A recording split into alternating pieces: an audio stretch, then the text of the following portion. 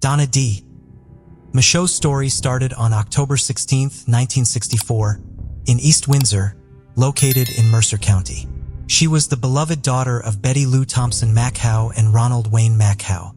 Over time, Donna's family grew with the birth of her younger sister, Julie Mackhow, in 1969. The family dynamic shifted when their mother, Betty, remarried a man named Garland. Together, they formed a blended family. Donna and Julie embraced their new life with their beloved stepfather by their side. Donna Michaud had a zest for life that radiated through her love for cooking and sewing. Alongside her job as a legal secretary, she harbored dreams of a career in modeling. For Julie, Donna was a shining star. Despite the challenges that came her way, Donna never lost her sparkle and continued to embrace life with open arms. Little did she know that her path would take an unexpected and tragic turn, forever altering the lives of those who cherished her.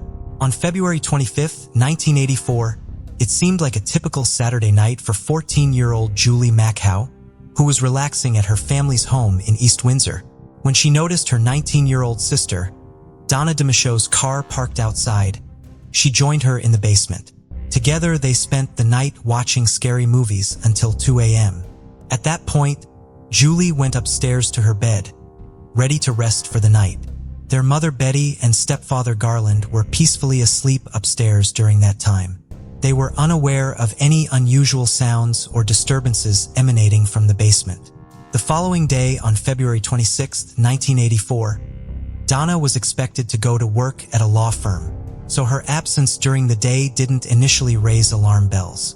However, as dinner time arrived and Donna still hadn't returned home, her mother began to worry. Concerned for her daughter's well-being, Betty decided to investigate by venturing downstairs to check the basement apartment.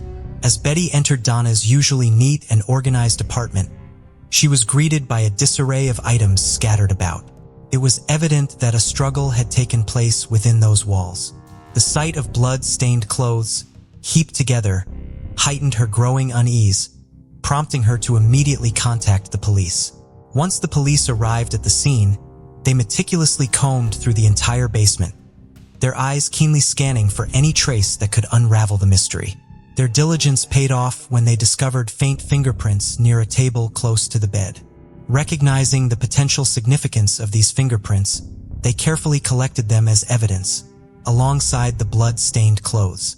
They also uncovered traces of bodily fluid in the bedroom, an essential clue that held the promise of leading them closer to the identity of the perpetrator and help in finding Donna. In the search for answers, investigators made a grim discovery.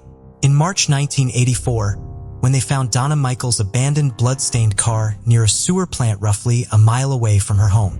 However, despite this lead, the mystery surrounding her disappearance endured. Investigators meticulously combed through countless records. They diligently interviewed the residents living in the vicinity of Donna Michael's residence, determined to unearth any clue that could lead them to the truth. As fate would have it, the investigation took a significant turn when they suspected a number of people, including Nathaniel Harvey, a former worker at a nearby farm and resident of East Windsor. He had been apprehended and detained for his alleged involvement in a series of assaults and a chilling murder in the Plainsboro area. But all the leads, including Harvey, did not pan out at that time. The significant piece of evidence, the bodily fluid, that investigators found in Donna Michael's bedroom also went for testing. However, the technology for DNA testing was not as advanced as it is today, and the testing conducted at that time lacked the precision needed to pinpoint the source of the bodily fluid. But the investigators didn't close the case and hoped that one day they would come up with some solid leads that would help them solve Donna Michael's murder mystery. The weight of the tragedy became too much for Donna's stepfather, who tragically passed away just 6 months after Donna vanished, leaving the family to bear the weight of their grief alone. The family went to great lengths in their search for the killer. They hired private investigators, trackers, and even sought the help of psychics. They poured all their resources into the effort, spending every last penny they had. Their hope never wavered. They held on to the belief that somehow, maybe, just maybe, their loved one was still alive. They couldn't shake the thought that perhaps she was injured. After exhausting all possible avenues to finding the identity of the killer, seeking solace and a fresh start, Julie and her mother made the difficult decision to move to Texas in 1987. However, their journey to healing was further marred by misfortune when their storage unit was burglarized, robbing them of precious memories. The thieves callously snatched away family photos, cherished mementos, and 16 boxes filled with investigation files, adding another layer of pain. 11 years went by, but there was no news. But on April 2, 1995, police officers got a call from a Boy Scout troop about a body they found near Cranberry.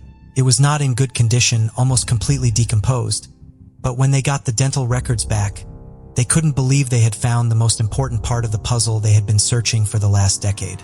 It was the body of Donna Michaux concealed within a carpet in a wooded area near a cranberry farm, not far from where her car had been recovered. After her remains were sent for an autopsy, initial findings indicated that Donna had tragically suffered a gunshot wound to the head. However, as the case investigation progressed, the dedicated experts at the Middle Assault Regional Medical Examiner's Office delved deeper into her remains. Through careful examination, they discovered that her cause of death was indeed a head injury, although it couldn't be definitively determined as a gunshot wound. Nevertheless, the cause of death was amended to evidence of homicidal violence, and her death continued to be classified as a homicide. With this crucial lead unable to yield conclusive results, the investigation gradually reached a standstill, and the case eventually fell into the abyss of unsolved mysteries. In February 2022, Mercer County prosecutor Angelo Onofre directed the reopening of the Donna Michael case. The case was handed over to the Office of Public Integrity and Accountability Central Regional Cold Case Task Force, a dedicated group within the statewide cold case network established by the New Jersey Attorney General in 2019. As part of the reopened investigation, all relevant physical evidence, including DNA samples, was carefully resubmitted to the state police's Central Regional Laboratory. This step aimed to leverage advanced forensic techniques and technology in the pursuit of truth and justice. Modern DNA technology played a crucial role in shedding new light on the case. The evidence, the bodily fluid which was found from Donna Michaux's bedroom, was carefully re-examined, and it conclusively matched the DNA profile to Nathaniel Harvey. Astonishingly, his DNA was the only genetic material found in the room that should not have been present, according to the Attorney General's office. It was a breakthrough that provided clarity and closure to the long-standing mystery. Nathaniel Harvey, born in 1942 in East Windsor, had a troubled past right from the beginning. He had a knack for trouble and found himself behind bars for most of his life. In 1968, he got married, but the identity of his wife is not known. Living in East Windsor, Harvey had a long list of crimes to his name. He was also described as a daring intruder by the West Windsor police, and he had been convicted of assault. It was said that during his crimes, Harvey would sneak into unlocked homes where he would take young women hostage and commit acts of violence. The authorities always had their eyes on him, considering him a potential suspect in their search for justice. One such case was of Irene Schnaps, who was also a resident of East Windsor. During the years of 1984-1985, the local authorities were faced with the growing concern as a series of burglaries rattled Plainsboro, West Windsor, and nearby neighborhoods. The authorities were also grappling with the unsolved murder of Irene Schnaps and the perplexing disappearance of Donna Michaux, who vanished from her family's East Windsor home. 16 months after Donna Michael's disappearance, tragedy struck again in East Windsor when Irene Schnaps, a 37-year-old woman who had recently lost her husband to cancer, was killed. The incident occurred overnight on Saturday, June 15, 1985, or in the early hours of the following day. Concerned for her well-being, one of Irene's colleagues at RCA Americom went to her apartment the next morning on June 16, 1985 on Research Way after she failed to show up for work. With trembling hands, he informed the police about the tragic scene that he had encountered. Inside the apartment, a heart-wrenching sight awaited the investigators. Irene Schnaps suffered a barrage of over 15 vicious blows to her head inflicted by an axe or hatchet. The room bore gruesome evidence of the tragedy, with Irene's lifeless body lying unclothed in her blood-soaked bedroom. Amidst the chilling scene, a crimson-stained footprint on a pillowcase was discovered, becoming a vital clue that held the potential to unlock the mystery behind her tragic demise. Peter Stoesser, a 41-year-old man, stepped forward to share his account with the investigators. As a friendly acquaintance of Irene Schnaps, he revealed that he may have been the last person to have seen her alive. Shortly after sharing his connection to Irene Schnaps, Stoesser's life took an unexpected turn.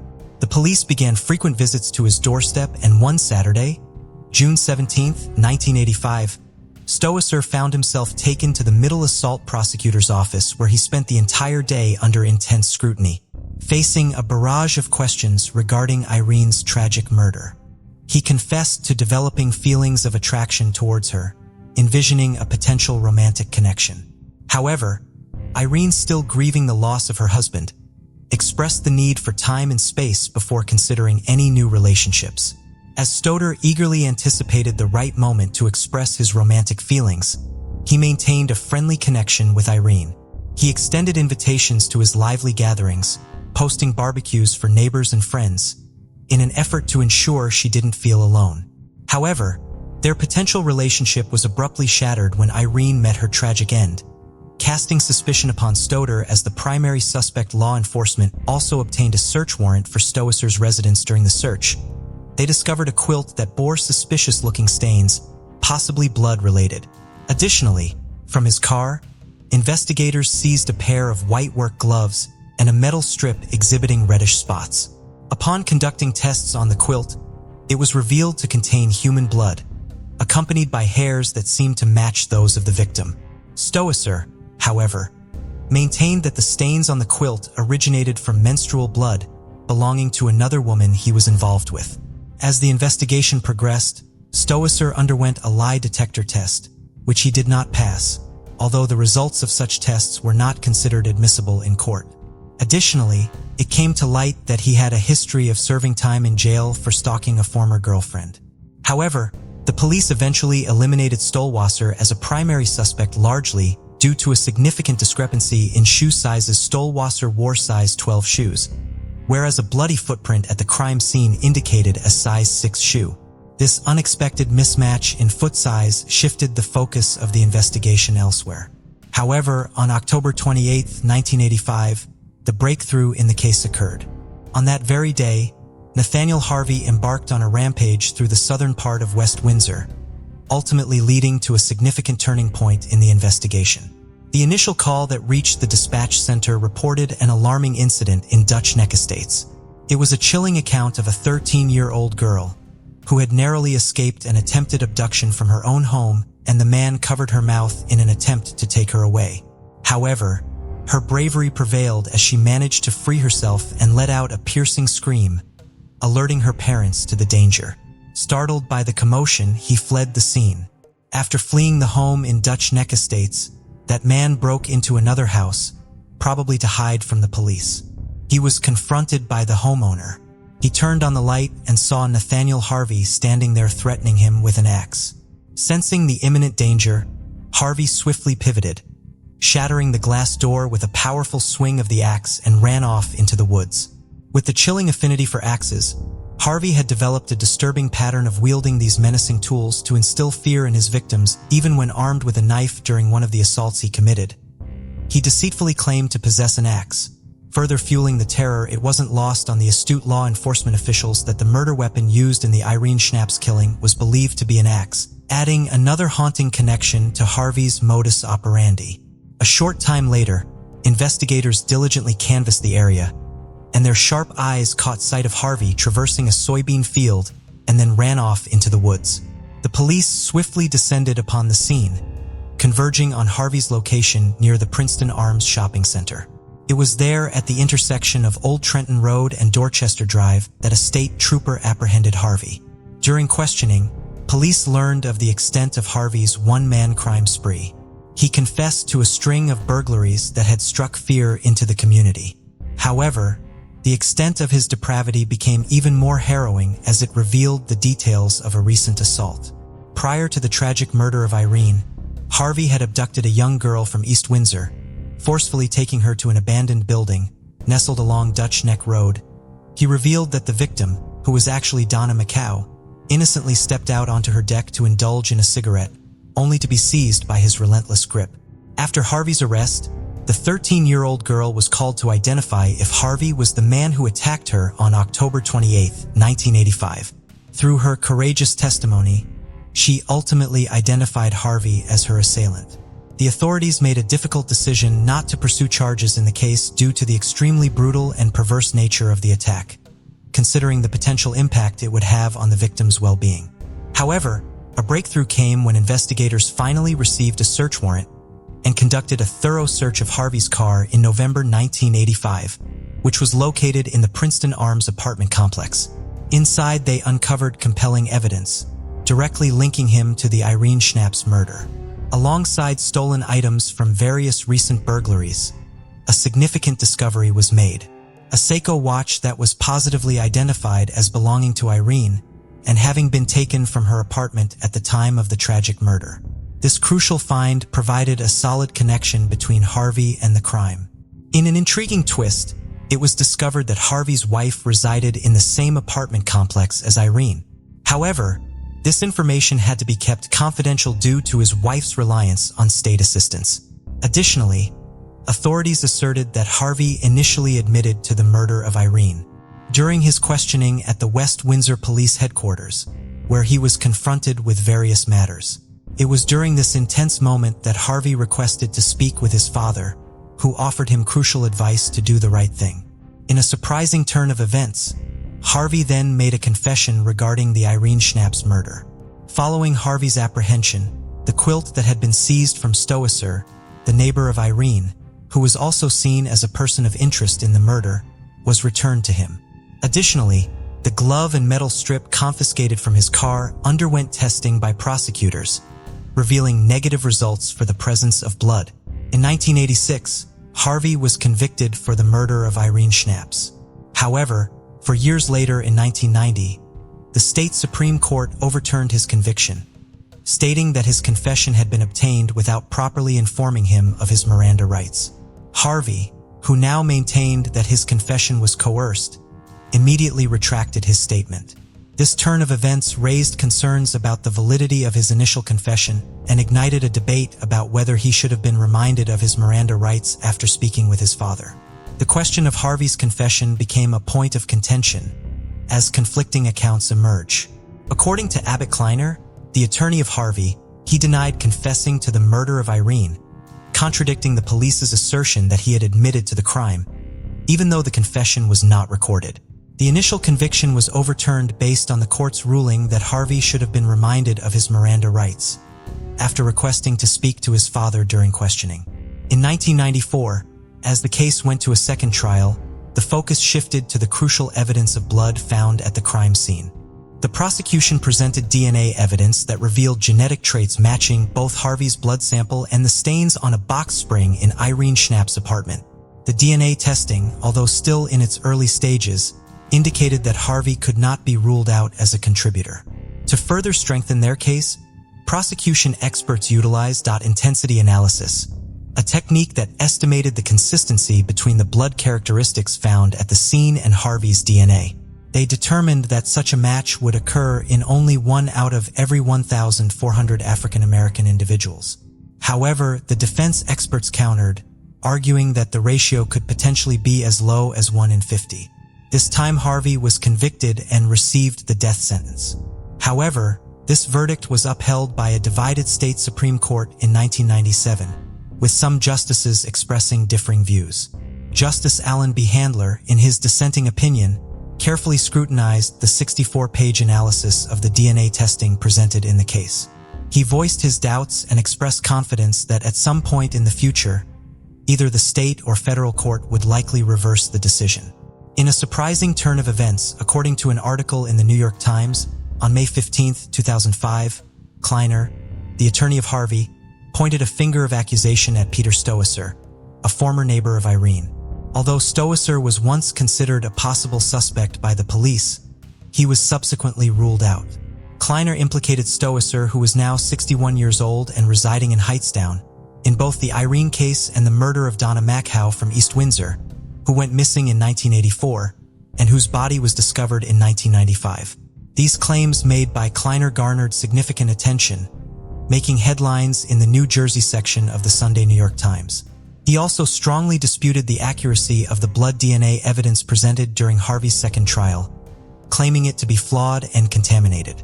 Additionally, he demanded further DNA testing on other pieces of evidence collected in the case, suggesting that they could have implicated Stoesser instead. Kleiner raised concerns about missing evidence, including the absence of hair from the quilt. He expressed suspicion regarding the classification of the retrieved hair, noting that it was initially labeled as Caucasian and later had the phrase, "and 1 microid hair." Kleiner alleged that all the hair evidence, technicians' notes, and microfilm have mysteriously vanished, leading him to believe that the hair evidence never actually existed.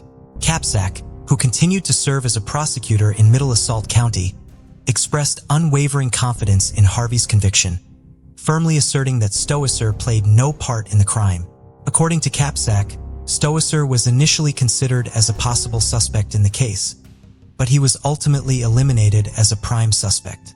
The decisive factor was the discovery of a size 6 bloody sneaker print on the victim's pillow, which contradicted Stoesser's size 12 foot. Interestingly, the article failed to mention that Harvey himself wore a size 6 sneaker. However, he clarified that Stoder's involvement was merely circumstantial and not indicative of his guilt. In April 2007, Judge John F. Malone of the State Superior Court made a decision that dashed Harvey's hopes for a new evidentiary hearing and dismissed his habeas corpus challenge. He overturned Harvey's 1994 conviction, originally a death sentence, due to inadequate legal assistance provided to him during the early 1990s. Despite this development, Harvey, 65 years old, would still serve a 70-year sentence for a separate charge. The death sentence he received in 1994 had been reduced to life in prison without parole when New Jersey abolished capital punishment in 2007. Prior to this abolition, Harvey had spent 20 years on death row, although the state had not carried out an execution since 1963. However, late in November 2020, Harvey died in the State Woods State Prison in Bridgeton, which eventually closed all the doors of any further investigation. Peter Stoesser was considered a suspect in the murder of Donna Machow. The remains of Machow were found in 1995, approximately a mile away from the location of the Irene crime scene. It was claimed that Machow and Stoesser were both enrolled in classes at Mercer County College during the fall of 1983. It was pointed out that after Machow went missing, Stoesser did not attend the spring session classes that he had previously registered for. However, Stoesser maintains that although he attended Mercer County College, he had no knowledge of Machow or any connection to her. Harvey also was connected to Donna Machow, as the discovery of Donna's remains was in a wooded area near the farm, where Harvey had briefly been employed, which raised suspicion. Adding to the puzzle was the finding of her abandoned car near a sewer plant, conveniently within walking distance of Harvey's residence. These curious circumstances were enough for authorities to focus their attention on Harvey, exploring the possibility of his involvement in the case. Finally, in the last week of April 2023, New Jersey Attorney General Matthew J. Platkin announced that the conclusive identification as the person responsible for the assault and murder of Donna Machow. The state's Attorney General said the case was finally cracked when investigators took a fresh look at this decades-old mystery. Colonel Patrick Callahan, superintendent of the New Jersey State Police, said that as 4 decades have passed, the memory of a young life truly taken away still lingers, haunting the hearts of those who loved her. The predator responsible callously discarded her remains in a shallow grave, leaving them undisturbed for over a decade. However, time cannot extinguish the burning desire for justice. Even though the perpetrator met his fate behind bars, serving time for another heinous crime and ultimately passing away in 2020, it does not diminish the significance of this long-awaited resolution. We commend the relentless efforts of the Central Regional Cold Case Task Force and the dedicated state police forensic scientists who hopefully have brought a modicum of solace to the victim's grieving family after all these years. The determination and dedication of law enforcement and forensic experts serve as a reminder that the pursuit of justice knows no time limit. Before we proceed, I've got an exciting surprise for you. We've launched a brand new channel dedicated to intriguing content such as old historical mysteries, cold cases, and particularly chilling horror stories perfect for bedtime. Drop a comment letting us know if you're a fan of horror stories or not. You can find the link in the description below. Let's find out who will be the first to explore it. Alright, let's dive back into the video. Jordan Natterer graduated from Memorial University of Newfoundland with a degree in engineering. He went on to receive his master's degree at the University of British Columbia. After receiving his degree, he remained in British Columbia, living in an apartment on Seymour Street in Vancouver and working as an engineer. According to his sister Julia, he is the best person you will ever meet. He has the spirit of an old man and the heart of a kid.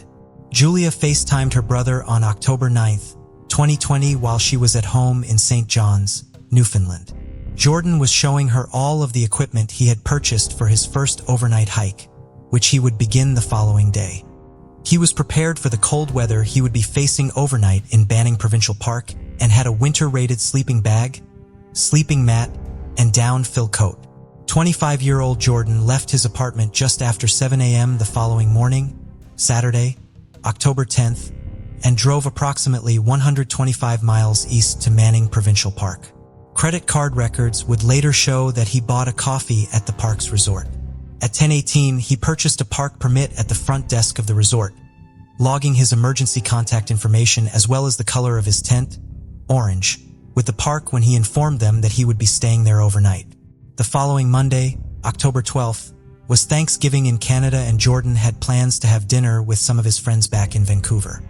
He never arrived and did not call or text his friends to let him know he was not coming, which was highly out of character for him. Jordan's black Honda Civic was located near the Frosty Mountain trailhead at the Lightning Lake Day use area, indicating that he had never returned from his hike, and the search for him in the park began. Search and rescue teams from several agencies were all involved with the search. They focused the search area based on a statement from another hiker who came forward reporting that he had seen Jordan around 4 p.m. on October 10th, 30 to 45 minutes away from the Frosty Mountain trailhead. The Frosty Mountain Trail was the trail it is believed Jordan was planning on hiking. Despite the extensive effort, Jordan was not found, and the search was suspended on October 17th, with authorities claiming they had exhausted all avenues of investigation and needed new clues to follow in order to continue with the search effort. Cases such as Mr. Natterer's are very rare. It's always our goal to locate missing persons as soon as possible, and their files are never closed. Our investigators will continue to investigate any additional information that becomes available, but at this time, we have followed up on all leads. Vancouver Police Department Constable Tanya Mullin wrote in an email to CBC News after the search was called off. Jordan's family was upset by this decision and continued looking for him on their own. Jordan's parents, Josie and Greg, had flown to British Columbia from Newfoundland to aid in the search effort. Once the official search was called off, they had to figure out how to keep the effort going on their own. They set up a GoFundMe to raise funds for a private search, which costs $1,000 a day to perform. A large early donation to the effort came from Jordan's employer, and members of the community also began donating to the effort. Helicopters were hired, as was a drone company, which flew over areas of interest in the park taking footage. The images the drones captured were then meticulously inspected by a network of volunteers looking for any signs of Jordan or his belongings. The Natterer family did believe the official search should also continue. The day after it was called off, a bag with a hat and sunglasses, believed to belong to Jordan, was discovered by another hiker, and the Natterers argued that these items constituted new clues that needed to be followed up on by the authorities. The official search had covered an area to the lower right side of the trail, but based on the location where the items were found, the search should have been more towards the left of the trail. Pieces of synthetic down filler, consistent with the type found in Jordan's apartment, which he used in craft projects, was also found in the park outside of the area that had been officially searched. This led to speculation that Jordan perhaps was injured and throwing away small items in hopes that they will be taken down the trail and lead people to him.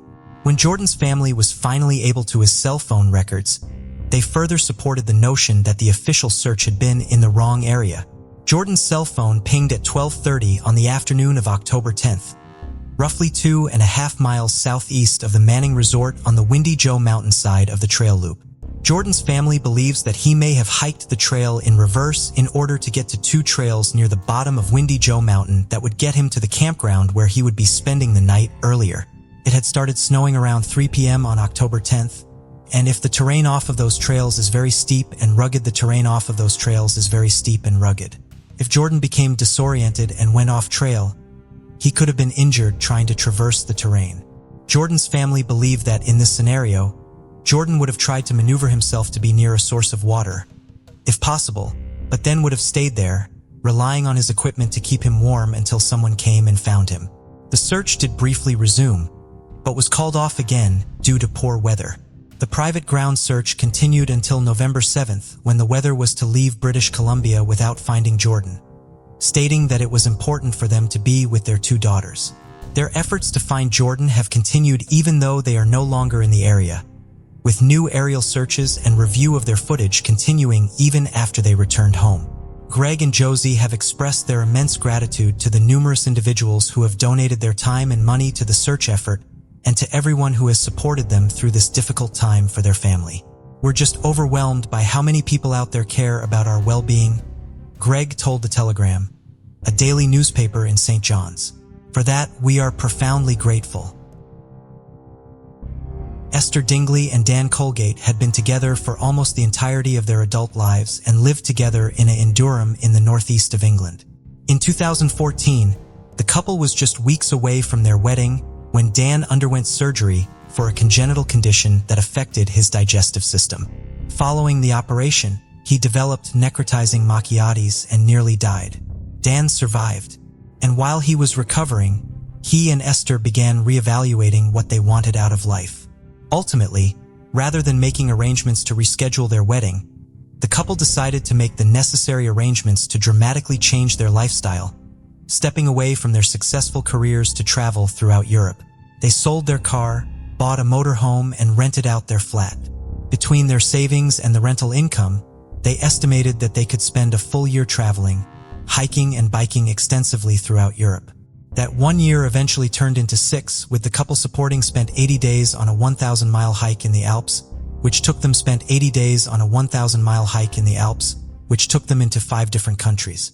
They spent most of the trip camping in a tent and were largely self-sufficient during it, carrying up to 5 days' worth of food with them in between opportunities to replenish their supplies. On an average day, they would cover more than 13 miles and ascend more than 1,400 meters. After they completed this hike on October 4th, 2020, Dan and Esther spent 10 days traveling in France in their motorhome together before arriving in the Roxor-Lewis, where they would be house-sitting. They remained there together until October 22nd, when 37-year-old Esther left in the couple's motorhome alone. Due to his lingering, Esther had just completed. Esther already wanted to continue on with more outdoor adventures, so the couple decided to spend some time physically apart, pursuing the activities they wanted to engage in while remaining in regular contact with one another. Esther planned to spend 2 weeks exploring the Pyrenees along the border between France and Spain. She arrived in Aro, a village she and Dan visited several times before, on October 23rd. She spent the next several days cycling up several Tour de France climbs, which she was already familiar with. On October 29th, Esther decided to alter her plans, choosing to leave France and cross the border into Spain. Due to pandemic, France was preparing to enact new restrictions on outdoor activity, which would limit people to 1 hour of outdoor exercise within one Spain. She would still be able to explore the Pyrenees, engaging in single-day excursions and multiple-day-long hikes. Eventually, due to the restrictions in France, Esther decided to extend her trip so that she could take advantage of the unseasonably warm weather in Spain and enjoy some more time outdoors before rejoining Dan in France and being required to remain mostly indoors. On November 21st, Esther set out on one final hike, which she anticipated lasting 4 or 5 days before the end of her trip. She sent Dan a photograph of her map showing him the area where she would be hiking before she began. She did not have a strong cell signal on the majority of the trail, but did have one when she reached the top of Pic des Avis around 1 o'clock that afternoon. She sent several messages while she had the signal before making her descent and spending the night at a tourist shelter. Esther returned to Pic de Avant-Garde the following day, November 22nd, and again contacted her loved ones from the peak. She sent several messages as well as 2 selfies. Just after 4 p.m., she had a video call with Dan. She has not been heard from since, and there were no further sightings of her. She was reported missing on November 25th, the latest day she planned to return to the motorhome by when she failed to contact Dan. There were 2 ways for Esther to descend from the peak. She could go back the way she came as she had the day before, or take a trail that would lead her into France at the Porte de Venasque. Esther told Dan, as well as several other people she encountered on her ascent on the 22nd, who later spoke with authorities, that she planned to take the latter option and try to spend the night at the Refuge Van Ask, a bunk room available for hikers. In November, it was left unlocked and unmanned, and there was no guest book or other means of tracking who stayed there. It is unknown if Esther ever reached it. The search for Esther began on the morning of November 26th, with search and rescue teams from both Spain and France participating in the effort. The weather had turned by that day, and the first 2 days of the search were complicated by cloudy weather and a small amount of snow. The sun returned for the next several days, improving visibility in the area. In addition to the teams on the ground, helicopters and high-powered telescopes were used to scan the area. The search initially focused on Esther's planned route and then expanded to the alternative path she could have taken. The trails she was on were largely well-defined and surrounded by open space and less challenging in comparison to the conditions Esther had just successfully hiked in the Alps. There were some small sections that were more challenging, the use of a handrail drilled into the rock, and the areas below them were also early areas of interest in the search. The search expanded to eventually cover a wide area surrounding Esther's last known location. She was in excellent physical condition and could maintain a faster than average hiking speed, requiring search teams to explore the possibility that she had made it quite a distance away from her last known location, even traveling on foot. Esther's partner, Dan, also searched for her on the French side of the border and remained in contact with the search teams both in France and in Spain to inform them of Esther's habits and experience. Esther was an extremely experienced hiker, but according to Dan, she did not use this as an excuse to take chances. She was not one to go off trail or ignore safety protocols, particularly when well-defined trails with so much visibility were available as they were in this area. The trails Esther had been hiking were largely surrounded by open space with little cover to obscure her from view had she suffered some sort of accident and fallen off the trail. Esther also knew how to make herself visible to searchers using the equipment she had with her. Every rock and crevice off of the trails were searched, but neither Esther nor any of the equipment she had taken with her was found. There was no electronic footprint for Esther after her last known video call. Esther habitually tried to conserve her cell phone battery when hiking and had reported poor reception in the area she was last known to have been hiking. However, reception was much better on the French side of the border where she had been heading, so she most likely would have found a signal had she attempted to use her phone when she was in France. Investigators have identified 3 general scenarios Esther's could fall under: a voluntary disappearance, the involvement of an unknown individual, and an accident. According to both Dan Colgate and Esther's mother, a voluntary disappearance would be completely out of Esther's character, and she would never go from speaking to both of them nearly every day to completely cutting off communication. Furthermore, there has been no activity on Esther's accounts since she went missing, and she did not make any large withdrawals prior to her disappearance. There have been no sightings of her anywhere in France or Spain, despite media coverage of her disappearance. Snow returned to the search area on December 2nd, but this time it was falling much heavier than it had in the early days of the search, and the large-scale effort gradually came to a close in light of the weather. Authorities are still investigating the case, but the cover of snow on the mountains limits the chances of finding further physical evidence that could point towards Esther suffering an accident or some sort of foul play. Esther's family is currently being supported by LBT Global, a charity organization which offers support to British families facing a crisis abroad. Esther remains missing. Before we continue, 90% of you haven't subscribed to our channel, so if you like this video, please subscribe. It motivates us to make more content for you. Okay, let's continue. 17-year-old Mary Jane Reed resided in Oregon, Illinois, specifically in Sandtown, the area east of the Rock River. This small community was often regarded as the less favorable side of town. Mary Jane was the 5th of 6 children, with her father, Clifford, employed as a machine repairman at the National Silica Company plant. She was 11 years older than her youngest sibling, her brother Warren, whom she cherished deeply. She would routinely take him to the movies and to church, go on long walks with him, and pack picnic lunches for them to eat at a park near the river. She began teaching Sunday school when she was 15 and earned a certificate from Oregon Bible College. Mary Jane had left school during her sophomore year at Oregon High School to help support her ill mother, Ruth, whose severe rheumatoid arthritis left her unable to perform basic tasks around the house. To financially help her family, Mary Jane took a job as a switchboard operator for the DeKalb Ogle Telephone Company and used her salary to purchase items for the home. It was through this job that she met a 28-year-old World War II veteran named Stanley Skridla. Stanley was one of 5 children and was born and raised in Rockford, Illinois, 25 miles northeast of Oregon. After finishing school, he worked as a cabinet maker and a machinist before enlisting in the Navy in October of 1943. He served in the Pacific on the USS Ormsby as a machinist's mate, originally 3rd class but eventually 2nd class. He received an honorable discharge in December of 1945 and began a job as a lineman for the Illinois Bell Telephone Company in February of 1946.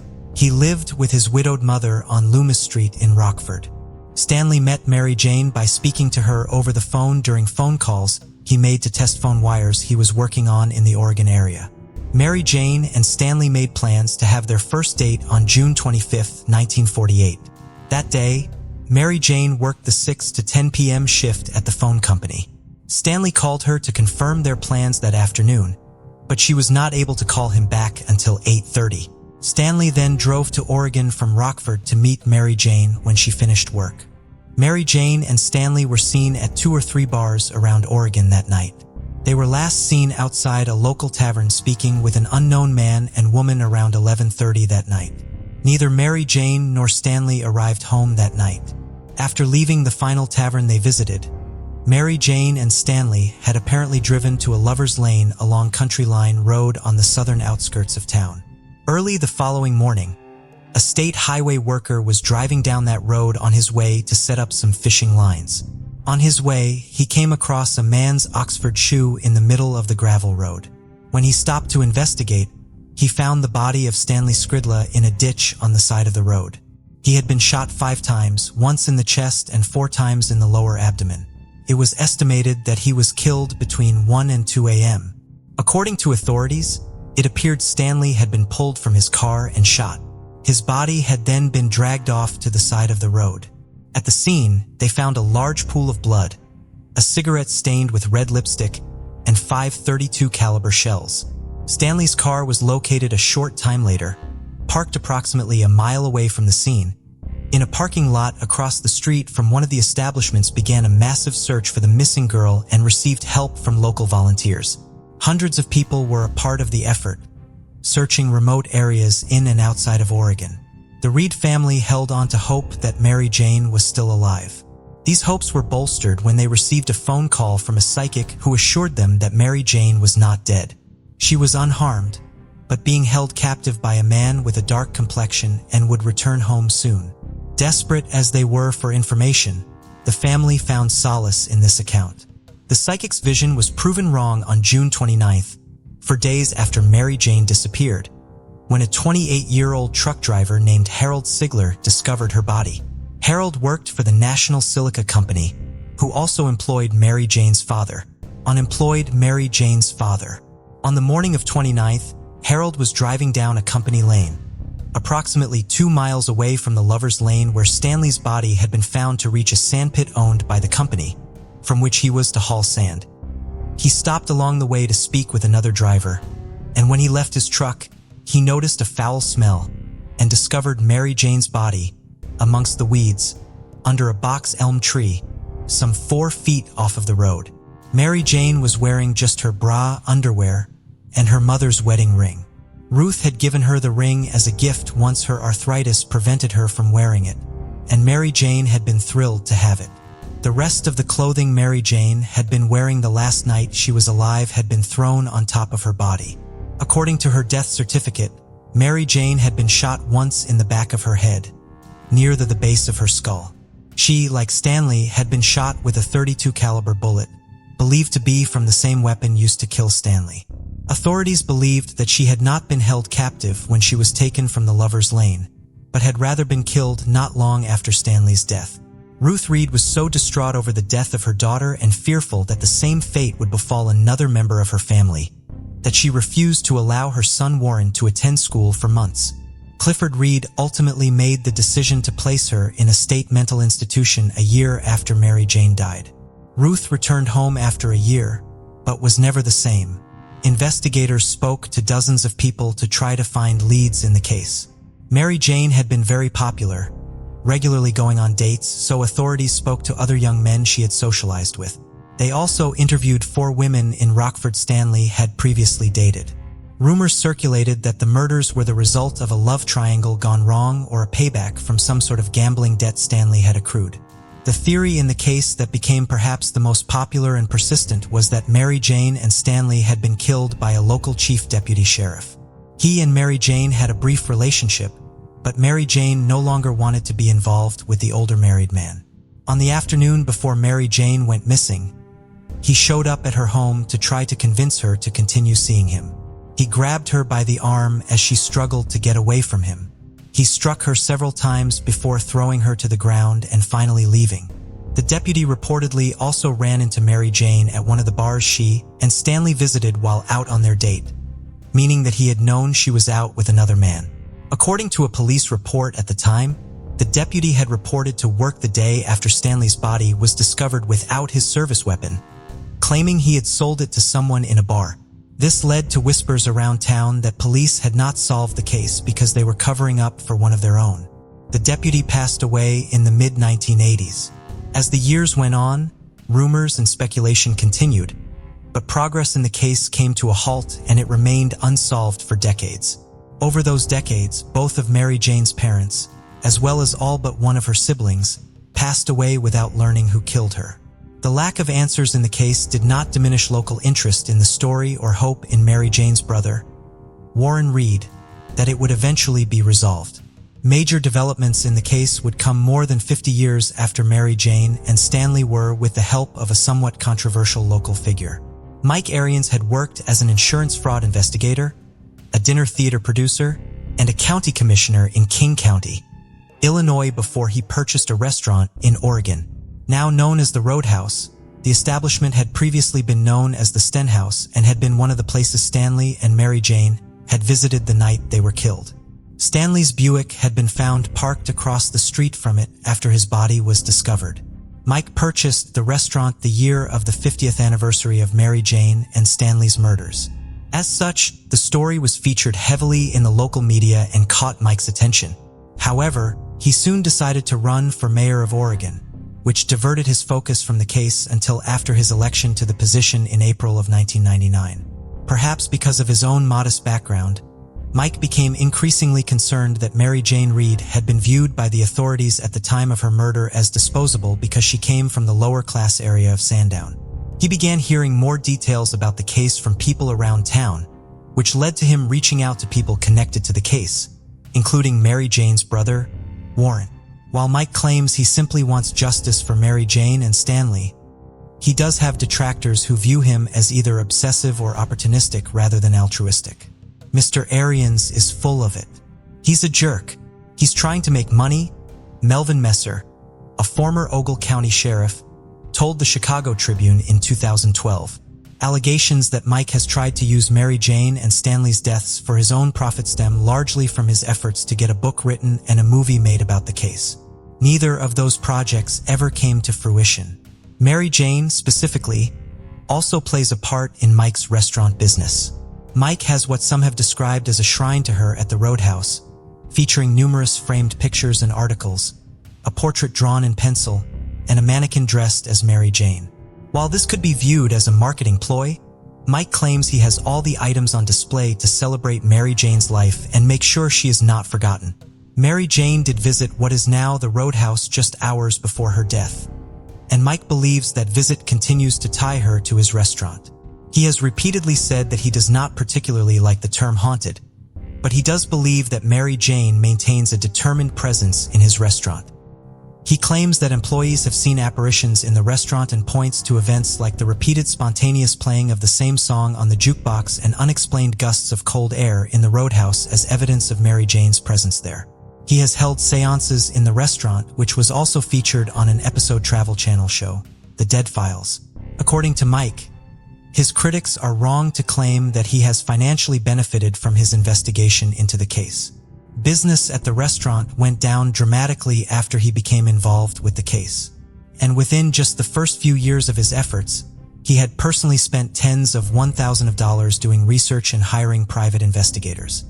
He further claims that his interest in Mary Jane and Stanley's case was part of the reason he lost his bid for re-election as mayor of Oregon in 2003.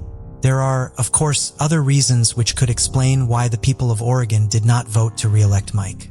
For example, in December of 1999, he was indicted on charges of official conduct and disregard of election laws in relation to his legal place of residence at the time he held his different government positions. In order to be qualified to serve as mayor of Oregon, he had to have been a legal resident of the town, which is in Ogle County, for at least a year prior to his election in April of 1999. However, he had been a county commissioner in Kane County, a position which required him to be a legal resident of that county until the end of 1998. Mike subsequently filed a civil lawsuit against the Kane County State's attorney, alleging prosecutorial misconduct. Proceedings dragged on for almost 2 years. In October of 2001, Mike ultimately dropped his suit and paid a fine to settle the matter. But the legal case could also be viewed as a potential reason for why Mike was not re-elected, rather than his investigation into Mary Jane and Stanley's death. Regardless of the criticisms that have been made of him, Mike did play a major part in the significant developments in the case made decades after Mary Jane and Stanley were killed. In January of 2004, Mike filed court documents requesting that Mary Jane's body be exhumed from her grave in Daysville Cemetery, a process he was willing to pay for himself. Mike hoped that DNA could be found and used to identify a suspect. Furthermore, he argued that there were several problems with the original investigation that could only be resolved by exhuming Mary Jane's remains. No formal autopsy was performed on Mary Jane's body in 1948. Neither her nor Stanley's death certificates had been signed by the coroner, and his name had simply been typewritten onto the line where his signature should have been made. Mike also claimed that his investigation had raised concerns that Mary Jane's skull had not been buried with the rest of her body. A judge signed off on the exhumation in July of 2005, and it took place the following month. On the morning of August 23, 2005, Mary Jane's remains were exhumed and x-rayed at Brochelle Community Hospital before being examined by forensic pathologists at the Ogle County Morgue. The 6-hour examination was videotaped and photographed. Several of Mary Jane's fingernails were and a femur were not sent back to the cemetery, but the rest of the remains, so that further forensic testing and examination could be performed on them. Mary Jane had been buried still wearing her mother's gold wedding ring, which was given to her brother Warren after the examination. Warren felt the process his with a Bible signed by Warren Reed, his son, his daughter, and Micarians tucked inside the casket with her. While there was a skull buried in Mary Jane's casket, it proved to be one of the most confusing and controversial pieces of evidence in the case. Warren Reed had struggled to obtain the bones that had not been reinterred after the exhumation following their initial review by the Illinois State Police. He wanted other experts to examine the bones, but authorities wanted to cremate them before returning them to him. He eventually received custody of them, and Mike Arians had the skull and vertebrae examined by forensic experts. Those experts determined that the skull found in Mary Jane's casket was not Mary Jane's. This realization was made by examining the C1 and C2 vertebrae, the cervical vertebrae closest to the skull. The C1 vertebra belonged with the skull, and the C2 vertebrae belonged with the vertebrae below it, but the C1 and C2 vertebrae did not fit together as they should have, instead forming what the experts described as an impossible articulation. The experts determined the skull and C1 vertebra came from a girl around the same age Mary Jane had been at the time of her death, but the bones they had been given to examine came from 2 different individuals. Furthermore, the skull did show signs that the person it belonged to had been shot in the head. However, the bullet hole showed that the owner of the skull had been shot in the face to the left of her nose. Mary Jane's death certificate indicates that she had been shot in the back of her head, near the base of her skull. In late 2005, following the exhumation, the Ogle County Sheriff's Office opened a new investigation into Mary Jane and Stanley's case. Based on the results of that investigation, the Sheriff's Office announced that they had come to the conclusion that a man from Waterloo, Iowa, had killed Stanley during a botched robbery, while his brother, a resident of Oregon, looked on. They took Mary Jane with them, ultimately deciding to kill her to eliminate her as a witness. Both of the brothers had since passed away. The Sheriff's Office could not formally close the case or conclusively tie the brothers to the crime, however, and only classified them as persons of interest in the case. The report also specifically stated that the investigation had found no evidence supporting the popular local theory that the deputy sheriff had been involved in the murders. Ogle County Sheriff's Captain Rich Wilkinson did note in his report that his investigation indicated that social and political considerations may have influenced the original investigation, and that important evidence went undocumented or unshared with the proper agencies. This investigation, in my opinion, was corrupt and mishandled from the start, and nothing I am aware of can possibly change those facts, he wrote. Examining Mary Jane's remains raised more questions than it answered, but Mike Arians did eventually contact Stanley's remaining family members to secure their support for him petitioning the court to allow for the exhumation of Stanley's remains as well. The request for the exhumation was ultimately granted, and it occurred on May 28, 2015 at Capillary Catholic Cemetery in Winnebago, Illinois. Stanley's remains were X-rayed and examined. 232 caliber bullets were located and submitted to the Illinois State Crime Lab for analysis. 7 months later, the Sheriff's Office released a statement about the lab's findings. Only one of the bullets had been in good enough condition to be used for comparison, and it had been compared to a .32 caliber handgun that had been identified during the course of the investigation. The gun had not fired the bullet. The statement concluded by stating that the Sheriff's Office believed that everyone involved in Mary Jane and Stanley's murders had since passed away. While disinterring Stanley did not provide evidence that solved the case, it did ultimately have a positive result. Stanley's wooden casket had been found submerged in a foot of water inside of his burial vault, and was in poor shape. When his remains were reinterred on the afternoon of 28th, they were in a new casket. A Catholic priest presided over a graveside service, and an honor guard from the local VFW chapter fired a salute. These signs of respect for Stanley and his memory were all appreciated by his nephew. Following Stanley's exhumation examination and the subsequent testing, Mike Arians took a step back from actively investigating the case, having spent countless hours and more than $100,000 on the case. "I've done all that I can do," he told Ted Gregory of the Chicago Tribune. "Hopefully my efforts over the past 17 years haven't been in vain, and that enough of the dots that I've created can be connected that law enforcement can color in the picture. That would be a perfect world for me." Mike continued speaking with Ted Gregory for his 2017 book on the case and maintains a website dedicated to it. Well, recent efforts to use modern technology to solve the decades-old mystery of who killed Mary Jane Reed and Stanley Skridla have so far not been successful in that objective. They have ensured that Mary Jane and Stanley's memories live on more than 70 years after their deaths. Kendrick Johnson, born on October 10, 1995 to Kenneth and Jacqueline Johnson, was the youngest among his siblings. Jacqueline fondly remembers him as the source of laughter, joy, and vitality in their household. Known for his fun-loving nature, politeness, and exceptional talent in sports, Kendrick excelled as a basketball player and was a valued member of the school's football team. Additionally, he had a deep passion for science and mathematics. His dad said he had a knack for numbers, keeping accounts in his head of all his allowances. Kendrick had a promising and exciting future ahead of him, with big dreams of playing professional football one day. Lowndes High School is a sprawling campus near the Georgia-Florida state line, attended by 3,000 students.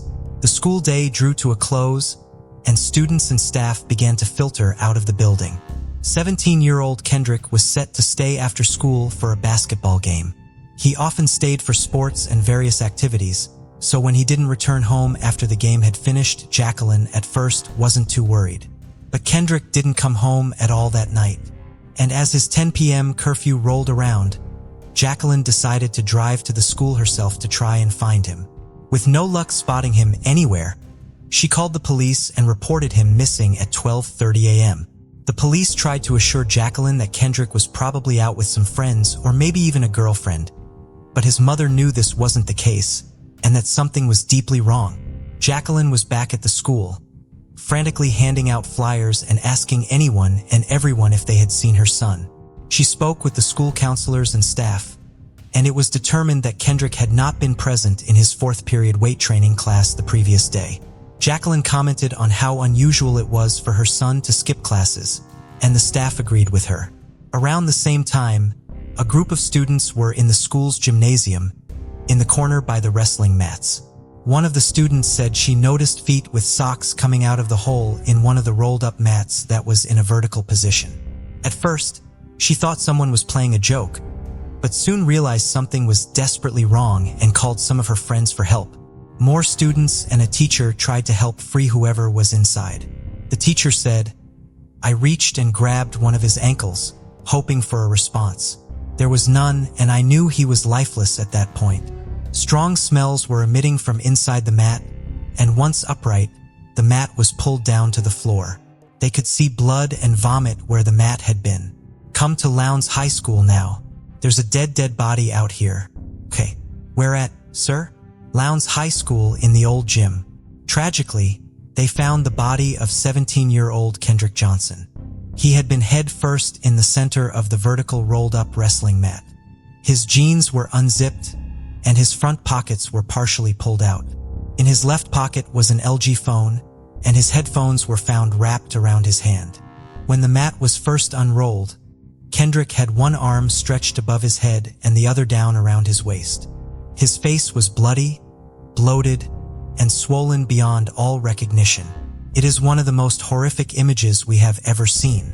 Some officers were in the school already following up on the missing persons report, but more police were dispatched at 10:32 a.m., arriving at the school at 10:35.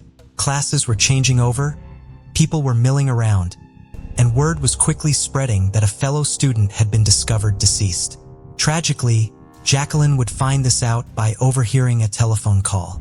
Jacqueline and Kenneth said they weren't allowed to see Kendrick or enter the gym, and Kendrick's sister had to identify her brother by looking at his shoe that was found on the floor. The school went into lockdown, and one student said as everyone was gathering outside, "It was so quiet you could hear a pin drop." Kendrick was pronounced dead at the scene, and his time of death would later be confirmed as before 2 p.m. on January 10, 2013. Police quickly deemed the case to be nothing more than a tragic accident, but many others weren't convinced. Looking at the way in which Kendrick was found, the mat stood at nearly 6 feet tall and 3 feet wide. When rolled up, the hole in the center measured 14 inches wide. Kendrick's shoulders measured 19 inches across, and he was 5 foot 10 inches tall.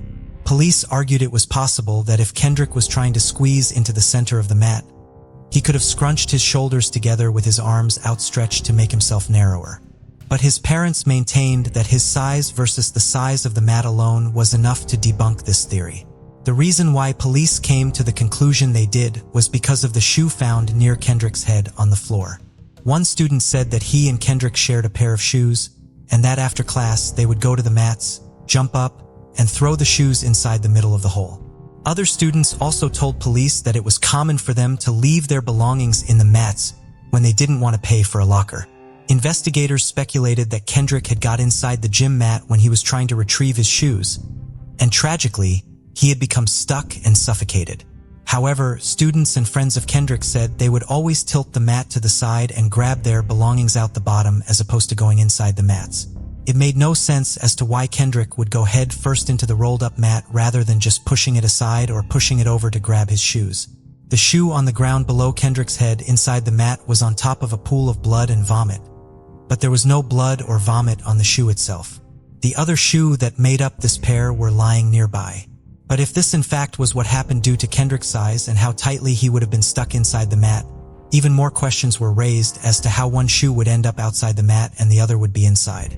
If he was so wedged in with little to no space, how would he have been able to get the shoe out from the bottom, throw it up past his feet with it landing on the floor?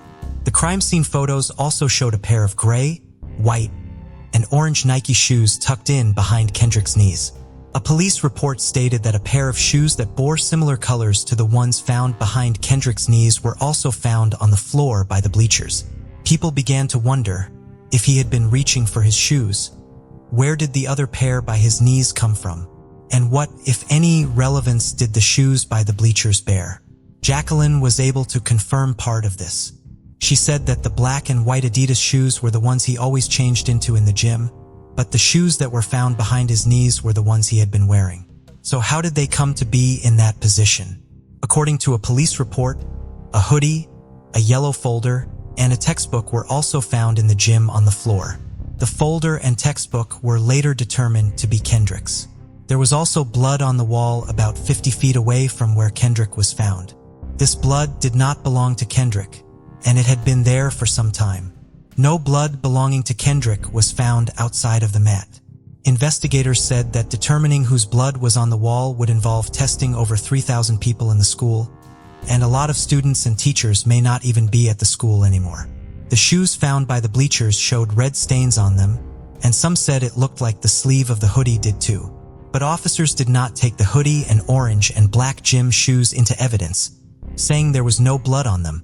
But determining which pair of shoes this actually was remains unclear. Georgia state law stipulates that the coroner be contacted immediately on the discovery of a body, but Coroner Bill Watson said he was not notified until 6 hours later. Watson also stated on his death investigation report that there was no cooperation from law enforcement at the scene, and Kendrick's body had been noticeably moved, and the scene had been compromised. On January 14th, Lowndes County authorities said that Kendrick's body showed no injuries following the preliminary autopsy. There were some marks on Kendrick's body, but these were only small and superficial abrasions. On May 2nd, Kendrick Johnson's death was officially ruled as an accident. The autopsy stated it was due to accidental positional asphyxia. Just 1 hour after this announcement was made, Kendrick's family, friends, and civil rights activists marched in protest outside the high school. They still had many questions, and the situation and findings just didn't make any sense to them. If Kendrick had become stuck inside the mats himself and this was an accident, how could not a single person have heard him call for help or seen anything when a steady stream of students and sports teams were going in and out of the gym until 8 p.m. that day? Others argue that the mats were so thick and compacted that hearing anything would have been virtually, if not completely, impossible. The family asked Reverend Floyd Rose from the Southern Christian Leadership Conference if he could conduct an independent investigation into the case. Rose, along with Lee Tuckton, a lead investigator for the SCLC and the former president of the local chapter of the NAACP, agreed to take a look. Attorney Benjamin Crump, who has represented many families in high-profile cases, including those of Michael Brown, George Floyd, and Trayvon Martin, began working with the Johnson family. C.B. King Jr. also came on board and became the family's lead attorney. It defies all logic, the rules of science, and common sense that a 17-year-old athlete would climb into a wrestling mat and get stuck, trying to get a tennis shoe and stop breathing. What's more likely is that someone rolled him up in that mat, Benjamin Crump said. The Johnsons' legal team said that the information provided by the paramedics contradicted what law enforcement had said. The paramedic report stated that Kendrick's body was partially inside the gym mats, but that his head, torso, and arms were exposed. This went against officers' claims that Kendrick's body was found upside down, completely stuck inside the mat. The paramedics' reports also noted bruising near Kendrick's right jaw, but no bruises were mentioned on the autopsy report. But the lieutenant that oversaw the investigation said bruising was likely discoloration caused by lividity, which occurs when the heart stops pumping and blood settles in the body. The family called on Dr. William R. Anderson to look into the autopsy report. Dr. Anderson had been in the field of forensic pathology for over 40 years at that point and was happy to help. From looking at the autopsy report, Anderson said that for Kendrick to die of positional asphyxiation, there would have had to have been fluid in his lungs. But the autopsy report did not cite this, and it appeared the lungs not only didn't have any fluid in them, but they were normal in every regard. Fluid in the lungs should have made the lungs heavier, but they were of a normal weight. Anderson said that this was the first red flag that caught his attention and agreed to perform a second autopsy.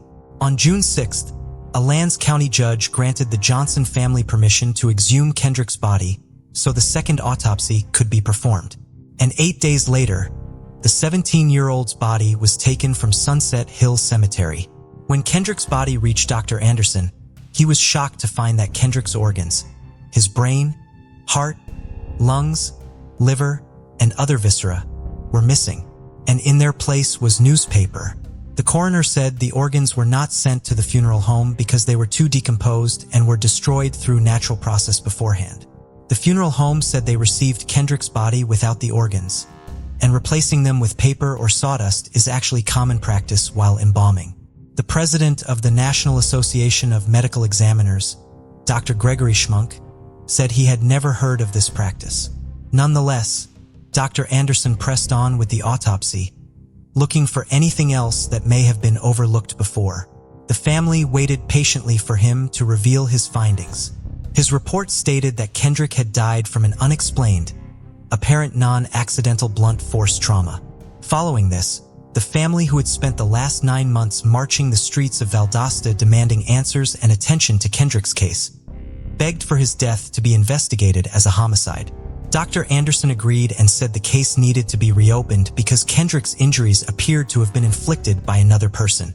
Anderson also claimed that federal officials had told him they agreed with his findings but could not pursue charges because there was no evidence of a civil rights violation.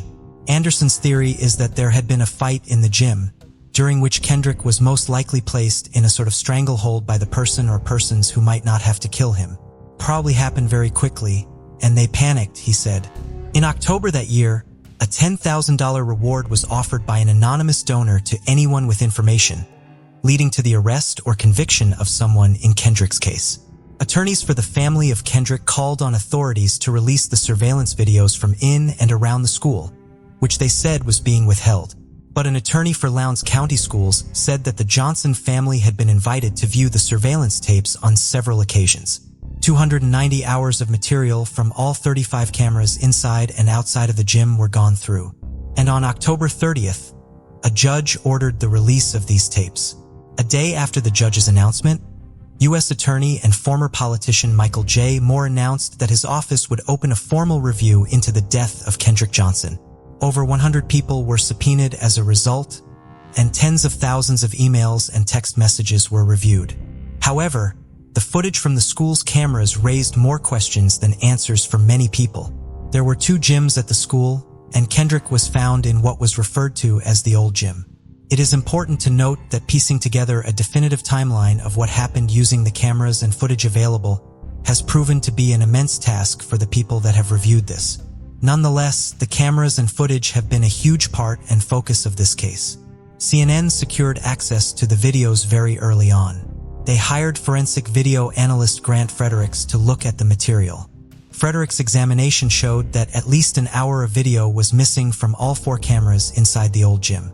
Each surveillance server has its own internal clock, and one server's clock may not match up to another's. The director of technology for Lowndes County Schools said that the servers do not communicate with each other to sync up their clocks. Not having that time sync capability can lead to huge differences in timings between servers. For example, when one camera captures what is happening at 12 p.m., another camera on a separate server could capture the same moment, but the timestamp shows it as 12:10 p.m. But in actuality, there is number 10-minute gap between the footage. The footage was exported from the school's 2 Integral Technology servers and 1 Toshiba surveillance server. The footage from the Integral cameras showed approximately 36 hours of footage from the school's old gym and surrounding areas, and the surveillance cameras showed approximately 48 hours of the C-Wing and administrative office areas. Scott Forth, the senior technology technician with Lowndes County Schools, exported the footage under the supervision of detectives and gave it to investigators on an external hard drive the very afternoon Kendrick was found. Fredericks was able to find Kendrick on camera entering the school early in the morning, and he last saw him at 1:09 p.m., walking into the old gym. However, because of the incorrect timestamps, this is not accurate. Although Kendrick was spotted entering the gym at 1:0:9, the more reliable timestamp on the footage places Kendrick going in at 1:28 p.m. The Integral server is over 20 minutes behind the footage. The Valdosta Daily Times also reviewed the footage in great depth, and their research showed an awful lot. Although the timestamps were not in sync, there is no discrepancy in Kendrick's route to the gym. The surveillance footage shows Kendrick entering the C wing near the school's foreign language classrooms at 1:25 p.m. He is walking by himself and carrying the yellow folder that would later be found near his body. He turns the corner near the B wing stairs and continues to walk down the hallway in front of the guidance and administration officers. He doesn't stop to talk to anyone. No one appears to be following him, and he does not appear to be following anyone himself. The last timestamp video of Kendrick shows him opening the doors to the hallway that leads to the old gym at 1:28 p.m. The rest of Kendrick's walk was picked up by the two separate integral surveillance servers. These videos do not contain timestamps, but the footage can be matched to the image stills from the case file that were printed from the surveillance system. There does appear to be an almost 10-minute gap between a still image from the case file that shows Kendrick outside the door to the old gym at 12:59 p.m. and another still image that shows him inside the gym at 1:09 p.m. This was the time that the forensic video analyst Grant Frederick saw. But it appears that this record a student that moves across the camera's field of view can trigger the camera to record, but not always. The camera breaks each image into blocks and measures the number of blocks that change at any given moment. A certain percentage of blocks has to change before the camera starts to record. If a student walks directly in front of the camera, more blocks are changed because the student is occupying more of the image. If a student is further away, the number of blocks changed may not hit the threshold to trigger the camera to start recording, according to Integral Technologies documents. This explained why some students in the footage appeared to vanish without reason and may have made it seem that the footage had been altered. What nobody was able to find, however, was any video showing what happened inside the old gym on any timestamp on any camera at any point. The old gym's cameras were positioned in an area where the resting mats were not visible, so there is no footage that captures Kendrick entering the mat and no footage that can definitively say how he died. There is also no footage that shows him leaving the gym at any point, but we know from the attendance records that Kendrick never made it to his fourth period class and was marked as absent. Since the initial export of the footage, the servers containing the raw video data have been locked in a vault. The only time they have been removed was at the request of the Johnson family.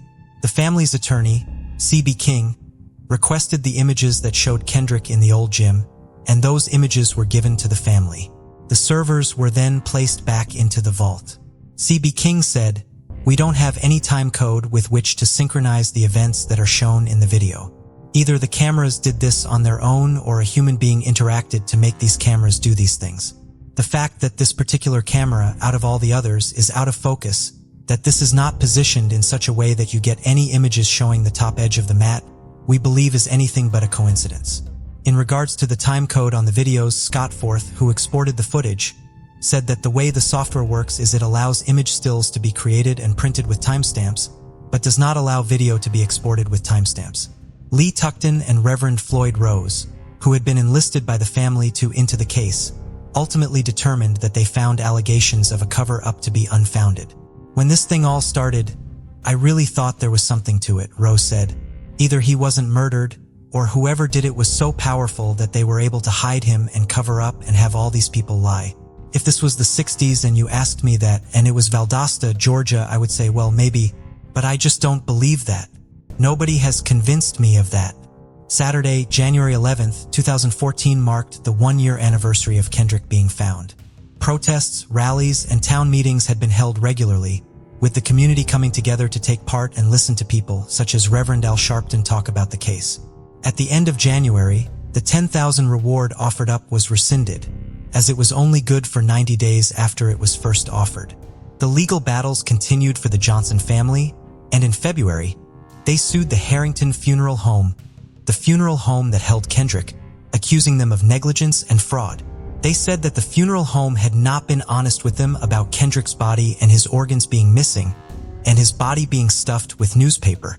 But the case against the funeral home was eventually dropped, and an investigation found they didn't violate any rules. This did raise questions about the findings of the second autopsy. Dr. Anderson stated that to die of positional asphyxiation, there would have had to have been fluid in his lungs, which wasn't stated on the first autopsy. But Kendrick's organs, including his lungs, were removed by the time the second autopsy took place. This meant that they were impossible to analyze for a second time to either confirm or dispute the findings of the first autopsy. A month later, an anonymous email was sent. The email detailed an alleged confession of an ex-classmate killing Kendrick and implicating 4 people in total. But upon looking into it, the sheriff's office ultimately deemed this confession to be based on rumors and hearsay, deeming it baseless. For months after this, the Johnson family filed a wrongful death lawsuit against the Lowndes Board of Education, its superintendent, and the principal of the school. The suit alleged that Kendrick was violently assaulted, severely injured, suffered great physical pain and mental anguish, and subjected to insults and loss of life. The lawsuit also alleged that the school were negligent and violated Kendrick's constitutional right to equal protection based on race. It stated that the school board did not properly investigate previous incidents involving altercations between Kendrick and other students, stating Kendrick had been repeatedly harassed and attacked. Shortly after this, 7 members of the Johnson family, including Kenneth and Jacqueline, were found guilty of obstruction following a trial when they blocked people from entering the Lowndes County Judicial Complex during a protest back in 2013. They were sentenced to a suspended 1 year in jail, and no further action would be taken as long as no further arrests were made within a year, which they were not. Kendrick's parents then filed a $100 million lawsuit. The lawsuit named 38 defendants, including a local FBI agent called Rick Bell, his 2 sons, Brian and Brandon, who were classmates of Kendrick, and other students.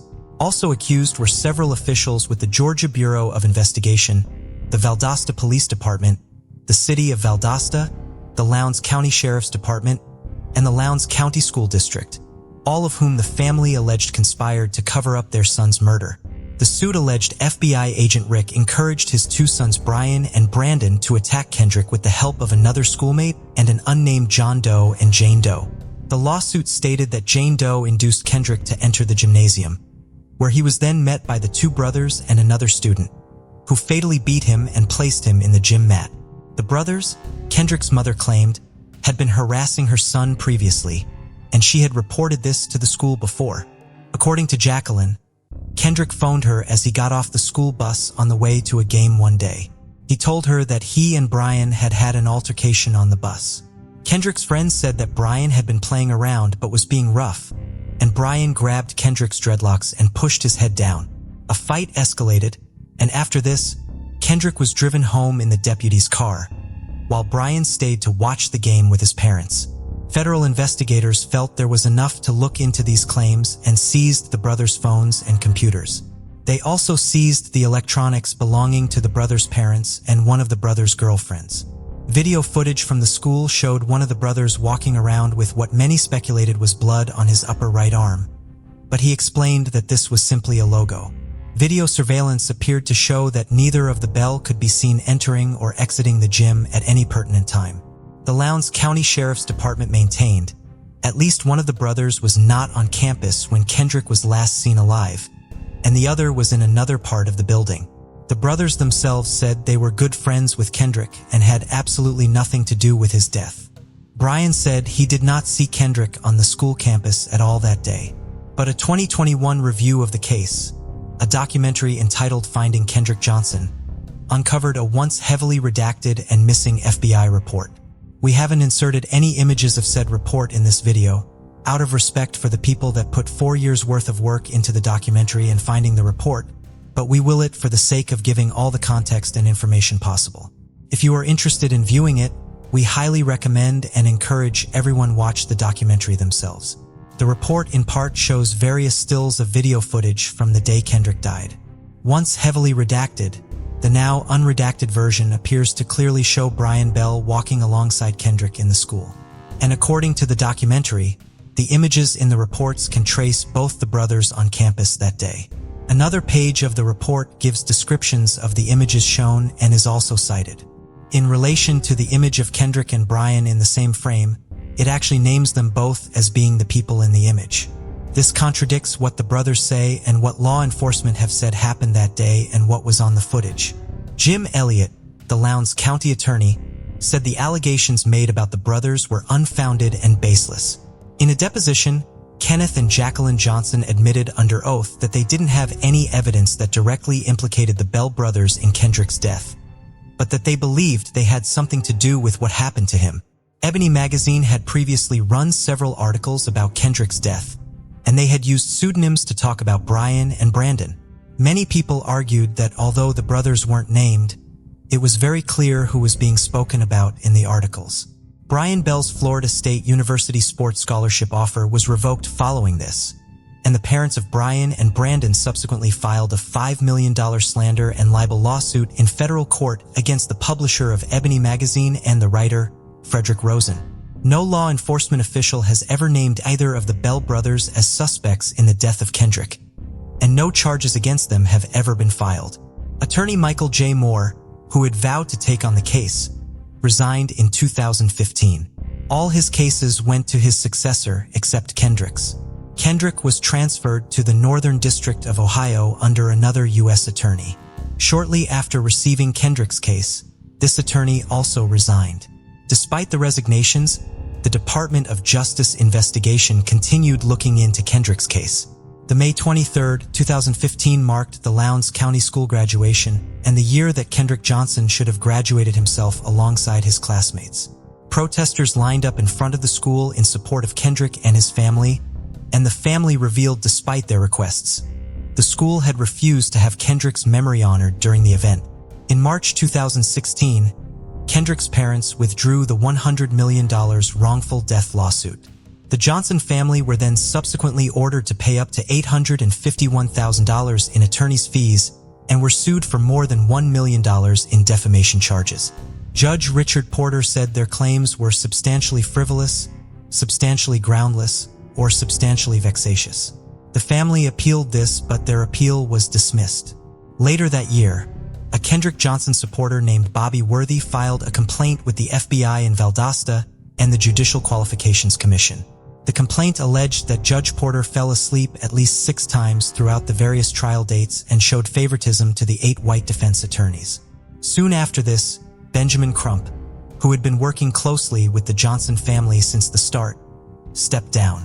In a letter, Crump informed Jacqueline and Kenneth that his firm would be unable to continue its legal representation in coordination with their lead attorney, C.B. King Jr. In June 2016, the Department of Justice announced that the independent federal investigation into Kendrick's death found insufficient evidence to support criminal charges. They said, after extensive investigation into this tragic event, federal investigators determined that there is insufficient evidence to prove beyond a reasonable doubt that someone or some group of people willfully violated Kendrick Johnson's civil rights or committed any other prosecutable federal crime. In the 2021 documentary Finding Kendrick Johnson, Kenneth Johnson said that during a meeting, the Department of Justice said the shoe under Kendrick's head was planted there. Another lawsuit was filed by the Johnson family. It named some of the claims in the previous suits and had a total of 41 defendants. In June 2017, this lawsuit was dismissed without prejudice. A month later, the Johnson family filed their 3rd lawsuit in the Superior Court of Bibb County. The defendants listed ranged from Lowndes County officials to former classmates of Kendrick.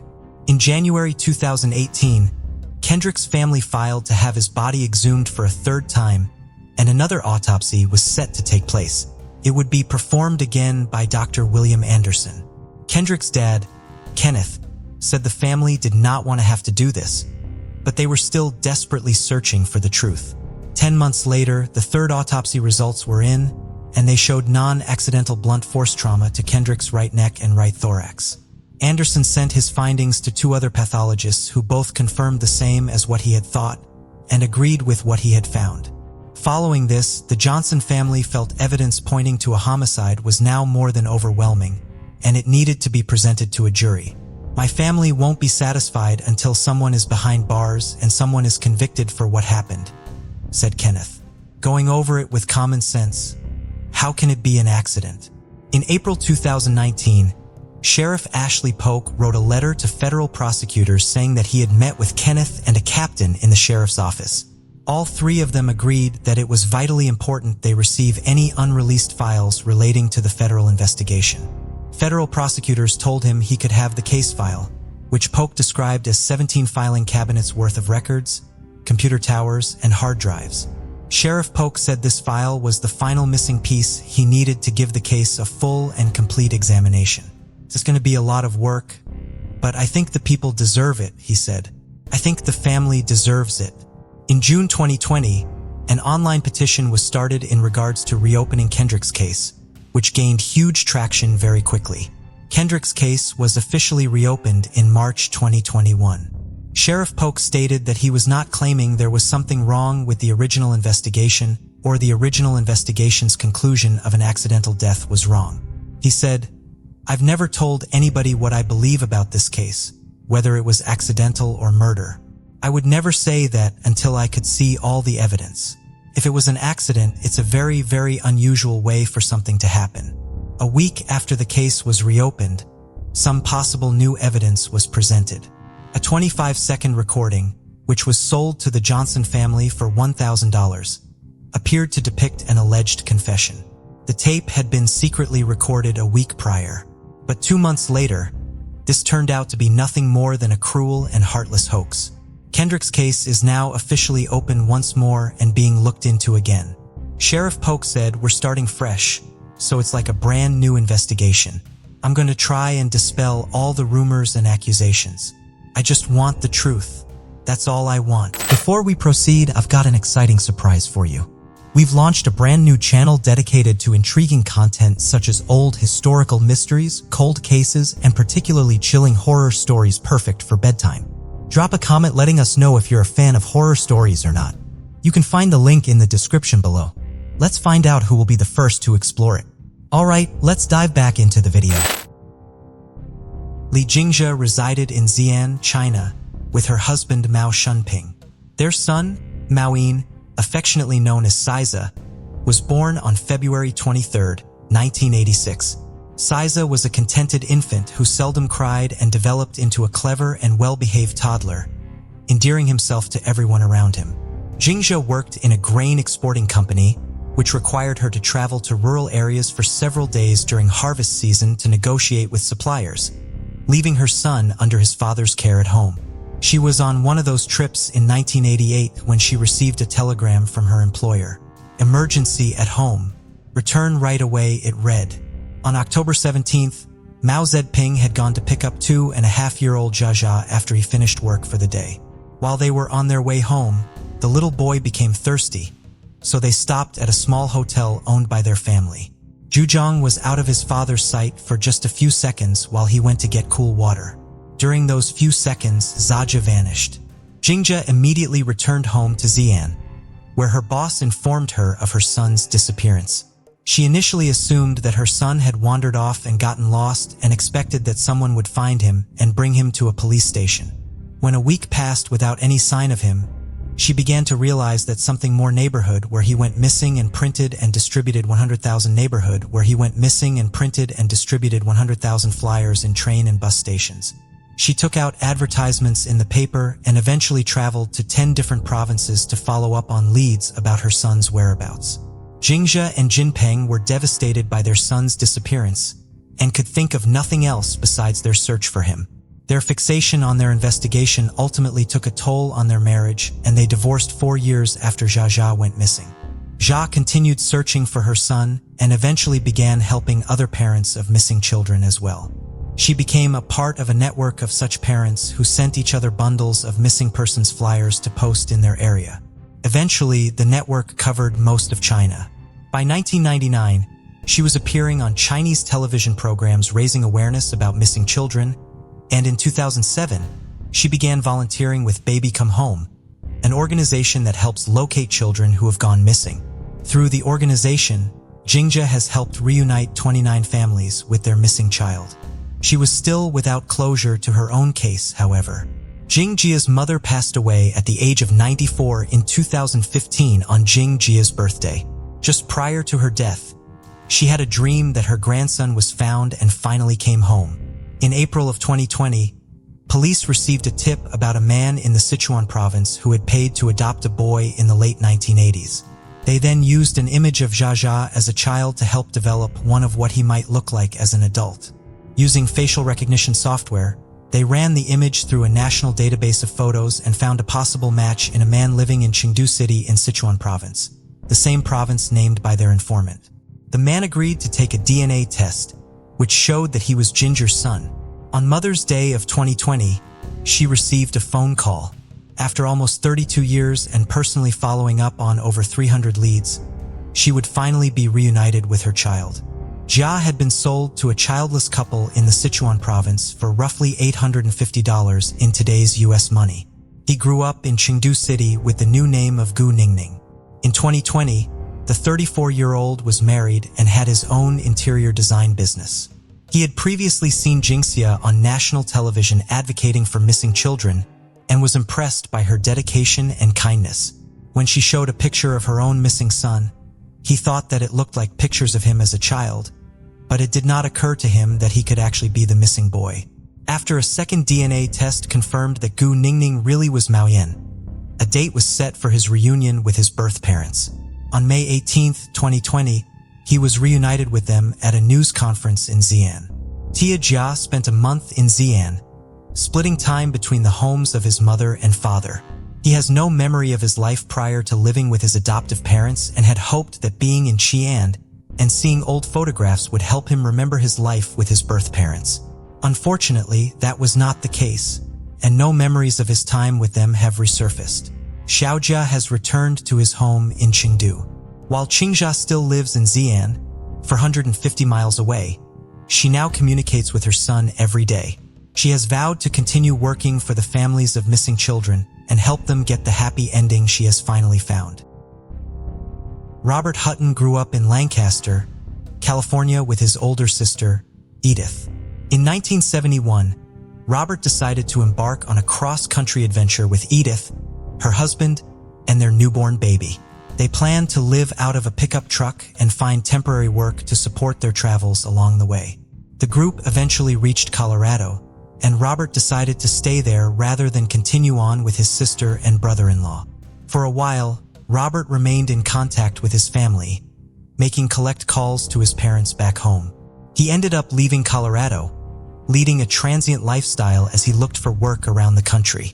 The last anyone in his family heard from him, he had been in New York, but was hitchhiking his way back to California. Robert's calls stopped, however, and the 21-year-old was reported missing by the end of 1972. Robert's mother was the main force driving investigation into her son's disappearance for years. She looked at her old phone bills to identify the locations Robert had called her from and got into contact with authorities in those areas to try to get their help. After years without any sign of Robert, she came to the conclusion that he must be dead, a conclusion which broke her heart. She died in 1989, never knowing what became of her son. Edith took over the responsibility of looking for her brother. By the late 1990s, she had the benefit of the internet for her search. Using internet databases and online phone books, she found almost 400 individuals named Robert or Bob Hutton. She sent a homemade postcard to each one of them explaining that she was searching for her brother and wondering if he was him. None of them were. Edith then began researching unidentified bodies found all across the country in case her mother had been correct and her brother had been killed. Eventually, she found 6 sets of unidentified remains she believed could have been Robert.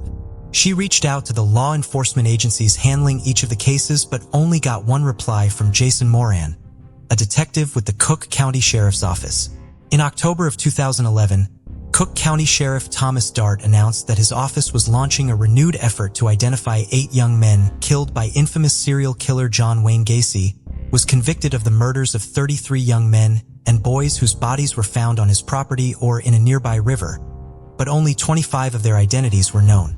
DNA samples had been taken from each of the unknown victims, and Sheriff Dart asked that relatives of men who disappeared in the 1970s submit their DNA for comparison. Robert had gone missing the same year as Gacy's first known killing and, as a young white male, was consistent with Gacy's other victims. Robert's path from New York to California was unknown, so the possibility that he had passed through Chicago on his way could not be dismissed. He also often supported himself by working in construction, and one of the ruses Gacy used to get young men to come to his house was to offer them work with his construction company, EDM Contractors. Based on these facts, Detective Moran did follow up on the possibility that Robert was one of his unidentified victims. However, using police databases that Edith did not have access to, he was able to find a record of Robert living in Breckenridge, Colorado up until recently. His current whereabouts, however, were unknown. Since this information eliminated Robert as one of the unidentified young men, it should have ended Detective Moran's involvement in his disappearance. However, the detective was moved by the story of Robert's mother dying without knowing what became of him, Edith's years of working trying to locate him, and the fact that Robert's father had recently battled cancer. He therefore did not forget about the case, and in 2013, he decided to look for Robert in law enforcement databases again. When he did, he found a current address for him in the small town of Stevensville, Montana. He reached out to the sheriff's department there, and an officer went to the address and confirmed that the man living there was the right Robert Hutton and obtained his permission to release his phone number to his family. In April, Detective Moran called Edith to inform her that after more than 40 years, she could speak with her younger brother. Robert had spent the first several years after his last contact with his family in the Southwest, hiking and caving in remote areas. He had no fixed address or means to contact anyone. He had also gotten involved with drugs during this time.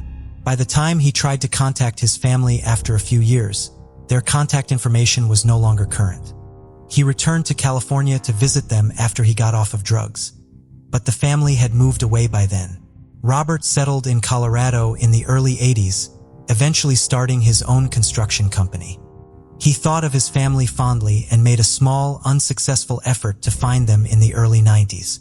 After the economic downturn of 2008, he had trouble finding work. He had moved to Montana in 2011 because some of his friends had previously moved there. He found odd jobs remodeling homes and building barns and was eventually able to purchase a trailer to live in, which provided him with the address Detective Moran had found in the database. In 2013, he was working in an ammunition factory. He was shocked to hear that his family still cared about him and that they had been working so hard to find him. The day Robert was contacted by law enforcement, he spoke to his sister on the phone for the first time. He would continue to speak with her and their father on a weekly, however. Their father and stepmother were able to travel to Montana twice in 2013 to see Robert. In 2015, Robert moved to Nevada to live near Edith and see her almost every day. 2 out of the 8 victims of John Wayne Gacy Detective Moran set out to identify have since been identified through DNA. In addition to Robert's case, Detective Moran has also solved 10 other cold cases that ended up having no connection to Gacy. Before we continue, 90% of you haven't subscribed to our channel, so if you like this video, please subscribe. It motivates us to make more content for you. Okay, let's continue. Ricardas Puses was born and raised in Lithuania, but was living in the United Kingdom by 2015. He was working for the Nylayer Leak Company in Shot-Iras and living in Wispik. The last confirmed sighting of him was on September 26, 2015, when he was leaving work for the day, although there was a potential sighting of him with a group of Lithuanian men later that evening. Ricardas failed to show up when he was due back at work on the 28th, which was out of character. His disappearance was taken seriously from the start because concern about his safety had been raised just a month before he vanished.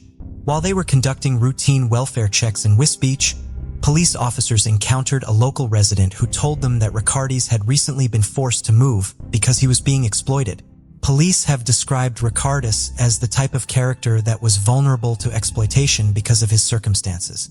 He had very little money, living paycheck to paycheck, and had no family in the area. His mother still lived in Lithuania, his sister lived in Germany, and he had cousins living in Ireland. He did not have a vehicle and spoke very little English, mainly interacting with local Lithuanian community. When the officers found Ricardas at his new address, however, he assured them that he was fine.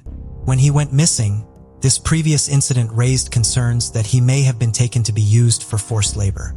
On November 17th, Ricardas's identification card was found in a park in Wisbech near Cannon Street. The following month, a 31-year-old man was arrested on suspicion of murdering Ricardas despite the fact that his body had not been located. The man was ultimately released due to lack of evidence. The next major development in the case would not come until August of 2018, when police learned that a Facebook profile using Ricardas' name had been created.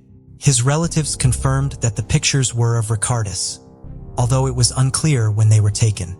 They also tried contacting the person who made the profile, but they would only rarely get replies to their messages. When they did get responses, they would come long after their initial message and were generally very vague. One cousin did say that they received a message from the account that contained details about their last meeting with Ricardas that Ricardas would have known. Police also tried to make contact through their profile, but all of their messages went unanswered. They could not reach anyone using the phone number associated with the account or trace its owner. They tried to trace where the account being accessed from but could not pinpoint an exact location, although the account appeared to be accessed in the greater West Beach area. The existence of the Facebook profile and the possibility that Ricardas was still alive was not announced to the public for over a year out of concerns for Ricardas' safety. In November of 2019, it was made public as part of a renewed appeal for information in the case. When launching the appeal, Detective Chief Inspector Adam Gallup said that despite the Facebook profile, the disappearance was unlikely to be a case of deliberate absence, and that while Ricardas may still be alive and being exploited for labor, the case was still being treated as a murder investigation. In the following weeks, potential sightings of Ricardas in the West Beach and Kings Lynn areas were called in, but Ricardas remained missing. In late June of 2020, police received new information in the case, and on July 1st, almost 5 years after he disappeared, Ricardas was finally found during a search of a wooded area in Harecraft Road. He had been living amongst the undergrowth in a primitive shelter which kept him well hidden and had not interacted with any other person in quite a while. Police did not immediately announce that Ricardas had been found, again out of concern for his safety. In the statement they ultimately released on August 3rd, the Kingfisher Constabulary announced that, "We now believe Ricardas made the decision to run away as he had been the victim of a crime, having previously been subject to exploitation." Given these circumstances, they waited a month to make the announcement so that they could be sure that the safeguards needed to keep Ricardas protected were in place. They are also helping him find resources to cope with the stresses associated with living under such difficult circumstances, away from human contact, for so long. An investigation into who may have exploited Ricardas, potentially for forced labor, has been launched. Erica Lloyd, 37 years old, resided in Walnut Creek, California, sharing a home with a roommate, her 2 pet rabbits, and her 12-year-old son. Described by her family as kind, fun-loving, and capable of building rapport with anyone, Erica, like many, grappled with the challenges brought on by the 2020 lockdown. As a hairstylist, she faced financial strain due to the inability to work, adding to the stress of effectively homeschooling her son during this period. In June of 2020, she therefore decided to go on a trip to Joshua Tree National Park, 7 hours away from her home. She hoped the time in the outdoors would help relieve some of the stress she had been feeling for the past 3 months.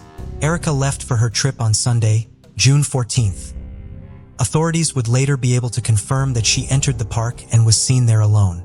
However, 2 days later, on June 16th, Erica stopped communicating with her family. That same day, California Highway Patrol found Erica's black Honda Accord near the intersection of Shelton Road and Highway 62 near 29 Palms. The car was facing south as though Erica had been driving back to the national park, which was not very far away. The car had been vandalized with the front and back windshields, as well as the radio, smashed in. However, there were also signs that the disabled vehicle had been in an accident. The airbag had deployed and there was damage to the car's undercarriage. According to the owners of the towing company who came to tow the car away, the radiator and the AC condenser had been smashed backwards as though the car had hit an object. They theorized that the car may have hit the berm of the road straight on. The San Bernardino County Sheriff's Department does not believe there were any signs of foul play at the scene where the car was found. A massive air and ground search was launched for Erica. All-terrain search dogs were brought in. Erica's camping equipment was located at a campsite at the Jumbo Rocks campground. Cave and mine expert Doug Billings has volunteered his services to the effort. In 2014, Billings helped locate the body of a 19-year-old named Erin Corwin in a mine not far from Joshua Tree. In addition to searching for Erica, he is keeping meticulous track of what areas have been searched for her. During the course of his investigation, Billings found a witness who saw a woman matching Erica's description walking along Highway 62 with another person a week after her disappearance. But this sighting has not been confirmed to be of Erica. It is conceivable that Erica could have walked to Highway 62 looking for help after her car was damaged and the wrong individual stopped to help her. Her family is also concerned that she may have become disoriented or suffered memory loss after suffering the impact of the airbag deploying during the accident. If she wandered off in a state of confusion, it could have been difficult for her to find her way back to the road. As of the end of July 2020, they held on to the possibility that someone may have found Erica, still confused and disoriented, and taken her in. Erica's parents live in Maryland but have traveled to California twice since Erica vanished to help look for her. They are appreciative of the kindness the local community has shown them and their willingness to talk about the case and put up the flyers they have been distributing in the windows of their businesses. Erica's son misses his mother and regularly asks his grandparents about their efforts, making sure they are still making phone calls and talking to people about his mom in hopes that she will be found. Dietrich Foster could seemingly make friends with just about anyone he met. He was outgoing and compassionate and therefore had a wide and diverse group of friends. He was quick to help out his family and friends, particularly when he could do so by cooking or baking for them. He was a joy to be around and to make others laugh. He was a good listener who was always there for people who needed to talk, but also a very clear communicator who could easily express himself about the things he was passionate about. Dietrich had previously worked as a corrections officer and was able to combine his love of travel with his career history and worked mainly as a traveling crisis or tactical private security officer. In 2020, he, like many people, was in between jobs because of virus-related shutdowns and travel restrictions. He had found a new position at FedEx and was due to start work there in April. While Dietrich loved his whole family, his two daughters, ages 5 and 13, were the center of his world. He and their mother, Jordan, were divorced but maintained a good relationship. Jordan and the girls lived in Kansas City, whereas Dietrich lived in Independence, Kansas, but he was still an active part of their lives. Jordan last heard from Dietrich on April 4, 2020. He called to tell her that his prepaid cell phone would be shut off in the next few days, but he would have a new phone soon. This was a perfectly normal conversation as Dietrich and Jordan spoke on the phone regularly, and he was always sure to let someone know where he would be or how to contact him. Jordan was concerned, therefore, when her normal communications with her ex-husband did not resume after a few days. She became alarmed when he did not call her on Mother's Day, May 10th. Dietrich would call Jordan his twin sister and his mother every Mother's Day without fail. He was very close with his mother, so even if he had to skip the other two calls for some reason, nothing could have stopped him from calling her. While all of the people Dietrich was close to had been concerned by the fact that they were not hearing from him, no one realized that no one had heard from him until Mother's Day when they began reaching out to each other when he failed to make his customary calls. While Dietrich would see his loved ones when he could, they were spread out. Most of his family lived in Parsons, Kansas, while he was in Independence and Jordan and the girls were in Kansas City. This meant that his family and friends were not necessarily alarmed when they had not seen him in person in a few weeks. The family then went to the police in Independence to report Dietrich missing. The police have identified the last known sighting of Dietrich as being in Independence on April 12th. Dietrich's family distributed and hung flyers throughout the area with Dietrich's picture and information. However, many of the flyers hung in Independence were removed, leading to concerns that someone in the town may have been connected to his disappearance, but no motive for anyone to want to harm Dietrich has been identified. The Independence Police Department has not been able to publicly speak about their investigation due to its ongoing nature, but say that it is a top priority. Dietrich's family believes that they are working hard on the case and appreciate their efforts. Since he disappeared, Dietrich has missed both of his daughter's birthdays and his twin sister's 38th birthday. In addition to his traditional calls on Mother's Day, he missed his normal call to his father on Father's Day. Of course, it is emotionally painful, especially given that Father's Day was Sunday and I couldn't get a call from him, and his daughters couldn't call him. His father, Philip Townsend, told the Parsons Sun in June. It's taxing in that nature. Anytime you can't get closure to something. That void, it's just there. Someone knows something. My great day will be them getting closure to this. Dietrich knows that his family loves him. Dietrich Foster was a loving father of 2 daughters who lived in Independence, Kansas. He did not live in the same town as most of his loved ones. His ex-wife and daughters live in Kansas City, and the majority of his family live in Parsons, Kansas. He was also in the process of getting a new phone, which resulted in there being a period of a few days where he was out of contact in April of 2020. He remained out of contact beyond those few days, but no one in his family realized that he had been out of contact with all of them until Dietrich failed to make his customary calls to his ex-wife, sister, and mother on Mother's Day. He was then reported missing. The last sighting of Dietrich authorities have been able to confirm occurred on April 12, 2020 in Independence. Since he has been missing, Dietrich has missed the birthdays of both of his daughters, Father's Day, and his twin sister's 30th birthday. His disappearance is being investigated by the Kansas Bureau of Investigation and the Independence Police Department. On September 4, 2020, Kansas Governor Laura Kelly signed an executive order offering a $5,000 reward in Dietrich's case. In a September 9th press release announcing the reward, the KBI stated that they and the Independence Police Department are treating the case like homicide based on the information they have uncovered during the course of their investigation. Due to the ongoing nature of the investigation, they cannot disclose what that information is to the public. Governor Kelly also referred to Dietrich's case as a likely murder in her executive order, which also recognized that the investigators have dedicated over 1,000 hours to the investigation and followed up on almost 90 different leads in the case. 29-year-old Lauren DiMolo lived in Cape Coral, Florida, where she shared an apartment with her boyfriend, Gabriel, on Coronado Parkway.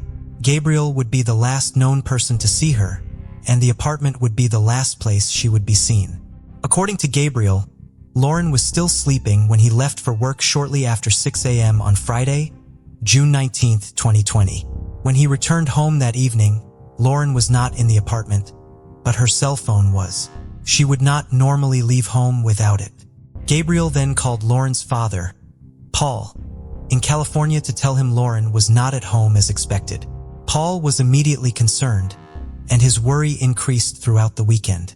On Sunday 21st, Lauren did not call him for Father's Day, which was something she had previously never failed to do.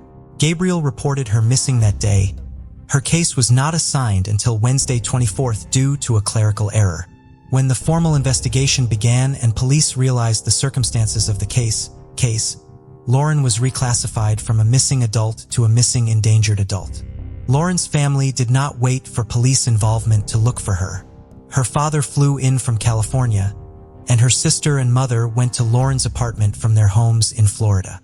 They began physically searching for Lauren, going door to door asking for information and distributing flyers. For Freedom's Park, a half a mile away from Lauren's home, has played a major part in her case from the beginning. Lauren visited the park regularly and liked to meditate there. On June 19th, the same day Lauren disappeared, someone found her purse left at the park. On July 2nd, Lauren's boyfriend Gabriel and her sister Cassie were searching the park when they found a burgundy shirt in the sand near the water. They believe that the shirt belongs to Lauren as it matches one Lauren regularly wore. The concerning aspect of this discovery is that the park had been searched multiple times since Lauren went missing. The shirt was taken into evidence by police. Lauren's family is adamant that she would not have voluntarily disappeared. The main reason they can be so sure is Lauren's daughter, who turned 6 2 months after Lauren's disappearance and was the center of Lauren's universe. Lauren also did not have access to a car or any money with her when she went missing. She had recently lost her job due to the economic impact of the pandemic, but was still owed one more paycheck, which she never picked up. Surveillance footage also shows her applying for jobs on June 18th, the day before she went missing. As the police investigation continues, Lauren's family also continues their own efforts to find her. Southwest Florida Crime Stoppers is currently offering an $8,000 reward for information in the case. Tia Christine Sharp was born on June 30th, 2000, to Stephen and Natalie. Her parents separated when she was a baby, but despite this, Tia grew up in a closely knit family in Croydon, South London. She shared a particularly strong and affectionate bond with her maternal grandmother, Christine. Natalie describes their relationship as not just familial but also friendly, emphasizing their tight-knit bond as a family unit of three. The close bond continues as Tia grows up, with Christine saying Tia would occasionally call her mom. "I wouldn't bat an eyelid," Christine said. The love that Natalie had for Tia was reciprocated as Tia adored her mother in return, and the pair were inseparable. Tia saw her father every holiday until the relationship between Stephen and Natalie soured. As she entered secondary school, Tia was confident, happy, and never afraid to voice her opinion and have herself be heard. She was feisty and brave, with her mom saying she was often the loudest in the room. In 2002, Christine was working as a barmaid in a pub in Rains Park, southwest London. It was here that she met a man named Stuart Hazel. He was 10 years her junior, and they started a relationship in 2007 with Stuart moving into her home in New Addington. Natalie had had a fling with Hazel before he began seeing her mother. He shared a good bond with Tia and she called him Granddad, as did Tia's two younger brothers. Although she achieved good grades in school and was popular with her teachers, her attendance was an issue. In 2008, social services became concerned with Natalie and her partner using cannabis, and therefore became involved with the family.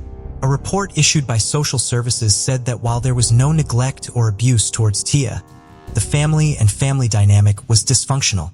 After carrying out a probe into Tia's chaotic home life, social workers concluded in November 2011 that no further assessment would be needed. Instead, it was decided that T at school should be asked to keep an eye on her and report any concerns. T would regularly spend the night with Christine and Stuart. Even when Christine had to work a night shift, she would stay there with her step-grandfather. In June 2012, T was celebrating her birthday with her mother and grandmother. She had the option to bring a friend along for the celebrations, and she chose Stuart, illustrating how close she was to him. August 2012. Unbeknownst to Natalie, Tia had messaged her grandmother and Stuart, asking if it was okay if she stayed there for a couple of days. Stuart sent a text message to Natalie saying that Tia was welcome to stay. Christine wouldn't be there, but she could still stay if she wanted to. Tia was excited to go. She ran to kiss her mother goodbye and then set off to her grandmother's house. Thursday, August 2nd. Stuart meets Tia as she gets off the tram at 4:50 p.m., and CCTV follows them as they go shopping in New Addington. Later that night, Christine called the house and spoke to Stuart asking if everything was okay, and he confirmed it was, and they were playing on the PlayStation together. The following day, Friday, August 3rd, Christine returned home from work, and Stuart told her that Tia had gone into Croydon to buy some new shoes, 5 miles away in the Wick Gift Center. By 6 o'clock that night, she still hadn't returned home, so Christine phoned Natalie, who confirmed she hadn't seen her either. They tried contacting her via text message and Facebook, but heard nothing back. They decided to go driving around the area to see if they could spot her, hoping perhaps the public transport was running late and that was causing a delay. By 10 o'clock and with still no sign, Christine, Stuart, and Natalie headed to the police station to report her as missing. Stuart told the investigators that he had seen Tia around midday before she headed into Croydon to go shopping. A phone call from a neighbor also suggested that they had seen her leaving the property. They searched the house where she had been staying with her grandmother and Stuart, but no trace of her was found. As she clearly wasn't in the house, the police widened their investigation to the local area. The story of the missing 12-year-old spreads like wildfire, with major news outlets picking up on the story. Stuart Hazel was seen leading one of the searches. Police said that she had only taken a small amount of money with her and did not take her travel card or her mobile phone, adding that this was very out of character for her. Area Commander Neil Bissu stressed the investigation was still a missing persons inquiry and did not suggest there were any suspects in the case. The family were absolutely distraught. Natalie told a local news outlet, "We all feel terrible. We think she's been taken, but we just don't know. There's no CCTV. We know absolutely nothing. I wish to God I could tell you something. My baby girl walked out and she vanished. On August 7th, a press conference was held. DCI Nick Scola gave the press and public a description of the missing Tia. Tia's uncle David Sharp also made an appeal, begging for her to come home. There were 55 different sightings reported by members of the public, but the police weren't able to substantiate any of them. As Stuart Hazel was the last person to see Tia alive, he felt as if that made him a potential suspect, and so contacted ITV to give an interview and clear his name. On August 9th, he gave an interview to Mark Williams Thomas, an investigative journalist and former police officer for ITV News, denying that he had anything to do with the disappearance of his step-granddaughter. In the middle of his interview, Christine came home, and Hazel removed his microphone to pause the interview and offer her comfort. As there was still no sign of Tia, the police decided to conduct another search of the house, this time with the assistance of police dogs, but still, no trace of Tia was found. A week after she had been reported missing on Friday, August 10th, and a day after he had given the interview with ITV, Stuart Hazel got up early and left the house. When Christine later woke up, she smelt something in her house, but couldn't locate where it was coming from. When the police arrived, they asked her to leave the house immediately so they could conduct another search. That afternoon, a fourth and final search was conducted of the house in New Addington. In the attic, they found a body. Due to the heat and the fact the body had been wrapped up and stored in the attic, the body had decomposed to the point where the person was visually unidentifiable. Croydon Central MP Gavin Barwell said, "The police have yet to formally confirm that the body is Tia's, yet this devastating development will come as a huge blow to her family and the community in New Addington, all of whom have worked tirelessly to try and find her over the past week." A post-mortem on the body began the same day the discovery had been made, August 10th, and was paused later that day. By August 16th, the post-mortem still had not been completed. However, at an inquest into the death which opened that day, it was confirmed that the body was that of Tia Sharp. Due to the state of decomposition, dental records had to be used to identify her. The post-mortem was later concluded without establishing a cause of death. Experts told This Is Croydon Today the delay in finding the body had made it much harder to determine exactly how Tia had died, and without a cause of death, the prosecution would find it much harder to build a case. However, detectives suspected, and it was widely reported, that Tia Sharp had potentially been smothered, although this was not officially proven to be the cause of death. Area Commander Neil Bissu said the priority was now to support her devastated family as they tried to ascertain exactly what had happened. With Tia's body now being found, the eyes of investigators quickly fell on one person, Christine's partner, Stuart Hazel. But officers soon realized that Hazel was on the run. He was picked up on CCTV buying a bottle of vodka from a shop on Canning Hill Lane in South London. They warned the public not to approach him if they saw him and to instead call 999. The police quickly mobilized and launched a search to try and find him. Following a tip-off from a member of the public who had spotted him, he was arrested at 825 on Cannon Hill Common in Morden. As he was taken away in a police van, members of the public hurled abuse as it went past. The police also announced soon after that they had made 2 further arrests.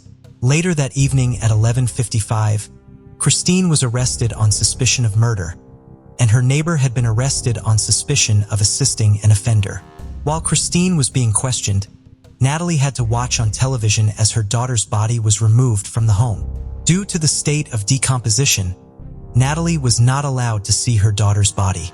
Since news of the discovery broke, several people laid tributes for her near a garage close to her grandmother's house, which still had a cordon in place on the approach to it. Christine was later released on bail, but would not be allowed anywhere near Natalie or her other grandchildren. The police soon started to learn the sinister truth about the man Tia had called Granddad. Stuart Hazel came from a highly dysfunctional background and had a troubled relationship with his parents. During his childhood, he was on the radar of social services as his father was in prison and his mother was a sex worker. He would also soon end up in care.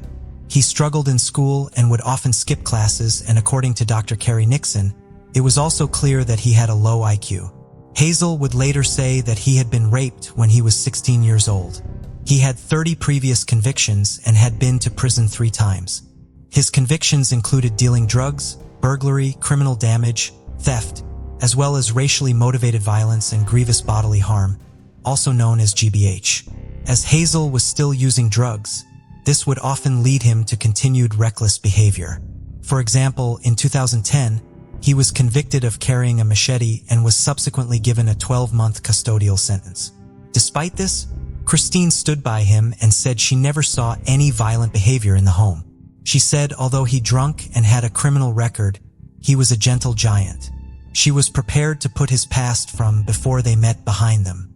She was, however, unaware of the extent of his drug abuse and his increasingly sinister thoughts. As Tia continued to grow up, little did she or her family know that Hazel was having sexual fantasies about her. He was fascinated and fixated with her and was convinced that she loved him. He became infatuated with her, and as she started to develop into a young woman, these feelings started to intensify. In the last year of her life, he became increasingly more voyeuristic and started filming her in secret. On one occasion, she came home from school and started to put cream on her legs as they were dry, and he started to secretly record her. His filming of Tia was growing increasingly sinister, and he started filming her while she was asleep. Nick Scola, who was the senior investigating officer, described one of these occasions. Hazel had filmed her while she was asleep, getting very close to her but then pulling back when she stirred. He then panned the camera up to the wall momentarily to film his shadow looking over her. He removed the door on the bathroom and messed with the light fitting in her bedroom, which police later believed was so he could use that as a spy hole to watch her. He also began watching and searching for more extreme and violent pornography on his phone, including pedophilia. It has been suggested by forensic psychologist Dr. Carrie Nixon that Hazel may have made such advances towards Tia and murdered her when she rejected said advances and threatened to tell her mother. One thing that many people wanted answers to was why had it taken 4 searches to find her body in the attic. Investigators apologized to the family, saying this was the result of human error. Commander Neil Bissu apologized to Tia Sharp's mother for the delay in finding her body. He said that a review would be undertaken to ensure such a failing is not repeated. On the August 23rd, Police Commissioner Bernard Hogan Howe addressed the failure of his force to find her body. He said, "If we thought it was an individual human error, then that would explain it, but we're carrying out a review because we're not happy that explains it. We're trying not to have a knee-jerk reaction. We need some time to understand what happened and what failed to happen. We want to learn lessons from this particular case. We have apologized, and I repeat that apology to Tia's mom and family for not having found Tia's body sooner." As Christine was released on bail, investigators turned their attention back to Stuart Hazel. He gave a defense case statement which said that he and Tia had been messing around and playing. During this, he alleged that she had fallen down the stairs, but appeared to be unharmed and okay. He then said that after drinking excessively through the evening, he passed out and upon waking up, he found her dead on the floor and as a result hid her body in the attic. Once in the attic, he put her between the rafters and pushed her tight against the roof, where the roof met the floor in a dark area of the loft, covering the body with debris from around the attic. Next to the body, carefully wrapped in small plastic bags inside a black bin bag, were Tia's clothes that she was wearing that night, as well as her broken glasses.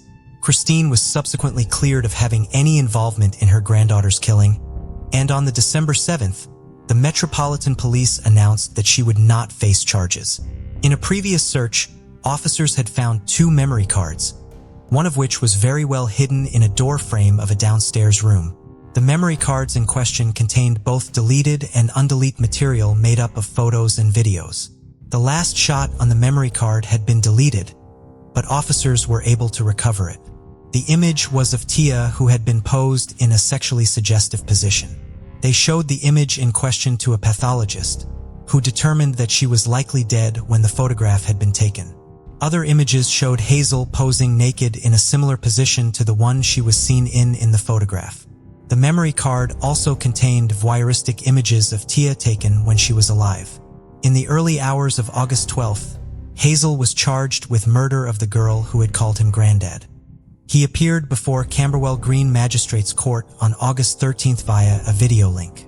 Dressed in a blue t-shirt, he was seen on the video link sitting at a table with a policewoman standing behind him. He spoke to confirm his name, date of birth, and his address as the Lindens, New Addington, South London, where Tia had been found dead. No plea was entered and the case was committed to the Old Bailey Courthouse in London for trial. He was remanded in custody to Belmarsh Prison, where he was kept in isolation for his own safety. While in prison awaiting trial, Stuart Hazel wrote a letter to his father and he was sticking to his story. He described her death as an accident and denied there was any sexual motive. His main concern was that his father didn't think his son was a nonce, a slang term for a pedophile. Tia Sharp was cremated on the September 14th after a private family funeral. On the February 5th, 2013, the neighbor who had been arrested at the same time as Pristine was charged with wasting police time after telling the police he had seen Tia alive on the day she was murdered. He appeared on the August 5th, 2013. He was found guilty of wasting police time on August 5th, 2013. He was found guilty of wasting police time and was sentenced to 5 months in prison. After an agonizing investigation, it was soon time for the trial of Stuart Hazel, and his plea was not guilty. He showed no emotion during his trial and refused to acknowledge any of Tia's family. The courtroom was shocked when they were shown the images that had been taken of Tia. When the photo of her that had been taken post-mortem was shown to the jury, her mother, Natalie, had to leave the courtroom traumatized and in tears. After 4 days of distressing evidence being given, Stuart Hazel changed his plea to guilty. However, he refused to reveal exactly what happened that night or why he had taken her life in the most brutal way imaginable. When sentencing Hazel, the judge emphasized how the trust Christine and Natalie had placed in him had been shattered. He received life in prison with a minimum term of 38 years that he must serve before he can even be considered for parole. This will mean he will be 75 years old before he is eligible. The judge, Mr. Justice Nicol, said he could not impose a whole life tariff as he was not sure Hazel's motivation was sexual or that it was premeditated. He said, "Tia's mother trusted you to look after Tia. You breached that trust in the most grievous way possible. Your guilty plea came on day 5. You said you wished to avoid causing further stress to Tia's family. That is commendable, but they have had to endure 4 days of a very public trial. The aftermath of Tia's death was felt by so many people. The house that Christine and Stuart had lived in and where Tia had been murdered was demolished in 2013. In July 2013, her father, Stephen Carter, said he backed a plan for websites to block certain search terms and warn people when they try and view illegal content.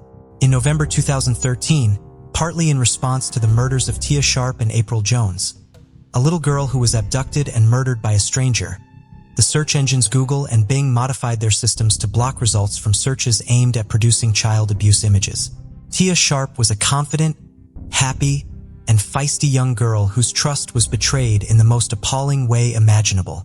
Those who knew and loved her are determined that she will be remembered for the joy she brought to so many people and not by the tragic way that she left this earth." Joe Roy McMillan, age 79 and from Carthage, Texas, went missing on May 21, 2020. The last confirmed sighting of him was at Ted's Saw Shop on FM 1970 near Clayton, Texas. Throughout the investigation, surveillance footage, primarily from gas station cameras, revealed multiple sightings of Joe's blue 2004 GMC Sierra traveling south on Route 59. The final footage placing him was in Livingston, Texas, over 100 miles south of Carthage. Authorities speculated that Joe might have been heading towards the Houston area, where he had family, based on these observations. This unplanned trip may also have been due to complications from a health condition. Joe was diabetic, and his family also feared that he was beginning to show signs of dementia. On August 6, 2020, authorities in Brazoria County, Texas were working in a bayou near the town of Freeport to remove 2 vehicles from the water. The site was just after a sharp turn in a nearby road, and accidents were common there.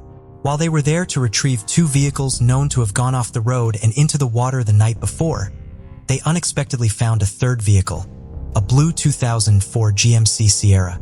Joe's remains were inside of the vehicle.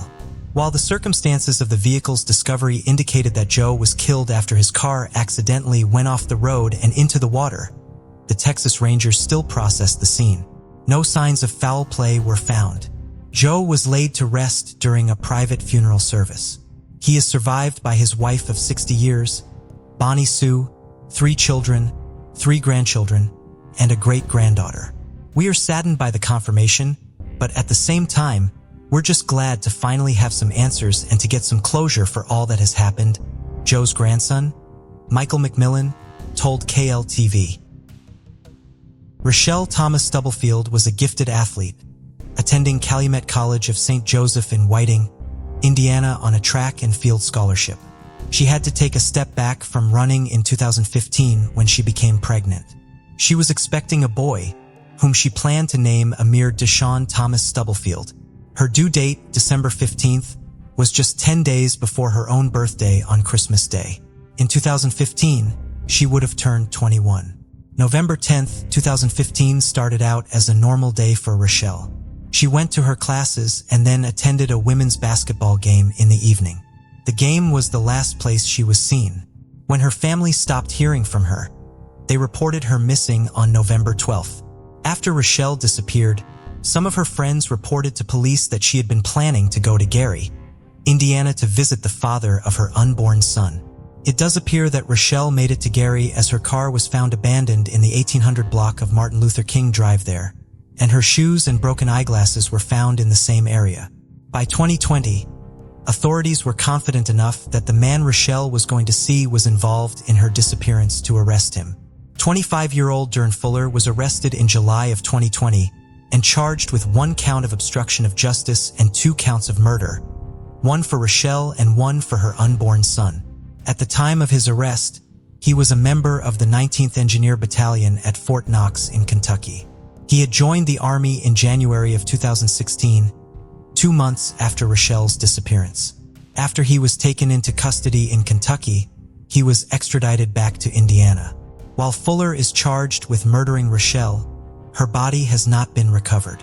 Court documents related to Fuller's arrest revealed new information about the investigation into Rochelle's disappearance and seemed to confirm that Fuller was the person of interest in the case who was being investigated but not publicly discussed by police in 2015. Fuller was interviewed by authorities in November of 2015 and told them he did not know where Rochelle was, but she had talked to him about going to Atlanta. He denied being her boyfriend or the father of her unborn child. He said he knew Rochelle had told her that he was, but that he didn't know why. 10 days after Rochelle was last seen, police in Indiana received a tip from police in Illinois. 2 of Fuller's cousins had come forward claiming that he had confessed to them during a phone call that he had killed a woman who was 8 months with his child. He was afraid of being asked to pay child support and therefore choked her and stabbed her in her temple. He then buried her body behind Williams Elementary School in Gary. 3 days later, Fuller was taken into custody at the home of another woman with whom he was romantically involved. When she was interviewed by police, she told them that she had picked Fuller up from the track at Williams Elementary School after he called her and asked for a ride. He told her that something had happened to Rochelle and that he was responsible for it.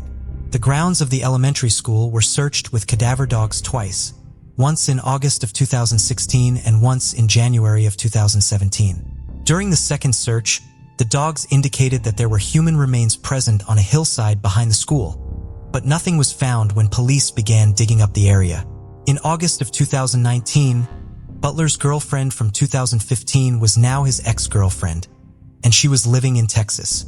Investigators traveled there to speak to her again, promising her immunity from prosecution in the case.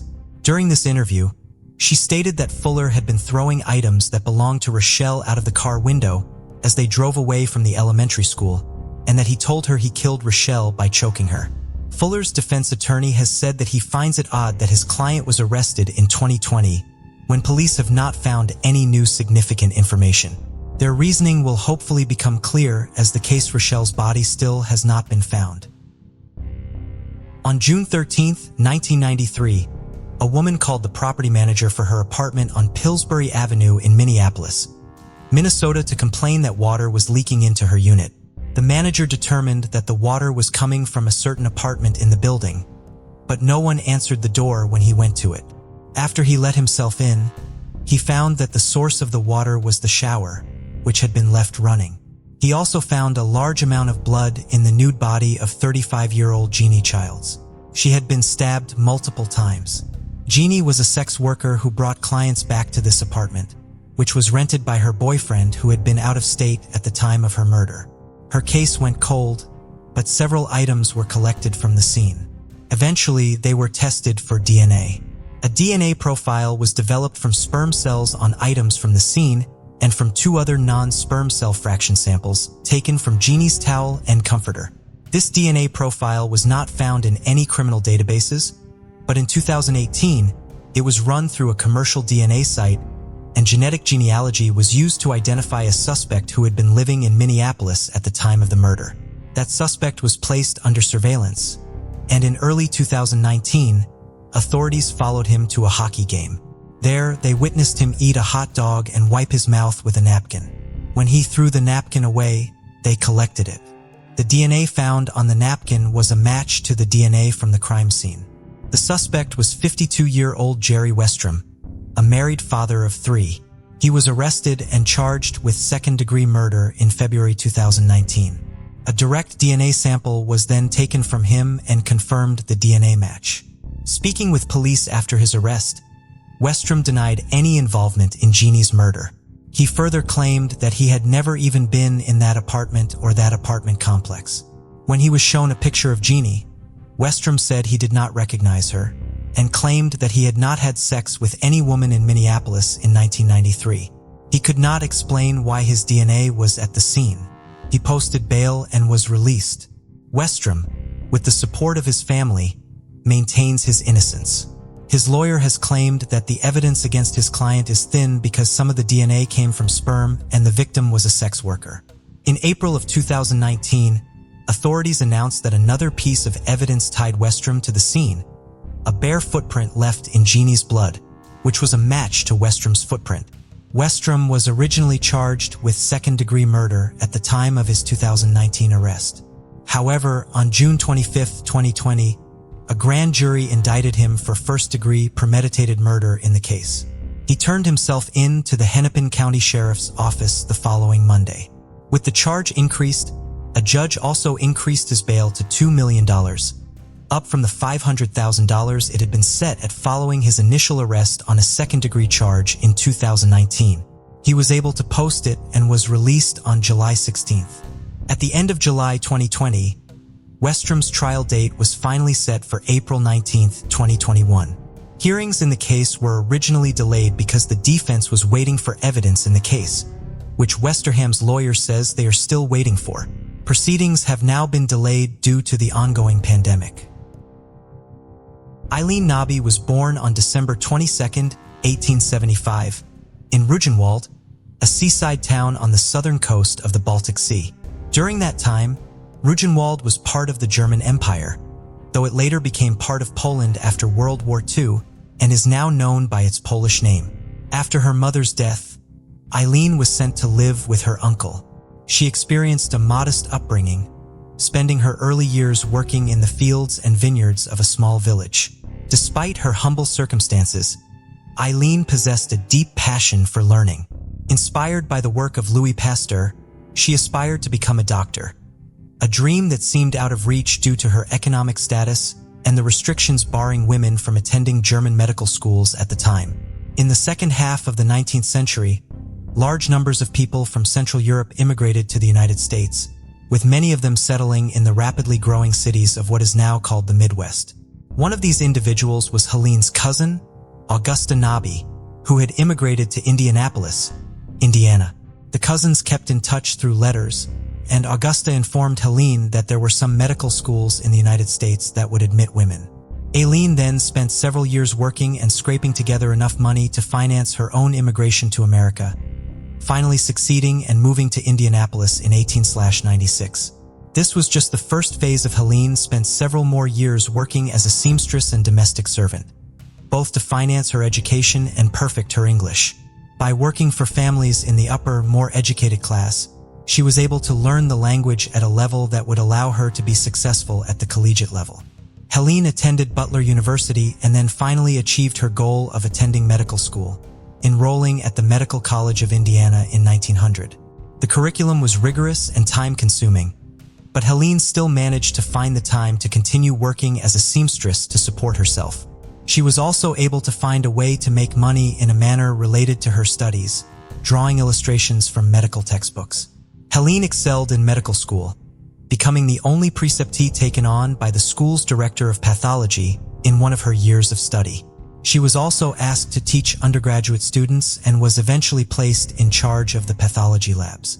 She graduated in 1904, one of only 2 women in the graduating class. While Helene now had a medical degree, her gender limited her opportunities as a doctor. She initially remained working at the medical college, working in the lab and serving as a clinical professor in an unpaid capacity. In 1905, she became Indiana's first female deputy state health officer.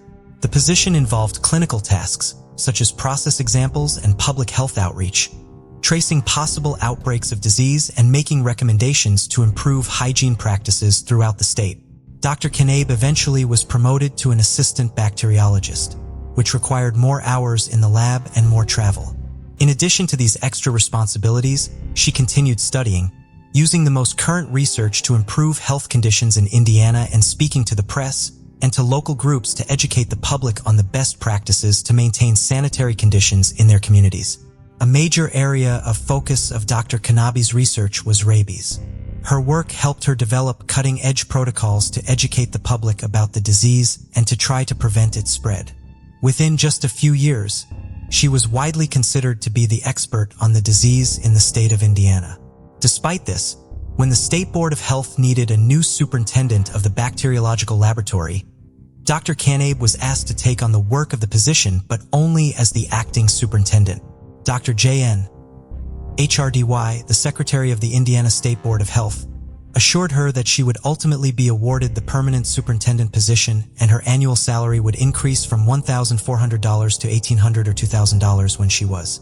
After more than a year of serving as the acting superintendent, Dr. Knabe was told by Dr. Hardy that there was no money for her promotion and raise, and that because she was a woman, she did not merit the pay raise in November of 1908. Dr.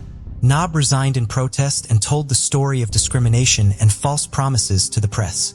Dr. HRDY then named a new male superintendent, Dr. Simmons, somehow finding the funds to pay him $2,000 in his first year and $3,000 in his second. In 1909, Dr. Simmons published Dr. Knabe's research on rabies in the Indiana State Board of Health Bulletin without citing her as the source of the information.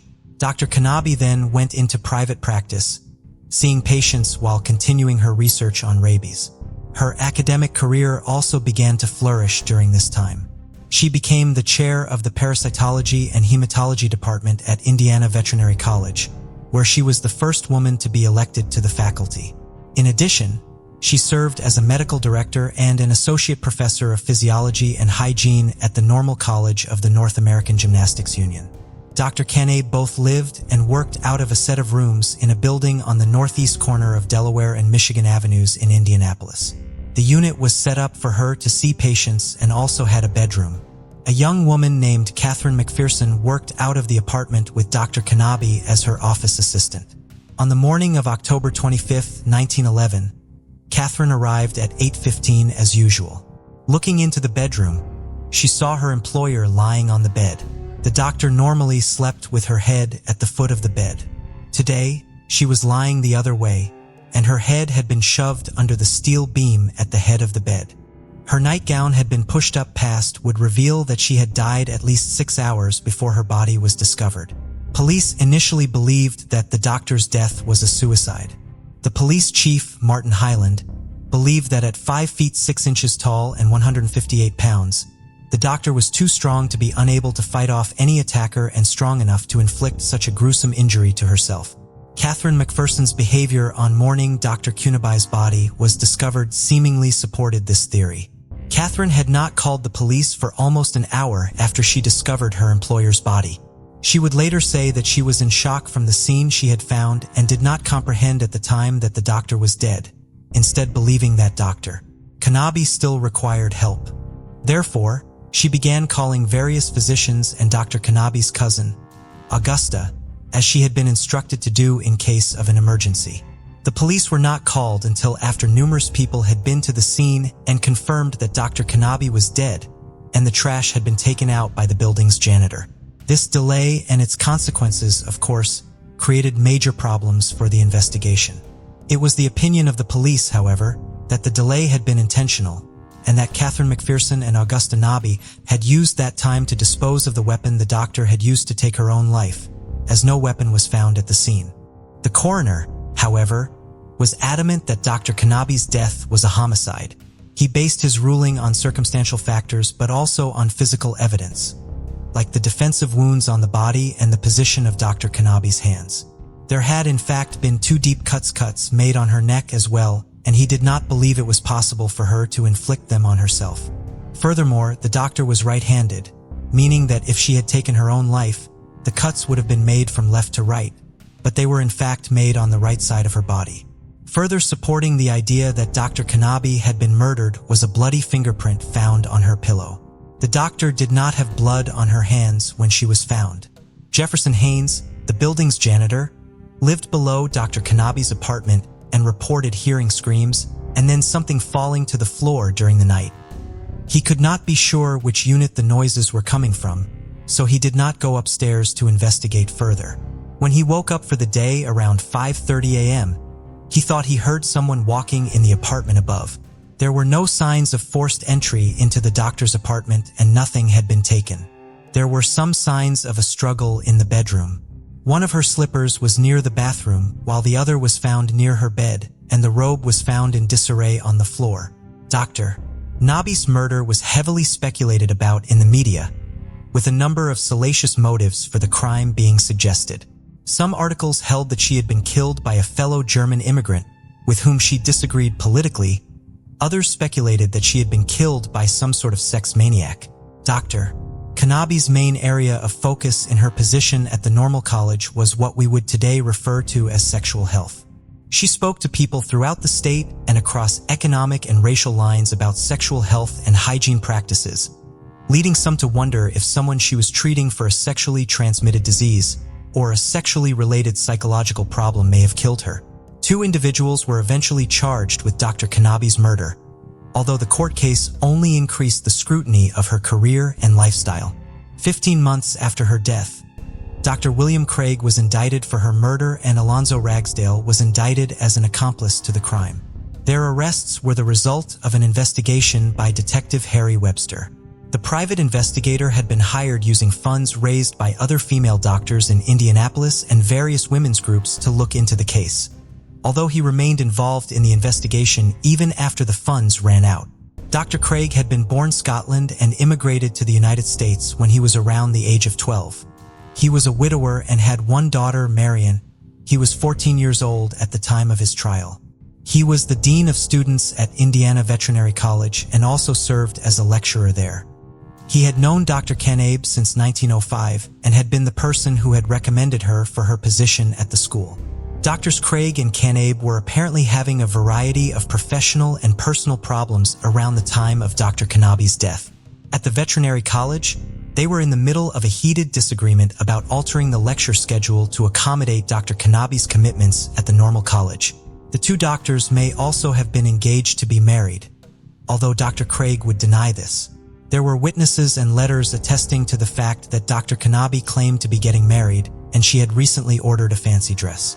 She did not normally wear overly formal things and could make her dresses herself, thanks to her years spent working as a seamstress, leading to speculation that she may have intended this dress to be her bridal gown.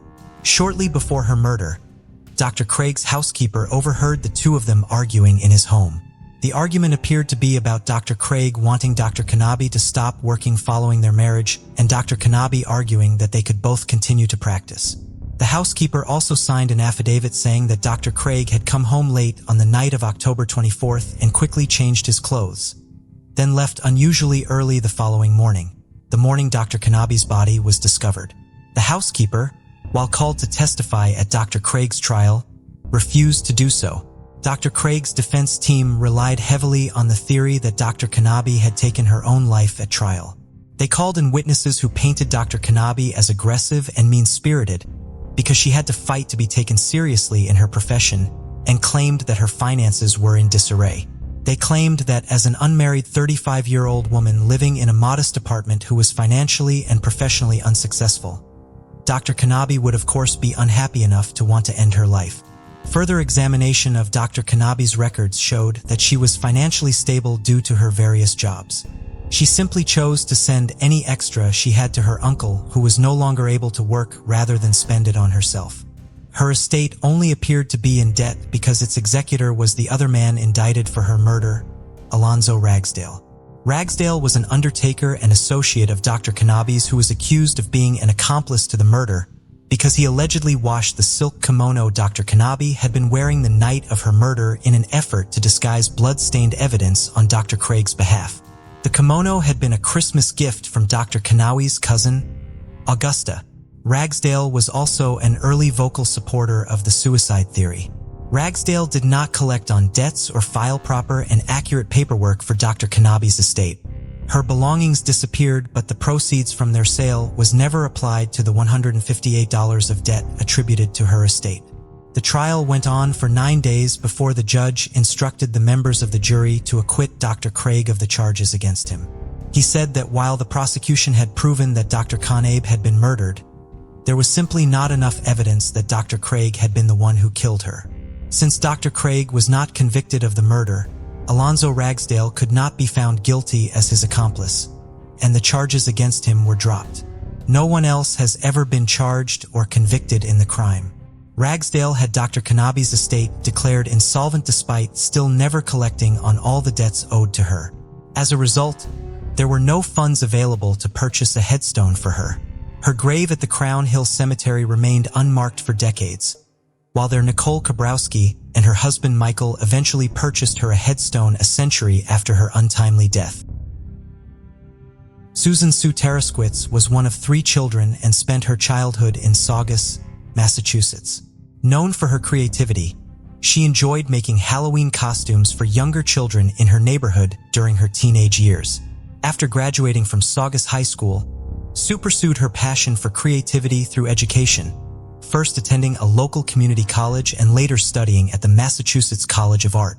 Throughout this time, she harbored a dream of becoming a cartoonist, aware that pursuing an artistic career might pose financial challenges. She took a job with Northwest Airlines at Logan International Airport after graduating from college. She wanted to work on the ramp, but she had to start out at the airline in other positions. Sue began her career at Northwest cleaning cabins and working the ticket counter, but quickly progressed with the company. Within 5 years, not only was she working on the ramp, but she was a ramp supervisor. Sue reported to work for her 11 p.m. to 7 a.m. shift on Saturday, September 12, 1992. Around 1 a.m. on September 13, 27-year-old Sue left work to pick up some sandwiches for her and some of her coworkers. She never returned. None of her did anything when she failed to come back for the rest of her shift, which was something that she had never done before during her years with the company. When Sue wasn't home that Sunday morning, her parents assumed that she had gone straight to church. They left home for the day, and when they came back, they looked in Sue's room and saw clothes on the floor. They assumed that they had been left there recently and that Sue had come home and then left for her next shift while they were out of the house. Sue's mother Marlene typically saw Sue coming home from her shifts as she was leaving to go to work, so she was slightly concerned when she left home at 8:30 a.m. on Monday 14th without seeing her daughter. After Marlene arrived at work, she got a phone call from her other daughter Debbie. Debbie had just gotten a phone call from someone at Northwest asking to speak with Sue. Sue had still not come home even though she was due to go with Debbie to a fitting for her wedding dress.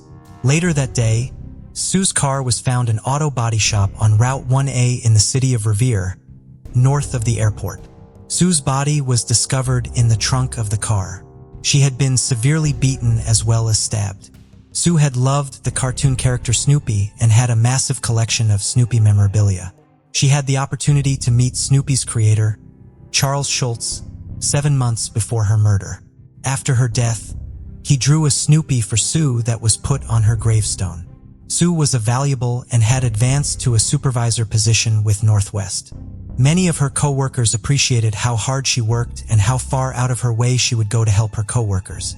However, her work life was far from perfect. Su had to fight for her job and fight to keep it. She worked mainly with men and in a position traditionally held by a man. When she finally became a ground services employee working on the ramp as she had hoped, she was only the second woman Northwest had given that position to at Logan International. She had to fight to finally be promoted to a who had illegally bid for the job. Su was subjected to widespread sexual harassment and threats from a large group of her male coworkers while working in ground services. They left filthy messages about Su and photographs of her throughout the airport and urinated on her locker. She received phone calls late at night and a male coworker smashed her radio. Following her promotion, her locker was also vandalized with graffiti, an image of a casket with Su's name on it. Su kept a detailed diary of 8 months' worth of these incidents, although according to some of her co-workers, the harassment continued on well beyond the period Su detailed in her diary. Su filed reports with both her union and with Northwest, but the behavior continued on unchecked. Su assumed that she was being targeted by her co-workers simply because they did not want to be working with or for a woman, and that the harassment was being carried out in hopes of getting her to quit her job. She was determined to not be forced out despite the emotional toll that the harassment was taking on her. No one was going to take the job Su had fought so hard for away from her. Su's mother Marlene has come to believe that there was an entirely different motive for at least some of the later harassment as well as for Su's murder. Not long after Su was killed, several of her co-workers were arrested for being part of a credit card theft ring. The arrests were made as part of a federal investigation that had begun in the summer of 1992. Baggage handlers on the ramp were stealing new credit cards that arrived at the airport through mail deliveries on Northwest aircraft. They were then either using the cards themselves or selling them. The individuals involved in the ring ultimately stole more than $7 million from the various credit card companies. Su was not involved in this illegal activity.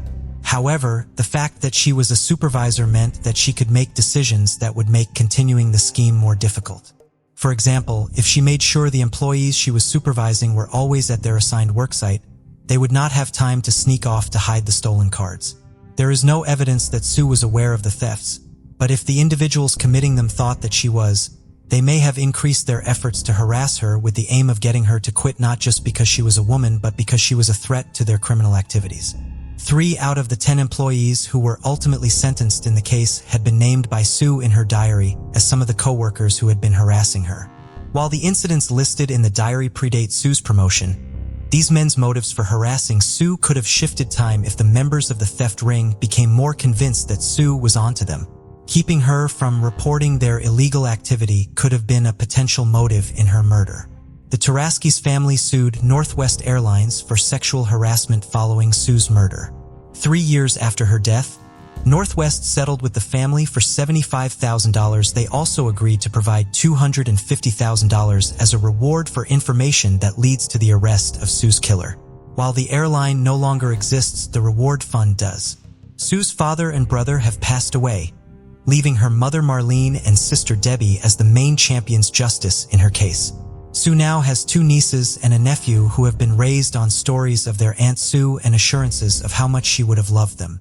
Marlene regularly gives interviews and has made 2 videos with the Massachusetts State Police to keep the case active in people's memory and to ask witnesses to come forward. Even after almost 30 years of looking for answers, her dedication to her daughter's case has not wavered. "I am a very healthy woman, and I am not going away," she said in 2014. Speaking to her daughter's killer, she said, "You are going to look over your shoulder until the day that I go. But I will get you, and I will get justice for my Susan." 38-year-old Jonathan Oyai had Thursday, June 11, 1998, off from work. He was a deputy of the Los Angeles County Sheriff's Department, a K-9 handler with the Elite Special Enforcement Bureau. John planned to spend the majority of the day at Devil's Punch Bowl Natural Area, some 20 miles southeast of the home he shared with his wife Deborah and 5-year-old daughter Chloe in Palmdale. John was able to handle his prestigious but exceptionally challenging position because of his background as a paratrooper with the Army Special Forces unit and his commitment to remaining in peak physical condition. He was a skilled runner who trained in rugged, remote locations, and knew how to survive in the wilderness. He had just completed his 650-mile ultramarathon a few days prior and was at the Punch Bowl to train for a 100-mile run he would be undertaking in just 2 weeks. Participating in the Western States 100-mile endurance run was a long-held dream of John's, and he had been training for it daily and organizing a support team to assist him for the over 20 hours he would spend running. The mountains south of the Devil's Punch Bowl were a regular training site for him since he was familiar with them, and they helped prepare him for the difficult terrain he would be running over during the endurance run in Northern California. It is believed that Jonathan parked his truck and began his run around 11:45 a.m. Shortly after he began his run, he encountered a group of elementary school students. John and his canine summit of Mount Baden-Powell, which was roughly 20 miles away, and to the summit of Mount Baden-Powell, which was roughly 20 miles away and back, returning to the parking lot around sundown. 2 park employees saw a man believed to be John in the park over the following several hours, and a third saw a man with a backpack like the one John had taken with him walking towards the parking lot around 6 p.m. Jonathan did not return home as planned, however, and his wife called the Palmdale Sheriff's Station to report him missing at 11 p.m. 2 deputies found John's white Ford pickup truck still in the parking lot, and the search and rescue squad with the department was called in to look for John by 11:30. Multiple other organizations and agencies would join the effort the following morning.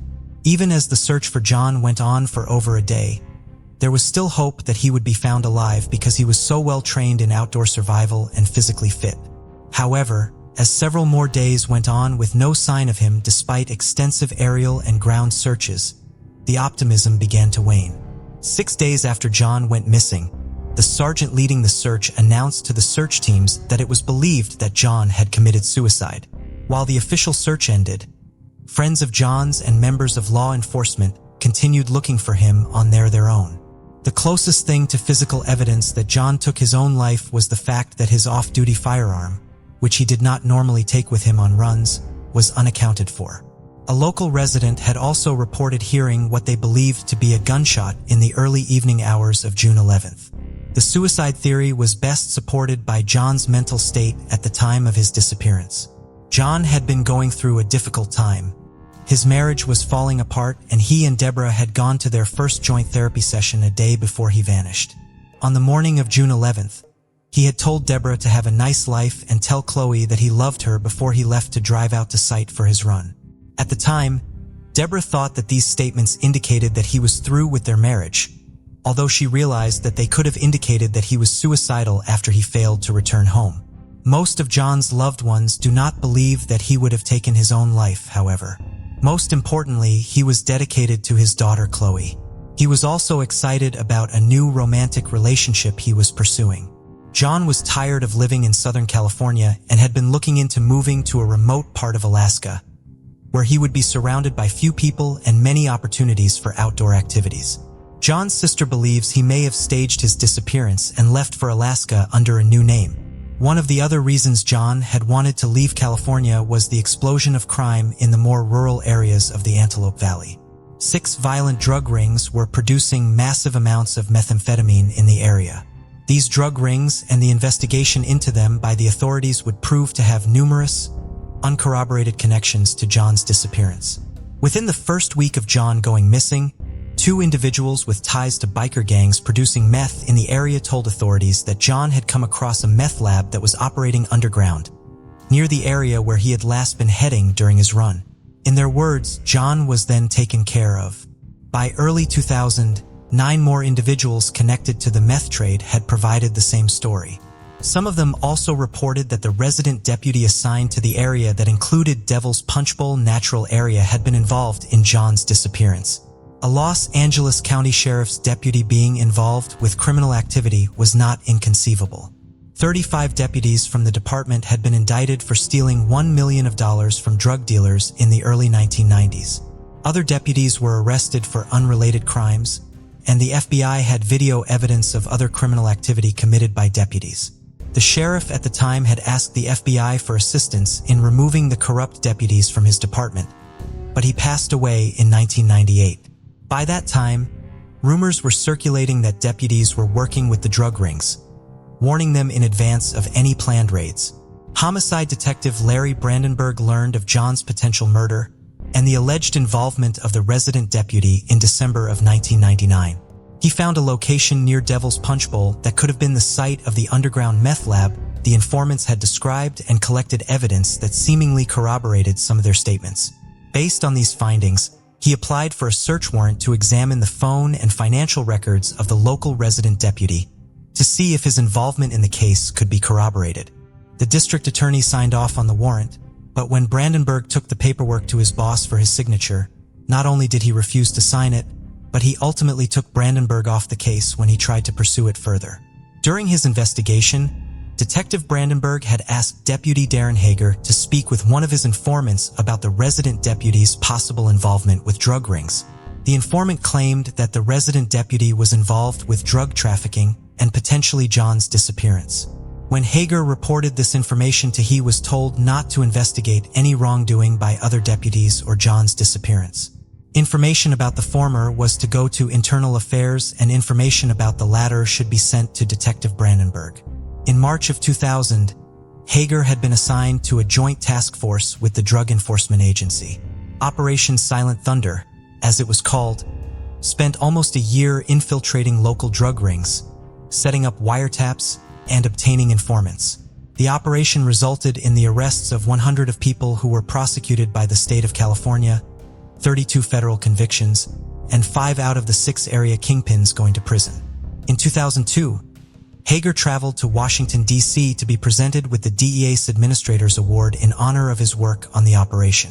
During the course of the operation, Hager had witnessed specific incidents of deputy misconduct and learned of specific connections the resident deputy alleged to be involved in John's disappearance may have had to a local drug dealer.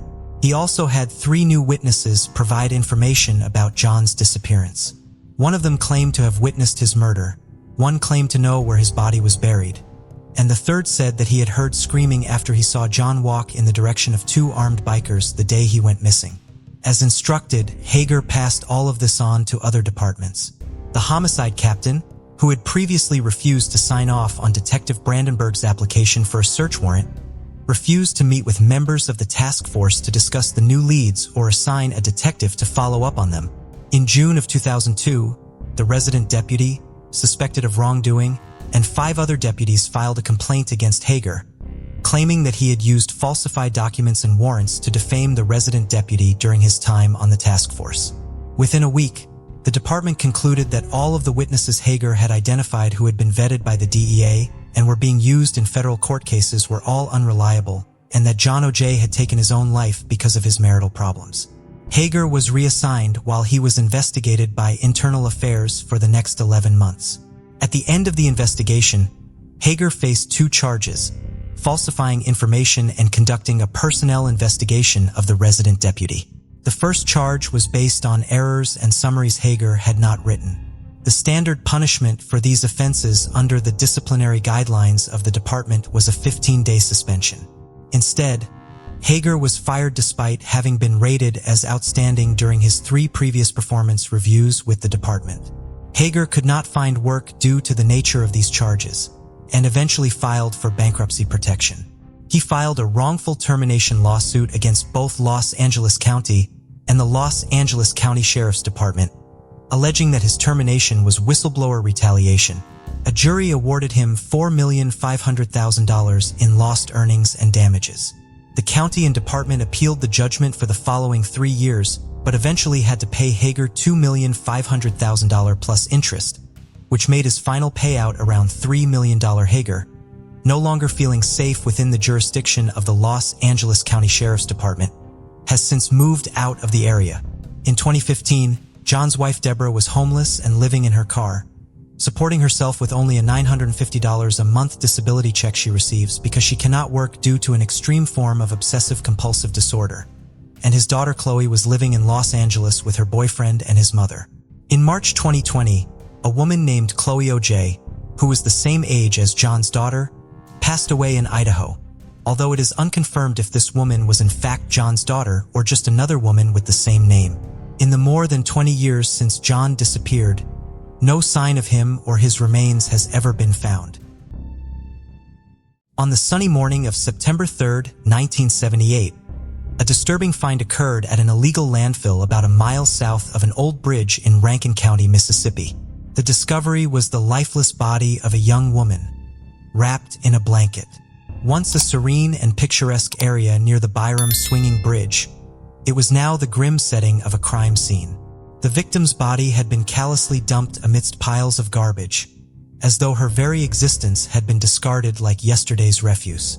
Despite the best efforts of the investigators, there were no clues at the scene to help identify the victim, and she had likely been deceased for several days before being found. She was a nameless victim without any family and friends to mourn her loss. The gruesome details of her death were not immediately clear, but investigators did note that she had suffered a severe blow to the head. The woman was completely nude with no personal effects to offer even a hint at her identity. It was as if she had simply appeared out of thin air only to meet a tragic end at the hands of a heartless killer. Who was she, and who could have done such a terrible thing to her? These were the questions that lingered in the minds of the investigators. It was difficult to imagine the pain and suffering the young woman had endured before her tragic end. Her body was then sent for an autopsy to determine the cause of her death that same day on September 3, 1978. The mystery of the woman deepened as the autopsy report revealed that her cause of death was a severe head trauma.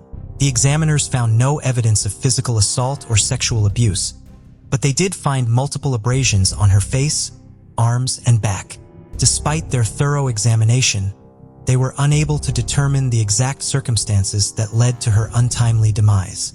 The only clue they had was her age, which they estimated to be between 20 to 25 years old. The investigators were determined to bring justice to the unidentified victim found at the illegal landfill in Rankin County. The next day, on September 4, 1978, they scoured the area and started with knocking on doors and asking locals if they could recall any suspicious activity or out-of-the-ordinary occurrences during the time frame when the victim's body was found. But no one seemed to know anything about who this woman could be.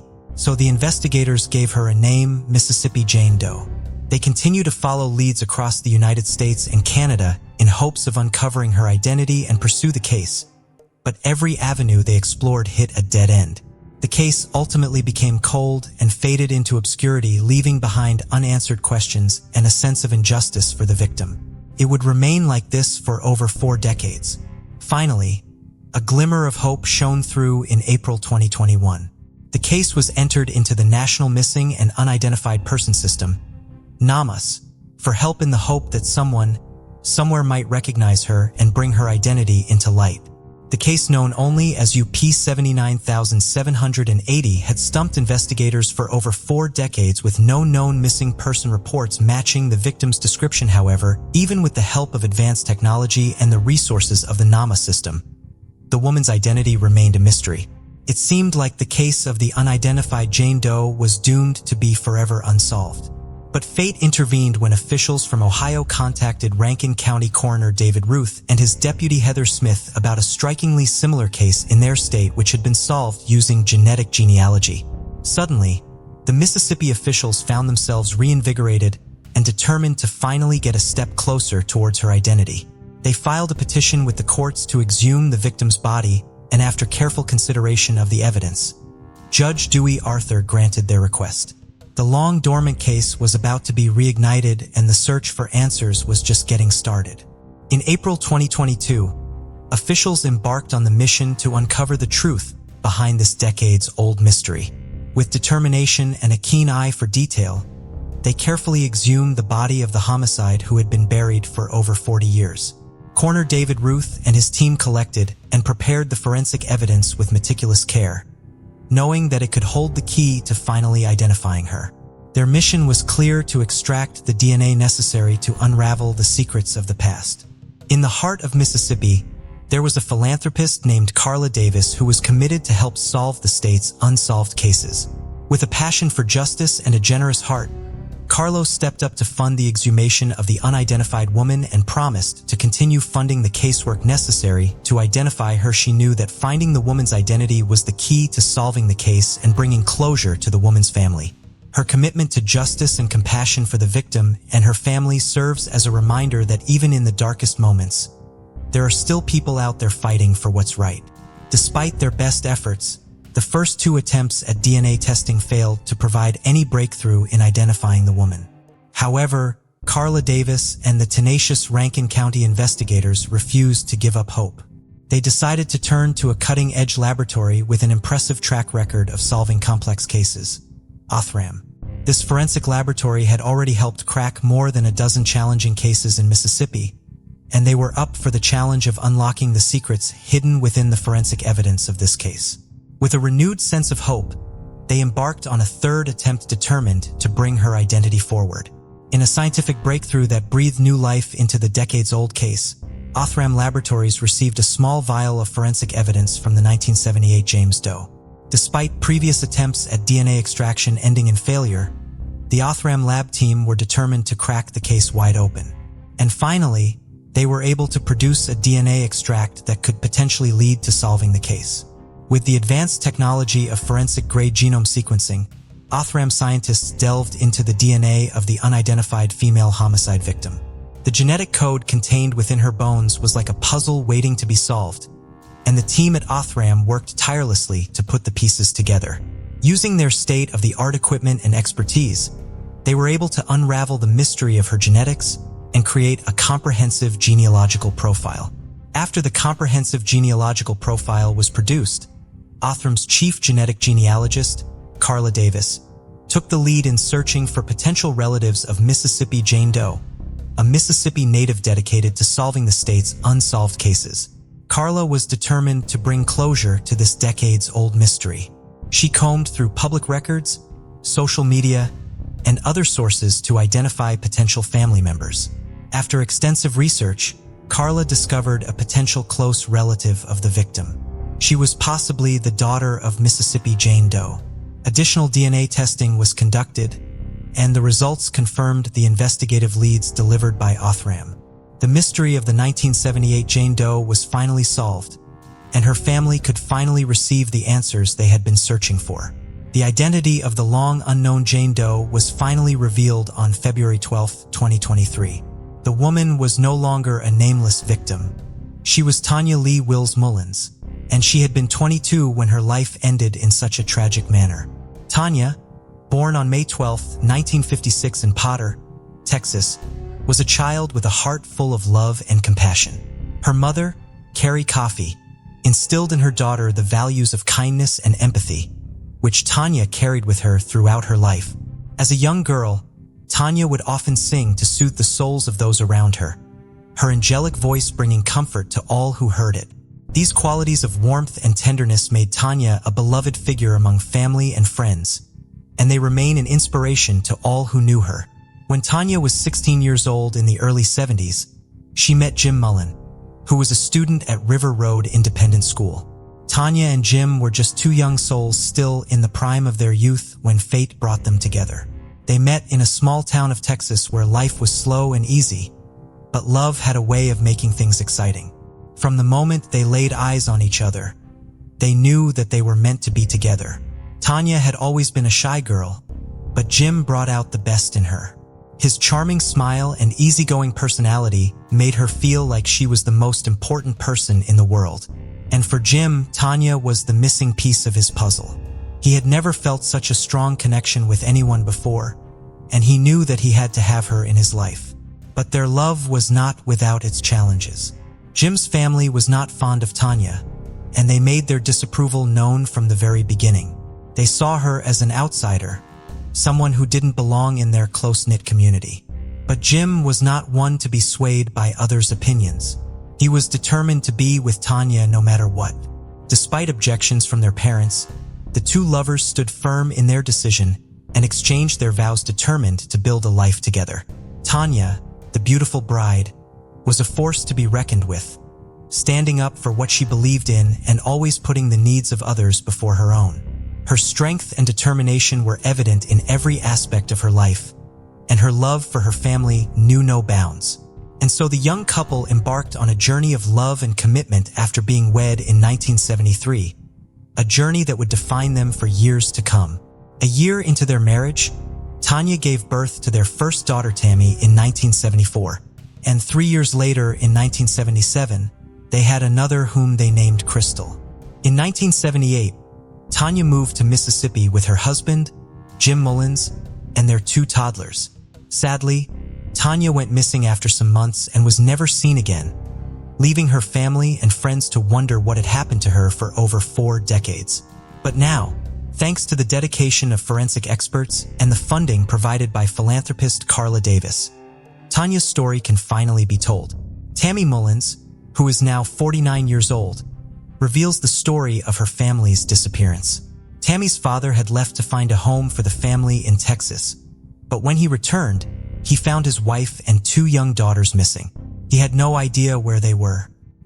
He made all the possible efforts to find his wife and his daughters, but it was all in vain.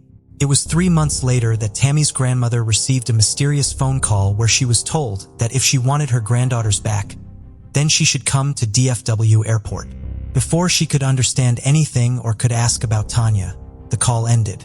Jim and his mother hurriedly went to the airport, which led to a tearful reunion between the girls and their father at the DFW airport. However, the joy was short-lived as their father was informed that their mother Tanya would be in touch soon.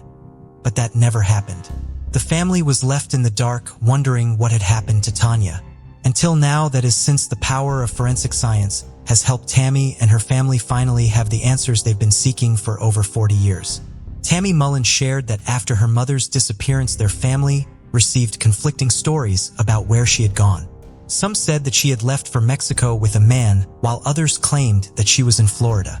Despite the uncertainty surrounding her whereabouts, Tammy and her sister remember their mother as someone who loved and adored them. Tanya had a special talent for dressing them up like little dolls. Tammy and Crystal spoke with unwavering admiration for their father, who always answered their questions with honesty and never spoke ill of their mother. They knew that he loved her until the very end and was just as heartbroken as they were.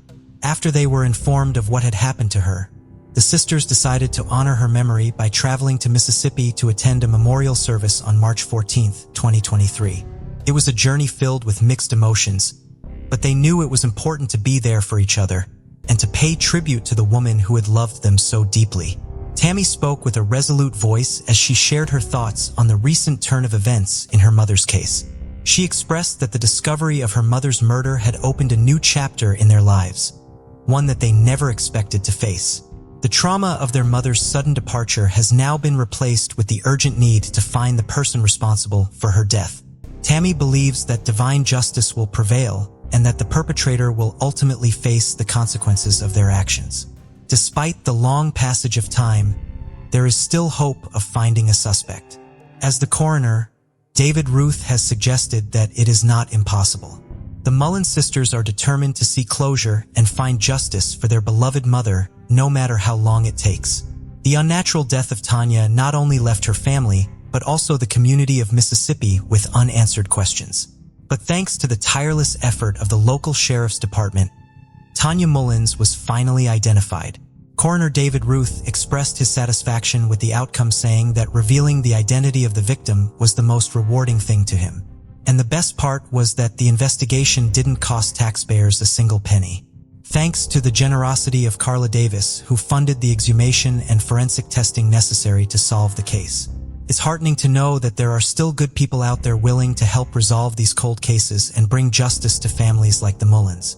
While the missing persons investigation is now closed, the murder investigation is still ongoing as the killer behind this heinous act is yet to be caught. Before we proceed, I've got an exciting surprise for you. We've launched a brand new channel dedicated to intriguing content such as old historical mysteries, cold cases, and particularly chilling horror stories perfect for bedtime. Drop a comment letting us know if you're a fan of horror stories or not.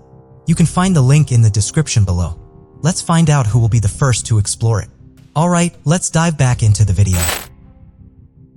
This case brings us to Rockdale, a village in Illinois located just over 40 miles west of Chicago.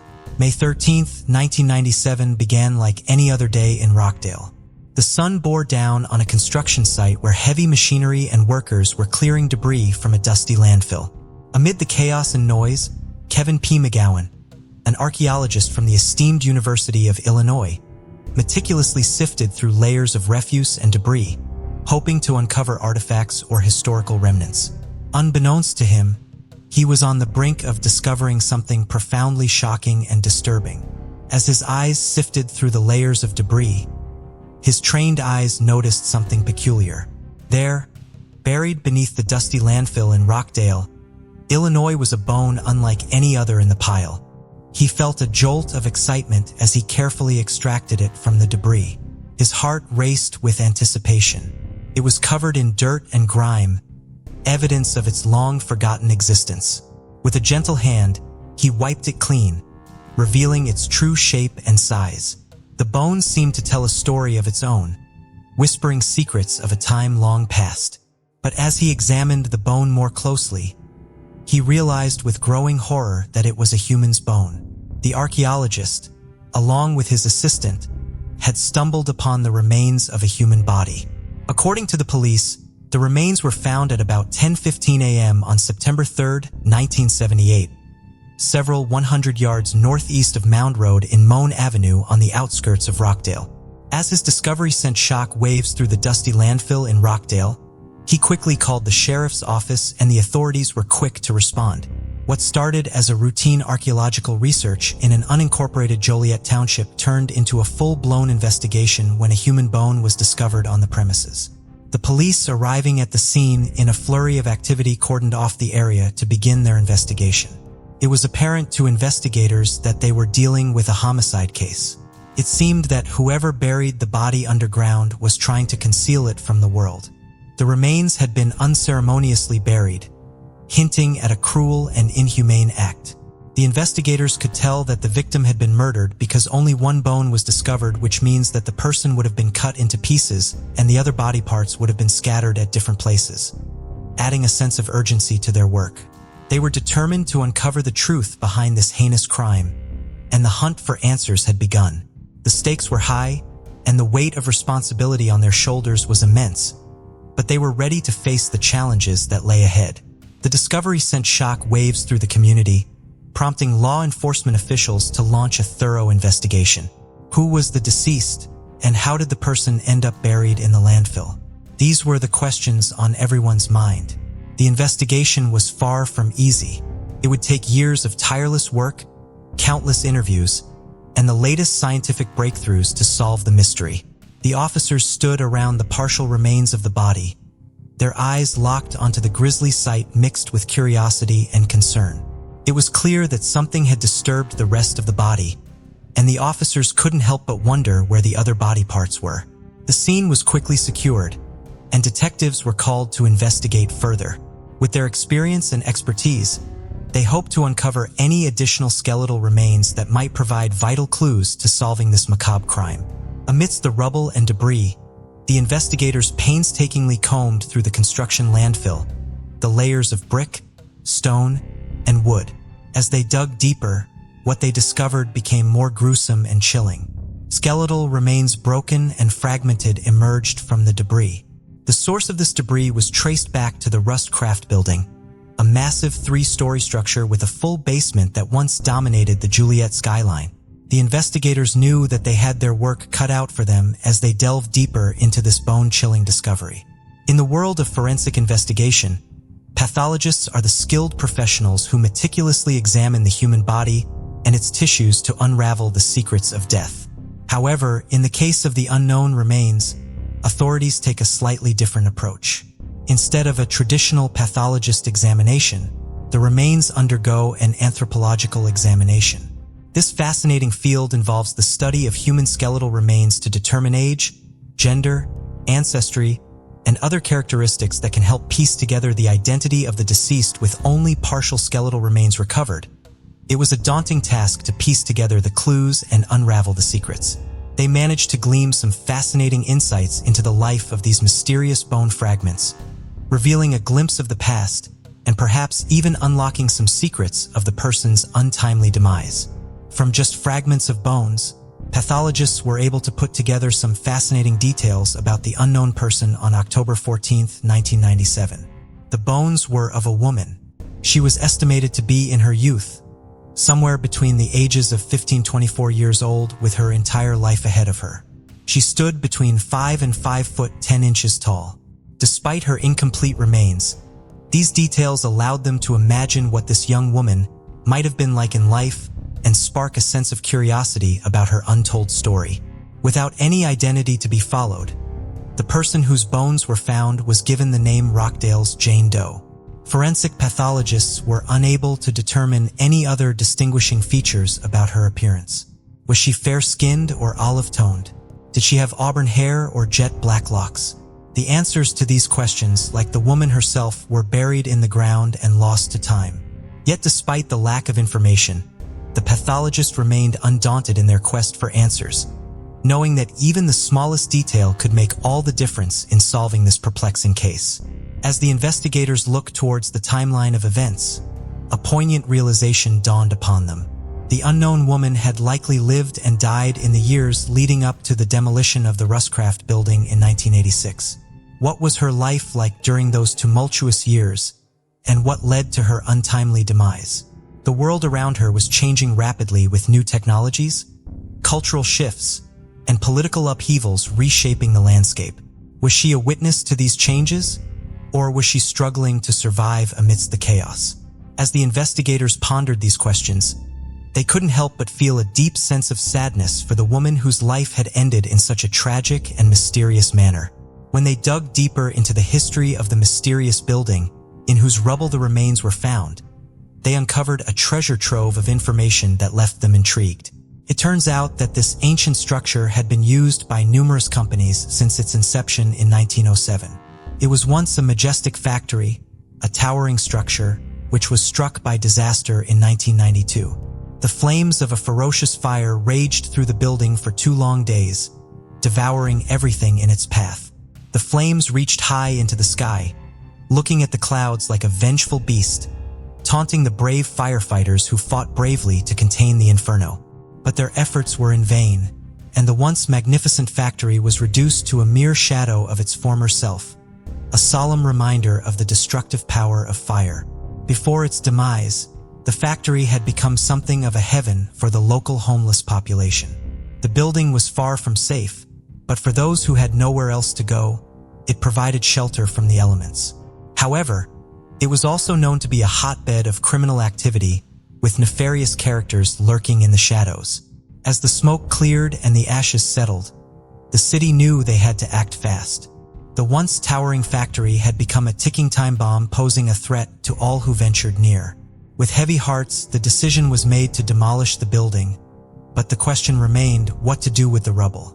A stroke of genius provided a solution that the debris should be carefully cleared, leaving behind the barren wasteland where the factory once stood. However, the remnants of the wreckage were not discarded, but rather repurposed. The basement of the factory was filled with the remains of the building, providing a solid foundation for what would come next. When they investigated further, they learned that in 1995, a curious decision was made to uproot the building's remains and relocate them to a new location in Rockdale where the bone fragments were found. Their theory that the woman was killed elsewhere and then buried in the spot was confirmed when the pathologist informed them that the body of the unknown woman had been disturbed not once, but twice after death, suggesting that someone had been present at the original factory location. The mystery surrounding the woman's demise only deepened with this disturbing revelation. In 2009, hope emerged to win the Will County coroner, Patrick K. O'Neill, formed a dedicated team to bring justice to the forgotten victim. The cold case unit embarked on an arduous journey, meticulously piecing together every detail of the case. Over the years, forensic anthropology studies were conducted. DNA was extracted and entered into the vast National Missing and Unidentified Persons Database, NAMUS, and the profile was tirelessly searched in CODIS, the FBI's combined DNA index system. The team even turned to the latest in FBI technology, commissioning a specialized unit to create a facial reconstruction of the unknown woman. Yet each lead was pursued and ultimately eliminated, leaving the team with more questions than answers. On June 8, 2022, the Will County Coroner's Office teamed up with Othram, a forensic DNA sequencing laboratory, to solve the puzzling cold case of Rockdale's Jane Doe. Armed with cutting-edge technology and a determination to solve this long-standing riddle, the team set out on their quest, but it wouldn't be easy. Previous attempts at DNA testing had failed, leaving little hope for a breakthrough. However, the Will County Coroner's Office was undeterred and even contributed funding to support the new round of testing. With advanced forensic DNA testing at their disposal, the team was determined to crack the case once and for all. And with the help of a crowdfund campaign that raised additional funds and support from the community, the team was finally able to move forward with their investigation. The stakes were high and the pressure was on, but the team was ready to do whatever it took to bring closure to this long-standing mystery. Kristen Middleman, the Chief Development Officer at Othram, knew the importance of identifying the perpetrators or victims of a crime, and that's exactly what Othram was able to do in this case. The experts at Othram were determined to crack the case, and they knew that advanced DNA testing was the key to unlocking the mystery of the unknown woman's identity. Through forensic-grade genome sequencing technology, they were able to extract key genetic information from the skeletal remains, enabling them to construct a comprehensive genealogical profile. But that was just the beginning. With dogged determination, the Othrams and House genetic genealogy team then took over, tirelessly researching the family tree to create an investigative lead for law enforcement. Their dedication paid off, and the breakthrough they were hoping for finally emerged. The lab was able to uncover a match of possible relatives, providing the veteran investigators with a crucial lead. It was the moment they had been waiting for, the break in the case that could finally bring some closure to this unsolvable mystery. The investigation was far from over, but this breakthrough gave them renewed hope. Once the leads were returned to law enforcement, cold case investigators interviewed several people in Illinois, Texas, and California. After years of painstaking investigation, the answers finally came to them. Othram's advanced DNA testing had led them to a man in California named Chris O'Brien, who they believed could be the key to unlocking the mystery of the unidentified woman. Cold case investigators from the coroner's office quickly made their way to his house and interviewed him, and discovered that he had a sister who he had not seen since 1984. Could this missing sister be the unidentified woman they had been searching for all these years? To answer this question, they collected DNA from Chris O'Brien and sent it to the Othram labs for further testing. And the subsequent kin SNP testing confirmed that Chris and the identified woman were half-siblings. His long-lost sister had finally been found thanks to the tireless efforts of law enforcement and the cutting-edge technology of Othram. On March 3, 2023, after 26 years of being a nameless victim in a cold case, the woman who had been found in the ruins of an Illinois factory in 1997 finally had a name: Marie R. O'Brien. Born in the charming town of Aurora on July 16, 1966, Marie was a daughter, sister, and friend to those who knew her. Her elder brother, Chris O'Brien, was someone she looked up to and loved dearly. And though her life was tragically cut short, Marie's memory will now live on with dignity and warmth as her loved ones can finally lay her to rest with a sense of closure. Marie R. O'Brien was a bright and cheerful student at Golden Rule Charter School, where her outgoing nature and friendly demeanor earned her many friends. Her trusting nature, however, often raised concern among those who cared about her. Her elder brother, Chris O'Brien, described her by saying that she often placed her trust in random strangers too easily, a trait that may have ultimately led to her tragic fate. Despite her brother's efforts to contact her after 1984, Marie disappeared without a trace, leaving behind a void in the lives of those who knew her. Marie R. O'Brien may have been a woman of few words, but her actions spoke volumes. Her community in Aurora knew her as a true gem, a kind-hearted soul who always put others first. From a young age, Marie's talents were evident to all. She was a creative force, and her passion for art was undeniable. Her paintings were breathtaking and were cherished by all who received them. But Marie's generosity extended far beyond her artistic talents. She was always willing to lend a helping hand, and her selfless nature was an inspiration to all those around her. It's no wonder that she was so well loved by her friends and family, who couldn't get enough of her infectious warmth and charming personality. Though her time was tragically cut short, Marie's legacy lives on through the lives she touched with her kindness and creativity. But the case is not yet solved. There are questions that still linger in the minds of Marie's loved ones. Who took her away from them? As they wait for justice to be served, they hold on to hope that the perpetrator will be caught and closure will finally be within reach. For Christ, Marie's older brother, the wait has been agonizing. Every day, he wonders who could have done this to his beloved sister and why, but he remains determined to see the case through to its end, to bring peace to Maria's memory and justice to her name. The search for answers continues, and the family's faith in the investigative team never wavers. Before we continue, 90% of you haven't subscribed to our channel, so if you like this video, please subscribe. It motivates us to make more content for you. Okay, let's continue. June 15th, 1986 dawned as a tranquil and seemingly serene Sunday morning in Buckingham Township, located in Bucks County, Pennsylvania. With the weekend winding down, many residents enjoyed a leisurely morning, either catching up on sleep after Saturday night or pursuing their hobbies for relaxation. Among them, a fisherman from Buckingham Township chose to indulge in his passion by the Delaware River, preparing for a peaceful day of fishing. Equipped with his gear, he ventured out from home, anticipating a day of angling and hoping for a successful catch. Little did he know, what awaited him would be beyond anything he could have imagined. Instead of fish, he was going to catch something else entirely on the banks of the river. He arrived at the river and was walking along the bank near the Mooresville boat ramp, looking for a good spot to establish himself when he noticed something white sticking out of the shrubbery at the side of the riverbank. Curious, he went closer to see what it was and recoiled in shock when he realized it was a human skull. He looked around to see if there were any more bones or remains scattered near the skull, but could find nothing. Knowing he had to do something, he initially thought of calling the police. But since he did not know how long it would take them to get there, he took matters into his own hands and picked up the skull and took it to the Buckingham Township Police Department, so they could investigate the matter. When the Buckingham Township Police Department received the skull, they were at a loss as how to investigate this matter. Due to the condition of the skull and the fact that no other remains were found other than the skull, there was little investigators could do to identify the unknown person or even attempt to describe any physical characteristics the person may have had.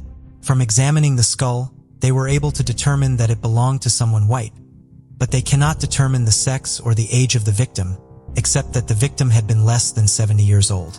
Other than this, they had no other information about who this victim could have been, which made the investigation almost impossible to conduct as there was so little to work with.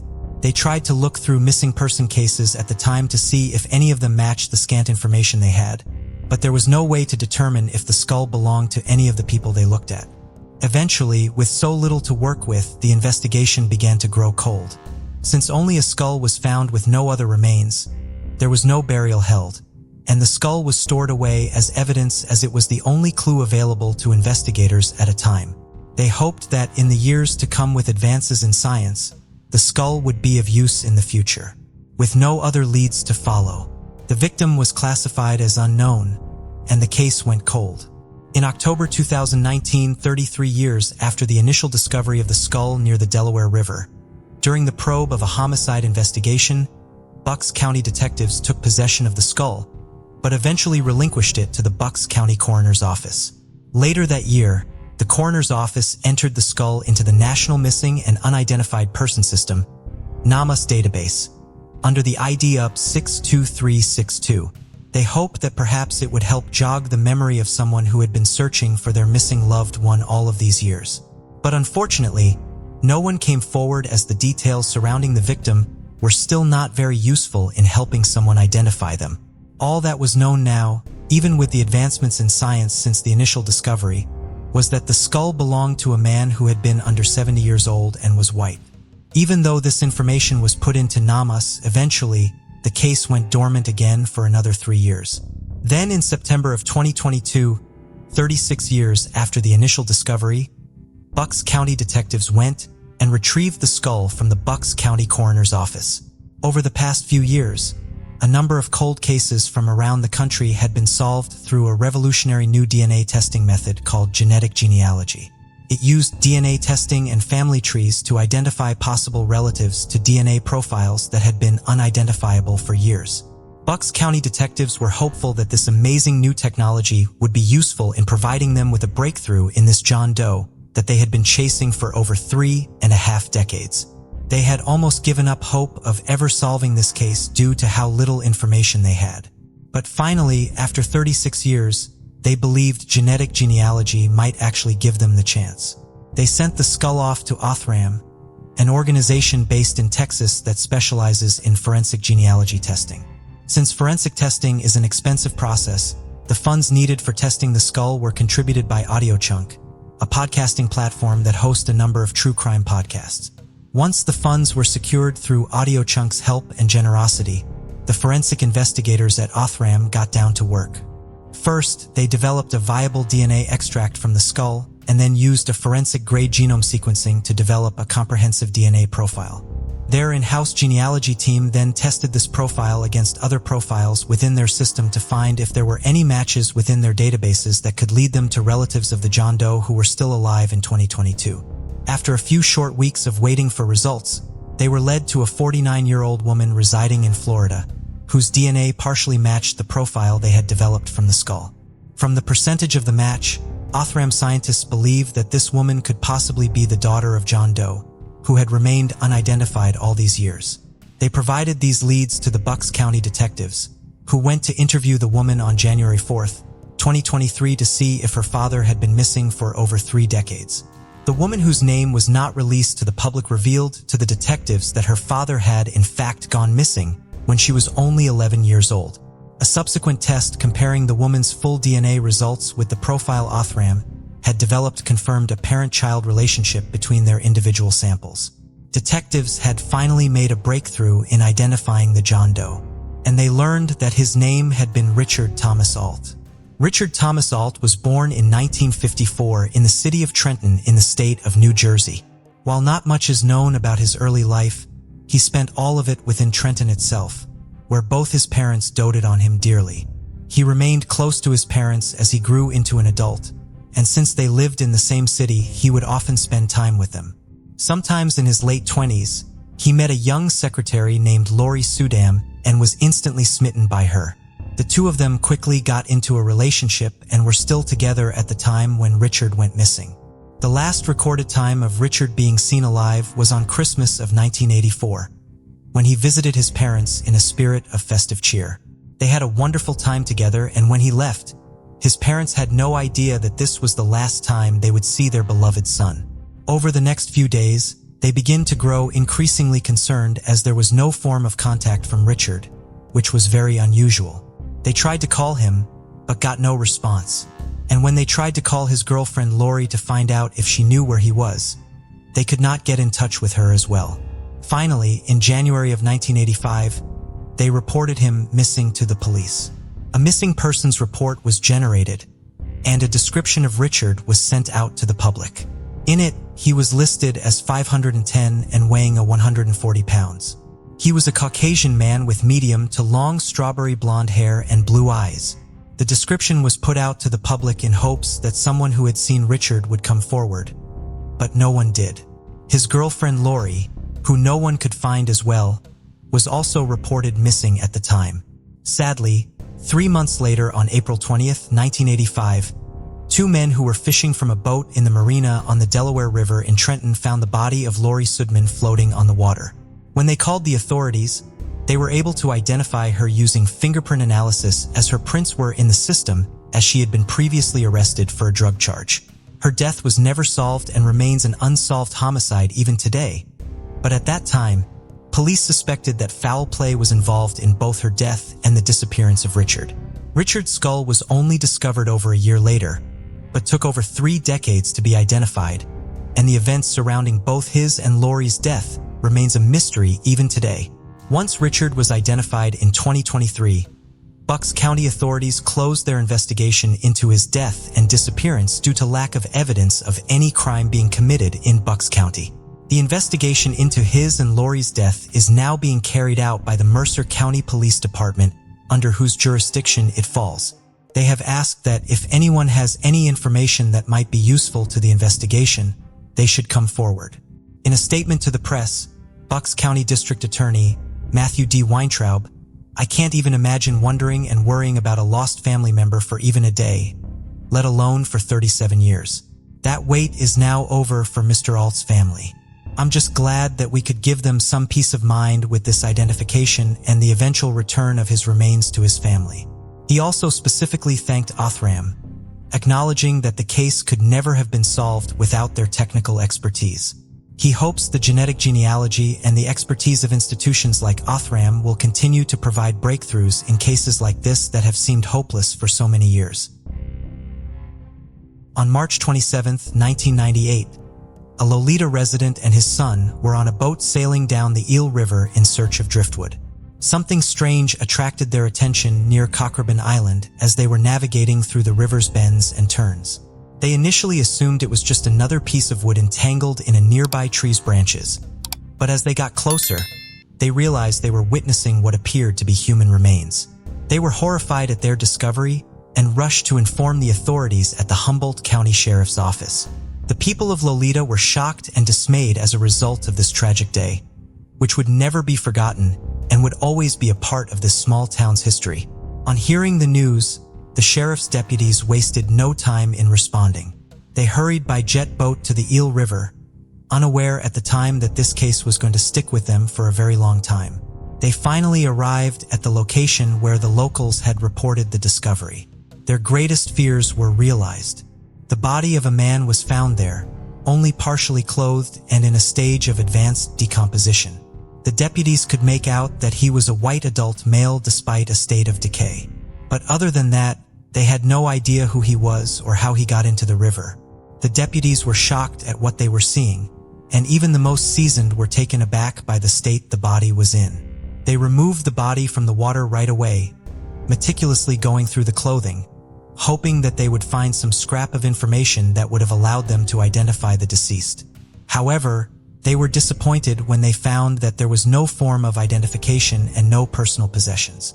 Basically, nothing that could have assisted in identifying the victim. The body was taken from the scene and brought to coroner's office for additional investigation.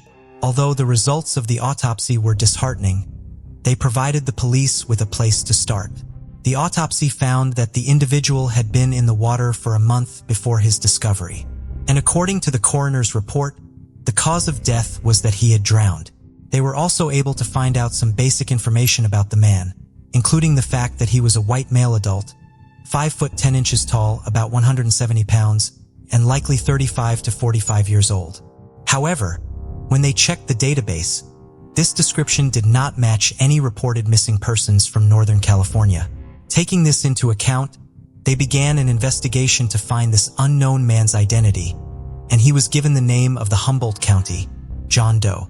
As they attempted to solve the riddle surrounding the man they had discovered in the river, detectives felt a sense of urgency. Before they could figure out what happened before his death, they understood they had to learn who he was. They were determined to learn who this individual had been, because they were positive that someone out there was missing a loved one. The investigators put in a lot of effort and made the man's description public, hoping that it would jog someone's recollection of filing a missing persons report and lead to new information in the case.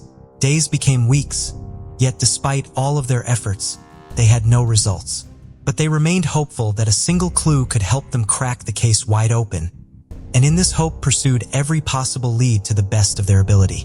When the California Department of Justice discovered one latent fingerprint on the body later in 1998, there was finally some hope for the police. The automated latent print system was then used to analyze this. The detectives hoped that this could be a break in the case that they needed. However, their hopes were again dashed when the results came back and there was no matches in the system. Despite the setback, the investigations collected the man's DNA profile, which they then submitted into a number of databases, including the National Unidentified Persons DNA Index and the California Missing Persons DNA Database. Again, they searched the databases looking for any indication of a match, but it turned up no results. As the years went by, the case remained open, as missing persons investigation cannot be closed. The DNA profile was routinely searched against profiles from both missing persons and other human remains in the combined index system COITUS, but no profile matches were ever made. Over time, even though the investigation remained open, the case went cold. For 25 long years, the case lay dormant with no new information or leads for the detectives to follow. In December 2022, the sheriff's office partnered with a forensic genealogy company called Othram, which is based in Texas. The partnership sought to identify the man through the application of innovative forensic DNA testing. A sample of the man's DNA was submitted to the lab, where the group of specialists started carefully and meticulously examining it. By utilizing forensic-grade genome sequencing, a cutting-edge method, they were able to create a comprehensive DNA profile of the man. After obtaining the profile, their genealogy team used forensic genetic genealogy to provide leads for investigations. This innovative approach combined DNA testing with traditional genealogical methods to create family profiles. By studying the genetic makeup of a DNA profile and comparing it within the many profiles already in the system, researchers can determine whether there are any biological relations of the profile they are testing for within the system and the percentage of the match. This was the method they used to identify the Humboldt County John Doe. After months of agonizing anticipation, the authorities finally heard back from Othram with the results of the testing in middle of February 2023. According to the lab's analysis, it was very likely that the Humboldt County John Doe was the relative of a woman named Cheryl, who was living in Missouri at the time. Othram believed that Cheryl was likely Humboldt County John Doe's sister. The detectives from the Humboldt County Sheriff's Office then reached out to Cheryl and learned that she did indeed have a brother who had been missing for many years named Jeffrey Todd Cedos. Cheryl was shocked to hear from detectives about her missing brother after all these years. When the detectives from the Humboldt County Sheriff's Office went out to Missouri to interview her, she told them that she had been searching for Jeffrey for many years and had almost given up hope on ever finding out what happened to him. Cheryl also told detectives that Jeffrey had been born in 1963 and would have been 35 when his body was found in 1998. However, she told them that the last contact she or anyone in the family had with him had been many years before that, as they had not seen or heard from him since the mid-1990s. She told them that he had stopped communicating with her and all the other members of their family for reasons that were unknown to all of them. She had tried reaching out to him, but had never gotten a response. This is why they had never filled out a missing persons report about Jeffrey, as she and all of her family had thought his absence from their lives was an intentional choice that he had made. One would think that this information from Cheryl, as well as the DNA testing from Othram, would have been all the evidence that the police required to close the case. But they were determined to leave no stone unturned and confirm his identity once and for all. To do so, they obtained the fingerprints of Jeffrey and compared these to a latent fingerprint they had been able to lift off the body they found in the Eel River all those many years ago. All their hard work had paid off as the fingerprints came back as a perfect match. Finally, after 24 years, they knew for sure that Humboldt County John Doe was actually Jeffrey Todd Cedos. Now that his identity has been confirmed, the Humboldt County Sheriff's Office is now working with his family members to make sure that his remains are returned to them so he can be buried along with his other deceased loved ones after decades of not knowing where her brother was or what had happened to him. She thanked the detectives for their dedication to her brother's case and making sure that it was resolved after all these years. The Humboldt County Sheriff's Office thanked the California Department of Justice DNA Lab and Othram for their outstanding work and assistance in solving this case and providing the Cedos family some closure for their missing loved one. The Sheriff's Office still wants to know what happened to Jeffrey in his final days, as they have urged anyone with information about his last known activities or whereabouts prior to his death to come forward and report it. And this is where we end it, folks. We hope you enjoy the time with us today and learning about how genetic genealogy finally helped uncover the identities of these second John Does in 2023. We hope with these advancements in technology, more and more of these cases that have been dormant for years will be solved in the near future. In 1991, Patricia Moreno, known as Tricia to her loved ones, was a 17-year-old residing with her foster family in Malden, Massachusetts. By June of that year, she had been living in their Henry Street apartment for a little over 2 months, alongside her foster mother and 2 foster sisters. In the early hours of June 20th, police received a distressing call from Patricia's foster mother. Responding swiftly, they arrived at the apartment building and ascended to the family's 3rd-floor unit. There, they discovered Patricia on the fire escape, suffering from a gunshot wound to the head. She was found alone face down on the 3rd-floor fire escape landing, still breathing, but seriously injured in the middle of the night. Though she was rushed to the Massachusetts General Hospital immediately, she died approximately 12 hours later.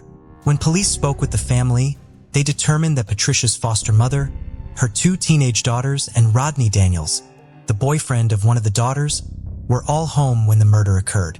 They all said they heard 2 gunshots, but none of them knew who pulled the trigger. Daniels, who was 18 at the time, stayed at the apartment occasionally.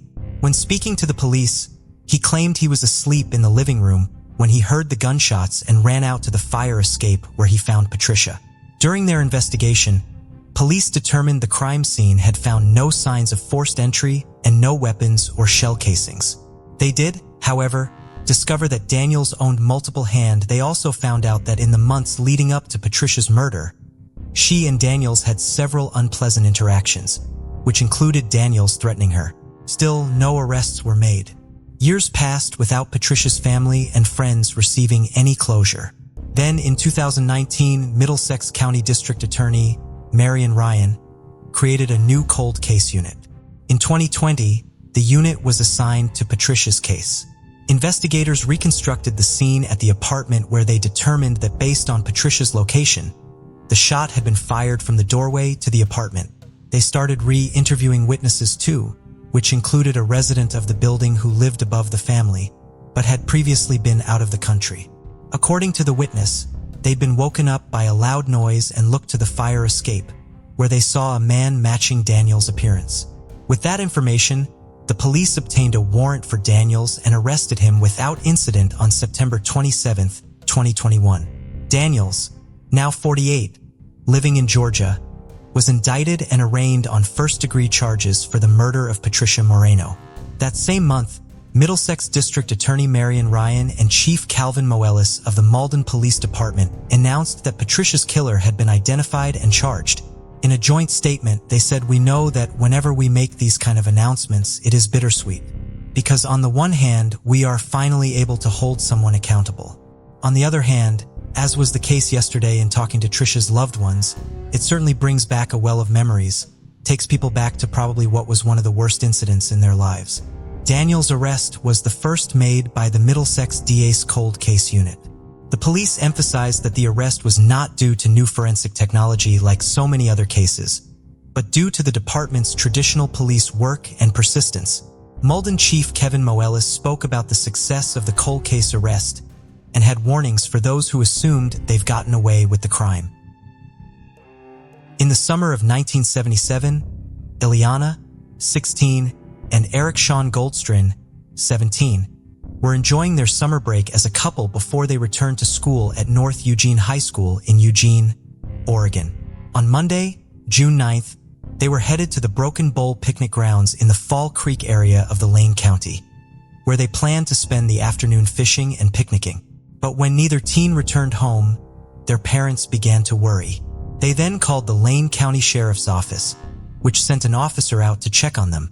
The officer discovered Liana's body first, near the picnic area. She had been sexually assaulted and shot to death. They then found Eric's body, which was in a nearby bush. He too had been shot to death. Though police gathered fingerprints and DNA from the scene, they found no matches. But that didn't stop them from continuing their investigation into the double murder. Over the years, investigators conducted many interviews and polygraph tests. They analyzed and reanalyzed the evidence and tested different firearms and bullets to try and find a match. Still, they could never establish a solid lead on who killed Ilana and Eric. 43 years later, in June of 2020, the case was cracked wide open. The suspect's DNA from the crime scene was resubmitted and analyzed using new genealogical technologies, and they had an ID, Ronald Albert Troy.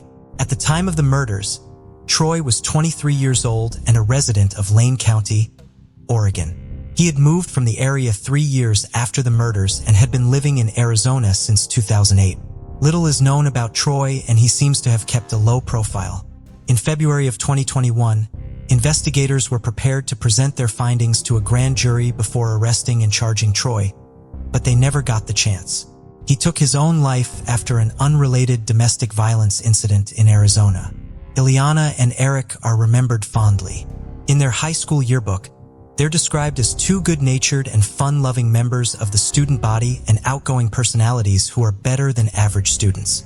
Though their killer couldn't be brought to justice, hopefully, His identification provided some closure for their families. On July 28, 1988, Judy was found in the basement of her former Fargo building on D Street in Boston, Massachusetts. She had been sexually assaulted and strangled by her killer, who wouldn't be identified for 33 years. The journey to Judy's murder began in 1990. Richard Vega, who also went by Carl Vega, Ricardo Vega, and Ricardo Mazzarino, had been convicted in 1990 of 3 counts of rape and sentenced to 20 years in prison. As part of his conviction, Vega was required to submit a DNA sample to the FBI's Combined DNA Indexing System, also known as CODIS. But since there were limited DNA testing capabilities during that time, he couldn't be connected to Judy's murder just yet. In 2008, Vega was set to be released from prison. But after a petition from the Suffolk County prosecutors, a jury found him too sexually dangerous to live in the public, and he was civilly committed where he remains today.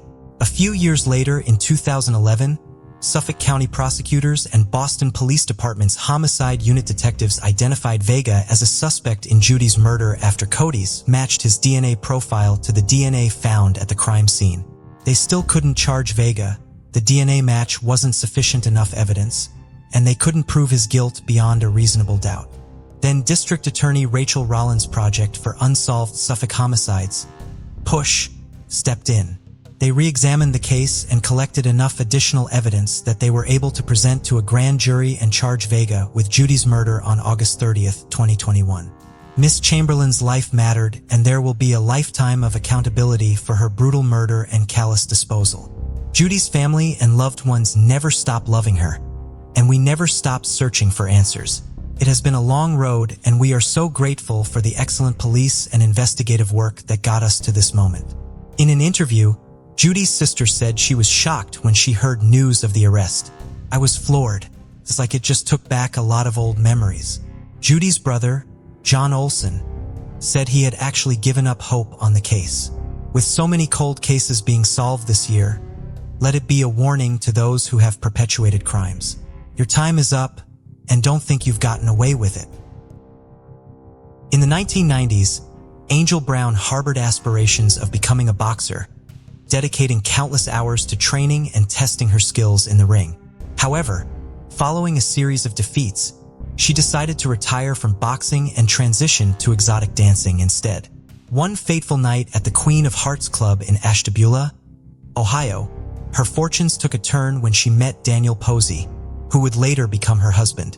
Yet, their burgeoning relationship faced a significant obstacle. Daniel was a married father of 3, and he was a good father too, according to his ex-wife, Lisa Luke, but their marriage fell apart after one of their children was diagnosed with leukemia. Then Lisa had caught Daniel having an affair. Daniel had visited Lisa and their sick child at the hospital, and he was dressed suspiciously well. When Daniel left, Lisa trailed behind him and followed him to the Queen of Hearts Club, where Brown was a dancer. Daniel and Lisa divorced in 1996, and he left with Angel Brown to Las Vegas, where they lived for 3 years. In 2003, they went back to Ohio and got married, where he took her last name as a sign of devotion, as Brown requested. Daniel and Brown had their first son in 2004, and Brown became a stay-at-home mother, trading in nights at the strip club for PDA meetings. Then in 2011, a freak accident turned everyone's world upside down. Daniel had been driving down State Route 193 when a runaway horse from a nearby Amish community ran into the road and hit his truck. Daniel was killed instantly, as was another driver who'd swerved trying to avoid the collision. At the time of his death, Daniel was over $30,000 behind in child support payments to Lisa. And when she'd called to ask him about the money, he'd hand the phone to Brown, who'd tell her she wasn't getting a cent. Daniel's life insurance policy totaled $255,000. After his death, Lisa tried to receive what she was owed in child support, and while doing so, found out that Brown had only listed one of her and Daniel's kids as his next of kin, which would have provided Brown with a larger piece of the pie. Soon after, Brown filed a wrongful death lawsuit against the owner of the horse involved in the accident.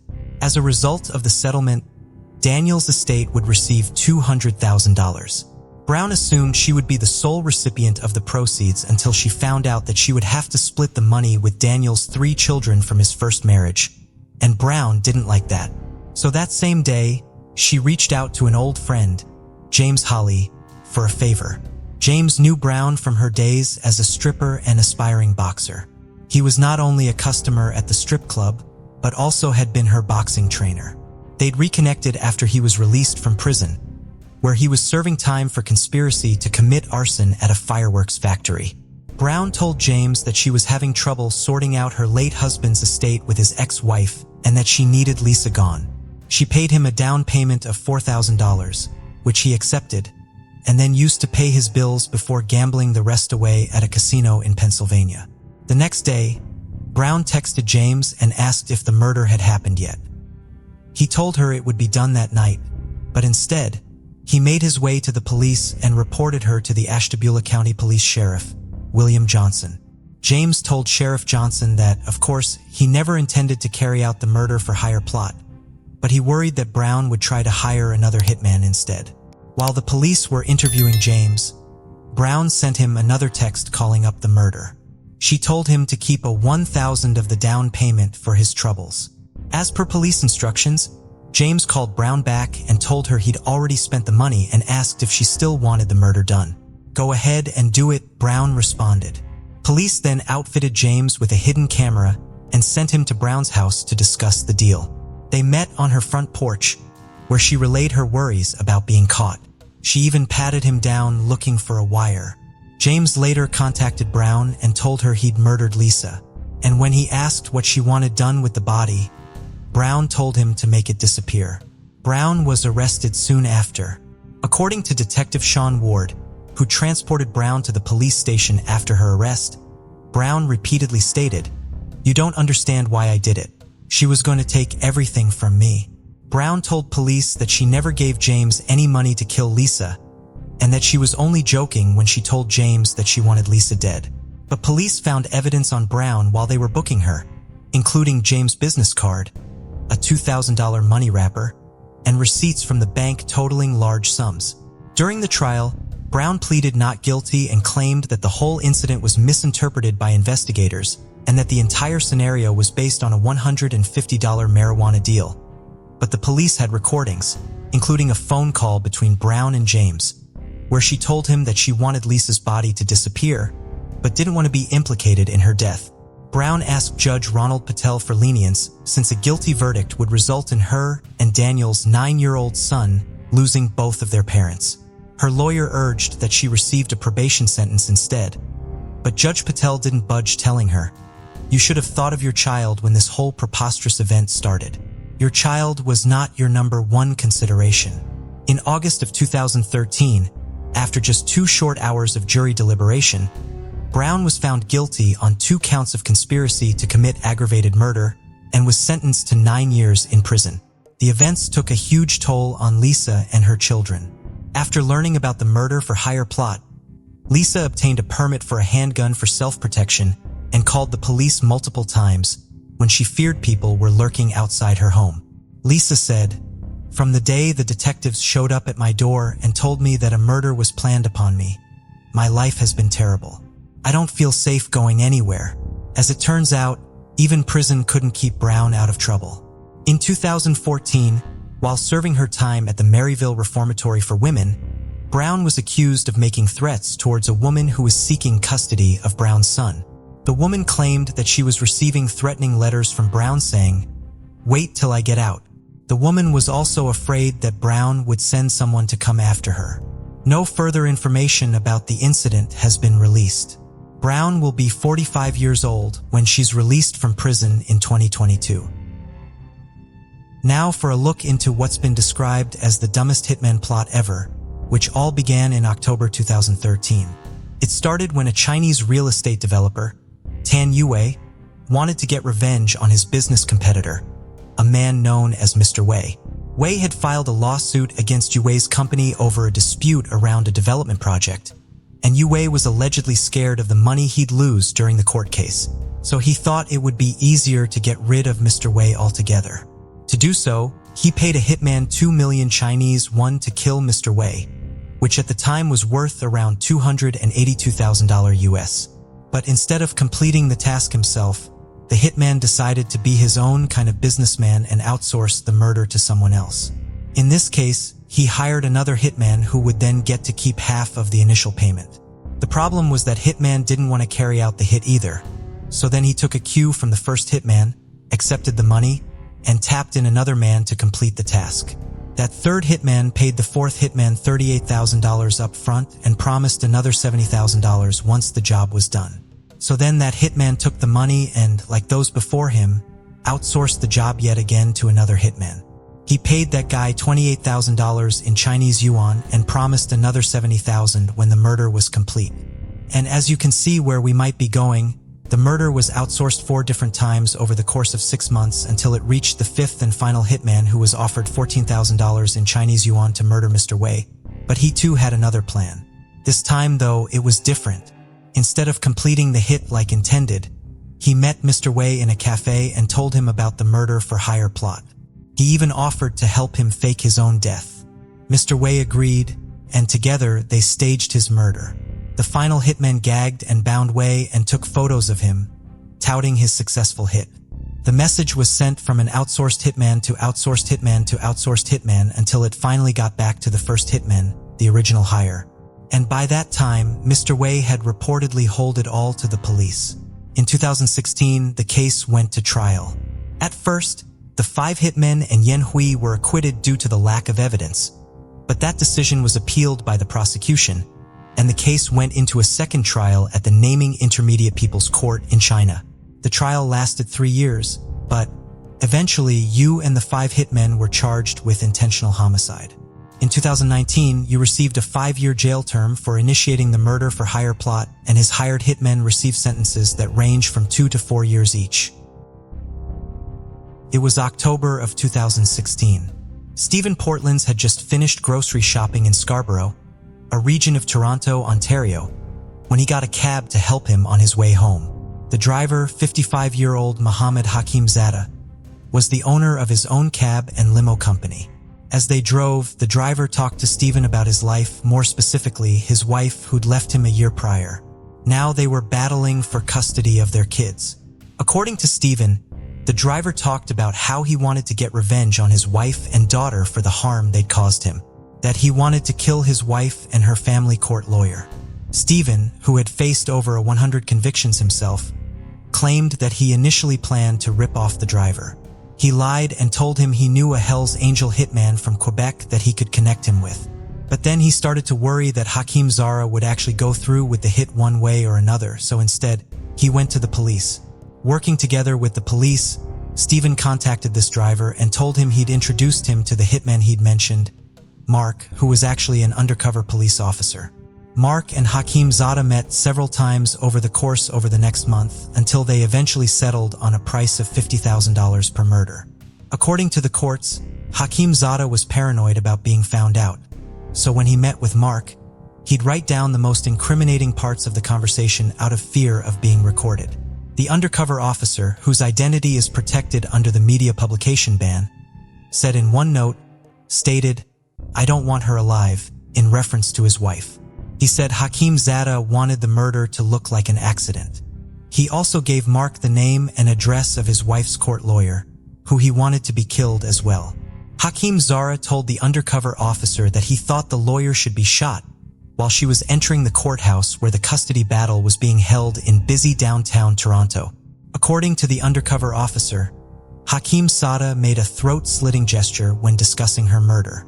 In the conversations recorded by the undercover officer, Hakim Zada said that lawyer is to be gone. When asked if he wanted the body to be found or if he wanted it to make the news, he replied, "In the news, if it's in the news, it's better." He told the undercover officer that he would pay to have his former wife disappear and to no longer exist, but then he changed his mind. Instead, he wanted to first frame his wife for a gun and drug possession. He wanted Mark to plant cocaine and a gun in his wife's car. Then Hakim Zada would call the police so she would be imprisoned. Allegedly, he wanted his wife to feel the same way he did when he was jailed for a week after being charged with violating a court order and threatening his child. The charges were later withdrawn. Mark played along and met with Hakim Zada in the parking lot of a Chapters bookstore on November 17, 2016. He showed him the cocaine and replica gun that he would plant on his wife as per their plan. The men agreed, and shortly after, he was arrested. During the trial, Superior Court Justice Robert Goldstein said Hakim Zada consistently tried to obstruct the legal process as he hired and fired numerous lawyers throughout most of the proceedings. Hakim Zada maintained his innocence during the trial and instead accused the police of trying to frame him by tampering and editing with the recordings they had. Judge Goldstein had said he was concerned about his mental health as he'd physically and mentally deteriorated over the 3 years he was in custody awaiting trial.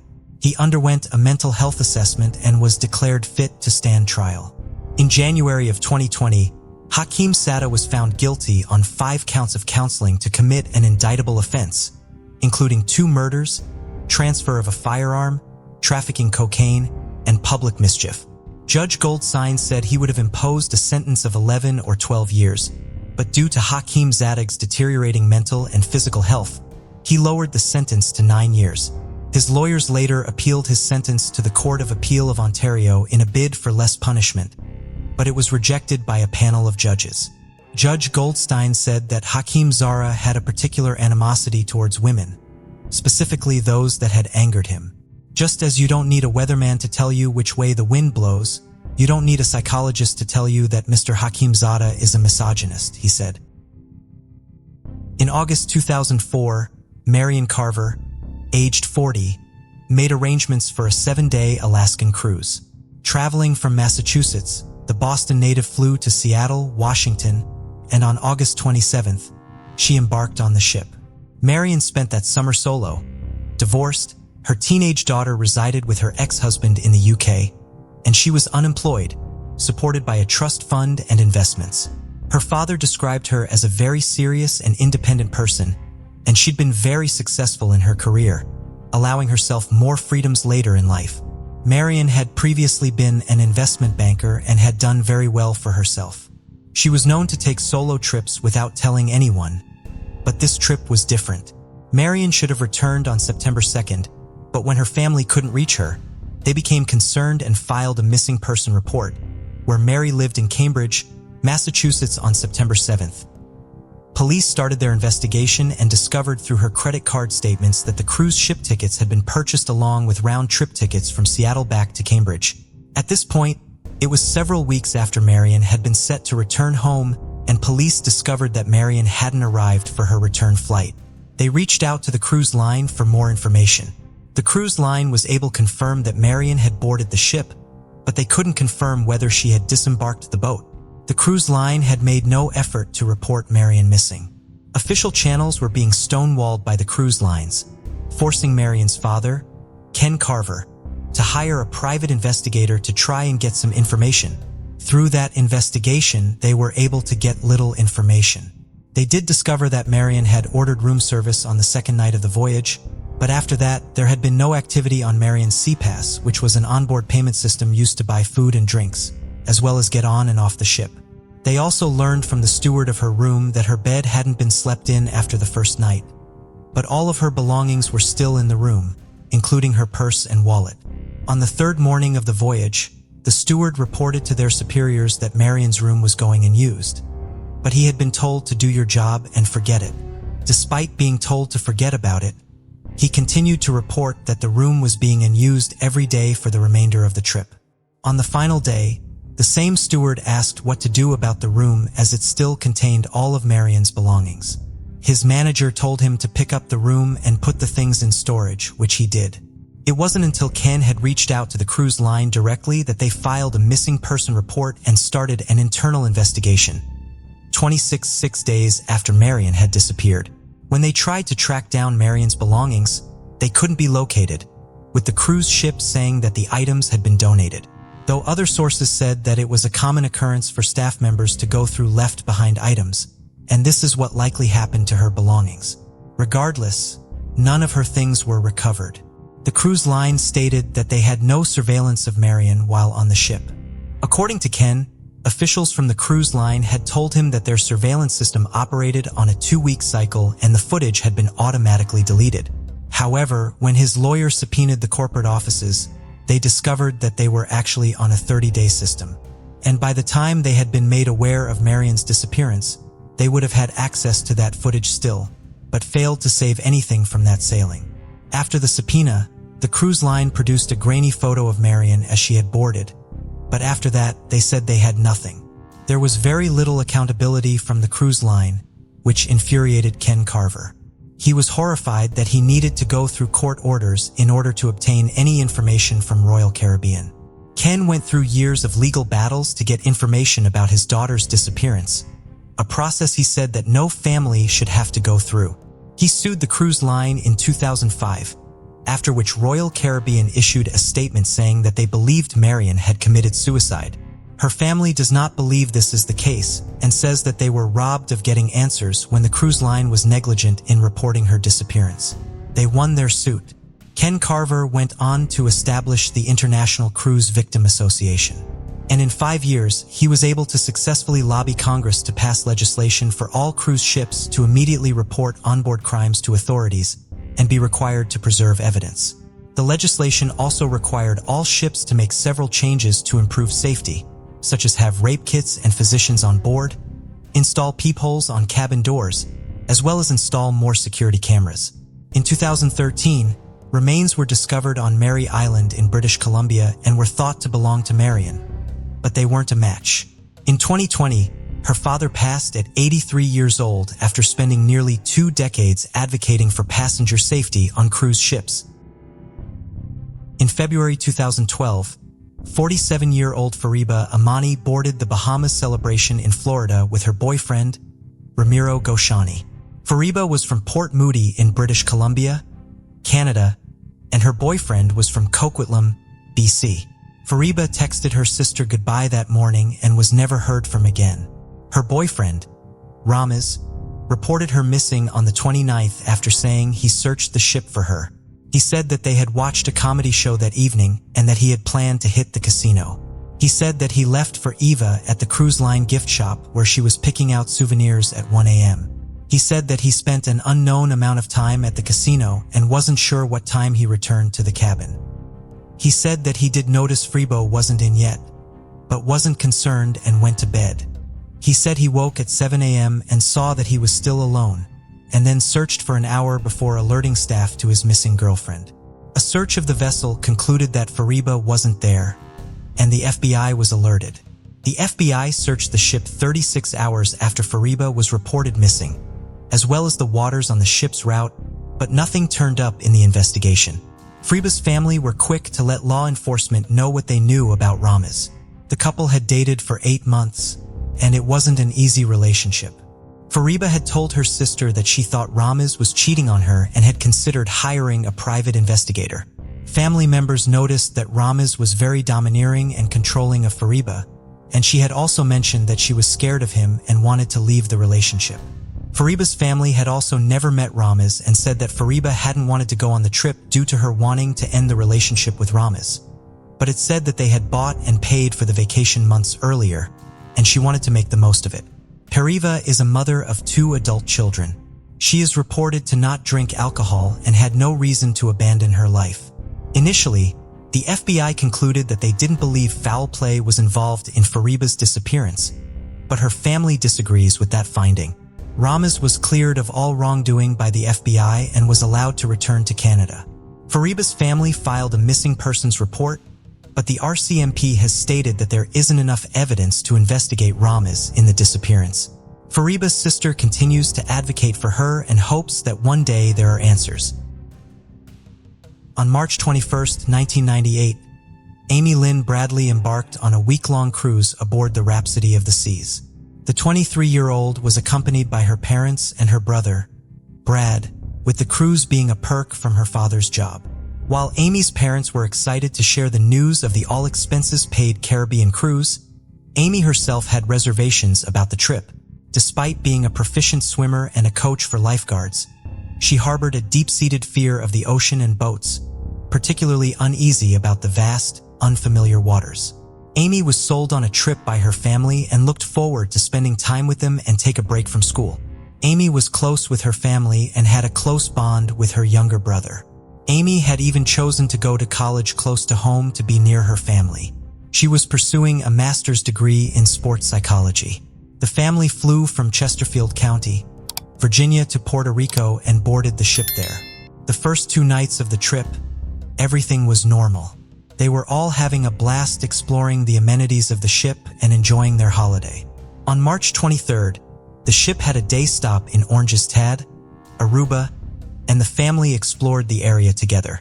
They returned that evening for dinner and then headed to one of the clubs on the ship. Videos from that evening show it wasn't very crowded and was a pretty tame affair. Brad said that they were dancing and having a few drinks, and they were with their parents after all. At 1 a.m., the ship departs Aruba en route to Carousel, and shortly after, the Bradley parents retired for the evening, leaving their adult children to enjoy their night without their parents. Amy and Brad went to one of the 24-hour nightclubs on board to see a show put on by the house band, the Blue Orchid. They danced for a few more hours, but went back to their room around 4 a.m. where they sat on their balcony chatting about the day until around 5 a.m. Brad remembered Amy mentioning she wanted to deboard in Carousel to purchase more cigarettes. Brad called it a night and left Amy, who said that she wasn't feeling very well and she wanted to sit outside for some fresh air. Brad told her good night and went to bed. At 5:30 a.m., Amy's father wakes up and sees Amy on the balcony still. He notes both of his children are safe in the room and goes back to sleep. They had plans to get up early that morning, have breakfast together, and then explore Carousel all day. He woke up 20 minutes later and notices the plastic chairs on the balcony were empty. Not alarmed initially, he got up and started to get ready. He assumed Amy had gone to get coffee, and he thought he would find her where they normally had breakfast. He looked around for Amy on deck, but couldn't find her. He searched the ship for an hour, and there was still no sign of his daughter. He went back to the room and woke his wife and Brad, who joined him in helping search the ship. After looking at all the usual places they expected to find Amy, they reached out to the crew staff. They begged the captain not to allow passengers to deboard until a complete search had been undertaken. The captain of the ship said that he would ask the crew staff to do an investigation, but he would not make an announcement or contain the ship as he didn't want to alarm other passengers. The Bradleys frantically searched the ship, hoping to find anything that would help locate Amy. None of her belongings seemed to be missing, and wherever Amy had gone, she seemed to be barefoot as her shoes were still on the balcony. Her family said that Amy never went anywhere without giving them a heads up, but her brother remembered that Amy was running out of smokes and may have left the room to find more. The captain came back saying that the entire ship had been searched, but there was no sign of Amy. He suggested she may have fallen over the rails and suggested a search of the waters. Amy's family thought that was highly unlikely because due to her fears of the ocean, she never went anywhere near the edge of the ship. At the time of her disappearance, the ship was also in shallow waters near Carousel. Someone would likely have seen her fall, or she could have easily swum back to land had she fallen. Her parents said that Amy had been approached by several wait staff members throughout the voyage, each asking her out, and each she politely declined. And then the night that she went missing, she had been seen dancing with the man that played in the house band. According to her family, suicide was also off the table in their eyes. Amy had just gotten an English bulldog puppy that had been a lifelong dream. She was also set to start a new job after the cruise, and there were no signs that Amy was experiencing any depression or mental health issues. Members of the cruise line suggested that Amy had likely disembarked the ship that morning and could likely be in Carousel, and insisted that the family look for her there. They said that they would not hold the ship for one missing passenger and insisted they leave the ship to continue to search for her on land rather than stay on the boat. The family reluctantly disembarked, and they needed time to get in contact with the American authorities to get their help. Clearly, finding Amy wasn't in the best interest of the cruise line, and they were shocked and upset by their lack of concern. They watched that the ship departed the port, leaving them in a foreign country with no support and missing their daughter. The FBI took over the investigation and asked the family to get back on the ship. They also said that they would send agents to help search, but it had already uncovered that the investigation of the ship undertaken by the cruise employees had not been thorough, and there was a good chance Amy could still be on the ship. They flew to St. Thomas to reboard the ship on the next planned stop along with a team of FBI agents, but it was near the end of the cruise. On March 26th, 48 hours after Amy was last seen, the FBI starts her investigation on board. They also went around to other passengers with photos of Amy to see if anyone saw her that morning. The investigation starts to lead to clues. Several witnesses placed Amy with the band player that she had been seen dancing with at the nightclub the night she had went missing. Someone said that they saw her get into an elevator with him at 5:45 a.m., which, if accurate, would mean she left the room about 5 minutes before her dad had started to look for her. The man's name was Alistair Douglas, but was known as Yellow. The witnesses said that they had lined up to deboard the ship, and they saw Amy with Yellow. They said that they saw him hand Amy a dark-colored drink that could have been coffee or Coke when they disappeared from view, but Yellow came back 10 minutes later alone. This is the last unconfirmed sighting of Amy on the ship. There were several sightings of her over the years that leads the family to believe Amy was kidnapped and held captive in the Caribbean. The family was sent a photo years later of a woman in a brothel catalog, and experts believe that photo is of Amy. 2 Canadian tourists reported that they saw a woman matching Amy's description on a beach in Carousel that August, specifically remembering one of her tattoos. Amy has several tattoos: the Tasmanian devil dribbling a basketball on her left shoulder, a Japanese sun, a symbol on her right ankle, and a blue gecko lizard around her navel. She also has multiple ear piercings and her belly button is pierced, and she has a scar on her right shin. A member of the U.S. Navy also reported seeing Amy in a brothel in 1999. He said that he was approached by a young woman who said her name was Amy, and she was being held against her will. But he didn't report the sighting until years later, fearing he would be disciplined for being in a brothel while on duty. The last sighting was in 2005 when a woman said that she saw a young woman flanked by men in Barbados. She said that the woman was distraught and was being threatened. She said that she followed the young woman into the washroom, and there she said that her name was Amy and she was from Virginia and needed help.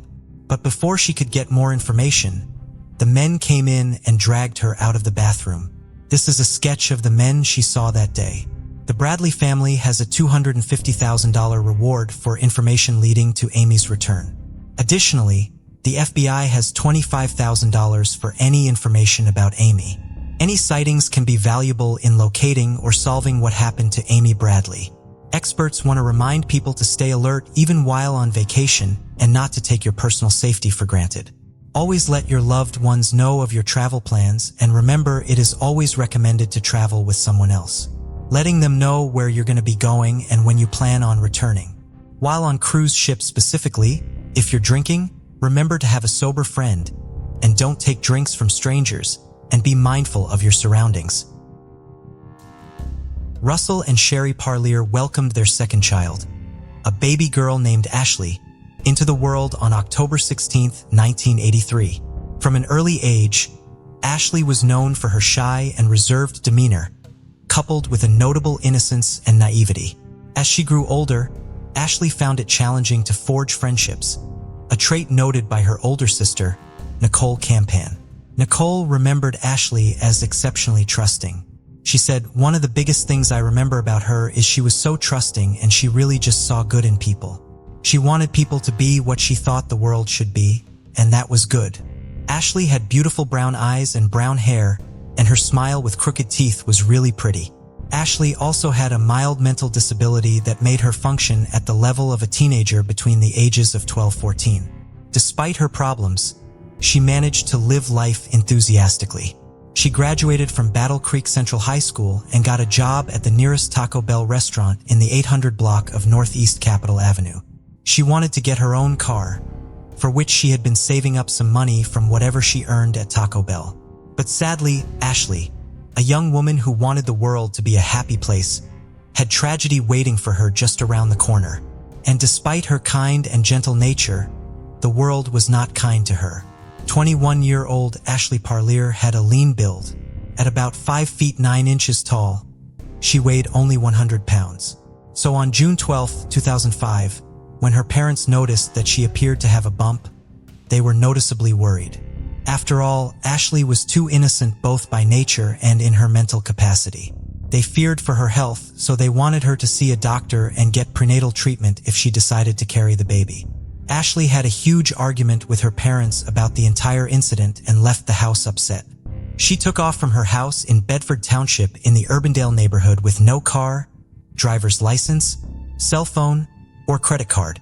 However, she did have some cash amounting to about $700 with her. The family wanted to give her the time she needed to cool off, but Ashley never returned home. When minutes turned into hours and hours turned into days, the Parlier family panicked as they knew something was not right. Initially, they had believed that Ashley would spend a couple of days at one of her friend's house and cool down and then return home to them. But when she hadn't returned after multiple days and they were unable to get in touch with her, they were left with no choice but to report her missing to the police. The police did not have much evidence to work with or leads to follow, so they released Ashley Parlier's picture to the public along with her physical description in the hopes this would help them generate some leads. Along with her physical description and weight and build, they also released details of the outfit she was wearing when she went missing. She was last seen in a checkered shirt and a pair of blue jeans paired with brown leather sandals. It was not long after the police got numerous tips about sightings, especially in the Houghton Lake area. The family heaved a sigh of relief. They hoped that she would be found and they could then persuade Ashley to come back home. But the police soon gave the Parlier family bad news. All the sightings were false and cannot be confirmed. So wherever Ashley was, she was not yet ready to come back home. The investigation reached stage 2, and the officers' initial doubt landed on Sherry and Russell, Ashley's parents, who had taken a while before finally filing a complaint. Her father agreed to take a polygraph test and was cleared, but Ashley's mother, Sherry, declined to take the polygraph test. The important thing to mention here is that Sherry had already started to show signs of Huntington's disease, which was properly diagnosed a few years later. Ashley's sister, Nicole, clarified that not coming home for this long was definitely unusual behavior because Ashley had never done anything like that. But the family had believed that since they had a pretty big argument before she left, she was probably blowing off steam at a friend's place. They had assumed that she would come back home by the weekend and they would be able to work through the situation. Nicole said that her parents were the last two to see her at that time, so the police had obvious concerns. She added, "Again, we are a small-town Michigan family. We never thought that this would be a 16-year ordeal of trying to figure out where a daughter and sister is." The police also tried searching for her then estranged boyfriend. At some point in months before she disappeared, they had broken up. But police and Ashley's family believed that she was carrying his child. At the time of the interrogation, he had another girlfriend who was also pregnant. He was not ruled out as a suspect, but the detectives could not find any evidence against him. Ashley's friends and close relatives were also questioned, but again, no clue came into light. However, another angle emerged. The officers learned that Ashley may have been suicidal. The police suspected that if she had taken her own life, then they would be able to find the body somewhere. So the police actively searched for her body. Nothing of substance could be found. Then they theorized that maybe Ashley was robbed. But there had been no change in her social security number all the while she was gone. By now, the police were ready to give the Parlier family more bad news. They informed her family that they suspected foul play, and it was likely that Ashley was already dead. They also assured the family that they were not giving up on her. They continued an extensive search to find Ashley Parlier, but the case eventually went cold. Over the span of the next 18 years, several officers from Battle Creek Police Department worked on Ashley's case. Her disappearance became a mystery for the whole department because they kept finding persons of interest, but there was never any valid evidence against any of them to make them a suspect. In the year 2020, when they suspected that she might have been murdered outside of Battle Creek City, they assigned the case to the sheriff's department. It was only in 2021, when they were least expecting it, that they had a breakthrough in the case. Having gone nowhere for around 16 years, the case had turned cold. But then something happened that would change everything. Pennsylvania law enforcement contacted Calhoun County officers when they unexpectedly found a lead in Ashley Parlier's case. In January 2021, Pennsylvania detectives were questioning 44-year-old serial killer Harold David Hallman III for the murder of two different women, Tiana Phillips and Erica Schultz. At that time, Hallman asked the officers if they could merge all three cases of Phillips, Schultz, and Parlier because he did not want a trial. The police had not mentioned Ashley Parlier anywhere during the conversation. In fact, they were not sure what he was talking about, so they further interrogated him about the Parlier case, and what they found was shocking. The police had not mentioned Ashley Parlier anywhere during their conversations. In fact, they were not sure what he was talking about, so they further interrogated him about the Parlier case, and what they found was shocking. It was not just a lead, but a full-blown confession. The detectives immediately got in touch with the Calhoun County Police Department to inform them about the new development in the case. When Calhoun County PD took over, their investigative efforts revealed that Hallman had lived in Battle Creek between 2002-009, and he had been in touch with Parlier. Police learned that Hallman had been in contact with Parlier after Ashley had the argument at home. She visited him at his home in Emmett Township, Michigan. Ashley told him that her parents wanted to get a pregnancy test. Later, Ashley and Hallman ended up in an argument. So Hallman knocked her unconscious after assaulting her, and then took her to the Pennsylvania hills where he bashed her head in with a piece of wood until she did not move anymore. He also informed them that he'd left Ashley somewhere in the northern part of Newton Township and then gotten rid of his bloody clothing. Harold David Hallman III was born on November 29, 1978. He had been living in Germany with his father in his early teens until he was a young man, but then his father left for Turkey, and Hallman stayed behind to live with his girlfriend. At that time, he appeared to be a normal young man. Nobody would have guessed that he would have grown up to be a serial killer.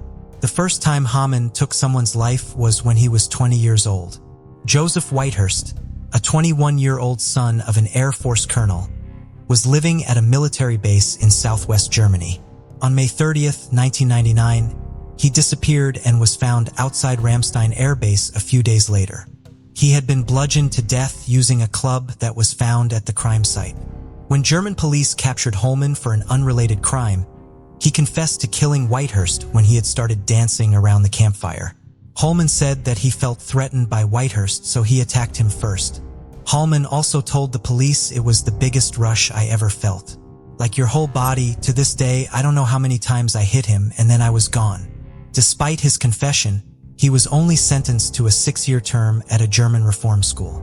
According to German law, a person below the age of 21 has to be tried in a juvenile court. Besides, Hallman was also diagnosed with schizophrenia at the time, which led to a more lenient sentence. He then came back to America and lived near Battle Creek Lakeview and the Fairfax Addition in Emmett Township and was employed as a truck driver. It was around this time that he seemed to have a huge role in the disappearance of Ashley Parlier in 2005. Later, on June 13, 2018, a mother of 2 children, Tiana Phillips, disappeared. When he was finally under arrest 3 years later and police were interrogating him, he confessed that he hadn't actually wanted to murder Phillips specifically, but he wanted to kill again. Erica Schultz had doubts about meeting a person she had online conversations with. She knew him as Dave. On December 6, 2020, Erica was reported missing. Erica had autism and was a woman of habit. So when she did not show up, the police checked her phone records and connected Hallman to her murder. In his confession, he casually mentioned that killing Erica Schultz was like just another day in the park for him. When he was arrested, he was found along railroad tracks in Duncan, Pennsylvania with a self-inflicted wound. He believed he needed to die for his sins. When Hallman was receiving treatment in the hospital, he admitted to killing Schultz and Phillips. When he was in jail, he wrote a confession letter to his estranged wife detailing how he had killed Phillips, who he had relations with. He said that he wanted to confess to the crime to highlight the fact that he would never do something like that with her. It obviously freaked out his ex-wife, who took the letter to the police. She also mentioned that Hallman had claimed to have killed a woman earlier, but she had not believed him. The common characteristic of his crimes made him a serial killer. All his victims had disappeared. Every one of them had head injuries. He first attacked them and knocked them unconscious, and then he finished the job. He dumped the bodies to remote places without burying them. In fact, Calhoun County Sheriff's Department Detective John Pignatro said that Holman was in a transient and without a permanent address in Pennsylvania in 2021. He blamed his family and unsuccessful marriage for everything that happened. He believed that there are alphas and there are non-alphas. That's just the way.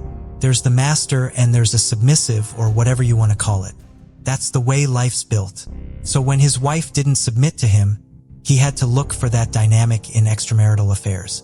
After Parlier's death, Holman researched serial killers. When he was asked about which homicide he remembered the most, he consistently answered that he remembered them all with vivid details of what he did to them. Police were sure that he was a serial killer who had to be taken off the streets immediately.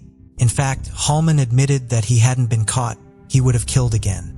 Holman in his confession highlighted that he had met Ashley Parlier at a bowling alley where she had been with her parents. The court paper confession also highlighted that he initiated a conversation with her, which led to deeper relations later. When she had the argument with her parents, she called Holman and then visited his place. Ashley informed him that her parents were insisting on getting a pregnancy test. He confessed that he was the father of the child that Ashley was carrying. He got enraged by their subsequent argument and knocked her unconscious. Then, on the evening of June 13, 2005, he bashed her on the head several times and killed her. He said, "It was a field overgrown middle of nowhere, Michigan, and it's 10 miles from town. There's like a garage close by or something, or a small house, but it was empty. We sat there. I sat there kind of in my own world. Ashley was in the back, just out. He consciously decided to kill her at that spot. When he realized that he had found a good enough place when he was sitting with Ashley's unconscious body by his side." He also mentioned, "I was sitting there and no cars drove by. The longer I sat there, the more I thought this is a good place as any. Then it happened. I took her out and took her to the spot and finished the job. He hit her and watched her die. Once he was sure that Ashley was no more, he went home and took a shower. Later, he disposed of his clothing at his then place of work at Meijer, an American supercenter. What is even more shocking is that he followed up the case for years. He even went to check on Ashley's remains at one point but only found bones. Upon further questioning, he came forward with an apology to the Parlier family. Holman denied having planned it out. He said he did not want that to happen with Ashley. He went on to say that he regretted Ashley's murder more than any of them. It should be noted that this confession was released in recent years at a time when he had already taken multiple lives. Nicole, Ashley's sister, could not control her emotions when she got to know that Holman said that Ashley had gone over to him for help, and she was just confused.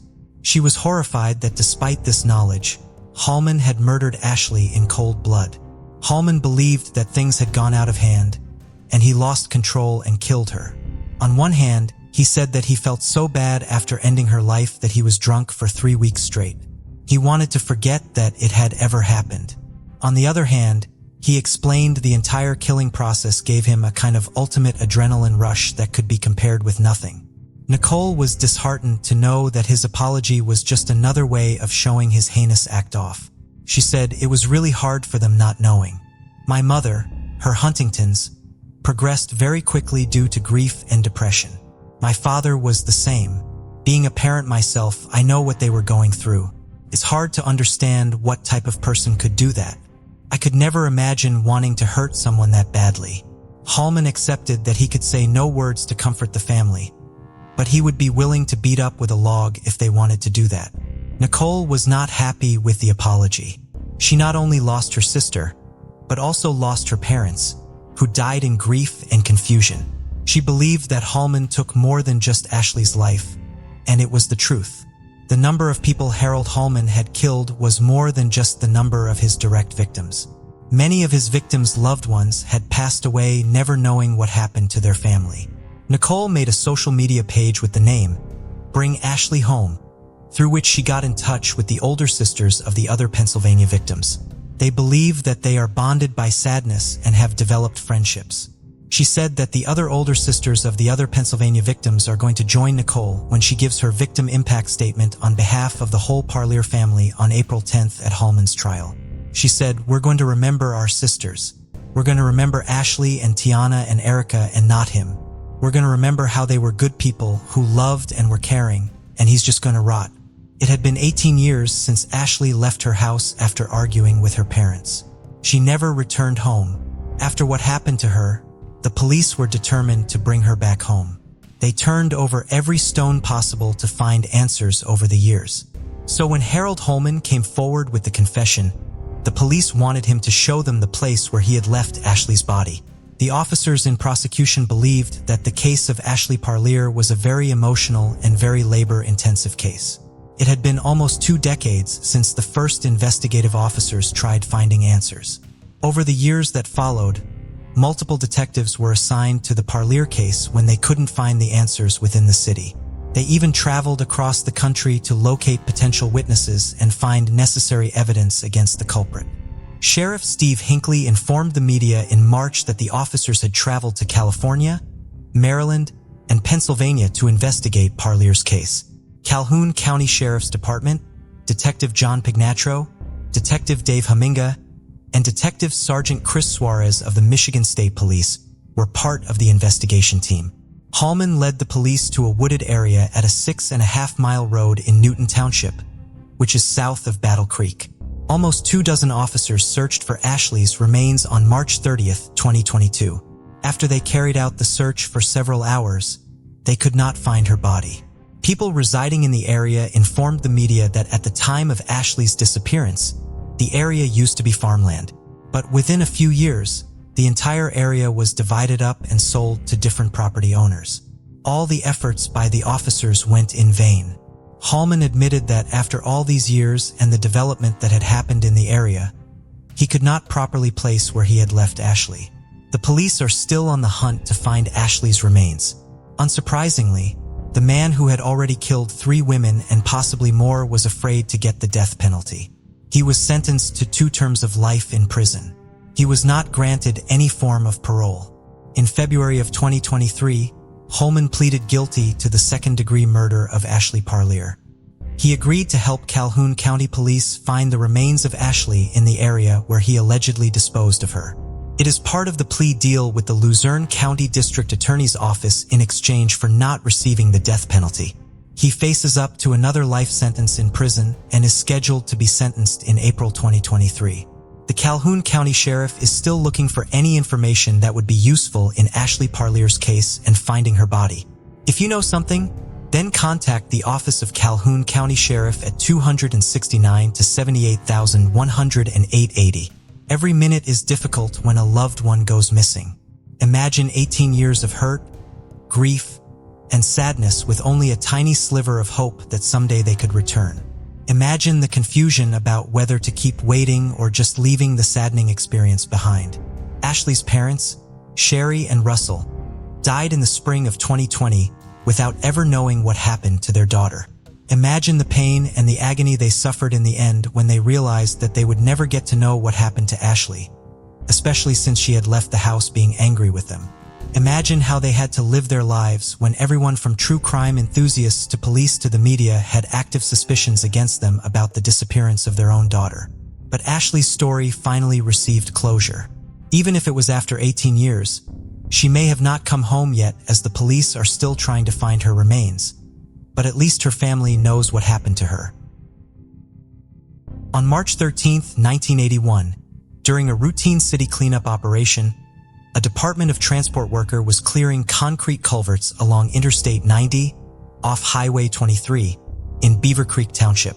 While raking away debris, he made a startling discovery: skeletal remains. The worker promptly alerted his supervisor, who then contacted the police. Upon arrival, law enforcement sealed off the area and conducted interviews with everyone present. The supervisor informed authorities that the culverts were cleared annually, with the last cleanup having taken place on October 21, 1980. Investigators surmised that the body may have been dumped in the culvert anytime between October 1980–1981. Forensic technicians and crime scene investigators removed the body and worked to collect any possible clues that may have been left behind. The body was transported to Ramsey County Medical Examiner's office. Identifying the John Doe proved to be a difficult task for the medical examiner. The body had been badly decomposed and was barely recognizable. From what remained of the near-complete skeleton, the coroner determined that John Doe to be a white male between the ages of 30 to 50 years old. His estimated height was between 5 feet 6 inches to 5 feet 8 inches. There was no way to determine weight, hair, or eye color given the condition of the body, nor were there any distinguishing birthmarks or tattoos. The cause of death was listed as a homicide, with the coroner remarking that there was a possibility the victim had been shot. There had been a wound to the skull that was consistent with a small caliber gun, but no gun or shell casing was found in the area. Plaster casts of his teeth were taken for dental record purposes, and DNA samples were extracted from the remains. Getting fingerprints had proved impossible as his fingertips had disintegrated with decomposition. The victim was found clothed in green cotton work pants, a leather belt, and boxer shorts. He wore either light tan or white slip on engineer boots size 8 to 9 and 2 pairs of green socks on each foot. In his possession was a black plastic comb and a locket with a baby's picture on the inside. Using this vague description, investigators began an extensive search on the area, questioning the workers from the Department of Transport who had worked the area since the previous October. A rough sketch was developed by a police artist along with details provided by the medical examiner. Posters were made and circulated in and around Beaver Creek Township. They also questioned motorists who used the road frequently about any unusual activity in the area. Locals to the area were questioned regarding the John Doe, who was found in the culvert, but no one seemed to recall anyone fitting his description. A search of missing persons databases in and around Minnesota yielded no results, and it seemed as if no one knew who this man could be. A lack of leads ultimately led to the case growing cold. No one had come forward to report anyone missing in the area. Although police periodically looked over the file, nothing new came of the information. As technology advanced, DNA profiles of known criminals were becoming digitized in order to allow law enforcement to have quicker and easier access to records. A profile had been developed of the Rock County John Doe back in 1981 and was used to search for him on national criminal databases. However, this too proved futile as there was no records of the victim found. The case lay cold for decades without any new information. In 2018, genetic genealogy began changing the face of criminal investigations. Having used this new technology to track down and capture the infamous Golden State Killer, other law enforcement agencies soon took notice. This technology, they believed, would surely be a game changer in identifying unsolved cold cases. The Rock County Sheriff's Office partnered with the nonprofit agency, the Doe Network, in August 2022 and reopened the Rock County John Doe case. They developed a digital composite sketch from the autopsy photos of the John Doe that was uploaded to their site and all other missing person databases. The next task was to raise enough funds to pay for DNA testing. Through community initiatives and fundraisers, the Sheriff's Office were able to reach their target and pay for all the tests needed to perform the task. Working with the genealogy websites, volunteers from the Doe Network used the DNA samples provided by the Sheriff's Office to start tracing familial connections. After a few months of poring through thousands of family trees, they were able to find a familial mat in Omaha, Nebraska. The team then made contact with the woman who said she didn't know of any relative who had lived in Rock County or went missing but was willing to meet with them. After contacting agents from the Minnesota Bureau of Criminal Apprehension and investigators from the Rock County Sheriff's Office, officials made their way to Omaha in early November 2022, and Omaha investigators met with the members of the Gattiano family and the woman who was the closest match to John Doe's profile. The family members volunteered their DNA for testing. On December 20th, 2022, investigators discovered that 2 of the profiles matched the strongest against their John Doe's profile.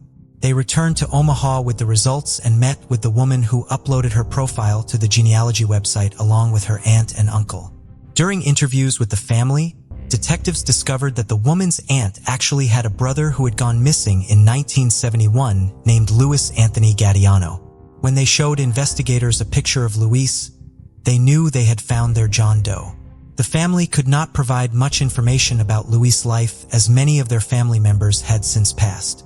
Louis would have been born sometime in 1946. What they did reveal to investigators was that Louis had been a notorious bank robber in the 1960s. According to his family and archive news articles, Luis had first been accused of robbing a bank in his hometown of Omaha. He was eventually caught while trying to rob a First National City Bank in New York on January 25, 1966 for $96,400 when he was 20 years old.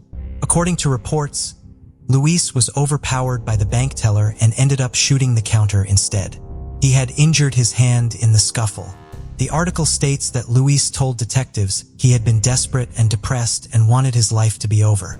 Luis was charged with attempted robbery, felonious assault, and weapons possession. Since then, family members heard from him infrequently, but all communication had ceased from 1971.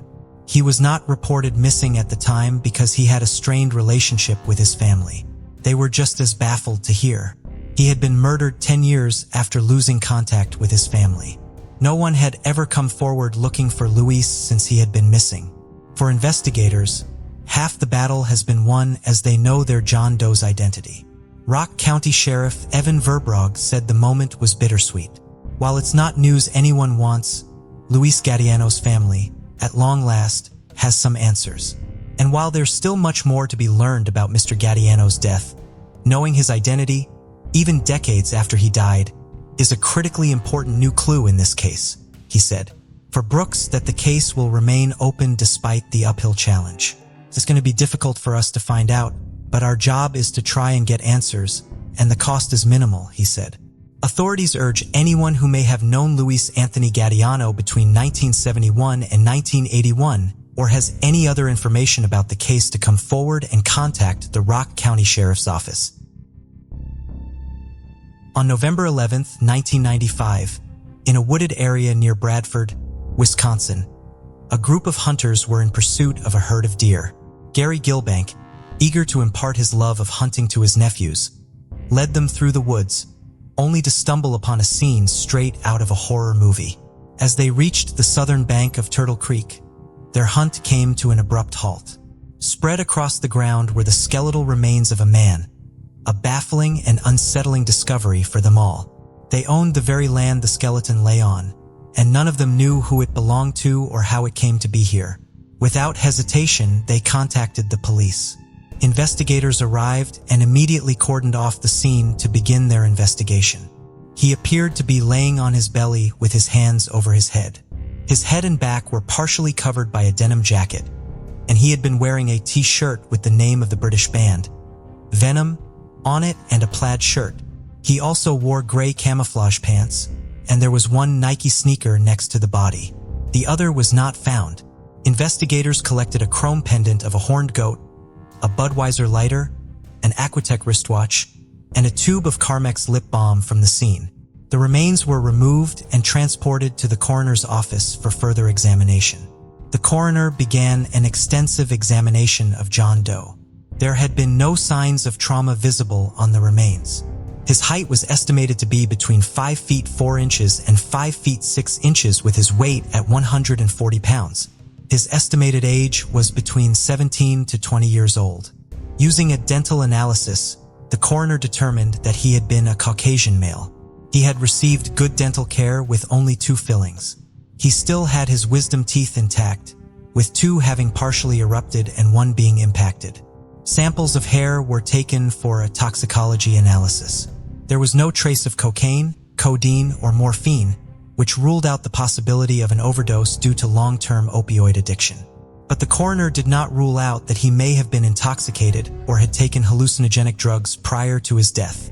His cause of death was not determined, but it was possible that he had died from hypothermia after falling into the creek. The coroner believed that it was possible he may have been intoxicated and become disoriented before deciding to lay down and had died as a result of exposure to the elements. There had also been speculation as to his exact time of death. The coroner estimated that he may have died around fall or winter of 1994.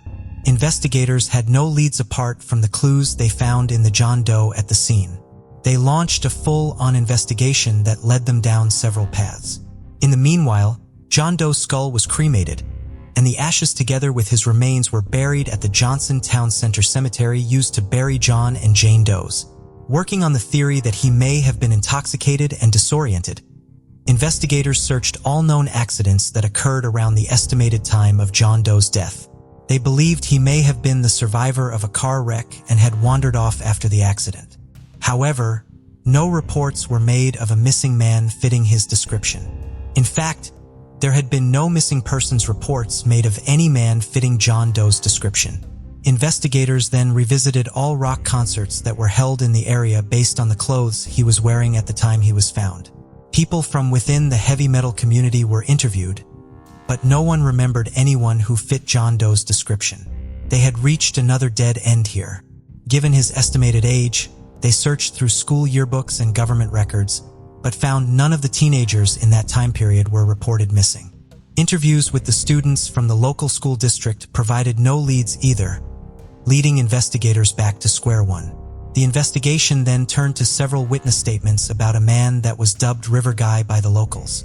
According to witnesses, on October 16, 1994, at around 5:30 p.m., a young man in his early 20s was seen running toward the creek where the body was eventually discovered. Witnesses alleged that the River Guy was wearing clothes similar to the John Doe and had been intoxicated and distraught that afternoon. Statements made by these witnesses include that the man had been stumbling along toward the creek and had fallen several times into the water as he tried to climb the embankment. They also alleged he had yelled at bystanders to get away from him, and he mentioned being wronged by a woman named Mary and being a fugitive. The theory remained one of the strongest until later forensic tests proved that River Guy and John Doe may not have been the same person due to time discrepancies. According to later forensic estimations, the John Doe's rate of decomposition showed that he may have died around May 1995 and not in October 1994 when River Guy was last seen. This also dispelled the initial estimated time of death given by the original medical examiner. The next lead came in the form of a pendant found at the scene. In 2010, detectives from the Rock County Sheriff's Office traced the pendant back to a Janesville area craftsman. The man had been active in the local metal rock scene and had crafted several rock and metal-inspired pieces for fans. When shown the pendant, he told police that it was indeed one of his pieces. However, he made several similar pendants and over the years had sold them to dozens of people. When shown a composite sketch of John Clinton Doe, the craftsman was unable to recognize him as a possible customer. This caused yet another hurdle in the investigation. In 2014, the Rock County Sheriff's Office teamed up with the Smithsonian Institution scientist to perform an isotopic analysis of the John Doe's bones. Isotopic analysis has been used in forensic anthropology to determine the region of origin of unidentified human remains. From bone tissue, forensic scientists can determine the region of birth of a person. The Smithsonian scientists discovered that John Doe had spent a significant amount of time in the Midwestern area around the Great Lakes. These areas included the states of Wisconsin, Illinois, Minnesota, and Michigan. This information allowed investigators to narrow down the field of investigation. Having identified the John Doe's possible birth area, investigators went back to the drawing board in 2016-16 and reworked the composite sketches developed by the Rock County Sheriff's Department and the FBI in 2013 and 2014, respectively. This time, they regressed the sketch to age 16 and added some color before distributing it to the public. Private investigator Jack Fries said that the department hoped it would refresh the memory of anyone who may have interacted with him that year. The whole idea here is to get people to think about what was going on in the early 90s and in their lives. And do they have any connection with this guy at all? He said. Their attempts had failed, but investigators were not to give up so easily. For the next 2 years, private investigator Jack Fries continued to work finding a way to identify the young John Doe. In June 2018, Fries together with Detective Corin Billhorn reached out to the DNA Doe Project, a nonprofit volunteer-based group that helps with identifying unsolved John and Jinga Doe cases. Using the DNA extracted and preserved from the original autopsy, the team set out to find the identity of the John Doe. In partnership with the National Center for Missing and Exploited Children, Flugen Genetics, Aerodyne Research Inc., and Full Genome Corporation, the long journey began. Using genetic genealogy and ancestry website GeneMatch, the research team were able to locate and find possible relatives of John Clinton Doe in February 2019. They had a tentative identity, but investigators needed to be 100% sure. Over the next 3 years, University of North Texas as they tracked down relatives of the John Doe. Upon interviewing with the relatives, they discovered that 2 of the volunteers may share a half-sibling relationship with the John Doe through their father. Country officials applied for and received a warrant to exhume the body of the potential father in late 2021. Once DNA was extracted, testing once again began in earnest, and they finally announced the identity of John Clinton Doe. On June 14, 2020, Rock County Sheriff's Office announced that Carl Isaacs Jr., age 20, was identified as the body in the creek. Carl was born on April 30, 1974 in Delavan, Wisconsin. His parents divorced when he was very young, and it seemed that he had never quite recovered from the trauma. Carl had attended an alternative high school for Badger, Delavan Darien, and Elkhorn area high school students. In 1991, at age 17, Carl had developed a substance addiction. He had also joined a group of friends who engineered a crime spree resulting in damage to property and multiple burglaries. In March 1992, he was sentenced to 5 years in prison for burglary and vandalism of golf carts at the Delbrook Golf Course in Delavan. Between April of 1992 and fall of 1993, Carl was sent to 3 different prisons, finally settling at the Oak Hill Correctional Institute in Oregon, Wisconsin. While there, he had been released to undergo a substance abuse recovery program at a halfway house in Madison. He was also occasionally allowed to return to his mother's home under house arrest. Carl sometimes played the role of informant to authorities in drug-related cases. In April 1995, he had been on one of his house arrest visits. On April 16, 1995, he had suddenly disappeared. He was never heard from or seen again. A county judge immediately signed an arrest warrant for Carl for probation violation that had been renewed annually until April 2018. Investigator Jack Fries pointed out that no one had really come forward reporting Carl Isaacs as missing during the time he disappeared, which complicated their investigation. In this case, mom and dad were divorced. He was kind of living with his mom, although I don't think he stayed there very often. He was kind of on the streets, basically homeless. I don't think he had a friend, nobody at all, who would have missed him to the point where they tried to find him, he said. Fries believed that something drove Carl to break the rules of his probation and leave his house. During the announcement of the identity of Carl Isaacs Jr., at the press conference held on June 14, 2022, Rock County Sheriff Troy Knudsen said that it was a sad moment, but also a resolution to a decades-long mystery. I'm kind of sad to have to get together and discuss the untimely death of a young individual in our community, but I'm glad to finally be able to bring a little bit of resolution to the individual's identity. Knudsen declined answering any questions as to why family never reported him missing or any details about them. He did, however, indicate that the family had been bracing for the news following the discovery of the DNA matches and the investigation. Instead, he reminded all those present that the case was still ongoing.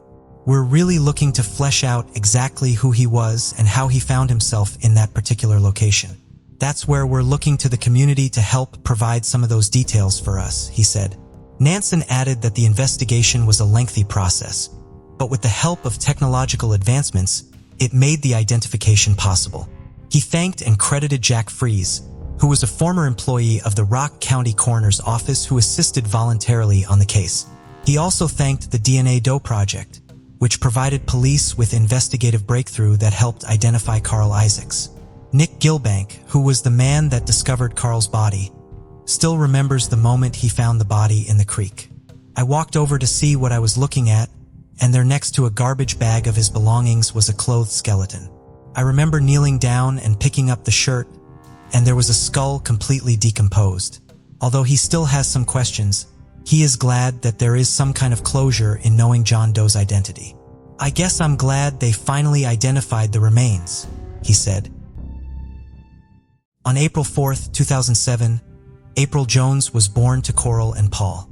She quickly became the cherished center of her family's world, a bright and joyful child. Early on, it was determined that she had cerebral palsy and needed daily medication. Despite this challenge, she embraced life with boundless enthusiasm, spreading happiness wherever she went. Her family said she ruled the roost with a cheeky nature whilst also being kind and loving. She loved the outdoors and would often be out riding her bike with her friends.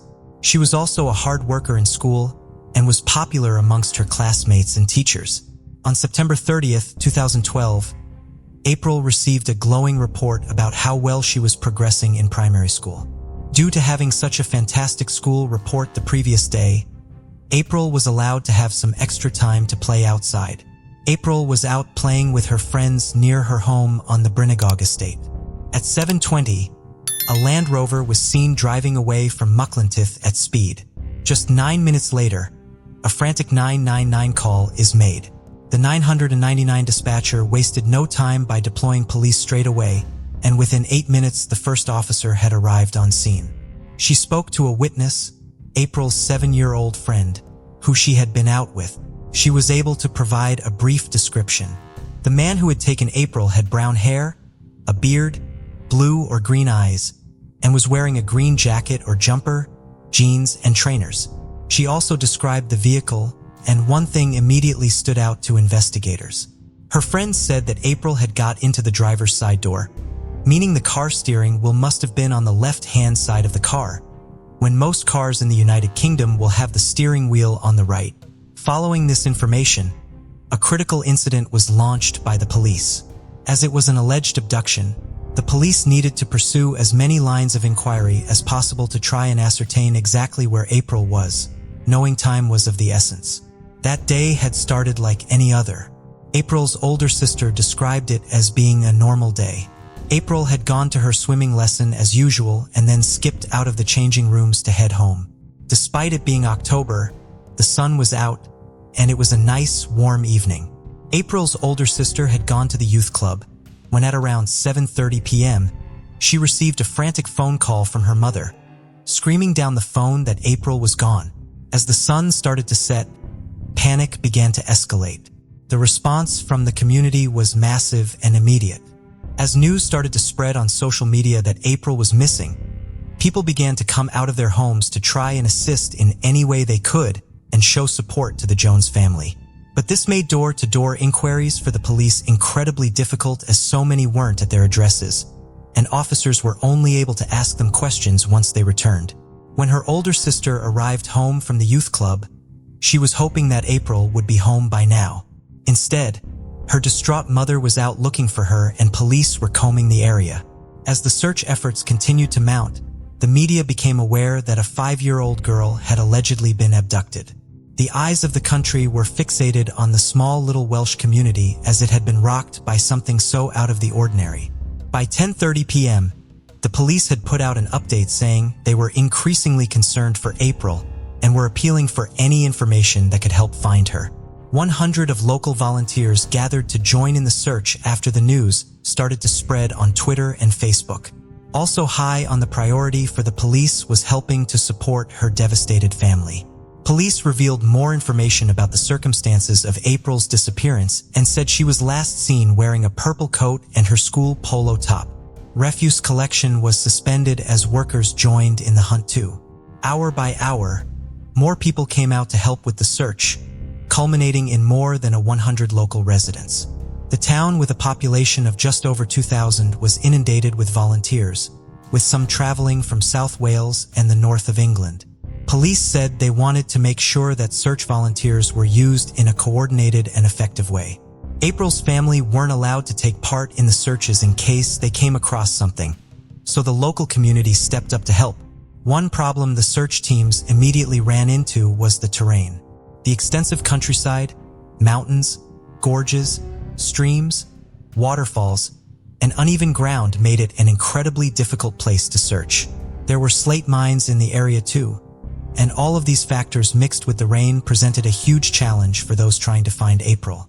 An area of more than 60 square kilometers was searched, and there were more than 300 specific search areas. The police knew that if April had been abducted by a stranger, every second was vital to try and find her safe and well. 8 hours on from the initial 999 call being made, the police and community were still out searching, trying to find April Jones. 120 search officers were out and searched through the night. The morning after she had gone missing, they decided to activate the child rescue alert, which puts on notice all police forces up and down the United Kingdom to be on the lookout for any unusual sightings of individuals who fit the description of April Jones and the person who had allegedly abducted her. Information was being distributed to other forces, including descriptions of both April and the alleged abductor, as well as the car her friends saw her getting into. This was the first time the child rescue alert had been triggered nationwide. It had now been 14 hours since she had last been seen, and there was still no sighting of the missing 5-year-old. Missing posters started to go up around the area, and police began to set up roadblocks to stop vehicles. As the investigation continued escalating, the police force found themselves under mounting pressure from the media to release more information. Press conferences were being held every few hours, and sometimes journalists were given very little notice that they were about to take place. As the search continued, it was the task of Andy John, the detective superintendent, to try and find April's alleged abductor. After the friend of April had been allowed to rest, the police went back to try and get a more detailed description of exactly what she had seen when April went missing. It became clear that April had got into the vehicle with the assistance of the person driving, but it wasn't clear whether or not she knew them. Due to April having cerebral palsy, she wouldn't have been able to get into the car unaided. During the morning of October 2nd, just one day after April had gone missing, the information continued to come through, and it all started to point to one individual. A local man named Mark Bridger. He wasn't someone who was known to local police. They received information that Mark Bridger and his vehicle had been in the area around the time the abduction was thought to have taken place. What immediately caught their eye about his vehicle was that it was a left-hand drive, just like April's friend had described. There had been information to suggest that Mark Bridger had actually been part of the search party that was out looking for April. More units were deployed, and a police helicopter was used to try and find him. They had also received information about 4 potential addresses where he could have been staying. Officers went to the properties simultaneously 20 hours after she had been reported missing, but could find no trace of April Jones or Mark Bridger. When they pulled up outside one of the properties, a cottage called Mount Pleasant, at 3:03 in the afternoon, there were no vehicles at the house. An investigator went inside and called out April's name. There was no response. Bridget had only moved into Mount Pleasant 5 weeks before. At 4:30 p.m., the police made an announcement. Mark Bridger had been arrested. Police gave details of the arrest, saying he was detained while walking his dog along the side of the road after being spotted by the police helicopter at 10:42, a couple of miles away from where April had lived. Not once did he lift his gaze to look up at the police helicopter that was circling above him. He had also attempted to alter his appearance by cutting his hair and shaving off his beard. It was about 30 minutes later that Bridget was spotted by a patrol car. After confirming his name to the officer, Bridget turned and said, "I know what this is all about." The police constable asked him, "Where is she?" Bridget replied, "It was an accident. I crushed her with my car. I don't know where she is." He was immediately arrested. Officers described him as being an emotional wreck. Despite being told he didn't have to say anything, Bridger said he needed to talk. "I've been looking for her all night and today on foot because my vehicle is in the garage. It is a left-hand drive Land Rover Discovery. I didn't abduct her. I did my best to revive her. I panicked. I didn't even know until this morning who she was until I saw the television. I just wish I knew what I'd done to her, where I put her. I want to say sorry to the family. There was no life in her, no response, no breath, no response in her eyes. She was just on the seat. I tried to revive her. I would not have dumped her. She is a human being." He was transferred to Everest with police headquarters. The station was shut down to all other prisoners to ensure that the teams could be properly housed there and focus completely on the investigation. Following his arrest, Coral made an emotional plea to the public for their help to try and find April. Alongside Detective Superintendent Reg Bevan, police said the overnight search involving 40 trained police officers, dog handlers, and mountain rescue teams yielded no news on April's whereabouts. They thanked the public for their efforts, but warned of the challenging conditions. Police later revealed the operation had been unprecedented in the UK in terms of scale and terrain. Neighboring forces and specialist teams were helping with a focus on over 20 scenes around the area. The operation led to 600 messages from the public to the police, and a search involved 100 mountain rescue volunteers, 100 police specialist searchers, as well as Coast Guards and the RNLI. It was soon time for the police to start questioning their prime suspect, father of 6, Mark Bridger. Shortly after his interview began, he elaborated further about what he had said upon being arrested. He told the officer that April was dead. He said he had run her over, knocking her off her bike, causing her significant injuries. He said in a state of panic, he had put her into the car and then tried to administer CPR, which had failed. He then said he drove off with April in the vehicle. Bridges stated he then lost his memory and wasn't able to tell investigators where April now was. He claimed he was drunk and could not recall what he had done with April's body, but he was sure he had put her somewhere safe. The police made the decision to not release this information immediately, as they needed to verify exactly what was true and whether or not Mark Bridger was being completely honest. Now that Mark Bridger had been arrested, police and crime scene examiners were able to secure his home and conduct a thorough search of the premises to try and uncover any clues as to exactly what had happened to April. Upon going into his home, the stench of detergent and cleaning products was immediately apparent, and it was unusually hot, indicating there had been a roaring fire in the living room fireplace very recently. On the footage taken of Bridget by the police helicopter, a plume of smoke could be seen rising through the chimney from the fireplace of his home. But despite the best efforts of investigators, there was no sign of April either in the property or any of the surrounding areas. Andy John made the decision to meet with the family of April Jones on the evening of October 2nd to disclose the new information that had come to light. They were absolutely devastated by the news that their beloved April was now most likely never coming home. Throughout his interviews, when challenged with the evidence that had been gathered, he would be emotional and unpredictable. Officers believed these emotions were not genuine and pointed to him being both a fantasist and a liar. Mark Bridges' confession that she was now dead left those on the force devastated. They'd worked through the night through increasingly difficult conditions, clinging on to any small chance that she might still be alive. April's older sister said that while the name Mark Bridger meant nothing to her, as soon as she saw his face on the news, she recognized him. She often saw him out and about, and he used to live not far from them. As the investigation into the disappearance of April Jones moved into its third day, the police still needed to prove that Mark Bridger had murdered her. The investigating officers needed to establish any contact he might have had with April during the abduction and obtain any forensic evidence they could. When the police seized his vehicle, they could find no evidence of a road traffic collision and no evidence that the vehicle had struck anybody. Contrary to Bridges' account of April being seriously injured when he put her into the car, forensics could find no blood or traces of blood inside the vehicle. This solidified investigators' thoughts further that Mark Bridges' story of accidentally knocking her off her bike was nothing more than a calculated cover-up of a far more sinister turn of events. As the forensic examination of the car turned up nothing, they turned their attention back to the house where they believed April had been attacked. They were able to find traces of April's blood inside the home, indicating she had suffered significant injuries at the property. They removed what was left in the fire pit in the living room and were able to find 17 fragments of her skull and 1 fragment in the bathroom plug hole, confirming the worst fears of everyone. Police did not believe that April's whole body was burned, but believed the fragments of bone got into the fire and bath during the cleanup. Searches of his house and laptop indicated that Bridger was a highly dangerous and predatory offender. This helped piece together why he had taken April and to satisfy his sinister desires.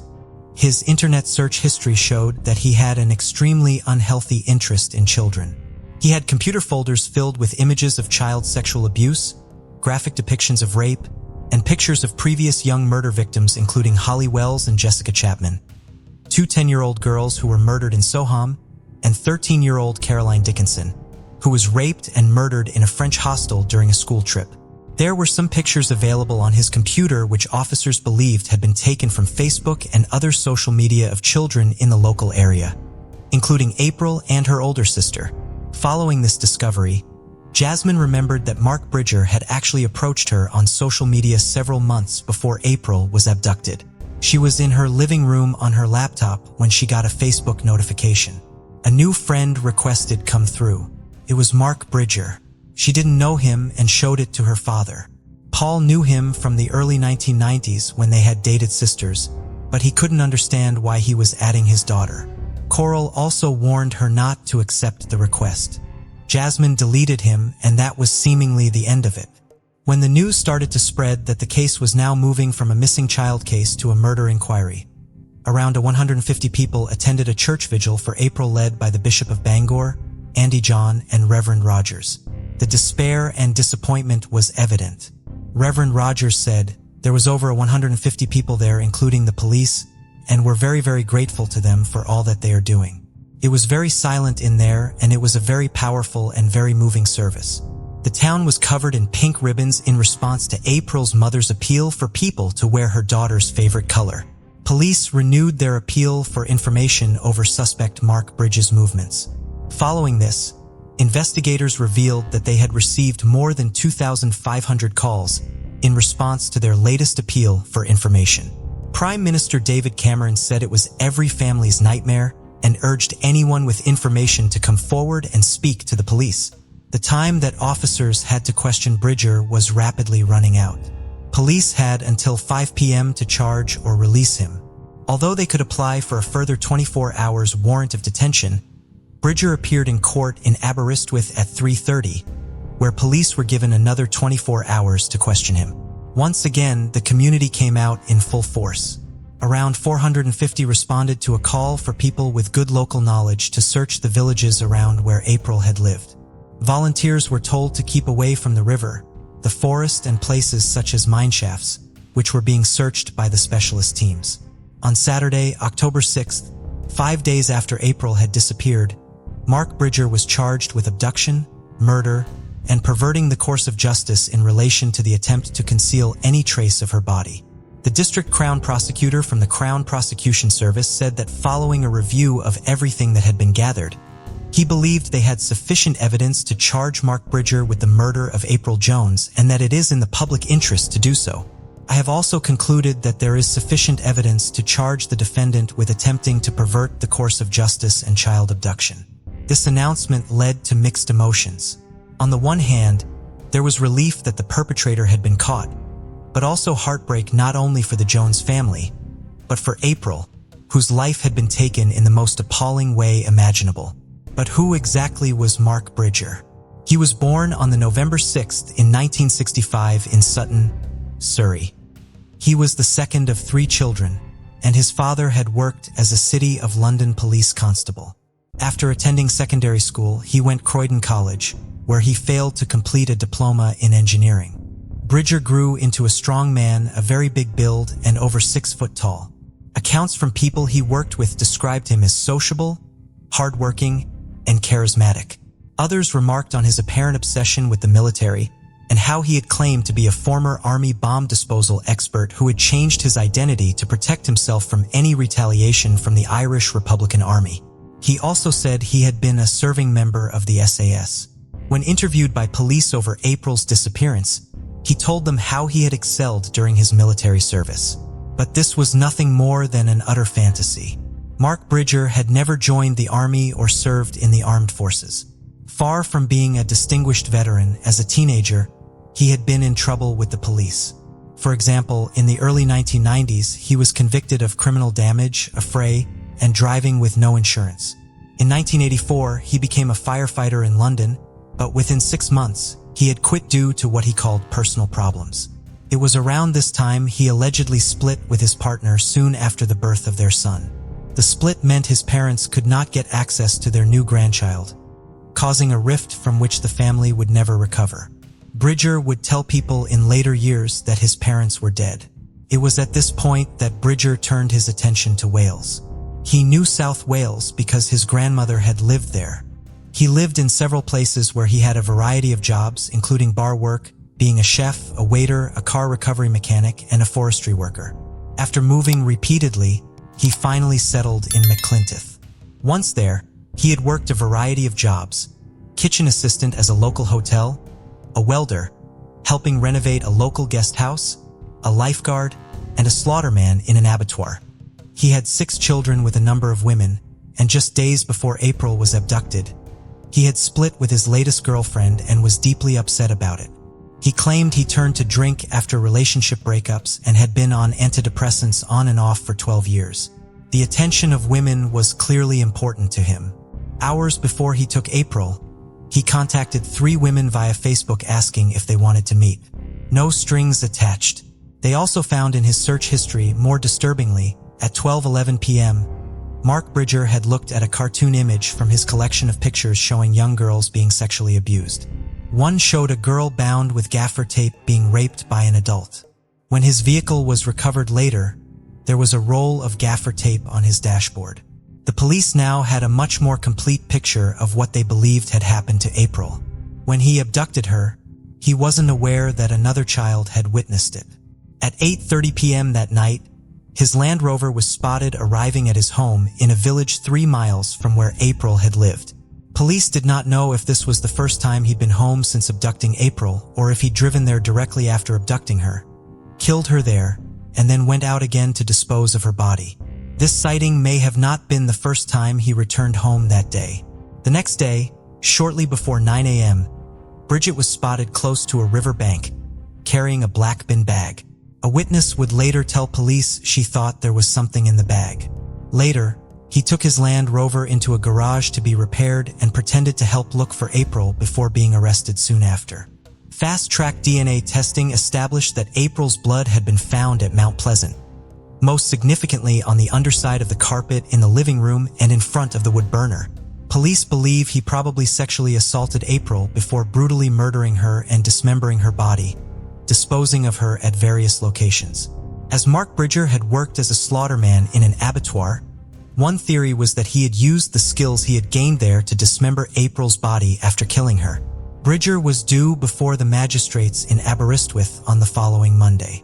The police said they remained focused and committed to finding April, adding that 10 specialist teams had been conducting a systematic and methodical search from daybreak on Saturday. Mark Bridger appeared to have a wrist with magistrates' court. A small crowd waited outside, and one man threw a bottle at the van that had transported him to court, while others shouted abuse. Bridget was later driven away to HMP Manchester, formerly known as Strangeways. 6 months after April went missing, her family marked what would have been her 6th birthday by releasing pink balloons from the Bernago Green where she used to play. On Monday, January 14, 2013, it was time for Mark Bridget to enter his plea. He pleaded not guilty to abduction, murder, and concealing, disposing of, or destroying April's body. But it emerged that his case was that he was probably responsible for her death. April's parents saw Bridger in person for the first time since he had abducted their daughter. Coral and Paul would go to every day of the trial, determined to see this awful ordeal through to its conclusion. In March 2013, it was reported by the BBC that the search for April's body was set to end in the coming weeks. Although they hadn't recovered her body, the police and Crown Prosecution Service worked together to push on and prepare their case for trial. The trial was initially arranged for 2 months after the point of charge, giving officers and prosecutors an incredibly tight timeline to try and pull together all their arguments and evidence. When his trial began on April 29th, Mark Bridger continued the same story he had tried to spit in his interviews. He was in denial about his actions and tried to present himself as a caring individual who had tried to help April after the tragic accident he was adamant had occurred. The testimony of April's friend who had witnessed the abduction was to be crucial in countering his story. She said that April had got into the front and then clambered into the back. It just drove off. I didn't know she was going to go in the van.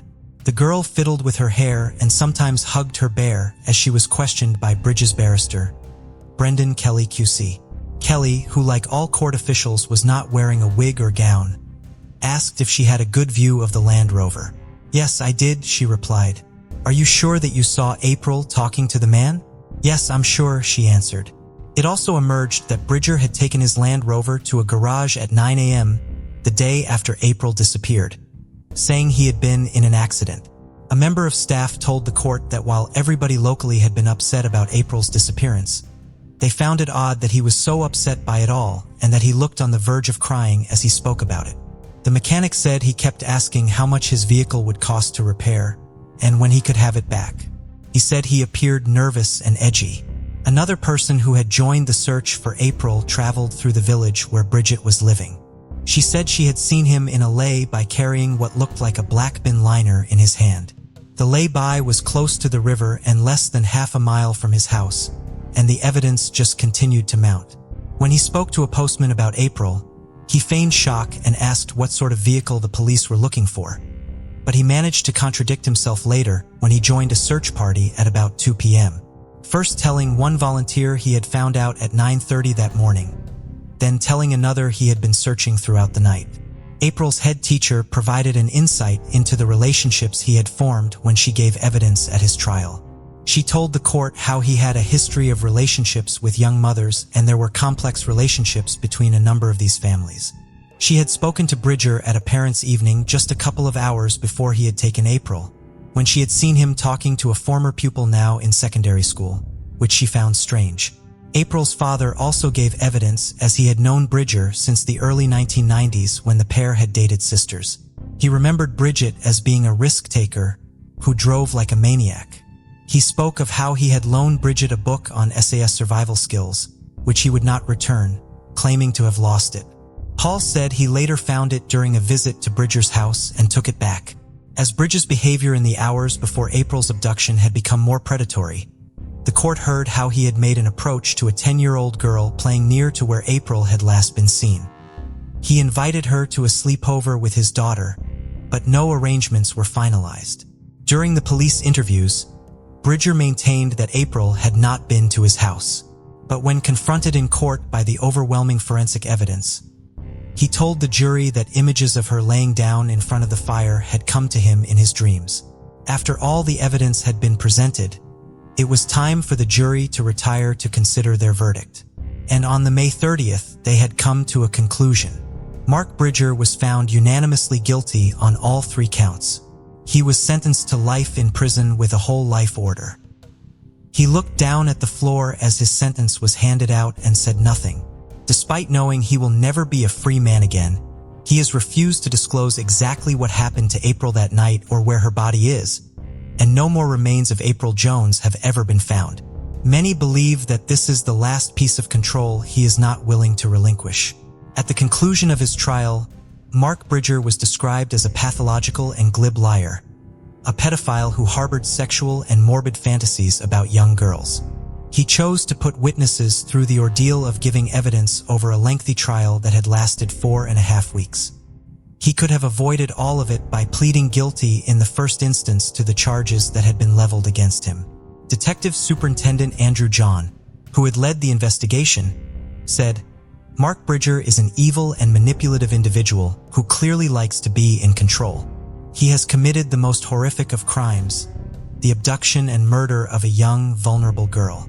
He appears to be somebody who is a fantasist."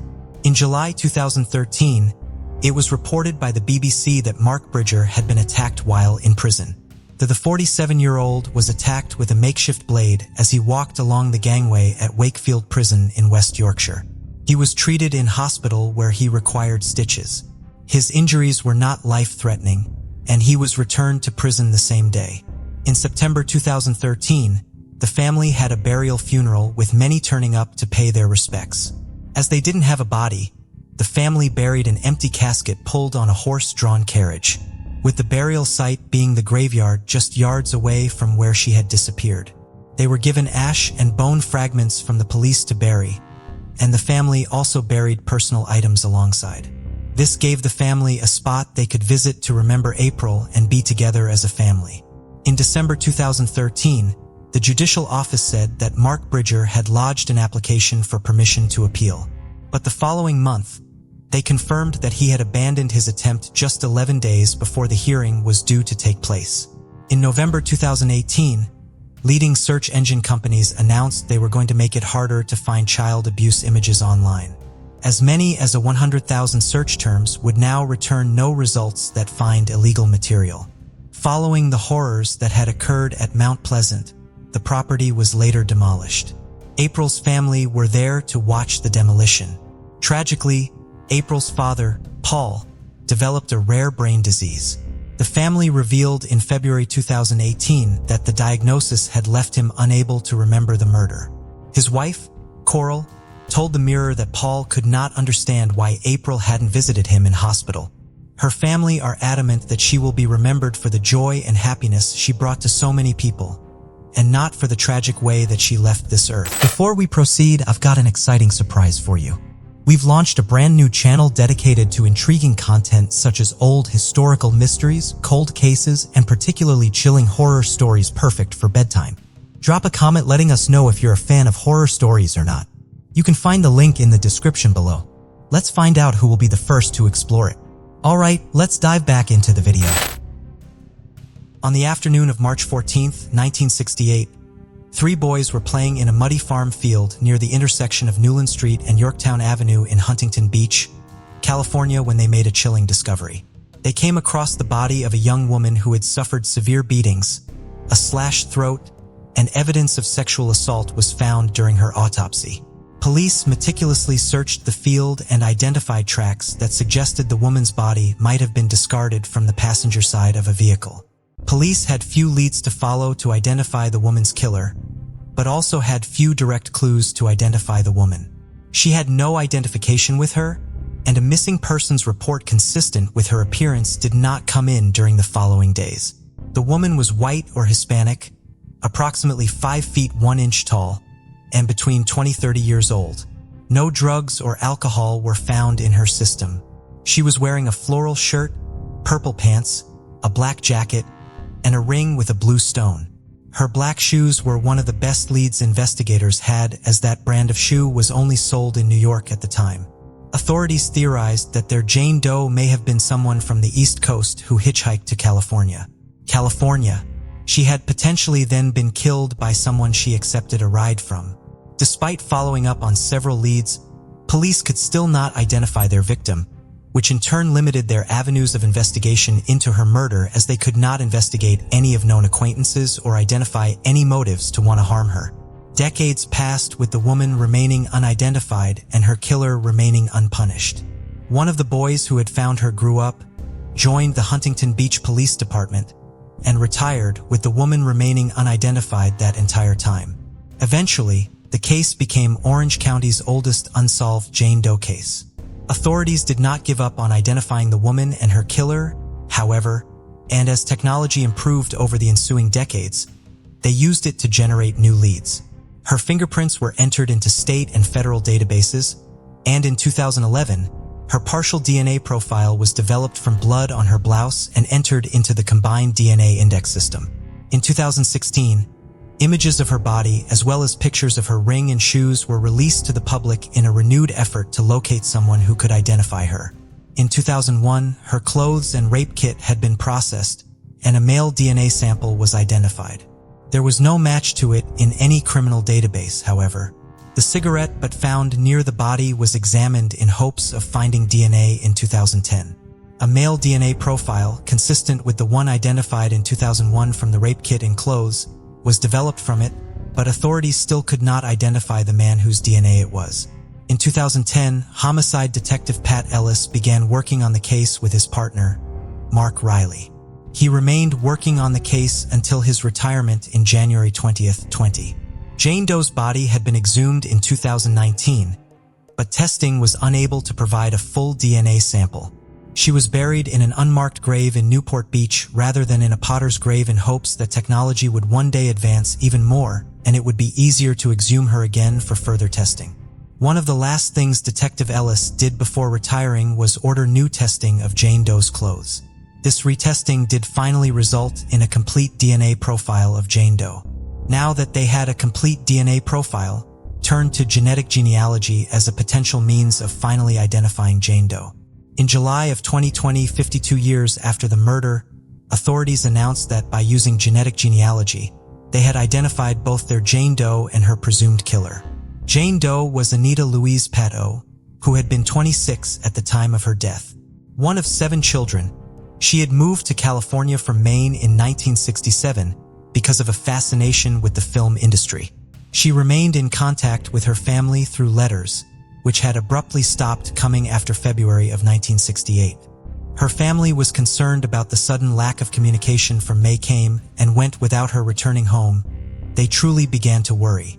Her parents and siblings did not have the means to travel to California, but they remained in contact with authorities in the state trying to find Anita.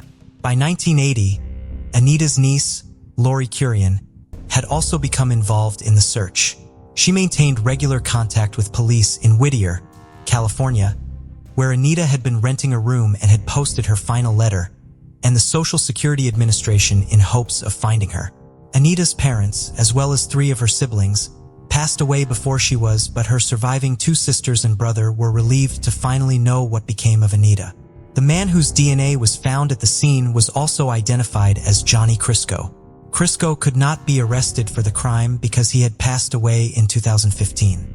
He died of throat cancer at the age of 71 in Washington state. Crisco's criminal history began when he was just 17. He had then joined the Army and become a paratrooper. He was discharged from the Army after 3 years when he failed a psychological examination.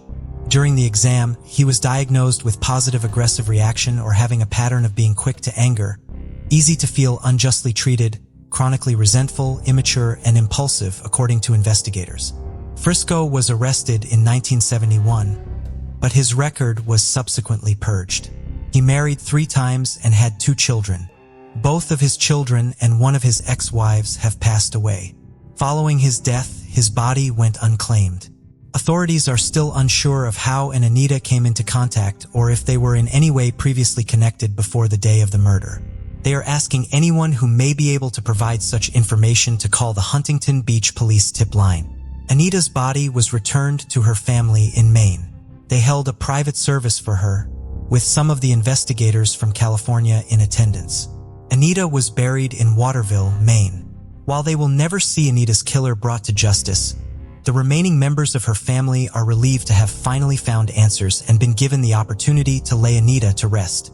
It is a big weight lifted off. She is not missing anymore, said Anita's niece, Lori. She is close to us now. We have a sense of peace that comes with that. Michelle Missy Jones was born on May 13, 1962. She attended Park West Continuation School, where she helped found a yearbook club. After graduation, she found a job working as a police dispatcher in Claremont, California. She loved to dance and go roller skating and was meticulous about keeping her hair and nails done. She was popular and regularly invited to parties. 18-year-old Missy was getting ready for a July 4th party, the last time her family saw her. She did not come home from the party, which was out of character for her. So her parents began calling all of her friends looking for her on the morning of July 5th, 1980. That same morning, police received a phone call reporting that a woman's body had been found in a grapefruit grove near the intersection of Live Oak and Santa Ana Avenues in Fontana, California. Her head was partially covered in dirt, and she was naked. It was later determined that she had been sexually assaulted. By that afternoon, the woman had been identified as Missy Jones, and her family was notified. Several pieces of evidence were collected at the scene, and police followed up on several leads. Unfortunately, the case went cold. Missy's sister Melissa walked past the cemetery where Missy was buried every day of her senior year of high school on her way to school. She would wonder about the things Missy would have been doing with her life had she not been killed, and try to figure out who could have taken from their family and why they would want to do something so terrible to someone so loving and kind. Both of Missy's parents passed away, never knowing who killed their daughter. In 2020, samples taken by police 4 decades earlier were processed for DNA. A profile from a single male individual was developed, but there was no match to it in the combined DNA index system. Authorities then began re-interviewing members of Missy's family. They identified a potential suspect, a former boyfriend of one of Missy's sisters. The man was now 66 years old and living in Las Vegas. Police surveilled the man and surreptitiously an item he discarded to test it for DNA. It was a match to the DNA found at the crime scene. On September 8, 2020, 40 years after Missy's murder, Leonard Nash was arrested for the crime in Nevada to be extradited back to California. On Saturday, September 19, 2020, Missy's family held a service at her graveside to honor her memory and celebrate the solving of her case. They released 40 balloons, one for each year they had been without her. In addition, the family also used the service to remember other families who are still waiting for the answers they have finally found. "We're also doing this for everyone else who's had to go through what we've been through," said Missy's sister Melissa. "There are so many people out there whose loved ones were killed or have gone missing, and they still have no idea what happened." Before we continue, 90% of you haven't subscribed to our channel, so if you like this video, please subscribe. It motivates us to make more content for you. Okay, let's continue. 17-year-old Mary London was a student at Sacramento High School. She was developmentally disabled and, therefore, still in the 10th grade. At the beginning of 1981, she was living in a foster home. She never came home on January 14, 1981.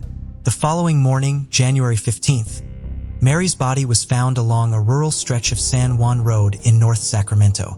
She was wearing only white socks and one shoe. She had been sexually assaulted and then stabbed multiple times.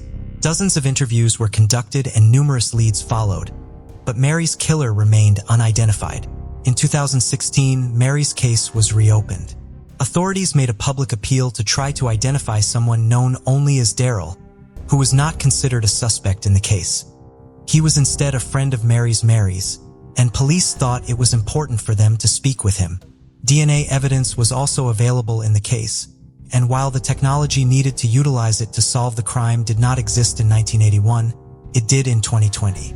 On April 22, 2020, Sacramento Police Chief Daniel Hahn and County District Attorney and Marie Schubert announced that genetic genealogy had used to identify Mary London's murderer, a man named Vernon Parker.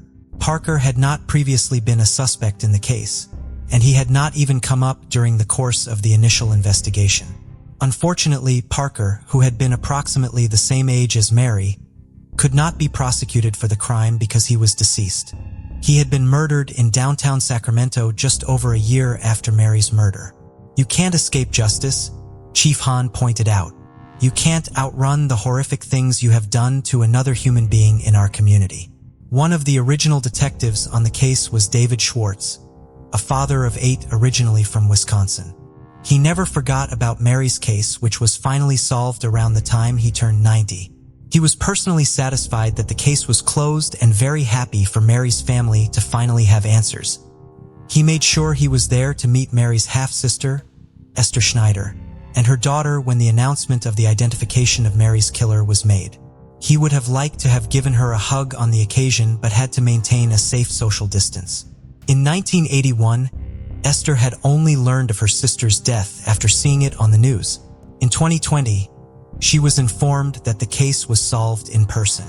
She was grateful to everyone who worked on Mary's case over the years and believes her sister can now finally be at peace. 62-year-old Miyuki Harwood worked as a computer systems analyst for Intel. In 2015, she moved from Orangevale, California to Folsom, California. In her spare time, she loved to be outdoors. She was a knowledgeable and experienced backpacker and hiker. Miyuki was very independent and normally went on hikes and backpacking trips alone. In June of 2015, she went on a solo hike of the Grand Canyon. That August, however, she decided to go on an 8-day group backpacking trip with the Sierra Club that would go through the Sierra National Forest and Kings Canyon National Park. Miyuki did not know anyone else going on the trip. On August 20th, 6th day of the trip, the group went on a hike up Black Cat Mountain in the Sierra National Forest. Miyuki's fellow hikers last saw her around 1 p.m., but she then became separated from them. Be a part of the effort to find Miyuki. 60 search and rescue workers combed the area for her, and search dogs, helicopters, and a drone were all utilized. The search effort was complicated by a nearby fire, referred to as the Rough Fire, which had started at the end of July and was burning just 10 miles from the search area. The fire impacted air quality and complicated helicopter flight. Miyuki's traveled to the area during the search, and her brother flew in from Japan. Miyuki's disappearance was made even more painful for them by its timing. She went missing near the 10-year anniversary of her husband Brett's unexpected death. On August 29th, 9 days after Miyuki disappeared, a group was searching near the Courtright Reservoir when they heard the sound of a whistle in the distance. They followed the sound and finally found Miyuki signaling for help with a whistle at the bottom of a rocky ravine. She was injured and unable to walk, so she had to be airlifted out of the area. The fire made it difficult for a helicopter to land in the area, but it was eventually able to successfully reach her.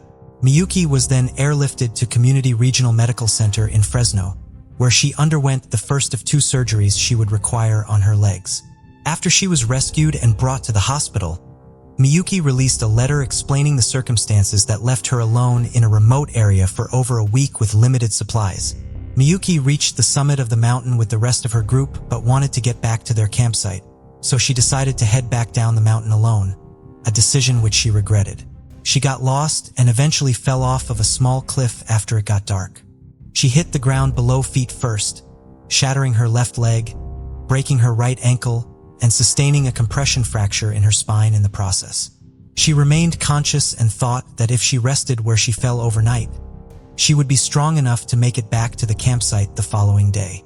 In the morning, however, she realized that she was still completely unable to walk. While Miyuki was on an 8-day excursion, the trek up Black Cat Mountain was essentially a day trip for the group, and Miyuki's main, large backpack was back at the campsite, and she only had what could fit in her smaller backpack with her. She had little food beyond small items like nuts and a 1-liter water bottle. The bottle was almost empty by the day after her fall, and she knew she could not survive long without finding a source of water. Luckily, she could hear the sound of water flowing nearby. She spent the next 2 days dragging herself across the ground to reach a creek. She had a water filter with her and was able to use it to refill her water bottle every day. Temperatures dropped substantially at night, and Miyuki was only wearing a medium-weight jacket. She was able to pull herself into the sunlight during the day to warm up. Miyuki knew that people were out looking for her during her ordeal. She saw and heard the search helicopters starting the day after she was separated from her group, but had no way to signal them, and they were unable to see her. She had previously heard another group of searchers calling for her and had used her whistle to try to get their attention, but they had not heard her. Miyuki's injuries were serious but not life-threatening. She had to spend some time in a physical rehabilitation center as a part of her lengthy recovery. In January of 2016, the Fresno County Sheriff's Search and Rescue Team received a commendation for their work during Miyuki's rescue. Miyuki, still requiring crutches, was in attendance at the ceremony. She was reunited with some of her rescuers, most of whom she had not seen since she was rescued. She thanked them for not giving up on her and for saving her life. 22-year-old Rachel Lloyd graduated from North Carolina State University in December of 2015. Before beginning her graduate studies in interpersonal communication at the University of Texas, she moved to New Zealand to study at Massey University in Palmerston North for a semester. In April of 2016, her mother, Carolyn of Charlotte, North Carolina, flew to New Zealand to visit her. On April 26th, Rachel and Carolyn embarked on a hike along the Kapakapanui Track and Tururu Forest Park, a conservation park in the Wellington region. The track takes, on average, 6 to 8 hours to hike, and one of the best viewpoints in the park is at the summit of Kapakapanui. Both mother and daughter were experienced day hikers. Rachel and Carolyn followed orange trail markers up to the summit and then spent some time enjoying the sun before heading back down. However, at some point during their descent, they started seeing blue trail markers instead of the orange ones. They decided that there must be an alternative way back down. They would later learn that they were not. The blue markers were there to track possums. 20 minutes into their hike down, Rachel and Carolyn stopped seeing the blue markers. However, the terrain they had covered was far too steep for it to possible for them to go back the way they came. Therefore, they continued on, trying to get back to the main track. Rachel and Carolyn instead eventually ended up on a small ledge that overlooked a 600-foot waterfall. It was beginning to get dark, and the overnight temperature dropped down to around 40 degrees Fahrenheit. Rachel and Carolyn clung onto each other to try to stay warm and held onto a tree, trying to stay awake out of fear that they would roll down the steep terrain if they fell asleep. When the sun was up enough for them to navigate through the dense vegetation that surrounded them, they climbed down the ledge. At the base of the waterfall, they found a creek and decided to follow it. Unfortunately, Rachel slipped on a rock along the creek. She fell into the cold water and hit her head on a rock underneath the water. In addition to the head injury, Rachel also had to deal with hypothermia, which quickly began to set in. She could never get dry and therefore could never get warm after the fall. Rachel and Carolyn only had a limited of cheese and nuts they had packed for what they had thought would be just a day trip and tried to ration their limited food supply. But the lack of proper calories made the injured Rachel even more weak. Rachel eventually could no longer see or hear and started losing feeling in one of her legs. Caroline then carried their backpack on her front and carried her daughter on her back for as long as she could. By the third day of their ordeal, Rachel could no longer keep going. Carolyn made a makeshift campsite and a bed made out of fern fronds for her daughter. Rachel's condition deteriorated to the point where she believed herself to be close to death, and she relayed her dying wishes to her mother. As the word help in giant letters, once in a clearing and once in an open area by the creek, in hopes that a passing aircraft would eventually see it. There were aircraft in the area, and they were there looking for Carolyn and Rachel. Carolyn's husband and Rachel's father, Barry Lloyd, was at home in North Carolina but had been in contact with his wife throughout her trip so far. He became concerned when a day passed without him hearing from her or their daughter. Local authorities also became involved when Rachel and Carolyn failed to return their rental car or check into a hotel as planned. The rental car was found at the conservation park 2 days after the mother and daughter began their hike and a search began for them. All-terrain vehicles, search dogs, and helicopters were all brought in as part of the effort. Official search and rescue workers, as well as numerous volunteers, helped look for Rachel and Carolyn. Barry Lloyd remained in contact with the emergency personnel in New Zealand, and his sons had flown to Charlotte from Chicago and were getting ready to fly to New Zealand with him to help with the search. A helicopter from Amalgamated Helicopters flew search teams into the park on April 30th, leaving them at different vantage points to look for the missing mother and daughter. The pilots then flew over the area to look for Carolyn and Rachel themselves. In the process, they saw Carolyn's messages and relayed the location to the search teams. On the 5th day of their ordeal, Rachel and Caroline were airlifted out of the park and taken to Wellington Hospital. While Carolyn was weak, she did not need to be admitted to the hospital. Rachel's injuries and hypothermia did require a hospital stay. She would later say that she believed she would have only survived for a few more hours had she not been rescued and given medical attention. After she was released from the hospital, Rachel remained in New Zealand to complete her semester of studies. Carolyn's brother, John Schumacher, released a statement on behalf of the family after the rescue.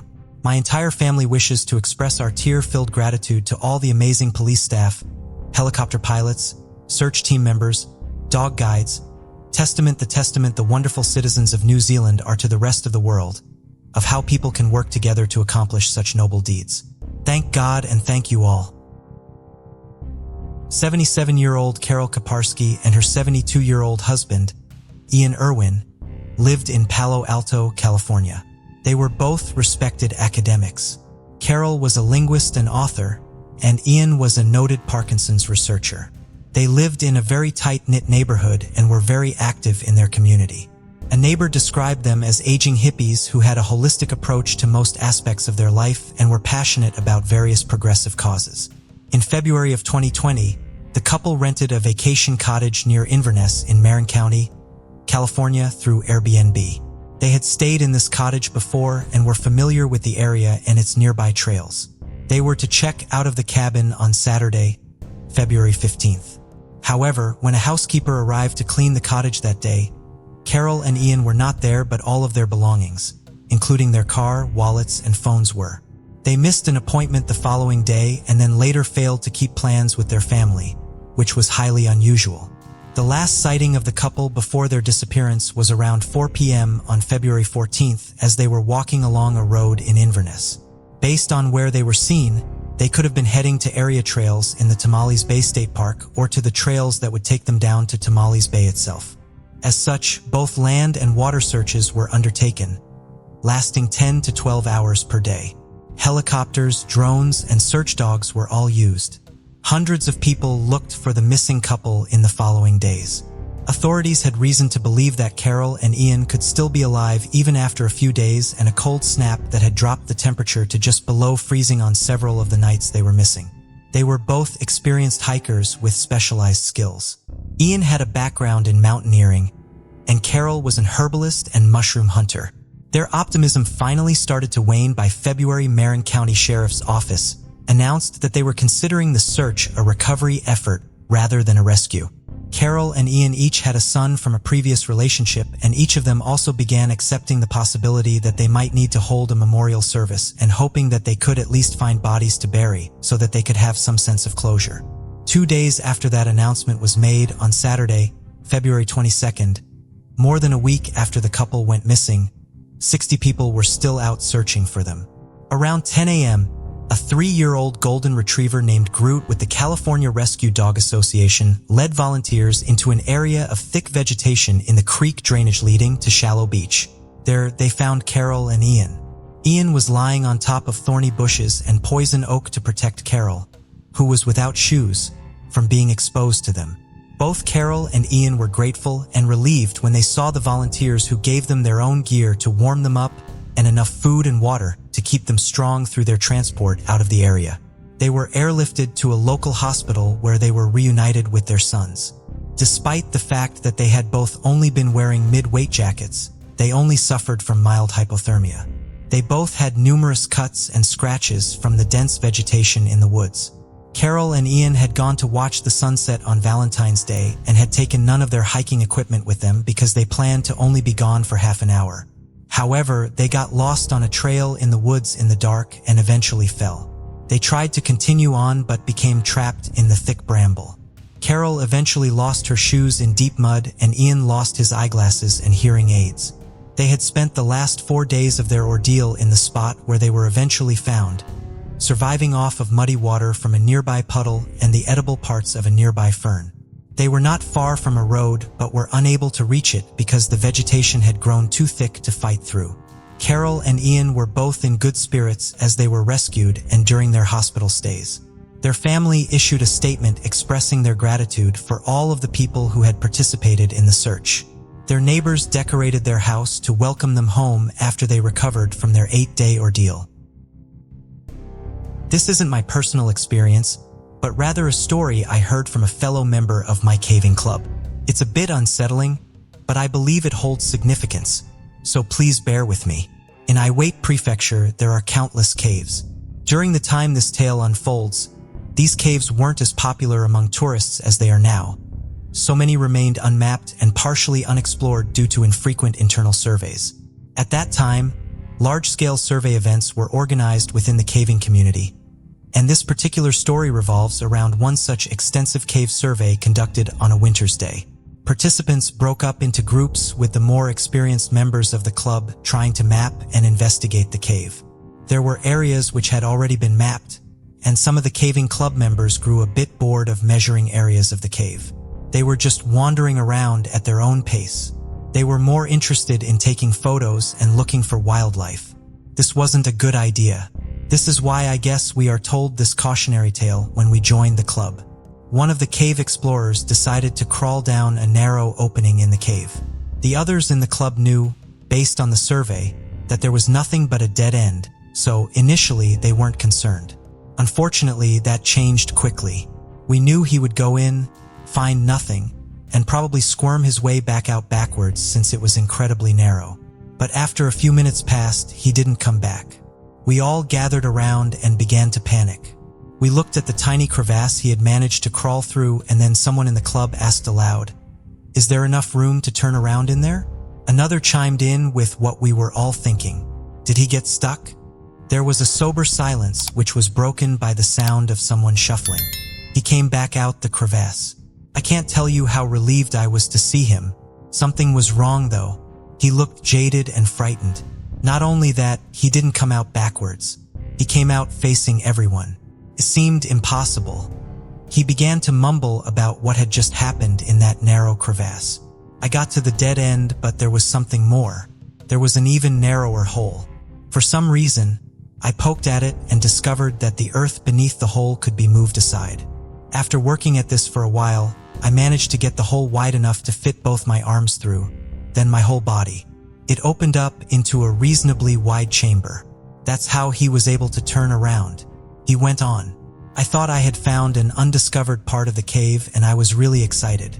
I shot my torch all over the cave and my torchlight fell on something. A doll or maybe a mannequin was lying on the cave floor. I had heard of seeing things in caves, stalagmites which appeared to look like humans, as well as odd formations of mud on the cave floor.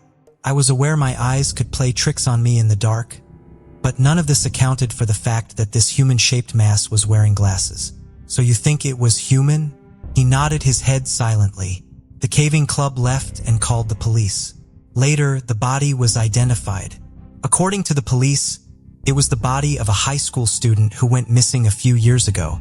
He entered the cave with candles and some sweets, so he can establish he had intent to explore the cave. But for what purpose? Some speculate it was because he wanted to commit suicide. Others say he must have wanted to explore. Perhaps it was his own little secret base.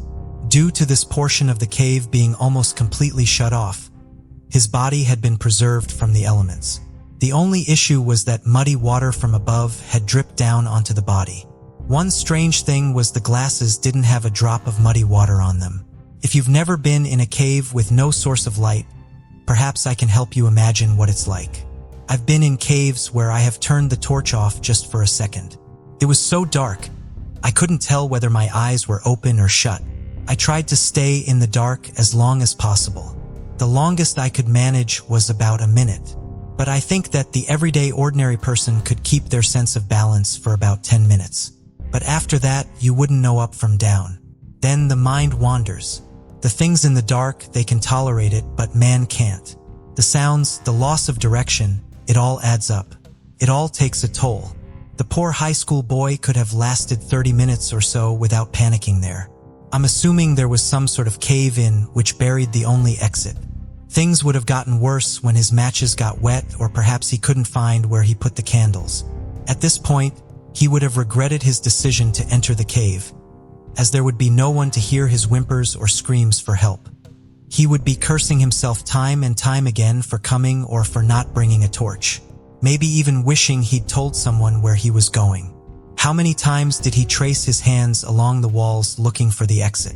Back and forth, back and forth. How many days did he live? What kind of hallucinations did he see?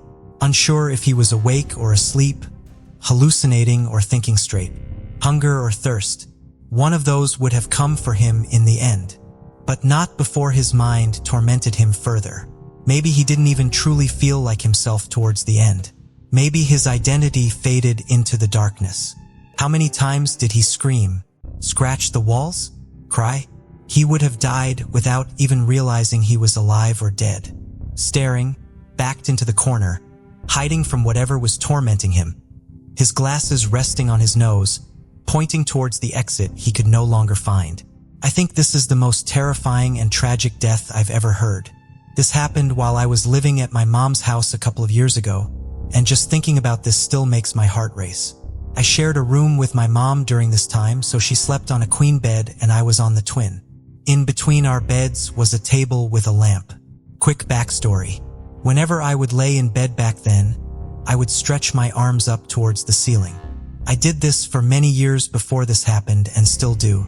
Just not when it's dark or when I'm alone. That night, I had fallen asleep in an awkward position while reading a book. I woke up in the middle of the night and my neck was aching from not having a pillow. I readjusted myself, and then I realized I had to use the bathroom. I went and then laid down. I remember feeling wide awake, thinking I wasn't going to be able to fall asleep. I grabbed my phone and looked at the time. It was 4 a.m. I remember the time because of what happened next. The room was dark and I was just laying there, staring up at the ceiling. I stretched my arms up not even a minute after setting my phone down and had the palms of my hands facing the ceiling. Almost immediately, I felt two hands slide onto mine. I was shocked. In my head, I was trying to figure out what was going on. For some reason, I imagined it was my mom's hands, that she had crawled onto my bed and placed her hands on mine. That thought scared me more, but I knew it wasn't her. I started gasping and sobbing, and my mom woke up and turned on the lamp. She was freaking out too now. I told her what happened and she seemed scared, but just told me to breathe and pray and sleep in the bed with her. I looked at the time and it was 4:05 a.m. I swear I was awake, but at the same time, I hope it was just a dream. This happened to my boyfriend when he was in his early teens. Him and a group of buddies went over to a friend's house, and one of them bought a Ouija board. They took the board to the basement to mess around with it. The friend's family bred chickens, and they kept them in a cage also in the basement. As the boys were playing with the Ouija board, they were all laughing and quite skeptical if it actually worked. With their fingers on the indicator, they jokingly asked the board to do something to prove they were actually talking to a spirit. Suddenly, the light in the basement turned off, and then they could hear the chickens going wild, shrieking and rattling the cage around. The boys all screamed and ran upstairs. When they finally got the courage to go back downstairs, the chickens were all quiet. Upon further inspection, every single chicken had its neck snapped. When I was in school, I got into an argument with a very religious classmate. I am not into religion at all, and so I was asking him about this religion and how he can take this stuff so seriously because it sounds like fairy tales. He was obviously hurt by that and looked me in my eyes and said, "Your heart is not kind enough to let religion in." I felt like he had cursed me. He gave me goosebumps, but I just didn't pay any attention to it. In the night, I dreamed about a holy book which was in flames. I told my mother about my dream and she immediately asked me if I think I need to apologize to someone. We are Persian and it's very common in our culture to take dreams seriously. I said no, although I knew it was a lie. 2 days later, I was laying in my bed and was about to sleep when a very strange feeling got me. I felt like I really needed to leave my room and sleep in my parents' bed, which was strange enough as a teenager. The feeling was so strong I couldn't resist. So I went to my mother and asked her if it was okay if I sleep next to her. I fell asleep in their bed. In the middle of the night, I woke up and heard how my parents were walking through our house. It smelled like something was burning.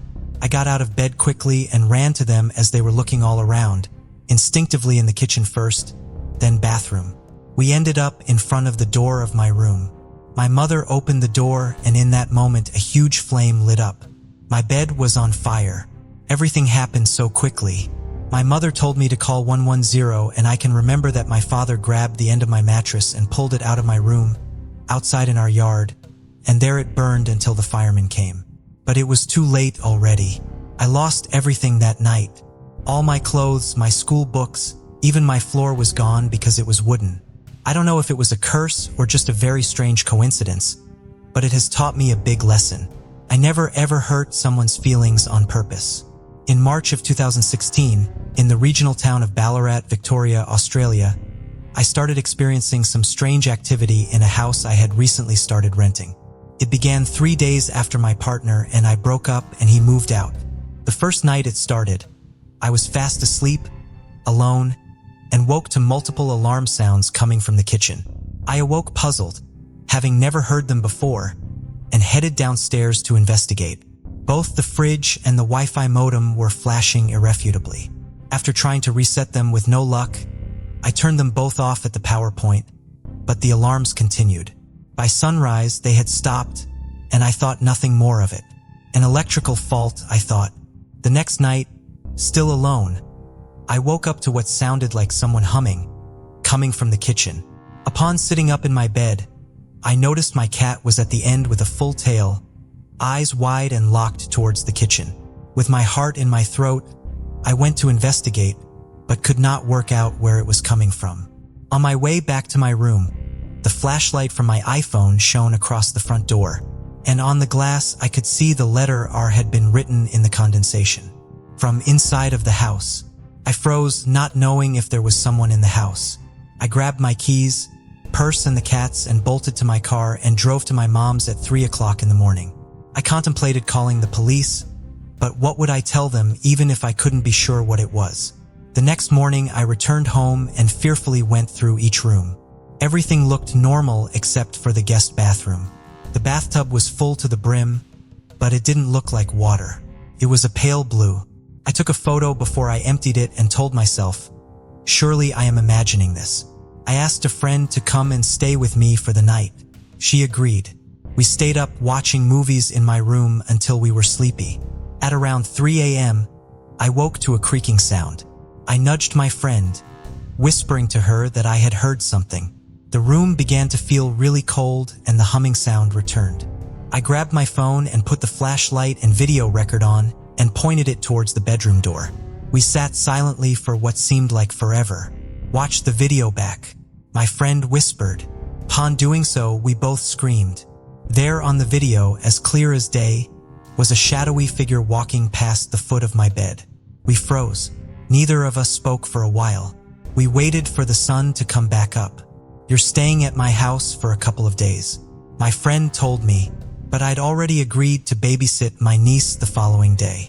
Not wanting to freak my sister out, she dropped my niece off at lunchtime and told me she'd return before dark. This is a perfect distraction, I thought, as my 6-year-old niece told me we'd spend the day coloring. Let's just color in my room today, I told her. A couple of hours later, she asked to go get a snack from her backpack in the kitchen. 10 seconds later, she hurriedly came back into my room.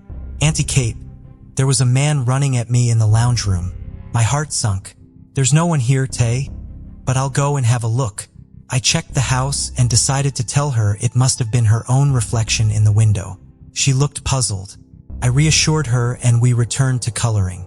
After a toilet break, I came back to my room and Taylor swiftly asked me, "What's that knocking noise, Auntie Kate?" I checked the front door thinking maybe my sister had come back early. There's no one there, Tay. Not the front door, Auntie Kate. Behind your bed. What do you mean, Tay? When you went to the toilet, that man was knocking from behind your bed. My heart was racing. Not wanting to show her how scared I was, I put a movie on and went and called my sister. "You need to come back," I said and explained what had been going on. When she arrived, she looked at me fearfully. "Kate, I don't think you should stay here." "I know, but I've got an early day tomorrow." Running low on options, I called my ex to come and stay the night. I didn't want to go into the full details of why, just that I was feeling a little bit uneasy by myself. We laid in bed and he said, "Something doesn't feel right." "What do you mean?" I said. "The energy. I just feel on edge." I turned and told him everything that happened and showed him the photo and the video. Neither of us slept that night, and he never let go of my hand. The next morning, he mentioned the shower head in the main bathroom was leaking. "I'll get a plumber," I said. "Thanks for staying." I agreed to meet the plumber on my lunch break. "Easy fix," he said and started making conversation. "So how long have you been here?" he asked. "Oh, not long," I replied, "but I don't think I'll be staying here much longer." "Why is that?" he asked. "Because there's something evil in this house. I've had the strangest and scariest week of my life." He turned round and looked at me and stared until I looked away. His expression was cold. "Are you nearly done?" I asked. "I really need to get back to work." "Not yet," he said, "but I need to tell you something." My skin began to crawl as I gripped my keys and took a step back. "My mom and dad died here," he said. "Dad died in your bathroom and mom died in the lounge." He took a step towards me as I took another step back. "And this week was the anniversary of their deaths," he said. "What happened?" I asked nervously as I reached behind me for the front door knob. "Nobody knows," he said. "What were their names?" I asked. "Robert and Alma." "Oh my God," I thought, flashing back to the R I had seen sprawled on the front door glass. "Sorry to hear," I choked. "So tell me, what's been happening here?" he asked, his expression still cold. "I think you need to leave. I've really got to get back to work." He didn't respond. "Please," I said, "I'm running late." As he packed up his tools, I waited cautiously outside. He brushed past me and said, "I'll leave the invoice in your letterbox, but you might want to get the lock on your front door changed." The plumber, their son, left, and 2 weeks later so did I. On moving day, whilst carrying boxes out of my car into the new house, I saw something sticking up out of the back seat. I picked it up, an old brown birthday card with a faded "Dear Daddy" written inside of it, unfinished in a child's handwriting. And that was the end of that chapter. To this day, I won't even drive down that street, and I hope I never have to call a plumber ever again. I had a little lamp when I was living alone in my apartment 7 years ago, which worked with batteries. I had this light on for a year without turning it off, so it was on 247 for nearly a year straight. It was in my bedroom and had given a nice and cozy ambience to my room. One day, I noticed that the light had turned off because of empty batteries. I just left it where it was and didn't change the batteries. On the anniversary of the death of my dear friend and beloved uncle, I was talking to my dad on the phone about him, and we were just talking a lot about how much we both missed him. I was really sad and thought about him intensely. Later that night, I went to bed and fell asleep. At about 4 in the morning, I suddenly woke up and saw that the little lamp was on. It was shining so bright that I was shocked and couldn't process what was happening for a while. It was strange because I fell asleep immediately after I saw the lights, which is not actually what I would normally do in that situation. The next day, I checked the lamp and it was off again. The batteries were still empty. But then in the next week's months, I'd noticed that the little lamp would always turn on when I felt sad or anxious or worried, all by itself. I never changed the battery until this day, 7 years later. It is still very special to me, and it has a very special place in our house. I'm married now and have been for 2 years, and this little lamp was shining when my husband was dating me and visiting me for the first time in my apartment back then. I knew it was a good sign right away. I like to think that my uncle has found a way to communicate with me through this little light. Back in the late 1980s, my grandma often helped babysit my older sister, while our mom was working nights at the hospital. During this time, my mom had moved into a duplex and the landlord was always on the grounds, not really doing anything. He was very determined to speak with my mom, but she never had time for him as she slept all day in preparation for her night job. Anyway, one night while my grandma was babysitting, she was lying down but awake on the living room couch, when suddenly, the front doorknob started jiggling. She held her breath, hoping whoever it was would find it locked and move on. However, a key rattled and the door creaked open. From where she lay, she could just make out it was the landlord. Too terrified to move, she squeezed her eyes shut and pretended to be asleep. As the landlord creaked closer, my sister started fussing in her playpen, nearly causing my grandma to scream. She was so scared he would go get my sister, but thankfully he walked into the dining room instead. He began rifling through the drawers of papers, and it dawned on my grandma that it couldn't have been the first time he'd entered my mom's apartment. It felt like hours for her before the landlord finally left, and she immediately put a chair against the door to prevent his return. After my mom got back in the morning, my grandma told her what happened. From then on, the door was blocked and valuables stashed elsewhere. It took a few months before my mom was able to move, and it was definitely a tense time for my grandma whenever she had to stay the night. Sometime between 2010 and 2012, I went on a camping trip with a few high school friends of mine in central Alberta. One of the friends I went with helped set up this trip by allowing us to use his private land with no houses nearby for miles or kilometers.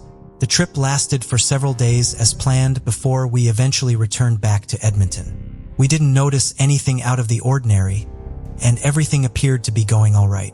I drove my personal car with me and parked it close to our tents. I bought my own.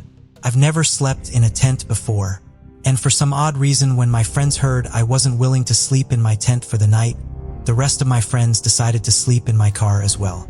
Bear in mind, it was a friendly trip and no romance stuff involved. This trip turned out to be a creepy experience, as I will explain why. One night, my friend TJ, who was with me during the trip, decided to take random pictures of our surroundings with no particular reason in mind. We were trying to have a good time. He did not check the pictures he took until he arrived back in the city when our trip was over. When I arrived at TJ's house back in Edmonton, we went over the pictures we had. One of the pictures he took revealed something we didn't notice at the time.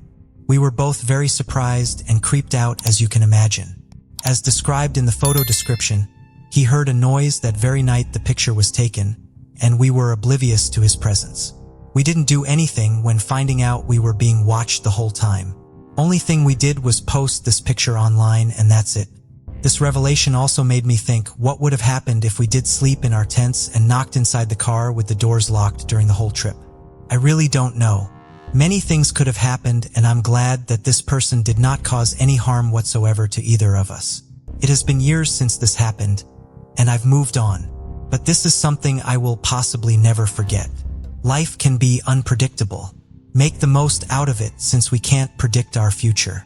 So my dad had lymphoma and I was his nurse until the end. I'm an RN. He passed on the bed in my mom's guest room, the one I usually sleep on. So I go for Christmas. I live in the Sierra Nevadas in California, and it's way cold. So I'm asleep in the same bed, same room. At 4 a.m., my Akita wakes me, doing the I see something invisible thing. She's twirling and wagging her tail at something over my bed. Of course, I'm like, okay, hi Dad, then went back to sleep. At 5 a.m., I distinctly hear my mom's sliding glass door open and shut for the dog. I thought, cool. Mom let MacGyver out, so I curl back up. It's cold. At 6:30, I wake up. No dog. So I walk out to see MacGyver freezing ass on the back porch by the sliding door. She had ice and snow on her whiskers, so I was pissed at my dear mom. And I'm like, Mom, why didn't you let her in? She swears up and down she didn't let my dog out. I really pestered her too. Until she died, we never said anything because we knew no one would believe us. It might be boring to you, but my dad let her out. I know it. I've been in my current apartment since 2011. I was definitely much younger at that time, and I didn't know anything about the place. The atmosphere and environment was quite friendly and warm, though people kept out of each other's business. I was close to my teenage years at that time, so there's no need to say I wanted company, i.e. friends, but people seemed so absorbed in themselves and so detached. I never found a friend from my locality. Very soon, I started keeping things to myself and ignoring and not seeing people became a habit. I never noticed anything odd or worth noticing in my flat. Everything was quite natural, but my apartment, no doubt, looked very spooky from the outside since there was barely any people staying there except us. The apartment block is of 5 stories, including the terrace and the garage. My family is the only one that has stayed in the block for so long. My flat is in the southeast side of the block and is pretty much flooded with light, but the northwest side of the block is said to contain something negative. Nobody could ever live there for more than a few months. The first and second floor flats don't feel as though there is anything paranormal there. But the people staying there encounter unfortunate things, and a person even died there. This may sound like a sick superstition, but to be honest, it doesn't feel so. Weird things happen all over the northwest side of the block. But to the bad luck is the added fear, and this reaches an extreme level on the 3rd floor. We have never known of anybody staying in that room or flat for more than a month or 2. Recently, on asking why, we found out the answer. There is something paranormal going on there all the time. People leave that room because something or someone doesn't let them stay there. People always feel something roaming around. A year ago, a young man who lived there by himself told us he couldn't sleep for months because he felt someone standing beside his bed's headboard. He visibly saw something sitting on his bed, the bathroom door opening and the light switching on and then off after some time. He must be awarded respect for his courage, if nothing else. Staying there for a long time all by himself without company. Not just the bad look, but also feeling somebody's invisible presence was the final warning. He soon confided his fears to his friend, and with his friend's help, he managed to get rid of the bodiless soul who was said to have been the victim of something terrible. He bought some sort of doll with good spells overflowing from it. Since then, everything seems to have settled. But for some reason or another, after living out there for a year and a half, he moved out somewhere else and a new family is now there. They were told about the paranormal activities there and have taken all the precautions they can to prevent the terror. Fortunately, there have been no new complaints. But thinking of something so terrible happening just above my floor covers me with goosebumps. I had an eccentric old neighbor whose home she shared with her husband, Blue, even more ancient mother, and a menagerie of half-fed cats eager to supplement the scraps Hilda threw to them. Consequently, there were no birds to be found on either her property or ours. I was sharing a house with 2 flatmates. It was a comfortable, newly renovated 3-bedroom villa, but near the bottom of one of the steepest hills in the city in which I lived. We had already had a spectacular accident where a car, undergoing repairs in a person's garage further up the hill, had, unoccupied, backed itself out onto the road, and the forces of gravity had seen it go careering down the hill, coming through a resounding smash into Blue's old car. I heard the smash and investigated. One of my flatmate's boyfriends was an art student, and probably due to the fact he hadn't sold a particular piece, he allowed an impressively large timber-framed and glass-printed painting to be hung on the wall above our fireplace and the mantelpiece that were in the living room. The painting, probably 1.2 meters long and 600 millimeters deep, was interesting in that it was impressionist and spare. It featured a block of cats with claws graphically extended, leaping diagonally across towards the upper right corner. And what could just be seen? Birds escaping from that corner. It was a bizarre and quite violent thing to behold. It was a heavy piece, and I put up the painting, which had to have strong metal fastenings in the frame and to the wall itself. There was a link chain attached, and I thought job done. On the mantelpiece, meanwhile, I placed a pair of small ceramic quail birds that my mother had gifted me, which followed a similar artful design to that of the painting. One day, while I was home on my own and in the adjoining dining room, I heard an almighty crashing sound. I looked around. Surely there couldn't possibly be another runaway car. I went outside both front and back and could see nothing. As I was returning through the living room, I realized that the painting had broken from its fastening, and that was the cause of the loud sound that I'd heard. But it stayed on the wall, albeit one corner, was now precariously balanced on the mantelpiece. I quickly salvaged the painting, and I also discovered that one of the ceramic birds had been destroyed by the fall. I repaired the fastening, put the painting back up, and tidied up the mess, thinking that was a lucky escape.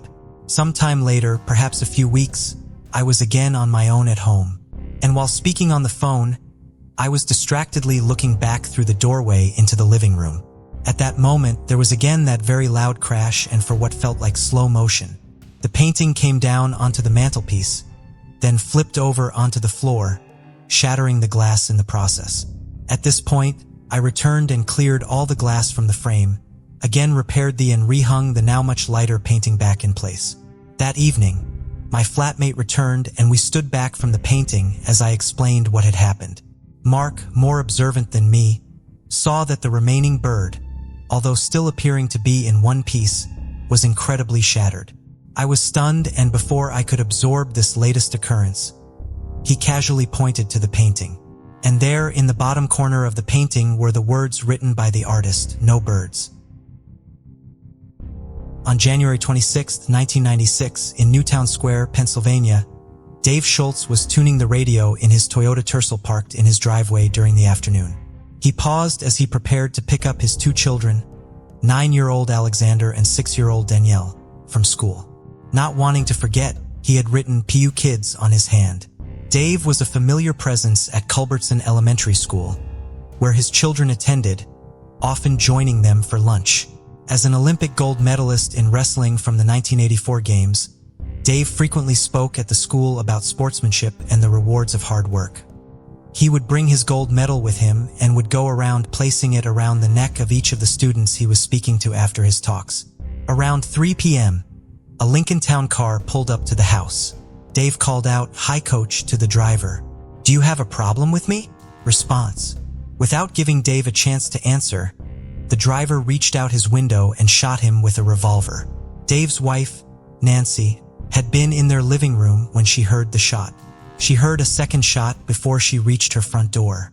She got outside just in time to see her husband be shot for a third time as he lay prone on the ground.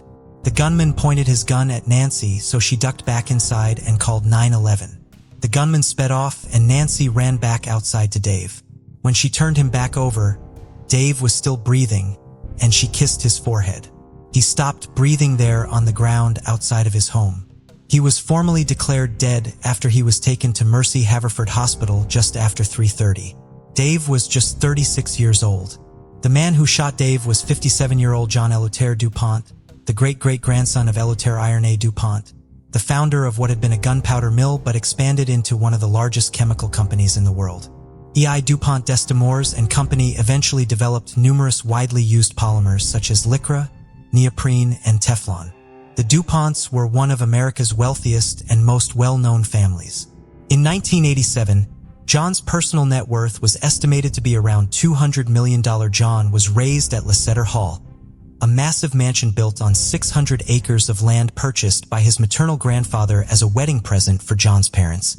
John's paternal grandfather had built the mansion for them and modeled it after Montpelier, the home of President James Madison, which he himself had acquired in 1901. Lecceter Hall Farm, as the entire estate would be known, acquired more property over the years, eventually encompassing more than 800 acres in Newtown Square, Pennsylvania, west of Philadelphia.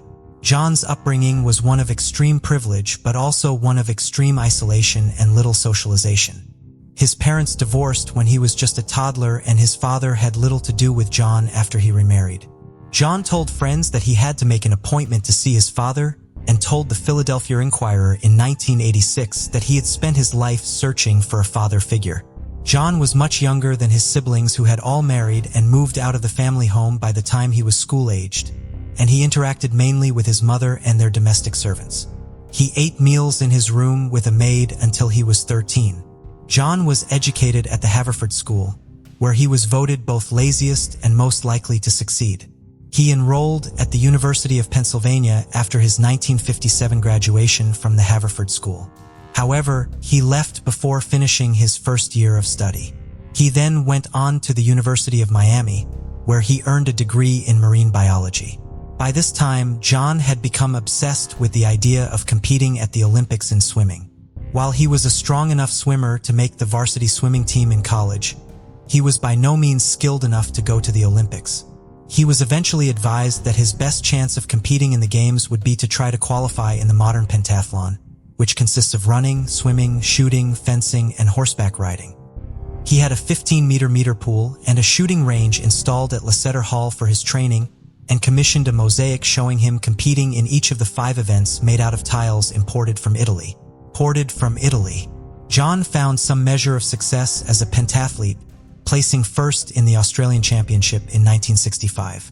However, when he sought to qualify for the 1968 Olympics, he came in second to last at the trials.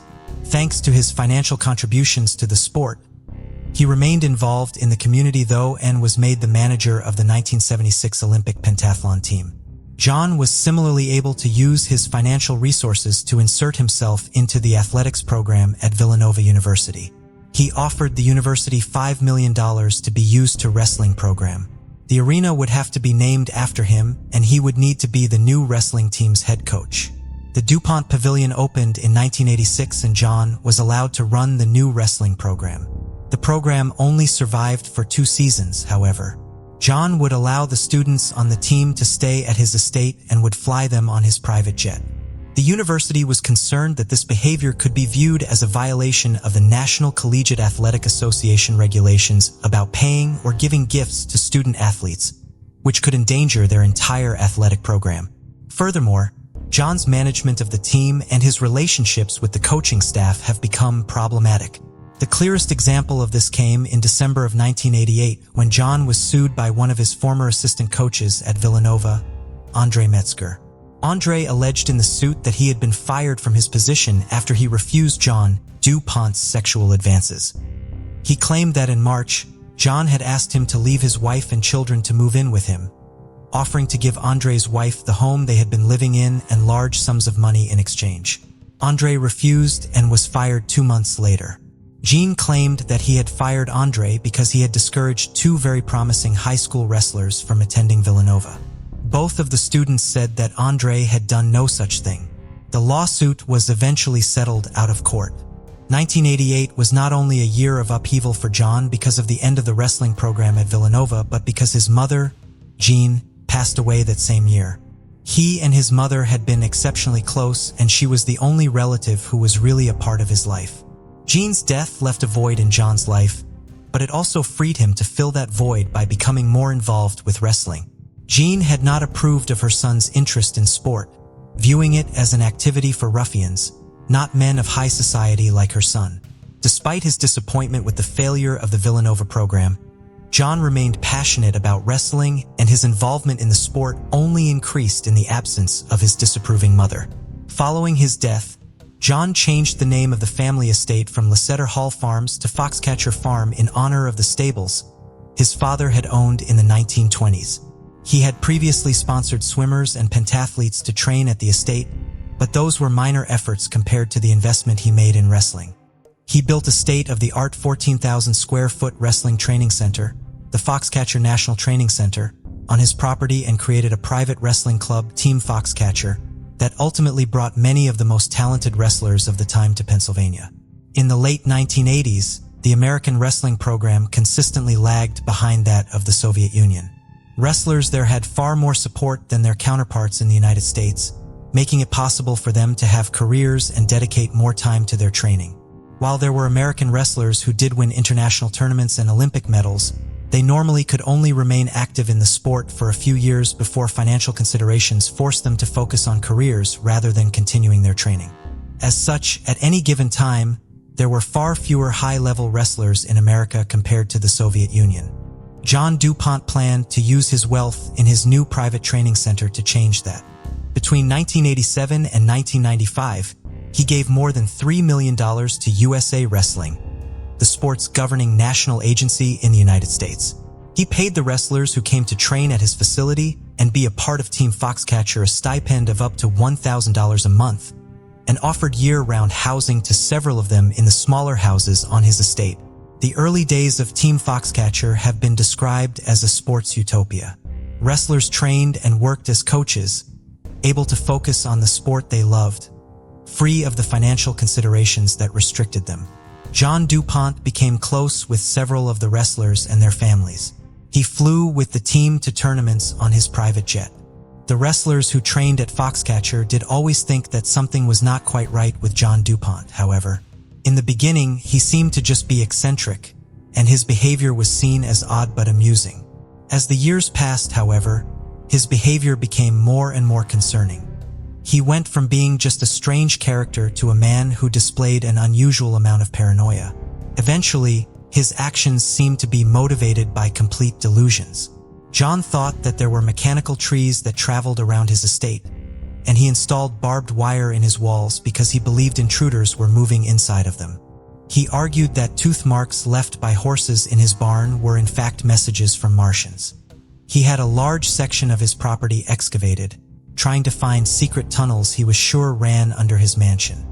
He started casually carrying firearms around the farm, out of fear that he being preyed upon. He became obsessed with the idea that the farm had been infiltrated with spies working against him. John shot the geese living in a pond on his property because he claimed they had been casting spells on him.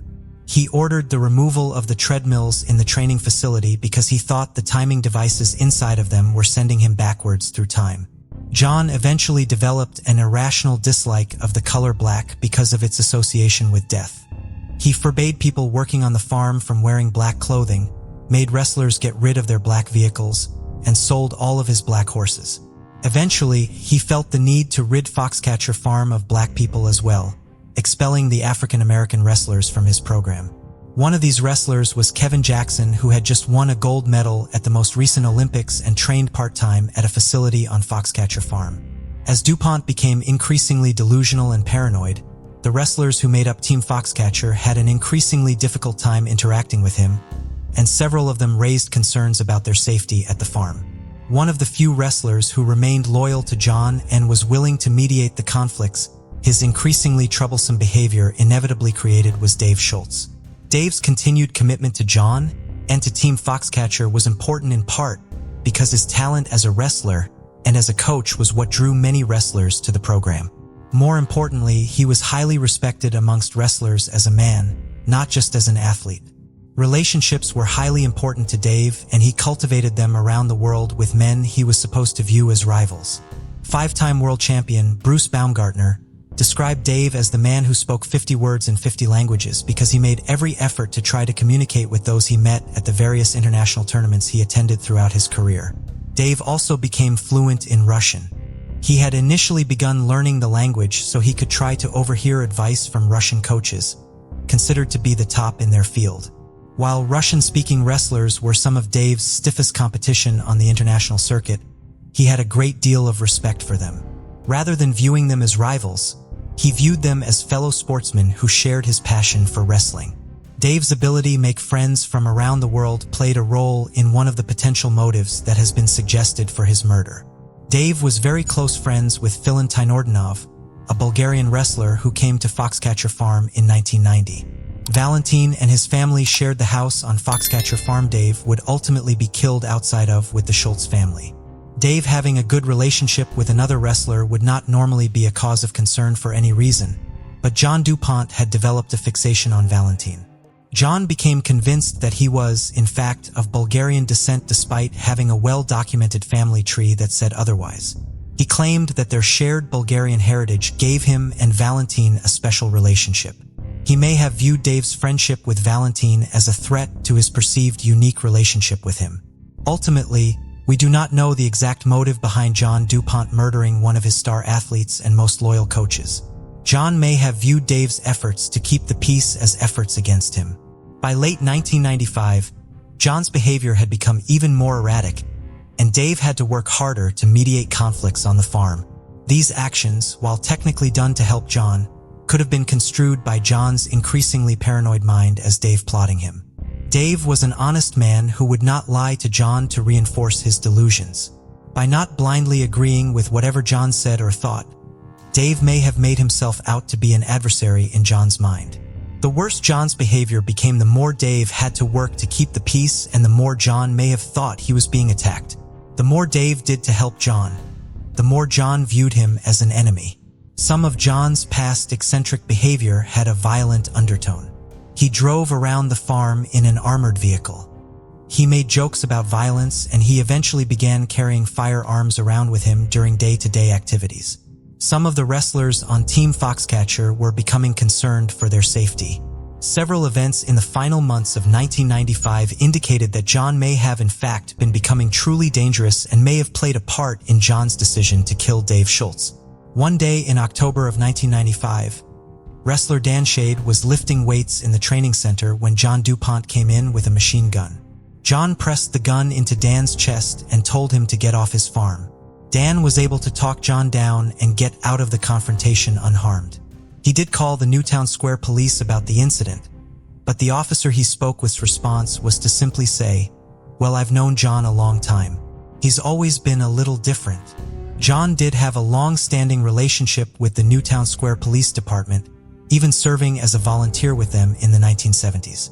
He had donated radios and bulletproof vests to them and allowed them to use his shooting range.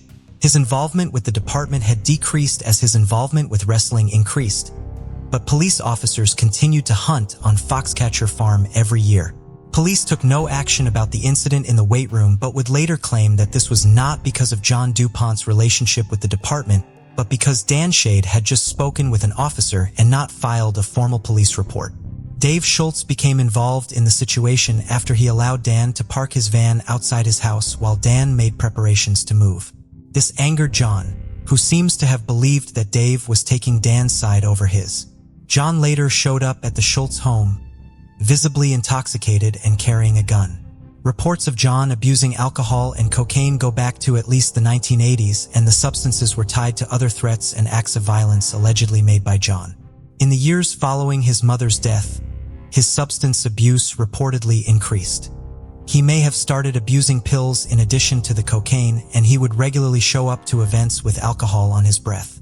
John did not injure anyone other than himself that night because he toppled over and hit his head shortly after arriving at the house.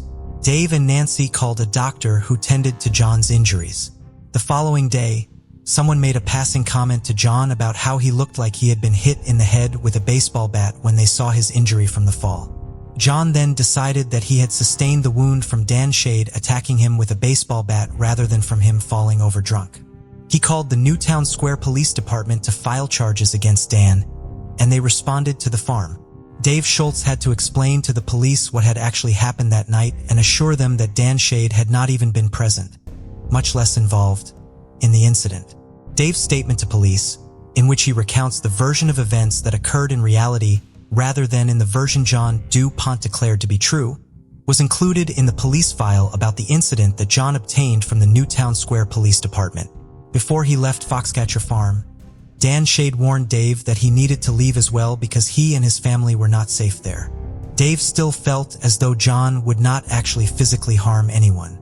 Even his dedication to John was starting to wane, however. Dave hoped to make it to the 1996 Olympics, and so he remained at Foxcatcher Farm to train and coach other wrestlers who were preparing for the Olympic trials. He had decided to leave Team Foxcatcher after the Olympic Games, however. He was going to take his family back to his hometown of Palo Alto, California, where he had accepted a coaching job at Stanford. Dave reportedly told John of his plans to leave Foxcatcher Farm and return to California a few days prior to his murder. John's delusional mind may have viewed Dave's decision to leave as an attack against him and his program, combined with his perception that Dave was working against him, which had been reinforced by Dave's role in his feud with Dan Shade. This decision may have justified killing Dave in John's paranoid mind. After shooting Dave, John drove back to his mansion and retreated inside. Law enforcement was quick to respond to the farm, but they could not quickly apprehend John Dupont. The Newtown Square Police Department knew that a portion of mansion had been reinforced as an impenetrable safe room during the Cold War, and that John kept firearms inside the home. There were also concerns based on John's increasing paranoia that he had booby-trapped parts of the mansion. More than 75 law enforcement professionals, including 30 members of the SWAT team, were outside of the mansion for a standoff that dragged on for 2 days.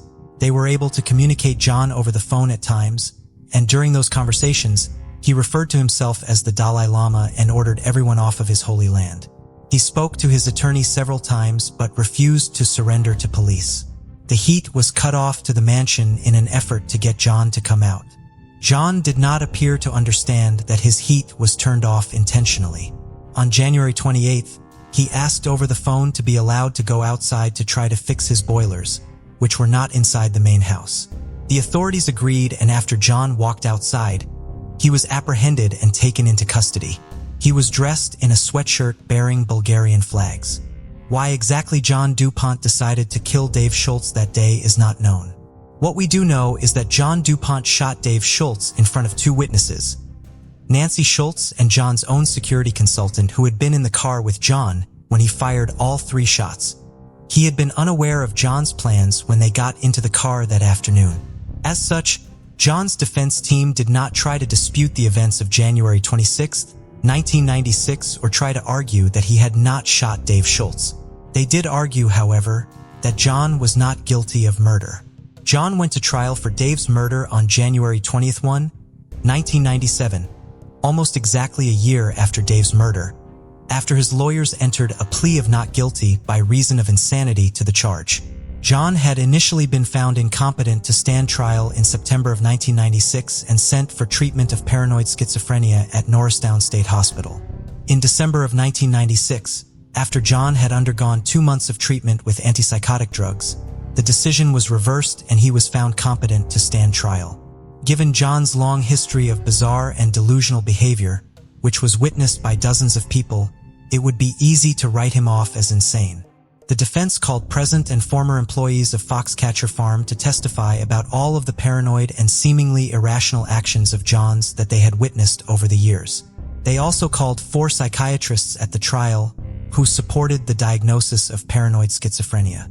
However, legally, suffering from a mental health condition does not automatically mean that a person is insane or absolve them of culpability for their actions. While John's lawyers presented overwhelming evidence supporting the notion that John was mentally ill, their legal obligation was to prove that he was insane. In order to prove that, they would have to demonstrate that John did not understand killing Dave was wrong at the moment he shot him. The defense's argument was that John held the irrational belief that Dave was part of an international conspiracy working against him, and that he was justified in killing him because it was an act of self-defense. The prosecution, however, while acknowledging that John Dupont was clearly suffering from mental illness, also held that he did understand that shooting Dave Schultz was wrong. He did not commit the murder because he was afraid of Dave. He committed it because he was growing resentful of him. He was guilty of first-degree murder because the crime was premeditated. The 2 psychiatrists who testified for the prosecution agreed that Dupont was mentally ill, but that he understood that killing Dave was wrong. Prosecutors also pointed to John's actions after he committed the murder to show that he knew what he had done was wrong. They claimed that the fact that John would not surrender to police and asked for his lawyer over 100 times during the 2-day standoff showed that he could comprehend that shooting Dave was wrong. The jury deliberated for 7 days after hearing weeks of testimony. As the days went by without a verdict, concerns that the trial would end in a hung jury increased. The jurors had returned to the courtroom 3 separate times to have their instructions repeated to them over the course of those 7 days. They appear to be having trouble determining the differences between the 3 possible verdicts they could return if they rejected the defense: first-degree murder, third-degree murder, or voluntary manslaughter. On the 7th day of deliberations, the jurors could be heard yelling at each other from outside the room where they were deliberating. However, they were able to come to a final decision later that day. At 5:09 p.m. on February 25, 1997, the jury announced their verdict. They found John Dupont guilty of third-degree murder but mentally ill. Their finding that he was mentally ill meant that they had rejected the defense's claim that John was legally insane at the time of the murder and still held him legally responsible for it, but allowed the judge to make a determination as to whether John should continue to be held at a psychiatric facility. While he awaited his sentencing, the defense vowed to the maximum sentence allowed of 40 years in prison. John Dupont was ultimately sentenced to 13 to 30 years in prison. His lawyers filed multiple unsuccessful appeals after his conviction. On the morning of December 9, 2010, John was found he had been suffering from severe chronic obstructive pulmonary disease. He was 72. In accordance with the instructions in his will, he was buried in his red Foxcatcher wrestling singlet. John's will, written 3 months before his death, left 80% of his estate to Valentin Yordanov, his wife, and various members of their family. Several of John's nieces and nephews filed various legal challenges to the will, arguing their uncle had not been of sound mind when the will was created and that Wellington and his family had exerted undue influence over him during their visits with him. The legal battle went on for 2 years. The will was upheld, with a judge arguing that the relatives who were challenging the will had not been harmed by its enforcement as they had not been named in the 5 previous iterations of John's will either.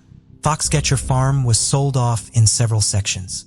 400 acres of it, including the site of the 90-year-old family mansion, was sold to a real estate developer. It is currently being developed into a luxury community named Lecedar in honor of the original name of the farm. 449 new luxury townhomes and houses are planned for the property. The mansion was torn down in 2013. The only major structure remaining from Foxcatcher Farms is an old barn which was refurbished and turned into the community's clubhouse. 2 months after Dave's murder, Nancy Schultz established the Dave Schultz Wrestling Club.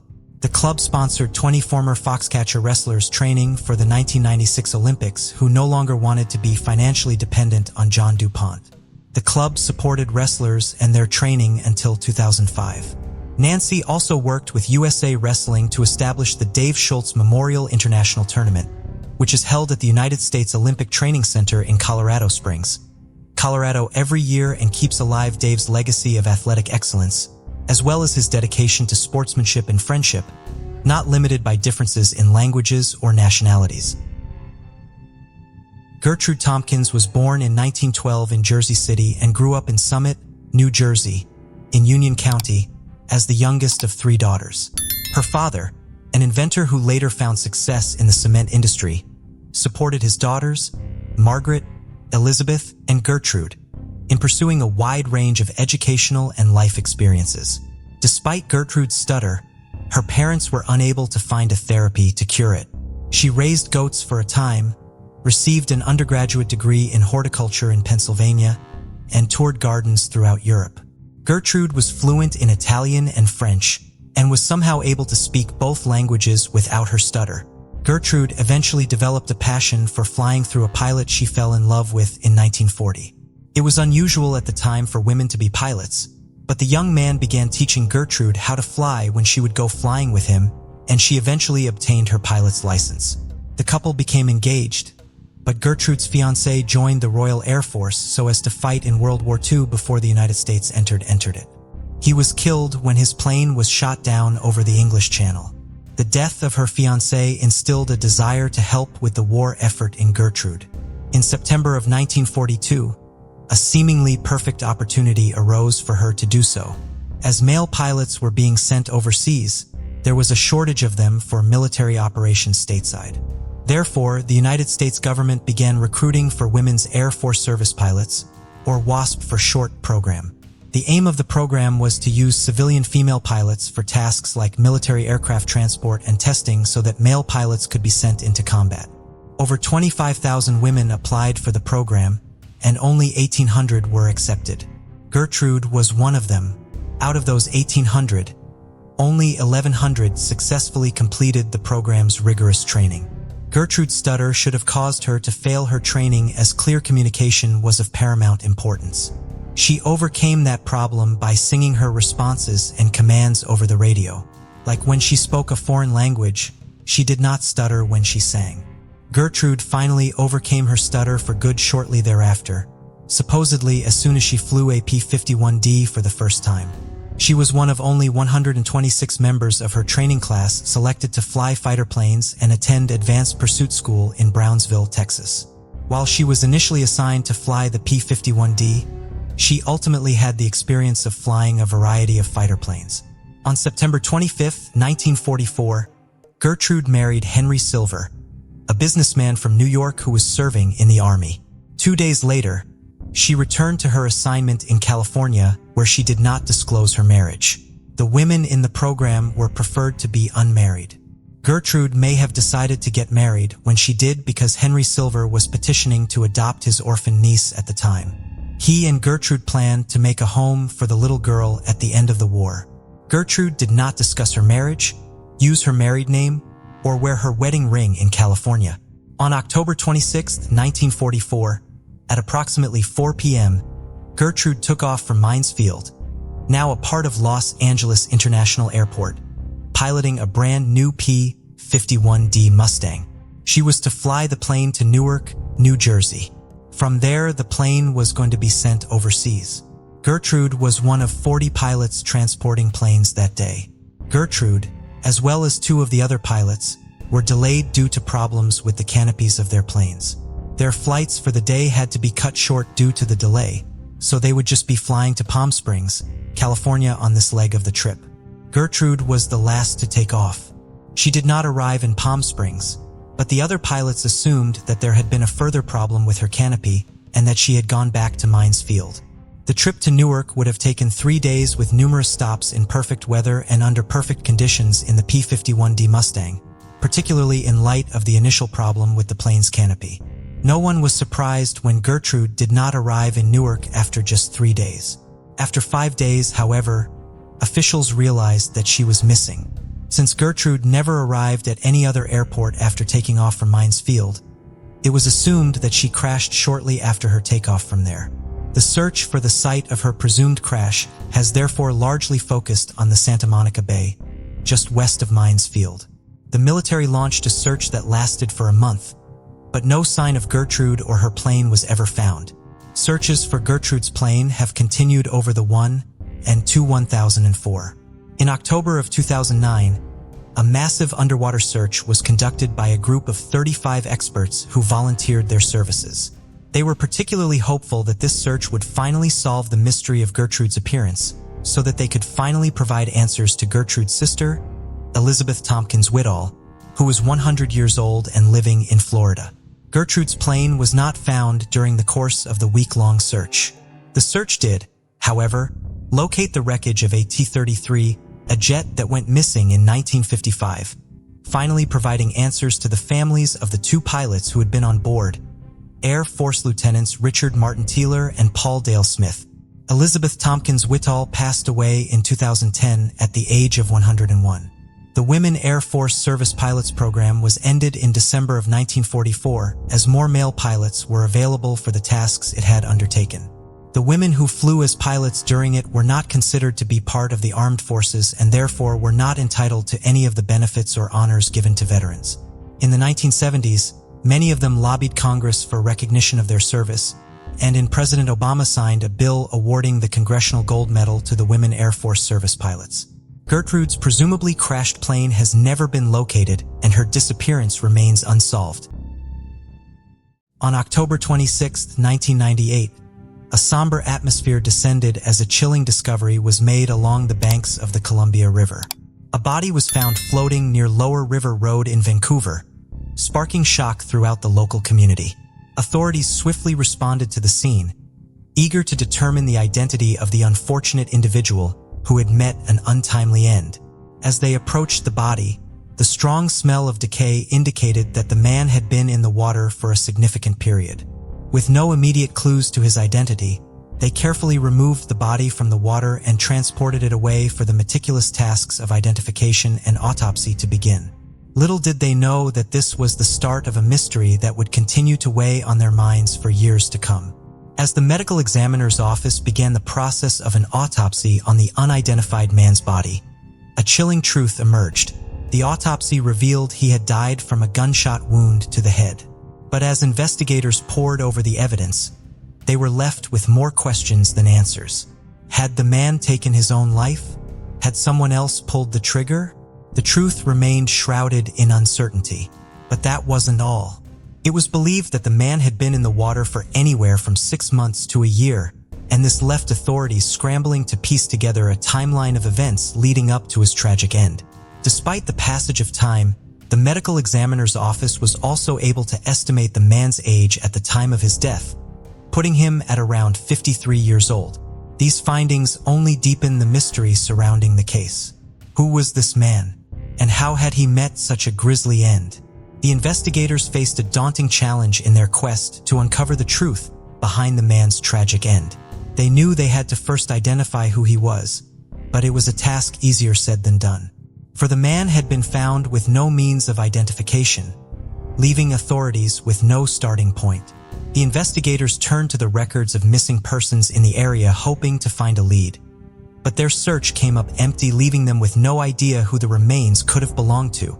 Desperate for answers, they cast a wider net, notifying agencies throughout the Northwest in the hopes that someone, somewhere could identify the unknown victim. Despite their tireless efforts, however, their search proved fruitless. Another thing that could have helped investigators in uncovering the man's identity was fingerprints. However, the hope of this was dashed due to the advanced state of decomposition of the body. As days turned into weeks, the investigation seemed to be hitting a brick wall. Frustration began to set in as the investigators were no closer to solving the mystery of the man's identity or his untimely demise. He remained an unknown John Doe, a haunting reminder of the many unanswered questions surrounding the case. Despite their best effort, the case gradually slipped into obscurity. Another mystery in a world full of them. The investigators had done all they could, but the truth remained tantalizingly out of reach. The passage of time can sometimes be a double-edged sword when it comes to solving cold cases. While it may seem like hope fades with each passing year, the truth is that new technology and advancements in forensic science can breathe new life into a case once thought to be unsolvable. In 2008, the investigators working on the case decided to take a fresh look at the evidence. Armed with the latest forensic tools and techniques, they reached out to the University of North Texas Center for Human Identification, hoping that the advancements in DNA profiling would finally lead them to the answers they so desperately sought. The University of North Texas Center for Human Identification was able to develop a DNA profile of the unidentified male from samples taken during the autopsy. The DNA profile was a ray of hope for investigators, who wasted no time in submitting it to the National DNA Database, eagerly waiting for a match. But despite their best efforts, no match was found. The DNA profile had given them a new lead to follow, but it also reminded them of just how difficult it can be to solve a case with no definitive clues. Still, the investigators refused to give up hope. They knew that with each new development in the field of forensic science, the chance of finally unlocking the mystery of the man found in the river grew ever greater. After years of the unidentified man's case going cold, investigators were determined to finally uncover the truth. Around 2021, they decided to take a fresh approach and submitted a DNA sample from the remains to a renowned forensic DNA laboratory in Virginia, Bode Technology. With their expertise in extracting DNA from challenging samples, the scientists at Bode Technology eagerly took on the challenge. They knew that by analyzing the DNA sample, they could unlock the secrets to the identity of this mysterious John Doe. A forensic genealogist used DNA from the remains to trace the person's ancestry. Through meticulous research and comparison, the forensic genealogist discovered an ancestral link to a family from California. The lead was promising, and the genealogist pointed to one person in particular, the son of Chelsea Johnson Jr. and Ruth Marie Henson. Interestingly, this individual named Michael Johnson had no traceable activities since 1998. The investigators knew they had struck gold and were now one step closer to finally unraveling the identity of the mysterious John Doe. And so, as the autumn leaves fell in October 2022, Nikki Costa, the operations manager of the medical examiner's office, made a breakthrough in the case of the unidentified man. Nikki managed to track down Chelsea and Ruth Johnson's other children, Russell Johnson and Kathy Bergen, and they revealed some startling information. Apparently, their brother Michael had disappeared without a trace over 2 decades ago and had cut off all contact with the family. Could this be the missing link that investigators had been searching for all these years? Nikki was bent on solving the case of the unidentified man. She tirelessly pursued the lead that the DNA sample belonged to Michael. To confirm her suspicions, Nikki reached out to multiple agencies determined to find the missing piece of the puzzle. The California Department of Justice Missing Persons DNA program provided analysis of family reference samples, while the Wasatch County Sheriff's Office collected a DNA sample from Johnson's sister, Kathy. Meanwhile, the University of North Texas Center for Human Identification sent its DNA profile, which was developed in 2008, to California's Missing Persons Program for comparison. With all the evidence gathered, Clark County's chief medical examiner, Dr. Martha Burt, finally concluded that the unidentified man was indeed Michael. Nikki's persistence and the collaborative efforts of multiple agencies had finally given the man a name and a chance at justice. The mysterious circumstances surrounding Michael's death remain a puzzle to investigators who have yet to uncover any information about his activities leading up to the discovery of his body. Nevertheless, the discovery of his identity was a huge breakthrough in the case, giving investigators a starting point to unravel the mystery. Now, authorities are reaching out to the public for help, hoping that someone might come forward with information that could shed light on what happened to Michael. Every little bit of information could make a difference, and authorities are eager to get to the bottom of this perplexing case. Before we proceed, I've got an exciting surprise for you. We've launched a brand new channel dedicated to intriguing content such as old historical mysteries, cold cases, and particularly chilling horror stories perfect for bedtime. Drop a comment letting us know if you're a fan of horror stories or not. You can find the link in the description below. Let's find out who will be the first to explore it. Alright, let's dive back into the video. On June 19, 1970, a splendid summer day unfolded as 2 young men opted for a casual stroll along Independence Pass in Twin Lakes, Colorado. The air was fresh, the sun radiant, a perfect backdrop for their hike. Yet, their outing took a grim twist when they unexpectedly encountered a macabre sight. While walking along the road, they spotted the decomposed body of a man in a ditch on the north side, partly obscured by rocks that had tumbled down from the slope above. But that wasn't the worst part. As the 2 men got closer, they noticed that the entire left arm and rib cage of the body were missing. It was a gruesome sight, and their hearts raced with fear and confusion. The body was dressed in a tattered sweatshirt and gray trousers, and the smell of decay was overwhelming. Who was this man? What had happened to him? There were questions that plagued their minds as they stood there stunned by what they had just discovered. Without wasting a single moment, the 2 men contacted the authorities, who arrived at the scene with a sense of urgency. As they approached the decomposed body, they suspected that the man was in his early 20s. The officers carefully examined the scene, taking note of every detail that could help them solve the mystery. In addition to the missing left arm and rib cage, the officers also noticed that the man was wearing 3 pairs of socks and hiking shoes. They even found a sock pulled over his left shoe. But that wasn't the only odd thing they found. Upon searching the man's pockets, they found $7 and a razor, but those items offered little insight into the man's identity or the circumstances of his death. No wallet or ID was found on the man, leaving the officers to wonder who he was and what had happened to him. Officers also extensively searched the area around the body, hoping to find any clues, but to no avail. The man's remains were quickly removed from the scene and taken for analysis, but despite their best efforts, detectives couldn't identify him. They scoured missing person reports, interviewed locals, and even searched through dental records, but nothing seemed to match. The man was a complete enigma, and the mystery only deepened as they delved deeper. The officers were perplexed by the condition of the body. It seemed as though the man had been out in the elements for a long time, possibly all winter. Yet his clothing didn't seem appropriate for such harsh conditions. The officers also couldn't help but wonder, what could have happened to the missing body parts? Had they been removed post-mortem, or had they been eaten by wild animals? It was a gruesome thought, but it was a possibility they couldn't ignore. The officers could only speculate until a shocking discovery was made. On July 15, 1970, more than 3 weeks after the body was found, a state highway maintenance man found the missing limb below the road where the body had been discovered. The shoulder and arm were stripped down to the bone, but the hand and wrist still had flesh on them. The discovery only deepened the mystery. How had the limb ended up there, and why was it separated from the body? The condition in which the body part was found was perplexing, leading the officers to speculate that it could have been removed after the man died, possibly by a snowplow, but they had no concrete evidence. As the years passed, the mysterious man found Independence Pass became nothing more than a forgotten memory.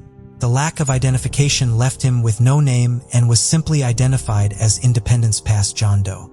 He was relegated to the status of an unknown soul buried beneath a simple marker reading unidentified male in the Evergreen Cemetery of Leadville. The case went cold, and as time marched on, it seemed that the truth behind Independence Pass John Doe's identity would remain a mystery forever. In 2011, a man named John Pearson, who had devoted years to cleaning up the Evergreen Cemetery, stumbled upon the grave of the Independence Pass John Doe while cleaning an overgrown section. Pearson, who was also a Vietnam veteran, couldn't help but be curious about the man's identity. He wondered if perhaps Independence Pass John Doe too was a fellow veteran of the Vietnam War. Pearson's curiosity led him to reach out to Audrey Simpkins, a crime and intelligence analyst with the Colorado Bureau of Investigation, who then enlisted the help of Sylvia Pettum, an expert in identifying John and Jane Does. Together, they journeyed to the small town in August 2011, eager to uncover the truth behind the mysterious grave. But despite their efforts, the case once again grew cold, leaving Independence Pass John Doe's identity shrouded in secrecy for a little while longer. In 2013, after 2 years of silence, the case of the Independence Pass John Doe started to gain momentum. Audrey and Sylvia returned to Leadville and searched for the case records, only to find out that they were missing. Together with the then coroner Shannon Kent, they made sure that the case details were entered into the National Missing and Unidentified Person Systems database. Sylvia, a determined woman, then asked the Lake County Sheriff to exhume the remains of the John Doe to enable DNA sampling. The body was exhumed, and with the help of the Colorado Bureau of Investigation, a fingerprint was obtained. DNA was extracted from the John Doe's femur and skull at the University of Northern Texas, and hope was renewed for finally identifying the unknown man. But instead of being laid to rest in his grave at Evergreen Cemetery, John Doe's body remained in a casket in the office of former Lake County Coroner Shannon. It took 8 long years for the man to finally be reburied. In the quiet of 2022, a breakthrough was made in the decades-long case. A team of detectives submitted DNA extracted from the unidentified John Doe for forensic genetic genealogy testing. The test yielded a promising lead. Details of this lead remained shrouded in mystery, but it was enough to crack the case wide open. Finally, after all these years, John Doe had a name: Gardner Paul Smith, who would have been just 39 years old when his remains were discovered. Gardner was no longer just a nameless body in a grave. He had a story, a life, and a family. Born in Modesto, California on September 22, 1930, Gardner was the older son of Paul and Bernita Smith and grew up in a skiing family. Both of his parents were skiers, and it was only natural that Gardner and his younger brother, Amor, took up the sport. For Gardner, skiing was more than a hobby. It was a way of life. He attended the University of Nevada in Reno, where he not only studied, but also competed on the college ski team. Gardner's dedication to the sport was admirable, and he was always pushing himself to improve. In fact, he was known to experiment with different techniques, once even attempting giant slalom courses on cross-country skis to work on his balance. But Gardner was more than just an athlete. He was a deep thinker and a humanist, always seeking to understand what it truly meant to be alive. In the latter part of his life, he became fascinated with psychic phenomena and the powers of the mind, and he wanted to unlock the secrets of human consciousness, and he spent countless hours exploring this area of study. In June 1951, Gardner was just a young man when he joined the Army, serving 2 years of active duty and then transferring to the reserves where he served 4 more years. He did his duty honorably and was discharged in June 1957. Gardner's path eventually led him to Argentina, where he met the love of his life, Jennifer Dawn Andrews, in 1961. The two got married, and Gardner brought his new bride back to California. It wasn't long before they welcomed their first child, a daughter named Jean, into the world on June 18, 1962. However, at some point, Gardner left his wife and young daughter. Jennifer eventually obtained a divorce from Gardner in 1968 and went on to marry Ernest M. Dillard. Unfortunately, Ernest passed away in 1974, leaving Jennifer a widow once again. As for Gardner, he drifted between California and Aspen, seemingly unable to settle down after his divorce. Dick Dorworth, an accomplished ski racer and Gardner's longtime friend, vividly recalls the last time he saw him in 1968. Gardner, who was living life on the road, was trying to promote a new ski pole grip he had designed. This was not the first invention he had created, as he had also come up with double-lens goggles but had failed to market it. After a week of crashing on his friend's couch, Gardner vanished into the unknown, never to be seen by Dorworth again. In fact, the last anyone heard from Gardner was through a postcard he sent to his mother, dated November 12, 1969. Simply read, "I am doing all right. Don't worry. Love, Gardner." At the time, his mother was hopeful, but little did she know that it would be the last that she would ever hear from her son. Gardner's daughter Jean was filled with unanswered questions about her father, who disappeared when she was just a baby. For years, she was left to wonder where he had gone and why he never came back for her. Her mother and family members were tight-lipped about his absence, leaving her to piece together her father's life on her own. And it wasn't until decades later in that she finally got some answers, when her father's true identity was discovered. Now a 60-year-old woman with a family of her own, Jean is determined to give her father the honor he deserves. She plans to arrange a small military funeral and have a headstone made in his memory. As for where he will finally be laid to rest, Jean hasn't made up her mind yet. But one thing is for certain: she will always hold a special place in her heart for the father she never got the chance to know. The mystery surrounding Gardner Smith's death persists. While there is no record of an autopsy performed on him, the Colorado Bureau of Investigation reports that there was no evidence of foul play, and speculations about how he died continue to circulate. Some speculate he may have been the victim of a crime and his body was dumped in Independence Pass. Others suggest he may have hiked up there with the intent to hike back down, only to get caught in a sudden storm, become disoriented, and succumb to the cold. However, the truth about Gardner Smith's death remains shrouded in mystery, leaving many unanswered questions. Before we continue, 90% of you haven't subscribed to our channel, so if you like this video, please subscribe. It motivates us to make more content for you. Okay, let's continue. It was a chilly day on November 28, 1992, when something unusual caught the eye of a group of people near the Walker Wildlife Area off River Road in Colorado. As they approached the spot, they were struck with horror. The decomposed body of a man lay there, missing its skull. But even in death, the man was making a statement. He wore green shorts with bold black designs and a tan to black pullover shirt with a mysterious logo on the left side of the chest. The sleeves were cut off at the biceps. The people called it in, and authorities sprang into action, racing to the scene with sirens blaring. As they arrived, they quickly got to work, scouring the area for any clues that could help them identify the man. They searched high and low, turning over every stone, but alas, nothing came up. Even the man's clothes yielded no hints as to his identity, leaving the authorities scratching their heads in bewilderment. With no other choice, they took the body away for autopsy and identification, hoping that they could at least get some answers there.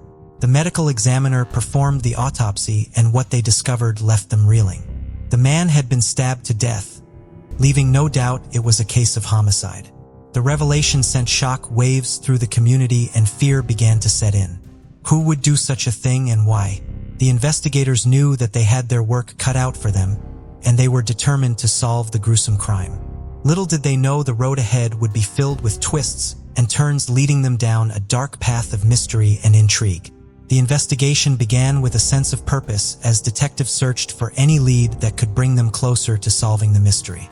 But as the days turned into weeks and the weeks into months, it became clear that this was going to be no ordinary case. The trail was cold, and every lead they pursued led them to a dead end. The absence of the man's head was a puzzle that haunted them day and night. Where could it have gone? Was it taken as a trophy or was it buried somewhere out of sight? The detectives were determined to get to the bottom of it all, but they were up against a formidable adversary: time. As the months turned into years, the case became colder and colder. The memories of the man in green shorts began to fade, and it seemed as though justice would never be served. However, detectives never gave up hope, and they would one day uncover the truth. Years passed and new technologies emerged that promised to make their jobs easier. In 2011, the case was revisited and the National Missing and Unidentified Person Systems was brought in to assist in the investigation. But despite their best efforts, the detectives found themselves once again hitting a dead end. Every lead they pursued seemed to fizzle out, and they were left with nothing but more questions. It was a frustrating time for everyone involved as they grappled with the realization that they may never uncover the man's true identity. But the detectives refused to give up even as the years continued to tick by. They knew that there was always a chance that new information could come to light, and they remained ever vigilant, never letting the case slip completely from their minds. In the year 2022, the Mesa County Sheriff's Office was determined to leave no stone unturned in their quest to bring justice for the man in green shorts. They knew that traditional investigative methods had failed them in the past, so they decided to turn to cutting-edge technology for help.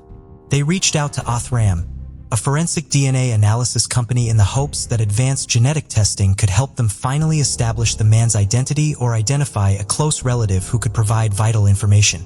It was a long shot, but detectives were willing to try anything to crack the case. But advanced DNA testing doesn't come cheap, and the detectives knew that they would need to secure funding to move forward. So they turned to DNA Solves, a platform that combines crowdfunding, volunteer data, and cutting-edge genomics to solve unsolvable cases.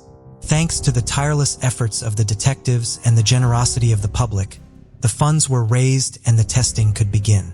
The skeletal remains of the man in green shorts were a puzzle that had confounded detectives for nearly 3 decades. But the remarkable advancements in forensic science helped them to finally begin putting some of the pieces together. The remains were carefully packaged up and sent to Othram State-of-the-Art Lab in the Woodlands, Texas. There, a team of brilliant forensic scientists worked tirelessly to extract DNA from the bones and build a comprehensive genetic profile for the unknown man. Using a cutting-edge technique called forensic-grade genome sequencing, they were able to piece together a complete DNA sequence, painting a picture of the man's genetic makeup like never before. But having a DNA profile was just the beginning. The team at Othram knew they needed to use this information to generate investigative leads that could help them to identify the man, and that's exactly what they did. With the help of their in-house genealogy team, they employed the power of forensic genetic genealogy to trace the man's distant relatives and create a comprehensive family tree. This information was then shared with the Mesa County Sheriff's Office, who were then able to identify a potential sibling of the unknown man. With the DNA sample from the sibling, the team at Othram was able to confirm that the unidentified man was Edith Thomas E.T. Romero. The discovery of Edith's identity was a significant breakthrough for the Mesa County Sheriff's Office. But with the mystery of his death still unsolved, detectives knew they had to dig deeper to uncover the truth. Edith had come a long way from his early life, but the details of his upbringing remained shrouded in mystery. Despite this, detectives were able to piece together a picture of the man he had become. As detectives delved into his past, they discovered a man who had lived a life of service and sacrifice. His military service was just one example of the courage and bravery that defined him. They discovered that Edith was just 26 years old when he met his untimely end. He had ventured to Grand Junction, Colorado in the company of 2 other individuals from Louisiana in 1991. He resided in a now demolished house on 4th Street and worked as a dishwasher in a local eatery. The details surrounding his death remained hazy, but it is believed that he was killed during the summer of 1992. Now, as detectives continue to piece together Edith's story, they're asking for the public's help. If you have any information that could shed light on his untimely death, please do not hesitate to contact the authorities. Every little bit of information could bring us closer to the truth. From 1920 to 2006, a member of the Murdaugh family continuously served as the solicitor for the 14 circuits covering 5 counties in South Carolina: Allendale, Hampton, Jasper, Beaufort, and Colleton. The solicitor acts as the primary prosecutor, akin to a district attorney. This long-standing family legacy began with Randolph Murdaugh Sr., who held the position for 20 years until his unfortunate death in a train accident. His son, Randolph Buster Murdaugh Jr., succeeded him and served as solicitor from 1940 to 1986, marking the longest tenure in this role. Upon his retirement, his son Randolph Randy Murdaugh III assumed the position in 1986 and served until 2006. This continuity spanned 3 generations, totaling 86 years of distinguished service in a position of influence and authority. Randy Murdaugh also had 2 sons, potentially positioning them to continue the family legacy in the solicitor's office. The elder son, Randolph Murdaugh IV, and Richard Alexander Alec Murdaugh could potentially follow in their family's footsteps in the future. In my last covering, it appears that he pronounces his name as Alec instead of Alex, but I wasn't really sure until now, so we're just going to make that little correction. The 3 men, until recently, all served as senior attorneys at their family law firm: Peters, Murdoch, Parker, Ellsroth, and Dietrich. So this is a family that is wealthy, well connected with all levels of the legal system as well as law enforcement. Alec and Maggie met at the University of South Carolina, where they both were students. They married soon after and then had their 2 sons. Alec and Maggie seemed to have a very close relationship until recently. She reportedly often visited Alec at work, and they often had lunch together. The family often attended events together and seemed to have a very active social life, though there are reports from those who knew the family that said they were deeply miserable, quoting, "Money doesn't buy happiness." Now I would like to go into the series of unfortunate events that follow Alec Murdaugh and go through them in chronological order. In the early morning hours on July 8, 2015, a body was found in the middle of a rural road outside Hampton, South Carolina. The victim was identified as 19-year-old Stephen Smith, and his car was located 3 miles away out of gas. Stephen's body was covered in injuries, and his cause of death was listed as blunt force trauma, though it was initially reported on as a gunshot wound due to an injury to his head and a complete lack of any evidence consistent with a hit and run. There were no skid marks on the road, no vehicle debris, broken glass, or injuries associated with being hit by a vehicle. In the incident report, officers also noted that Stephen's shoes were loosely tied, and he was still wearing both. A former highway patrol investigator who was on the scene said that he believes that Stephen's injuries were more consistent with being beaten, and he was left in the road to make it look like a hit and run. His mother also stated that he wouldn't have been walking along the side of the highway. His wallet and cell phone were located inside his vehicle, and he could have called for help. She said that he wouldn't have used the main road.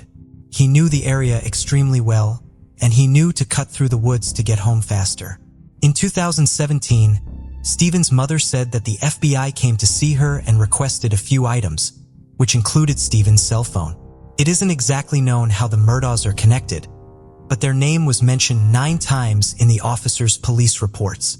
The South Carolina Law Enforcement Division, or also called SLED, also received several tips from the public asking officers to question Buster Murdaugh about the incident. Stephen's mother believes this was a hate crime, and Stephen was targeted because he was openly gay in a rural southern community. She said in an interview they laid him in the road like a piece of trash. Stephen was a human just like everybody else, and he deserves respect just like anybody else. He might not have been rich, but he was loved. She spoke to local reporters saying it was an uphill battle to get law enforcement to take her concerns seriously.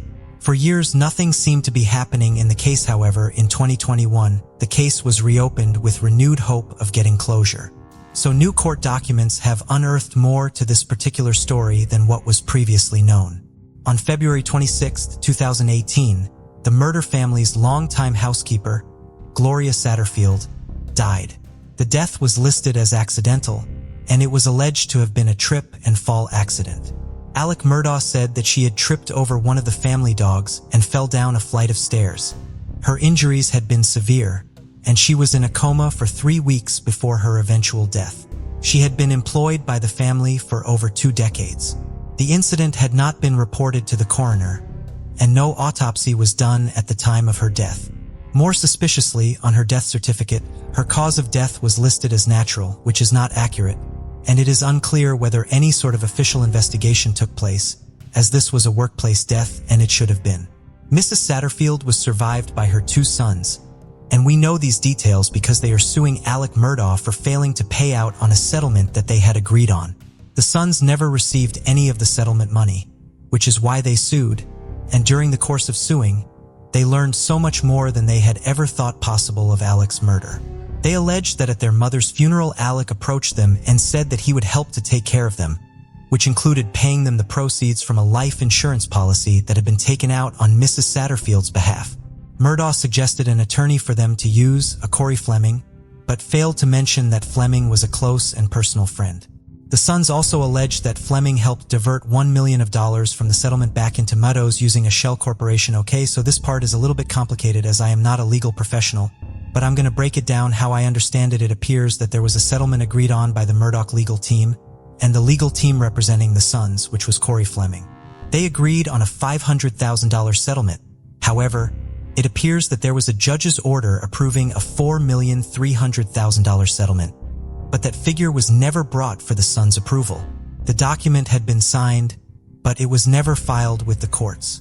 Out of that $4,300,000, they would have received roughly $2,700,000 after the legal fees were paid.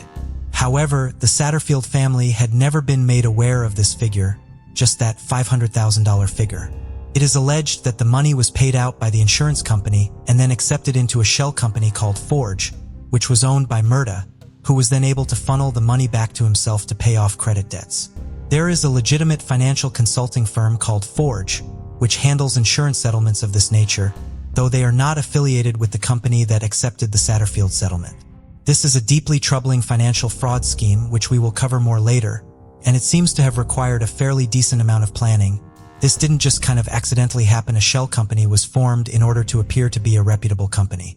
It then calls to question whether this was all orchestrated prior to Ms. Satterfield's death. I mean, how many employers take out multi-$1 million life insurance policies for their housekeepers? So far, we only have one side of the lawsuit, and I'm sure more will come out in court with discovery. I'm curious to know when that life insurance policy was taken out, who signed off on the death certificate, and what consequences Corey Fleming will face as he didn't act in his client's best interests, and was actually negligent in not informing them of what the judge signed off as their award. This whole thing seems rotten from the inside out. So what kind of started off with this family being in the media was this 2019 boat crash that resulted in the death of 19-year-old Mallory Beach. It was February 24, 2019 when Paul Murdaugh, Alec Murdaugh's youngest son, and a group of 5 friends had been driving his father's boat. Paul is seen hours before the accident purchasing alcohol with what was determined to be a fake ID, likely his older brother Buster Murdaugh's ID. The group then goes to a bar in Beaufort, South Carolina, Luther's Rare and Well Done, polishing, purchasing, stumbling, and appearing intoxicated. At 2:20 stumbling and appearing intoxicated. At 2:26 a.m., this call comes into the 911 dispatcher. Officers described the condition of the boat as having a 6-foot gash, where the boat split at the seam. The boat contained numerous empty, partially consumed, and full alcoholic beverages still on ice. 4 of the team were rushed to the hospital, and their Paul's blood was taken to determine his blood alcohol levels.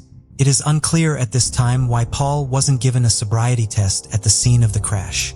It was a hospital that took it upon themselves to make sure that someone of Paul's BAC was 0.286, more than 3 times the legal limit. That night, Mallory's body was not found, and it was presumed that she was deceased. She was recovered by boaters a week later. Her cause of death was determined to be blunt force trauma and drowning. The Beach family pressed criminal charges against Paul, but they were dropped when Paul was murdered in June of this year. They still have a civil lawsuit against Alec Murdaugh, which remains, and Connor Cook, the boyfriend of Mallory, has also sued Murdaugh, alleging that the lawyer orchestrated a campaign to falsely blame him for the boat crash in his lawsuit. He also alleges that Murdaugh knew Paul had issues with alcohol and had told Paul he couldn't have access to the boat anymore due to a previous history of him driving while intoxicated, but didn't do enough to ensure Paul didn't access the boat. He also said that while at the hospital, Alec Murdaugh arrived and told all of the teens to keep their mouths shut in an attempt to control the narrative. Murdaugh also referred a lawyer for the Cook family, but didn't disclose that the lawyer he had referred was a close personal friend and was also the godfather of Paul. The lawyer advised Connor to not cooperate with law enforcement, which made him appear guilty. Connor obtained a new attorney months later, and his new attorney was able to provide information to law enforcement that led to charges being able to be laid against Paul Murdaugh. Paul had been charged with boating under the influence, causing bodily harm and causing the death in a boat crash. Paul had pleaded not guilty to the charges, and a trial was underway. On June 7, 2021, Alec Murdaugh makes his chilling 911 call at 10:07 p.m. He arrived at the family hunting lodge in Islington and discovered his wife and son, Paul. The police initially held Alec for questioning, but he was released when his alibi for that evening was confirmed. Alec had been visiting his mother, who has dementia, and was seen by her caretaker. The incident was confirmed as a double homicide, and that the time of death was somewhere between 9 and 9:30 p.m. Some reports have stated that 2 separate weapons were used in the attack, but that hasn't been confirmed yet by authorities.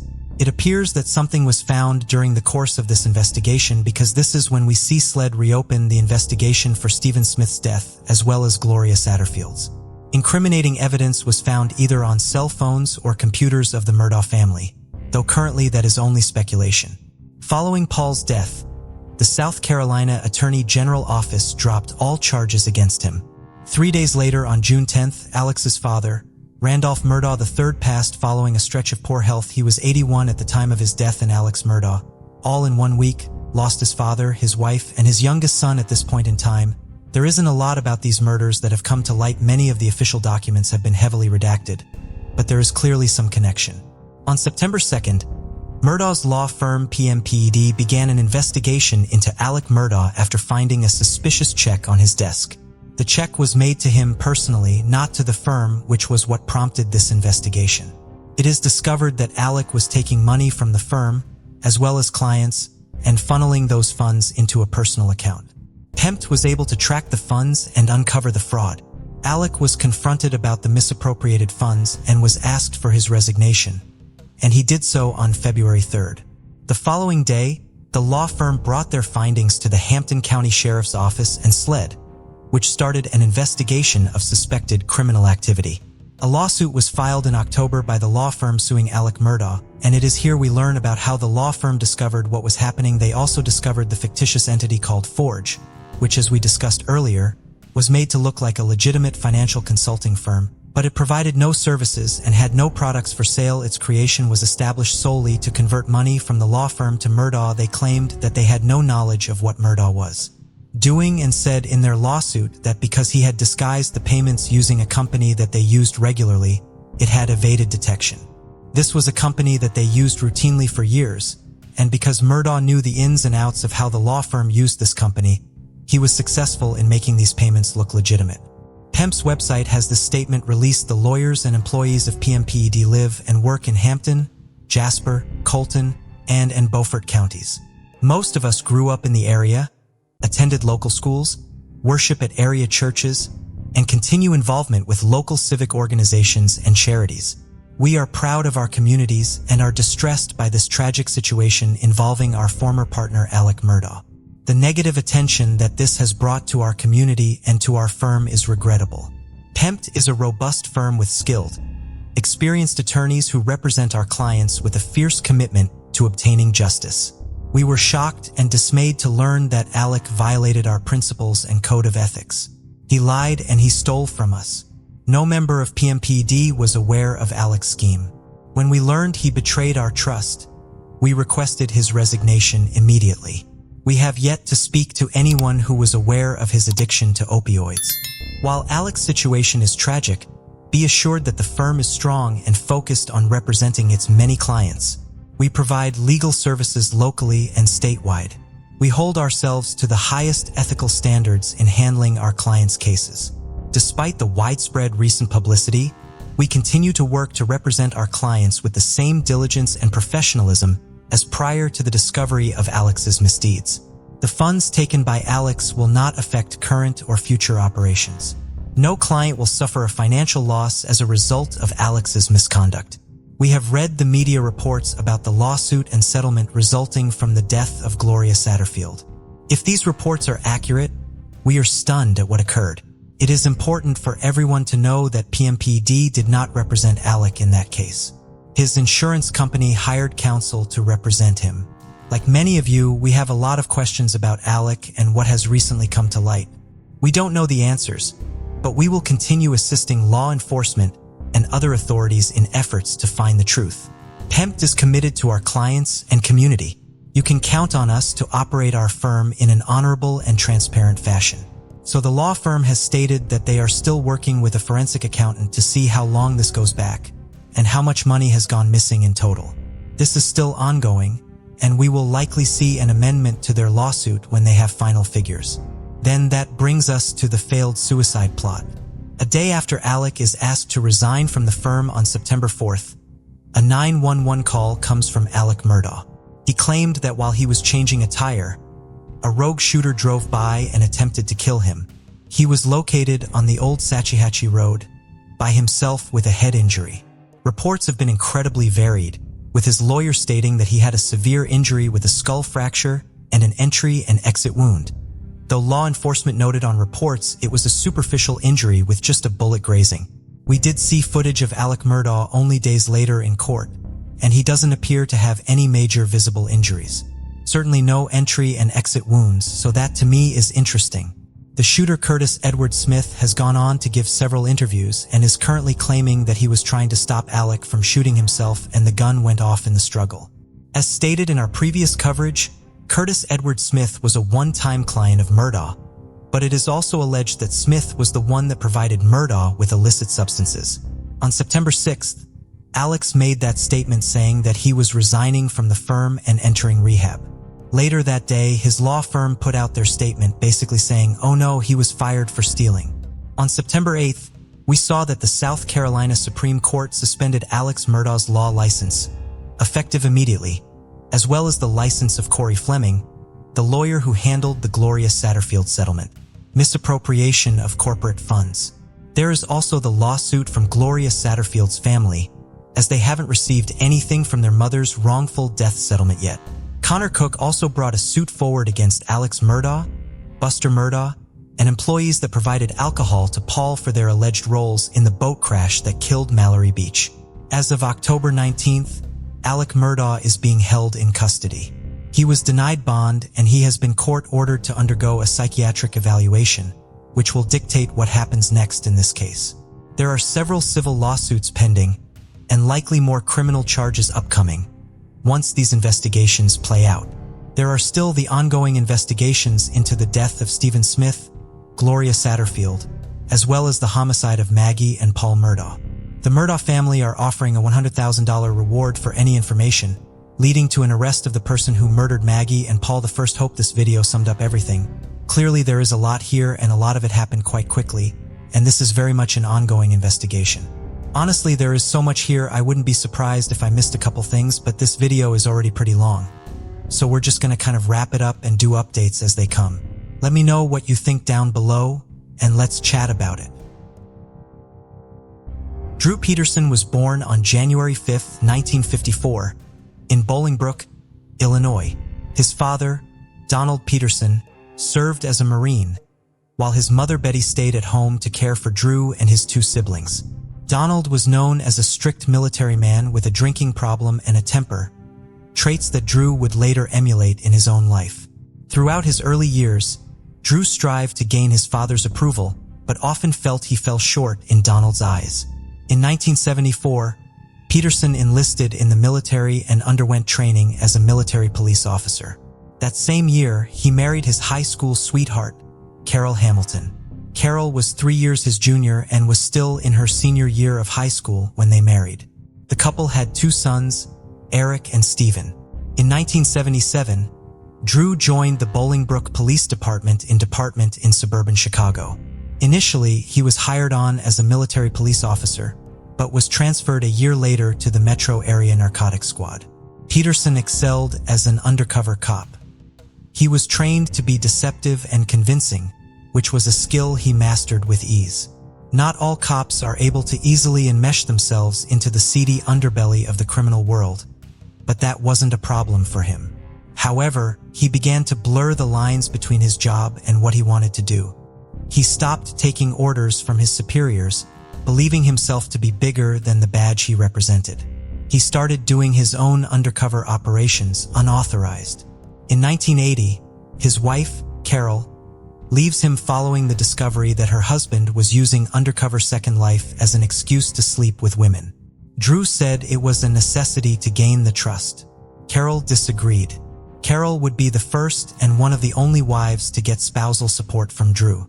Peterson married his second wife, 23-year-old Vicky Rutskiewicz, in 1982, but the couple had dated for years before that, possibly even while he was still married to Carol. Vicky was a bar owner, and Drew didn't like that she had so much going on outside of their marriage.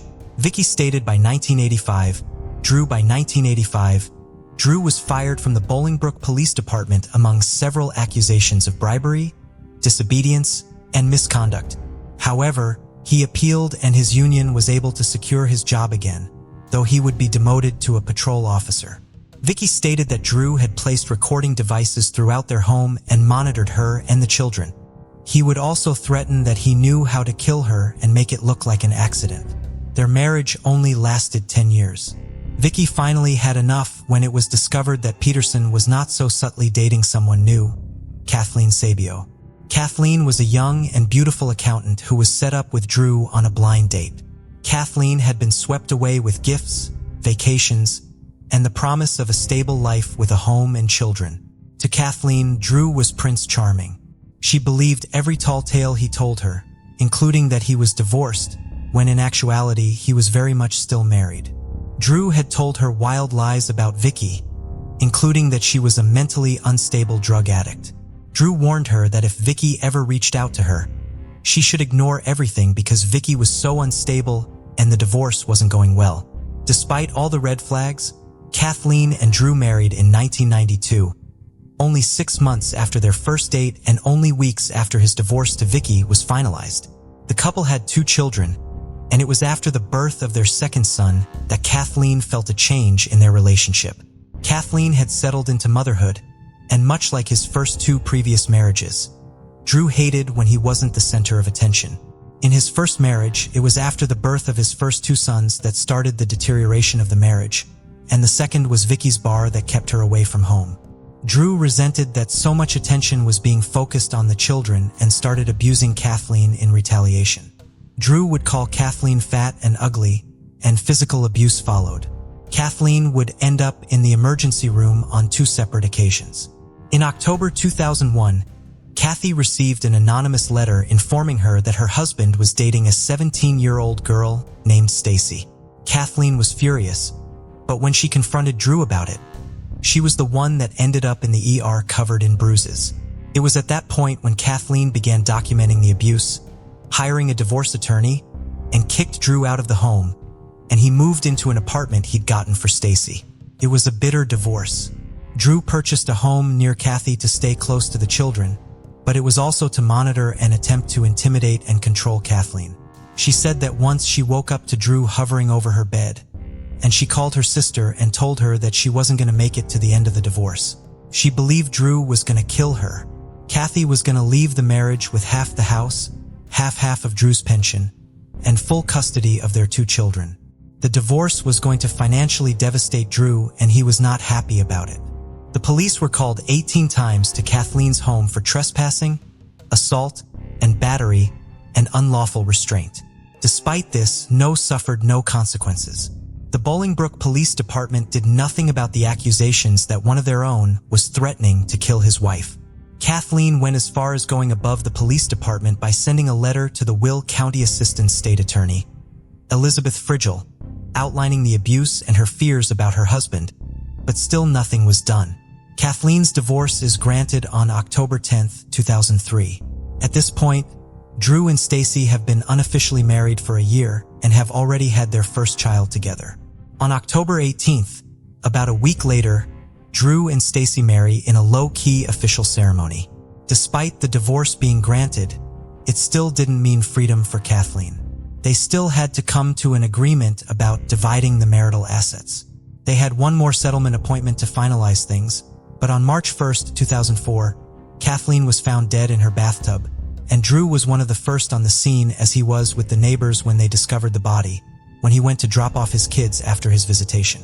Though Drew was initially thought to be a suspect, he was cleared with an airtight alibi. He was home with Stacy that night. Kathleen's death was deemed an accidental drowning. Drew produced a handwritten will signed and dated on March 2, 1997, when he and Kathleen were still married. The will stated that all assets would be left to each other, and Drew would become the benefactor of Kathleen's estate, which included custody of their children, the ability to make funeral arrangements, front desk agent at a hotel. Drew overnight shift as a front desk agent at a hotel. Drew also worked overnight shifts, and they apparently met because his partner was dating Stacy's coworker. Stacy Cales was young, beautiful, full of life, but also a prime target for someone like Drew Peterson. Stacy had grown up in a chaotic household. She grew up around a lot of anger, neglect, abuse, witnessing substance abuse, and when you grow up around that, you look for any light at the end of the tunnel. Her mother had also disappeared under mysterious circumstances in 1998, and her case remains unsolved. When Stacy turned 17, the legal age of consent in Illinois, Stacy told her sister that she was dating Drew and that he had bought and furnished an apartment for her. Stacy was a sweet girl. She had a loving nature and loved kids. She wanted to be a mom more than anything. And even after Kathleen died, she took over as a maternal figure to Kathleen's boys, loving them just as she did her own children. Stacy was also swept up in Drew's romance. He bought her gifts and took her places, did fun things, and promised her a life that she had always wanted. Stacy's older sister didn't approve of the relationship. Among her concerns was the 30-year age gap between the couple, and she thought Stacy was much too young to be dating anyone, let alone dating someone so much older. Stacy gets pregnant in 2002 and gives birth to her first son, Anthony, in July of 2003. She marries Drew in the fall of 2003, when she was 19 and he was 49. All of this happening while Drew was going through his divorce with Lane. Again, Drew told familiar lies about his soon-to-be ex-wife, including that she was unstable and was abusing drugs, both of which were completely untrue. In 2005, Stacy has her second child, a daughter 31. The death devastated Stacy, and she starts to experience severe depression and anxiety. At the same time, her relationship with Drew begins to sour. Stacy, in addition to being a mom, was also working towards her nursing degree, meaning there was little time for Drew with 4 kids, school, and maintaining their home. As we saw with his other marriages, this doesn't go over well with Drew. Stacy doesn't talk to too many people about what's going on at home. She kept a lot of it to herself. Though knowing how Drew treated Kathleen, we can speculate that Stacy was treated much the same. At some point, Stacy had cosmetic surgery. She had breast plants put in. Perhaps Drew had also made her feel bad about her body or coerced her into having surgery. By 2007, Stacy seemed to have enough of Drew. She started opening up to family as well as her pastor. She wanted out, but she didn't want to end up like Kathleen. Stacy told her sister that Drew was acting super possessive, accusing her of cheating on him. He would monitor where she went, how long she was gone for, and follow her. Stacy felt that her marriage had. Candace said that Stacy seemed stressed out and frazzled. Candace felt that Stacy seemed to be experiencing domestic violence and offered for her and the kids to come back with her to California. Stacy said that she would think about it and told Candace that she wanted to leave her marriage. Stacy also met with her pastor, who had served as her and Drew's marriage counselor. She sought advice and told him more about what was really going on in the marriage. She said that Drew was intensely jealous and it was unbearable. She also thought he was stalking her or had other police officers stalking her. She didn't feel safe calling law enforcement, and she made a shocking revelation. She said that she knew Drew killed Kathleen. The night that she had died, Drew hadn't been with her that night. He'd been gone for several hours in the middle of the night, and he told her to lie to police. Unwell, she mentioned to her sister that she didn't feel taken it well. She mentioned to her sister that she didn't feel safe in their home. She said that she had plans to meet with a divorce lawyer the following week. Stacy's sister, Cassandra, began to spend more time at Stacy's house. Drew was usually on his best behavior when others were around, and Stacy felt more comfortable when she wasn't alone. Cassandra leaves Stacy's home at 11:30 p.m. on October 27th. The two had plans to meet the following day at 10 a.m. The following day, Stacy failed to show up, and Cassandra was unable to get in touch with her. A neighbor the next morning notices noon. She noticed Stacy's car was missing. She went over, noon. She noticed Stacy's car was missing. She went over and asked Drew where Stacy was, and he told her that Stacy had gone to her grandfather's house. He asked if she could watch the kids for a few minutes, which she did, and Drew left for about 15 minutes. Drew also called in sick for work that day, saying that he had unused accumulated sick time that he wanted to use before his retirement in January. Cassandra continues to attempt to get in touch with Stacy. She goes over to see Drew at 11 p.m. when she notices neither of the Peterson vehicles are in the driveway. Drew tells her that Stacy left him for another man. He said that she took $25,000, her car, and her bikinis. Cassandra knew something bad had happened right away. Given Stacy's fears, she knew that she would leave her children with Drew. She would also never willingly abandon her children. They were her whole world. Cassandra left and immediately filed a police report. She goes to another police department, the Downers Grove Police Department, but they tell her to go to the Bolingbrook PD. Reluctantly, she files there, and Drew was tipped off at 2 a.m. She also drove to the Illinois State Police Department and filed a statewide missing persons report. On October 29th, Tom Murphy, Drew's stepbrother, is admitted to the following a suicide attempt. He claimed that the night Stacy disappeared, Drew had called him and asked him to move something. A blue bin that Drew had removed from his bedroom and asked for help putting into his car. Tom said that Drew told him this never happened. Tom came to the horrifying conclusion that he had helped get Stacy's body out of the house. The guilt tore at him and he was scared of Drew and he attempted to kill himself. Tom was offered an immunity deal and he wore a wire in attempt to get Peterson to say something incriminating. Nothing comes of the call, but Tom says that in days leading up to Stacy's disappearance, Drew had asked him to kill Stacy, but he said that he couldn't. Drew started a media campaign. He goes on Larry King Live, The Today Show, countless radio shows to talk about his missing wife. His campaign goal was simple: paint Stacy as an emotionally unstable individual who had cheated and left him for some tropical destination. A search warrant was executed on November 1st. The household computers, cell phones, vehicles, and firearms were seized. It was also announced that Kathleen Sabio's death would be re-examined. On November 9th, Drew was announced as a suspect in Stacy's disappearance, and Kathleen's body is exhumed. Drew is suspended without pay when it's determined that Kathleen had extensive bruising and a 1-inch gash on the back of her head. Her death didn't appear to be accidental after all. A re-examination of the crime scene photos determined that the death may have been staged to look like an accident. And on November 12th, Drew resigned from the Bolingbrook Police Department. They accepted his resignation, and Drew was able to retire with an annual pension of $72,000 a year. Drew continues his bizarre behavior with reporters. 2 separate forensic pathologists, one paid for by the state and the other privately paid for by the Savio's family, both conclude their findings of Kathleen's autopsy to be foul play. Meanwhile, an extensive investigation begins to locate Stacy. Drew hired statement confirming that he was engaged to 23-year-old Christina Rains. Drew continued to keep himself in the media, though as time went on they became less about finding Stacy and more about clearing his name in the suspicions around his last two wives. In April of 2008, he took to the media again and said he was offering a $25,000 reward for any information leading to the safe return of his wife, Stacy. He said in a statement, "Her mom left her, and it's clear that history has repeated itself and that Stacy does not want to be found either," says Peterson. "I don't know whom she left with or where they are. Maybe the money will prompt someone to come for the first time on felony weapons charges." One of the guns that were seized from his home was an AR-15 assault rifle that was too short under state law.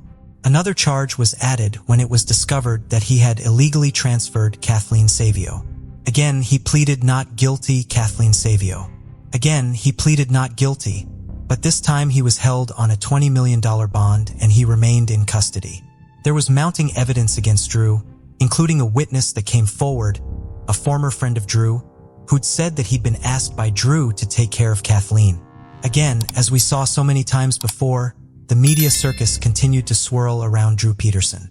The judge was even forced to issue a gag order to stop Drew and his media team from doing any more interviews. Drew's legal team tries everything to try and get this case dismissed. They even brought on a team of legal students to help them find grounds to get the case thrown out. All efforts were refuted and the trial continues in May of 2012. Despite a lack of physical evidence connecting Drew to the crime, there were numerous testimonies from witnesses, including Drew's first two wives, that illustrated what it was like to be married to Drew and what it was like when the relationship had run its course. The abuse, the threats, the misuse of his badge and position as a police officer, as well as his history of violence. The prosecution's star witness was Stacy and Drew's pastor, who testified as to what Stacy had told him during their final counseling session. The moment during the trial that would hit a home run for the prosecution was when Drew's defense called Stacy's divorce attorney to the stand. It seemed that they had miscalculated what the lawyer was going to say. They thought his testimony would paint Stacy as a vindictive ex-wife looking to take everything from Drew. Instead, the lawyer told the courts what Stacy had told him. On September 6, 2012, the jury comes back with their verdict, and Drew Peterson is found guilty of first-degree murder. At his sentencing hearing, he screams in court, "I did not kill Kathleen." To which Kathleen's sister says, "Yes, you did." Peterson was sentenced to 38 years in prison for the death of his third wife, Kathleen Sabios. While Drew is in prison, the search continues to find anything to connect Peterson to the disappearance of Stacy. He was being recorded in prison when investigators get a bombshell. From behind bars, Drew was trying to arrange to have the state's attorney, James Glasgow, killed. Peterson is charged again, this time for solicitation to commit murder, and has a second trial in 2016. This trial is much faster, and the jury only took an hour to deliberate. Drew Peterson was found guilty and sentenced to 40 more years in prison. His police pension is also revoked. Today, Drew Peterson remains behind bars. He was transferred to the Terre Haute Federal Correctional Institution to a more secure facility in 2017, and that is where he remains. He continues to maintain his innocence in the murder of Kathleen Sabio and Stacy Peterson. As of this year, Stacy Peterson has been missing for 14 years and is presumed to be deceased. Her children are now in the custody of one of Kathleen's sons. Stacy's sister, Cassandra, continues the search. She claims that she knows the location of her remains, but hasn't been able to recover them. At her own expense, she has hired numerous experts to help her and remain hopeful that one day she's able to give her sister a proper resting place. The incident occurred in Green Bay, a city in Wisconsin situated on the shores of Lake Michigan. With a population of approximately 104,000 residents, it ranks as the third largest city in the state. Green Bay is renowned for its fervent football culture and is the proud home of the Green Bay Packers, a highly successful team in the National Football League. The city boasts a diverse economy supported by sectors such as healthcare, education, manufacturing, and tourism. Visitors to Green Bay can enjoy exploring attractions like the National Railroad Museum, Bay Beach Amusement Park, and the charming historic downtown area. It was here in Green Bay that a tragic murder took place in 1986. On April 18, 1964, a bright-eyed baby girl was born. Her name was Lisa Holstead. Raised by a strong, resilient single mother named Judith Karen Perot Thompson, Lisa's childhood was not without its challenges. Her father, Frank Holstead, was absent from her life, but that didn't stop Lisa from shining bright. From an early age, she exhibited a curious mind and a creative spirit that defined her life. She grew up with two loving older sisters, Deborah, who is 3 years older, and Susan, who is 2 years older than Lisa. They were always there for her, to lend a listening ear or as a shoulder to cry on. Lisa felt a sense of security and warmth with them that could not be easily replicated. Her older brother, Stephen Halstead, who was 5 years older than her, was her protector and always looked out for his little sister and made sure she felt safe and loved. Despite the financial struggles of being raised by a single mother, their love for each other was unwavering. Judith worked tirelessly to provide for her children, and her love for them knew no bounds. Lisa Holstead had a passion for horseback riding and was also artistic and sketched during her spare time. However, her life took an unexpected turn when she got pregnant at the age of 17 and gave birth to her beloved son, Jeremy, in 1981. Despite the challenges she faced, Lisa was a loving and devoted mother who doted on her son. She worked tirelessly to ensure that Jeremy had the best life possible. Her kind, outgoing, and creative personality shone through as she raised Jeremy on her own, just like her own mother had raised her and her siblings. Lisa Holstead was a woman of courage and independence. Despite the comfort of living with her family, she yearned for something more. So, she made the brave decision to move across the country to Los Angeles to pursue her dreams in 1981. After some time, she realized that what she truly wanted was a stable and peaceful life for her and her son, Jeremy. She found that in the town of Green Bay in Wisconsin, where they settled and made a home in 1982.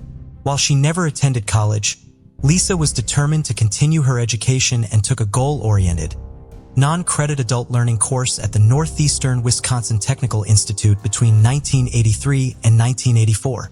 By the time she returned to Green Bay in 1986, Lisa was only 22 years old, but she had already accomplished so much. With her son by her side, who was now 5 years old, she was ready to take on whatever challenges came her way in this new chapter of their lives. She had even found love again with a man named John Sott, with whom she shared a cozy home in Green Bay. The couple enjoyed simple pleasures, like fishing and playing darts together, and even had a quirky collection of pets, an eel and a bird named Herbie. Lisa's love for her family and her zest for life were evident in everything she did, and she cherished every moment spent with her loved ones. However, fate had a cruel twist in store for her, and her bright future was tragically cut short. On August 12, 1986, the moon was high in the sky in Wisconsin, as Lisa and John embarked on a late-night adventure. Lisa and John seemed to be having a great time, their competitive spirits shining through, as they played game after game of darts. But as that night came to a close, tension began to rise, and the alcohol seemed to take its toll. When they were driving back home, the car came to a stop at the intersection of Mason and Taylor Street at 2:30 a.m.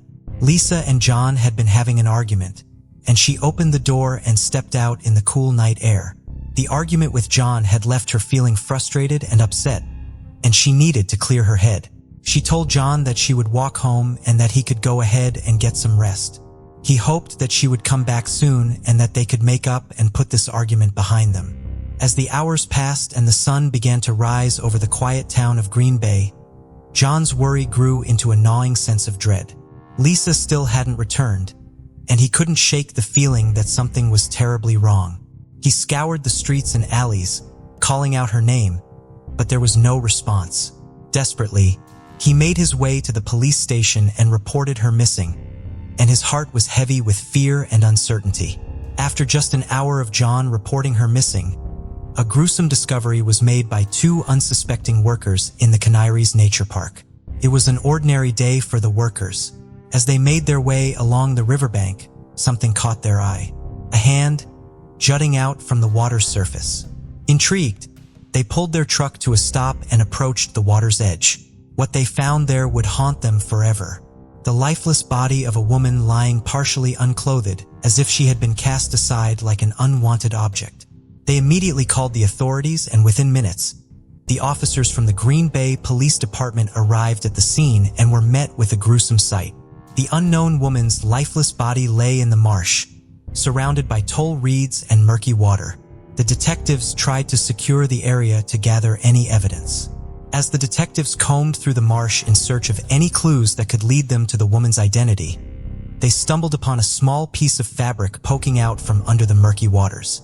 With a sense of urgency, they waded through the marsh to retrieve the fabric, and upon closer inspection, they discovered an identity card hidden in the back pocket of a pair of jeans.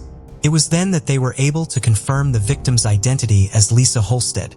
When they approached her body, they saw the telltale marks on her neck, grim evidence that she had been strangled to death, and the case was ruled as a homicide. The autopsy report delivered a gruesome account of Lisa's final moments. Her blood alcohol level was found to be sky-high, clocking in at a staggering 0.25%, well beyond the legal limit at that time. The autopsy further revealed that she had suffered from multiple wounds that left her body streaked with blood, a sight that could haunt even the bravest of souls. Worse still, the medical examiner's findings pointed to a heinous sexual assault as the primary cause of her death. The only hope they had was the foreign DNA sample that they had managed to extract from the victim's body. The discovery of the DNA was like finding a needle in a haystack for the police. They knew it was a crucial piece of evidence, but they didn't have a suspect to match it to. The tiny sample was carefully stored away like a precious gemstone. The detectives hoped that someday, technology would catch up to the potential of this evidence and give them the answers they desperately sought. The news of Lisa's death spread like wildfire, leaving a trail of grief in its wake. Her boyfriend John was shattered by the loss of the woman he loved, racked with guilt for the final argument, and haunted by the fact that he could have done more to keep her safe. Her family was plunged into a world of pain and confusion. The police moved swiftly to investigate, interviewing everyone who might have had a motive to harm Lisa. Detectives followed up on every lead, questioned every suspect, and revisited the crime scene numerous times in the years that followed. But nothing seemed to break the case wide open. They even went back to the drawing board numerous times, piecing together any possible lead or hint that could lead to the identity of Lisa's killer. But their efforts were met with dead ends. The passage of time only seemed to add another layer of obscurity to the case. Evidence deteriorated, and potential suspects slipped out of sight. The case was eventually archived and sat gathering dust on a shelf for over 30 years. But in 2020, after 34 years of the case lying cold, hope again flickered as Detective David Graff from the GBPD reopened the case and took the lead in the investigation. With dogged determination, he and his team combed through the old case files, and their eyes fell upon a small vial forgotten in the back of the storage unit. Inside was the key to unlocking the case, the DNA of the perpetrator. It was time to bring in the latest forensic technology behind her brutal murder. He reached out to a pioneer in the space, Othram, a company specializing in forensic genetic genealogy, hoping to unlock the secrets of the killer's identity. This cutting-edge technology would not only reveal more about the suspect, but also provide a fascinating insight into the killer's familial connections. With this new knowledge, the detective was finally able to unravel the twisted web of this cold case. The DNA was sent for analysis in June 2020, and when the results came back from the lab, the Green Bay Police Department found themselves with a wealth of information about their suspect. With every bit of information gleaned from the DNA analysis, the police were one step closer to the killer. The police started carefully tracing the family trees of distant relatives of the person. Piece by piece, they constructed a web of connections until they had built 10 to 15 different family trees. As the investigation progressed, they scoured databases and websites to find groups of people who could potentially be related to the victim. After much investigation and digging, they stumbled upon a group of individuals living in other states. Following their trail, they found a connection to Wisconsin, and finally, the trail led them to Green Bay, the very place where the brutal murder took place. The police found a family member who had been living in Green Bay in 1986, the same year the crime was committed. Finally, after countless hours of work, they found a suspect whose DNA potentially matched the sample taken at the crime scene. The long-awaited breakthrough had come at last. The man was Luke Griffin, and investigators found that Luke already had a history of violence against women, including strangulation, and had been released on parole from the Green Bay Correctional Institution, where he had been serving time for the heinous crime of second-degree sexual assault. What shocked them the most was that Luke had a previous conviction for sexual assault in 1981, a fact that had gone unnoticed during the initial investigation. It seemed that the police had missed a vital clue that had been right in front of them all this time. However, thanks to the groundbreaking technology of forensic genetic genealogy and the tireless work of Detective David Graff and his team, Luke's past finally caught up with him. With a suspect in their sights, the investigators knew they had to be absolutely certain before making an arrest. They needed to test Luke Griffin's DNA against the profile from the crime scene. So, in September 2020, the police embarked on a thrilling mission to track down their prime suspect, Luke Griffin, who had moved to the city of Racine. The Green Bay detectives joined forces with the Racine County authorities, the FBI, and DCI to put Griffin under surveillance, hoping to uncover evidence against him. The hunt was on for Luke, and the authorities were not going to let him out of their sights. They trailed him to another town in Wisconsin, watching his every move. On September 18, 2020, while they were watching him, they saw him disposing of some beer cans in a dumpster and carelessly tossing a cigarette butt on the ground. Little did he know that these seemingly insignificant acts would lead to his undoing. The discarded items were quickly collected by the police and sent back to the lab for further DNA testing. The results came back on September 29, 2020, and the authorities were ecstatic. The DNA was a perfect match to that found at the crime scene over 3 decades ago. On October 28, 2020, at around 6 a.m., there was the sound of handcuffs clicking into place as Luke was escorted out of his home. Neighbors peeked out from behind their curtains, whispering amongst themselves as a police car drove away with Luke to Brown County Jail. In the interrogation room, Luke sat stone-faced as he denied any involvement in the murder. When the questioning intensified, Luke's resolve began to waver, and he finally confessed to having a sexual encounter with the victim. But he claimed that his memory of that night was hazy at best, citing intoxication with drugs and alcohol as a reason for his confusion. As the details of the crime unfolded, it became clear that Luke's intoxication had clouded his memory, and he was unable to recall the events that led to Lisa's death. The once elusive suspect was now in custody. In 2021, it was time for his trial. The courtroom was packed with reporters, family members of the victim, and curious onlookers as Luke Griffin entered, flanked by guards. All eyes were on him as he took his seat at the defendant's table. Luke's fate honed in the balance as the trial began and the prosecution presented their evidence. The jury listened intently, absorbing every detail of the case. Luke recounted the events of that fateful night in 1986 and told the jury that he had simply stopped at McDonald's and then taken a route that happened to pass by the spot where Lisa's body was later discovered. But with every word he spoke, the weight of the crime he committed seemed to hang heavier on his shoulders. As the trial went on, the evidence against him continued to mount, until finally, the jury was left with no choice but to make a decision.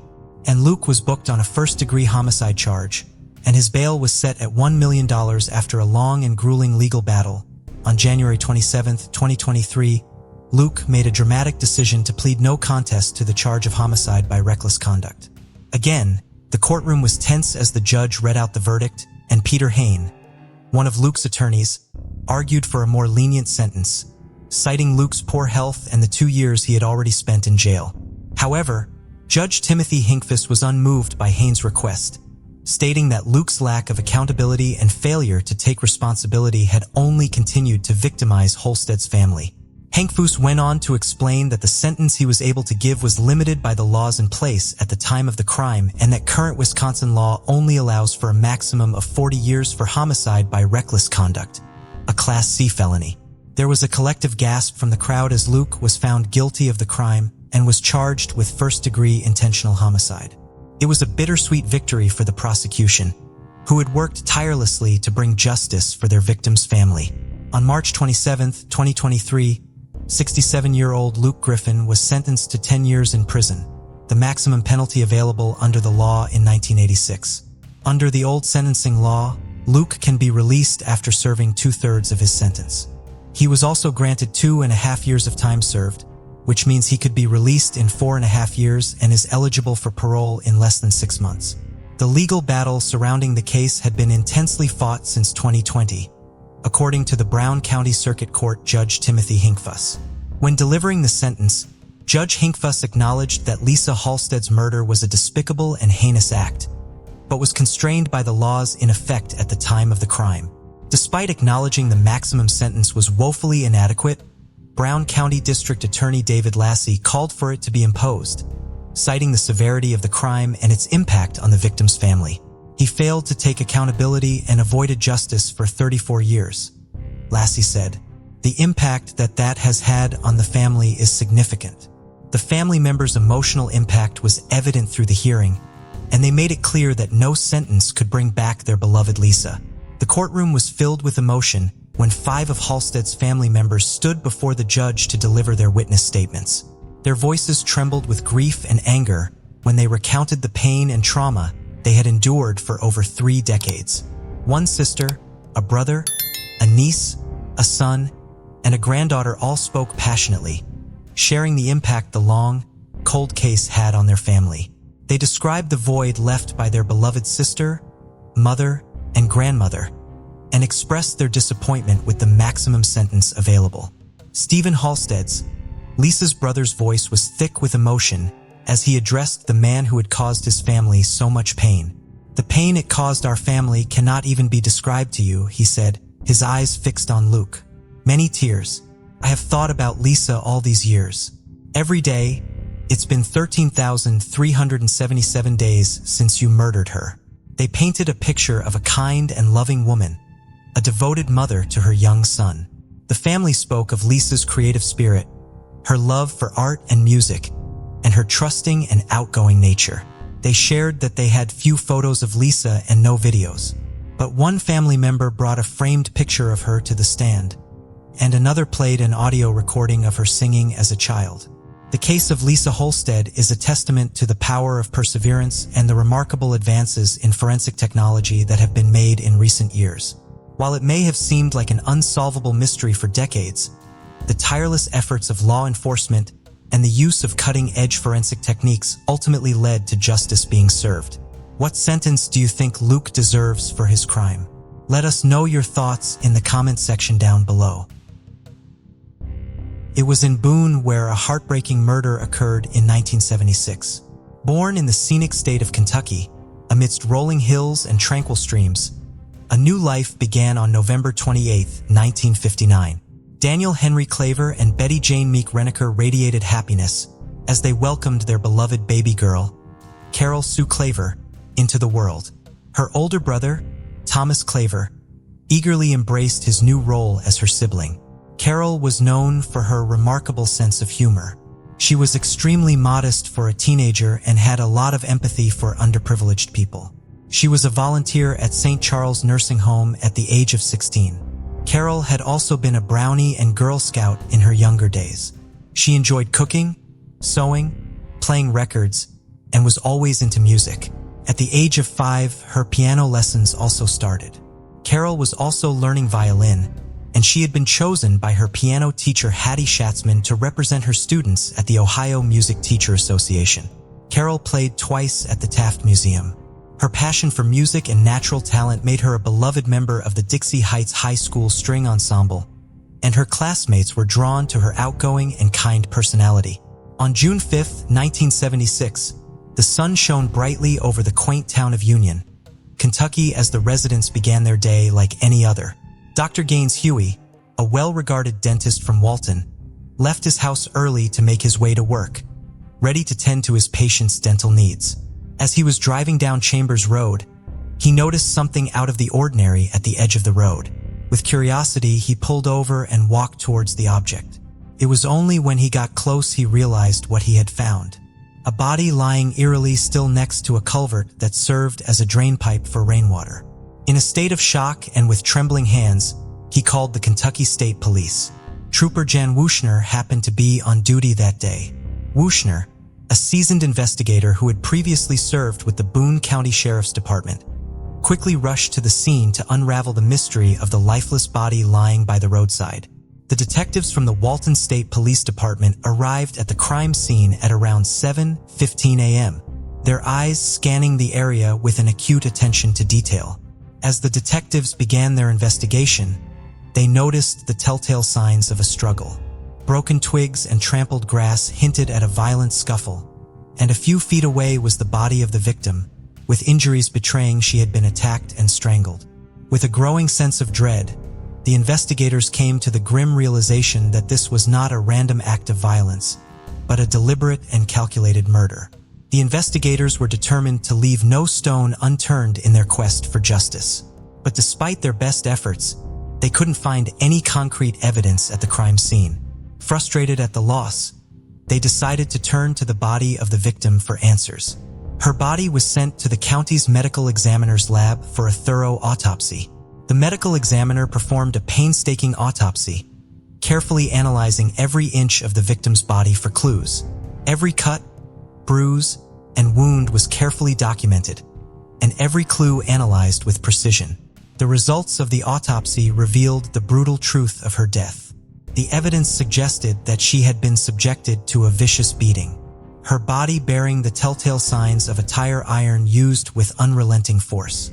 The once beautiful face was now distorted with bruising and swelling, and the examiner noted the deep lacerations on her scalp, likely caused by a blunt object. The crushing blow to her head had caused irreparable damage, leading to her tragic and untimely demise. The signs of abuse and brutal physical trauma were also evident. It was a heartbreaking moment for all involved, as the cause of death was ultimately determined to be asphyxia caused by manual strangulation and blunt force trauma to the head. The discovery of such viciousness added a new level of urgency to the investigation.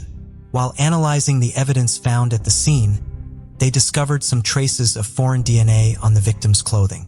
Despite their best efforts, they were unable to match it to anyone known at the time. With the hope of technological advancements in the future, they carefully preserved the evidence, knowing that one day it might lead to a breakthrough in the case.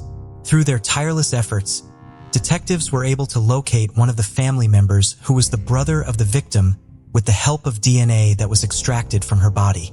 He summoned the courage to come and identify the body.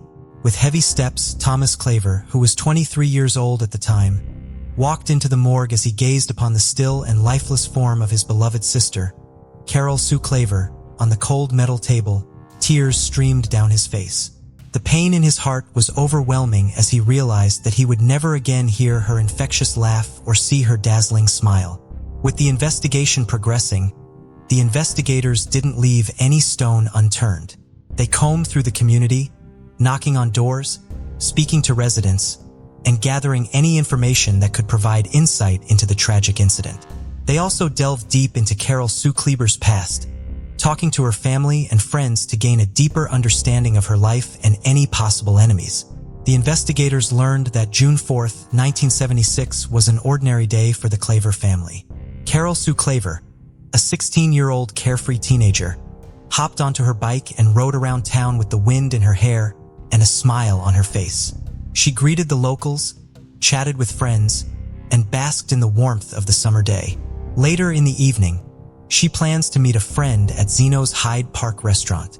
She left her home at 5:30 p.m., but as the sun began to set, a young man in a stylish Chevrolet Monte Carlo car accompanied Claver to her home. According to one of the neighbors, she caught a glimpse of the young man, and he had sandy blonde hair, towering at an impressive 6 feet tall with a slim figure. They exchanged a few words before Carol went inside the house, leaving the man waiting eagerly outside. Minutes later, Carol emerged from the house and got into the car and drove away with the man. It was the last time anyone would see Carol alive. Despite exhaustive efforts by investigators to track down the owners of the suspected vehicles in the town, the murder case of Su Claver remained unsolved. The leads had dried up, and the case had hit a brick wall, leaving investigators scratching their heads. Eventually, the case went cold, and it would stay like that for over 40 years. After years of darkness, a glimmer of hope emerged in the investigation of Su Claver's murder. In 2017, two cold case detectives from the Boone County Sheriff's Office, Coy Cox and Tim Adams, breathed new life into the case. Their relentless pursuit of truth and justice for Su Claver led them to join forces with the original detective on the case, Jerry Keith, who had kept the case close to his heart even after retirement. The trio worked tirelessly. With modern technology, they meticulously combed through the old evidence, interviewing witnesses and sifting through leads to piece together a new perspective on the tragedy that had stumped them for years. They began their investigation by exploring the two prime suspects that Keith had identified earlier. The first suspect was a man who had a track record of car theft and whose vehicle bore an eerie resemblance to the one Carol was last seen in. The detectives set their sights on this man and subjected him to intense scrutiny, hoping to extract any valuable information from him. Despite being a suspect in the investigation, the man denied having any connection to the murder of Carol. He opened up to the detectives, revealing his past misdeeds, but remained steadfast in his claim of innocence in Carol's murder. So the detectives collected his DNA for testing with the DNA that was found in 1976 from the victim's clothing. After the tense wait for the DNA analysis to be completed, the results came in December 2018, and Cox and Adams finally made the call to the man. He was no longer a suspect in Carol's murder, as his DNA had come back as negative. The weight of the world lifted off his shoulders as he realized he could finally breathe easy and start anew. After this, Cox and Adams turned their attention back to their tireless pursuit of the killer. The leads on their first suspect had dried up, and they were back to square one. But then in 2020, they decided to move to their second suspect, who had previously been convicted of a brutal sexual assault in the same area just 2 years after Carol's murder in 1978. His name was Michael Dean Tate, and he was now 77 years old in 2020. As Cox and Adams worked to build their case against Michael Dean Tate, they reached out to his victim in the 1978 assault for her account of the attack. Although her name remained confidential, her recollection of the night was vivid. She described the eerie darkness of the night in Park Hills on October 1, 1978, when she was brutally attacked in her own garage at around 2 a.m. The victim recalled how she screamed and fought with all her might, but her attacker seemed to have a sick pleasure in inflicting pain. However, after 2 hours of hell, the assailant left her bleeding and broken, but alive. It took years for her to recover from the physical and emotional scars that Tate had left with her on that dark and fateful night. With the discovery of Tate's connection to the 1978 case, Cox and Adams could not ignore the possibility that he may have been involved in Carol's murder. Tate's frequent travels to the area for work in the 1970s-1980s, in the same time frame as Carol's murder, made him a strong suspect for investigation. However, even with mounting evidence against him, Tate maintained his innocence and denied any involvement in Carol's death. The detectives had been hopeful that their investigation would finally lead them to the culprit. However, their hopes were soon dashed when the DNA analysis did not match Tate's DNA. In addition, court documents revealed that Tate had been living in Cincinnati in 1976, making it impossible for him to have committed the crime. The detectives wondered if they would ever be able to bring closure to this decades-old mystery, as it once again went dormant. For nearly half a century, the case remained shrouded in mystery. But on September 17, 2022, the Boone County Sheriff's Office reached out to the experts at Othram Lab due to their expertise in genetic genealogy. The Othram team was contacted to work on this case. With funding provided by the Season of Justice, the Kentucky State Police Central Forensic Center sent Othram Labs a DNA sample extracted from the 1976 crime scene. Using advanced forensic-grade genome sequencing, Othram skilled scientists were able to construct a complete DNA profile for the elusive suspect. Their cutting-edge technology allowed them to unlock valuable genetic information that had been hidden for decades. Othram Labs genealogy experts used forensic genetic genealogy to generate investigative leads based on the comprehensive DNA profile they had constructed. In a stunning turn of events, Othram Labs delivered an answer in less than 2 months after receiving the DNA samples on November 25, 2022. By analyzing the genetic information left by the killer, they discovered a connection to a man named Thomas W. Dunaway who had passed away in 1990 at the age of 33. It was revealed that Dunaway had a son who had grown up without ever knowing his father. The detectives traveled to meet with the son of Thomas Dunaway, whose identity was kept confidential, to gather DNA samples for comparison. The results of these crucial laboratory tests would be the key to solving the mystery that had long evaded the grasp of law enforcement. With a determination to uncover the truth and an unshakable commitment to justice, they carefully collected the necessary samples. The long journey to solve the case finally came to an end on December 12, 2022. The use of advanced technology and the unwavering dedication of the detectives had brought justice to Carol Su Claver and her family after almost 46 years. When Dunaway's son's DNA partially matched the traces of DNA they had found on Carol's body all those many years ago, the process was not an easy one, but the persistence of those involved had paid off, resulting in a breakthrough that would bring closure to all those affected by the tragic events of 1976. The police never gave up on solving the murder case of Carol Su Claver. Thomas W. Dunaway, who was born on May 20, 1957 and was 19 years old at that time, managed to stay hidden for many years.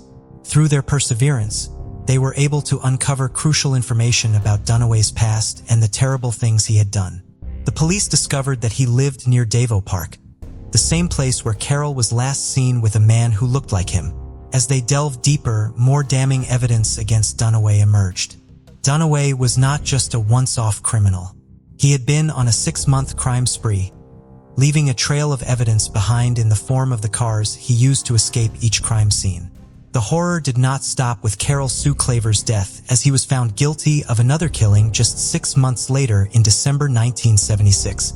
Ronald Townsend, just 19 years old, was found lying on the ground lifeless and bullet-ridden. The community was devastated by the loss, but their spirits were lifted when Thomas Dunaway, the perpetrator behind Townsend's murder, was caught and admitted to his crimes. He was handed a life sentence, but unfortunately, Dunaway was released in 1984 after serving only 7.5 years in prison. The question remains, was justice served, or was it just a fleeting illusion? It was Detective Coy Cox who uncovered the chilling pattern of violence and darkness that consumed Dunaway's life. Although justice may not have been served for Carol's murder, the police managed to expose the full extent of Dunaway's dangerous and deadly reign of terror. The murders of Carol Su Claver and Ronald Townsend shared something disturbingly similar. Both victims were left in plain sight just inches away from the road, as if the killer wanted to make a statement. As the investigation progressed, authorities uncovered a troubling fact about Dunaway, that he was absent without leave or AWOL from the army when Townsend was murdered. Dunaway had enlisted in the military only 9 days after Carol's death and was initially stationed at Fort Knox before being transferred to Fort Carson in Colorado. Despite being enlisted in the military, Thomas Dunaway couldn't seem to stay out of trouble. Dunaway had a passion for cars that was unmatched, but it ultimately led to his downfall. With a keen eye for a good deal, he traded in his beloved 1973 Chevrolet Monte Carlo for an eye-catching orange Chevrolet Vega. However, little did he know that this flashy car would be the very thing that caught the attention of detectives investigating Ronald Townsend's murder. The detectives relentlessly pursued Dunaway, issuing an all-points bulletin for him and his orange Vega.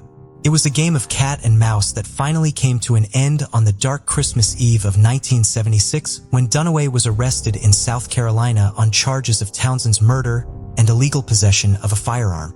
As investigators delved deeper into the puzzling case of Carol Su Claver's murder, they were stumped by the bond between her and Thomas Dunaway. Though they may have crossed paths during their formative years in the Erlanger-Ellesmere Schools district, it was unclear how they became connected later in life. But amidst the confusion, Detective Coy Cox delivered a significant clue that could unravel the mystery: Carol's love for the Vow Park. This verdant oasis held a special place in Carol's heart, and it's possible that her affection for the park led her to a chance encounter with Dunaway.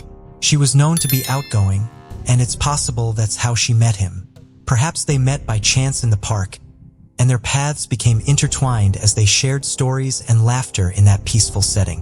One thing is certain, the park is important to their connection, as Dunaway lived just a short distance away from where Carol used to ride her bike. The revelation of Thomas Dunaway as Carol Su Claver's killer brought a mix of relief and sorrow. While the case is considered closed by the authorities, the news that Dunaway passed away on December 28, 1990 at the young age of 33 left the family feeling conflicted. Despite knowing the truth, justice still feels elusive for the Claver family. As Thomas Claver lamented, he couldn't help but wonder what justice meant now and wished he could have confronted Dunaway before his untimely death. The memory of Carol's murder has clung to her brother like a shadow.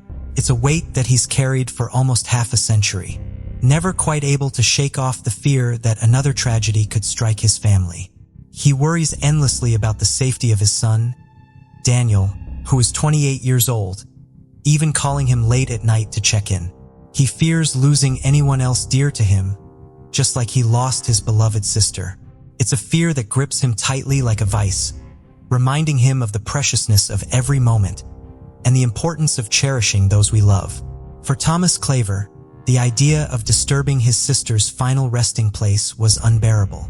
The thought of disturbing her peaceful slumber just to catch her killer was a heavy burden on his heart. But thankfully, detectives found another way. Instead of exhuming Carol Sue's remains, they were able to exhume the body of her killer.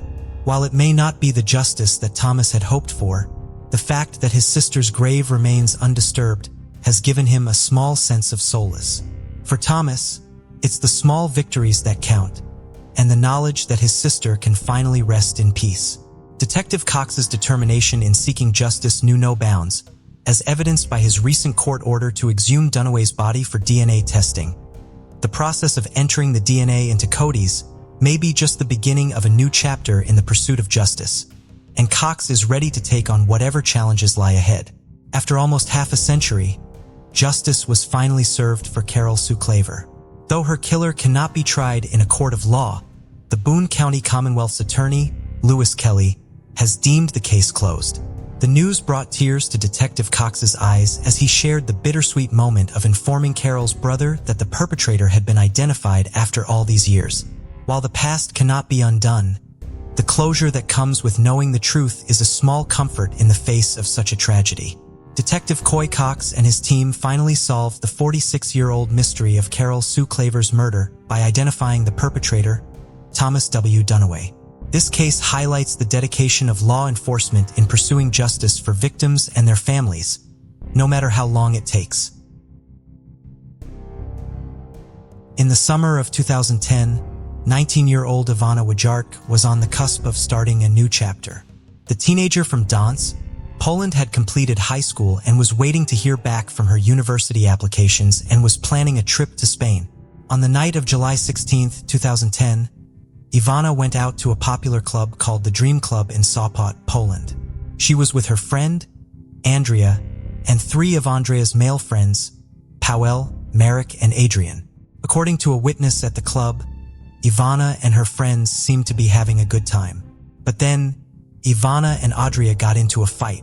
Ivana reportedly left to cool off before returning to the club in a bad mood. Her friends claimed that the fight started for no particular reason, though investigators believe it was brought on by Ivana's discovery. Her recent ex-boyfriend was partying with other girls in the area. She and her friends then got into another fight, and although her friend tried to stop her, she left the club to walk home alone. Ivana was last seen on surveillance footage captured on a camera at 4:12 a.m. She was walking along a seafront promenade just south of Sopot and was passing the 63rd Beach entrance. In the video, Ivana is walking alone, barefoot, and at a brisk pace. Once she leaves the frame though, she's never seen again. While her home is still 2 kilometers from where the footage was captured, some stretches of her route had no working cameras. According to phone records, Ivana sent text and received calls earlier in the night, but her phone died at 3:49 a.m. with no activity after that. On her way home, Ivana reportedly spoke with Andrea and made amends from their earlier fight. Ivana asked Andrea if she could spend the night at her apartment. Andrea was already home and she left the keys outside for Ivana to let her in, which was a common occurrence for the girls. But the next morning, there was no sign of Ivana, and the keys were still outside. Andrea assumed that Ivana may have gone home after all, but when she called Ivana's mother later that day, she told her that she hadn't seen or heard from her either. Fauna was reported missing, and the search for her began. Police emergency team members, community members, and rescue dogs searched the area repeatedly with no results. Her family and friends even asked for help from a famous Polish psychic, Krzysztof Jakowski, but he couldn't determine where she was. It would become one of Poland's most highly publicized and mysterious missing persons cases, drawing nationwide attention, public scrutiny, and countless theories. The national media coverage of the case ended up doing more harm than good as the police received an overwhelming number of reports related to Ivana. Criminals even started reporting their enemies to the police in connection with her disappearance, and others extorted ransom from her family. The prime suspect in the case comes from the surveillance footage of Ivana. In the video, there's a man wearing a light shirt and a towel draped over his shoulders, who's staggering while walking behind Ivana. Internet sleuths looking into the case, of which there are many, started referring to the man as the towel.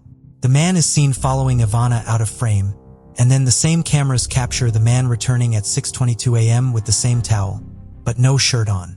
While police tried to identify the man, they could never confirm his identity or that he had had any contact with Ivana. Some of the public began to suspect her friends, but investigators concluded that they'd all gone home after the club, which was confirmed by their cell phone logins, camera recordings, and testimonies from those they lived with. Private detective Krzysztof Rutowski was involved in the case from the beginning.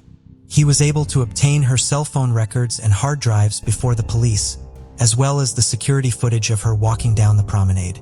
But Rutowski's work has been highly criticized, as he's reported many different unverified versions of what happened to Ivana and accused various people of her kidnapping or murder.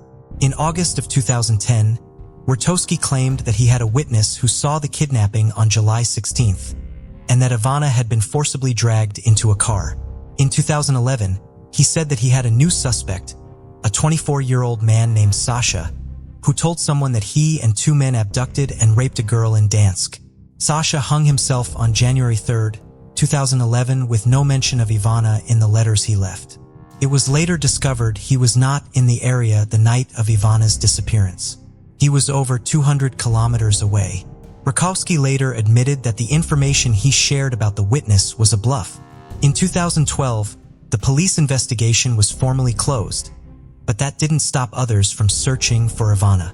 In 2017, a detective agency in Lampard suspected local garbage truck drivers of Ivana's murder, claiming that in a photo taken on the morning of July 17th, you can see her body in the back of a garbage truck. The drivers had already been interrogated a year after her disappearance.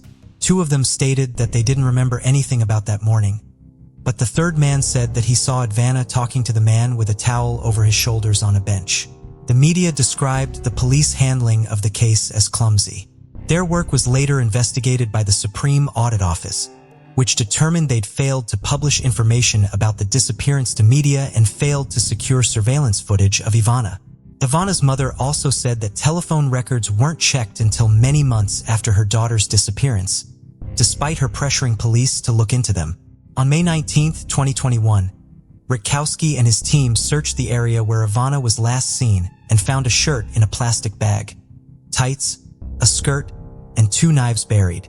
Rutowski said a former prisoner had led him to the evidence, but according to reports, Ivana hadn't been wearing tights on the night she disappeared, and the knives Rutowski discovered didn't look like they'd been buried for 11 years.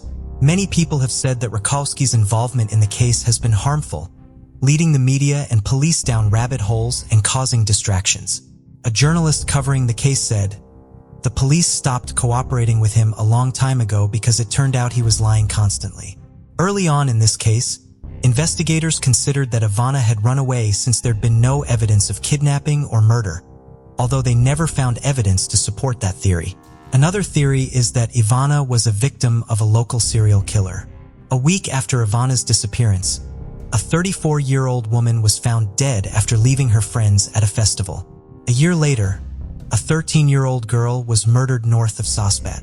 Both perpetrators are still at large. Lana's disappearance is considered one of the most difficult puzzles Polish investigators have had to uncover. In 2019, the case was passed on to the Malopolska branch of the National Prosecutor's Office in Krakow, so it could be investigated by the Ex-Archive Department, where new technology experts and research institutions are used to examine the evidence. It still currently remains unsolved. On December 13, 2009, 30-year-old Stephen Kocher parked his car at the end of a cul-de-sac retirement community in Henderson, Nevada.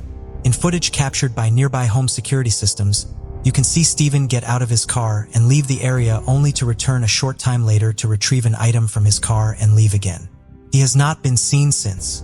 Stephen was originally from Amarillo, Texas, and was a devout Mormon who didn't use drugs or drink alcohol. He'd been living in Salt Lake City, Utah before relocating to St. George, Utah in 2009. Stephen was struggling to find work amidst the Great Recession, but was actively seeking out opportunities.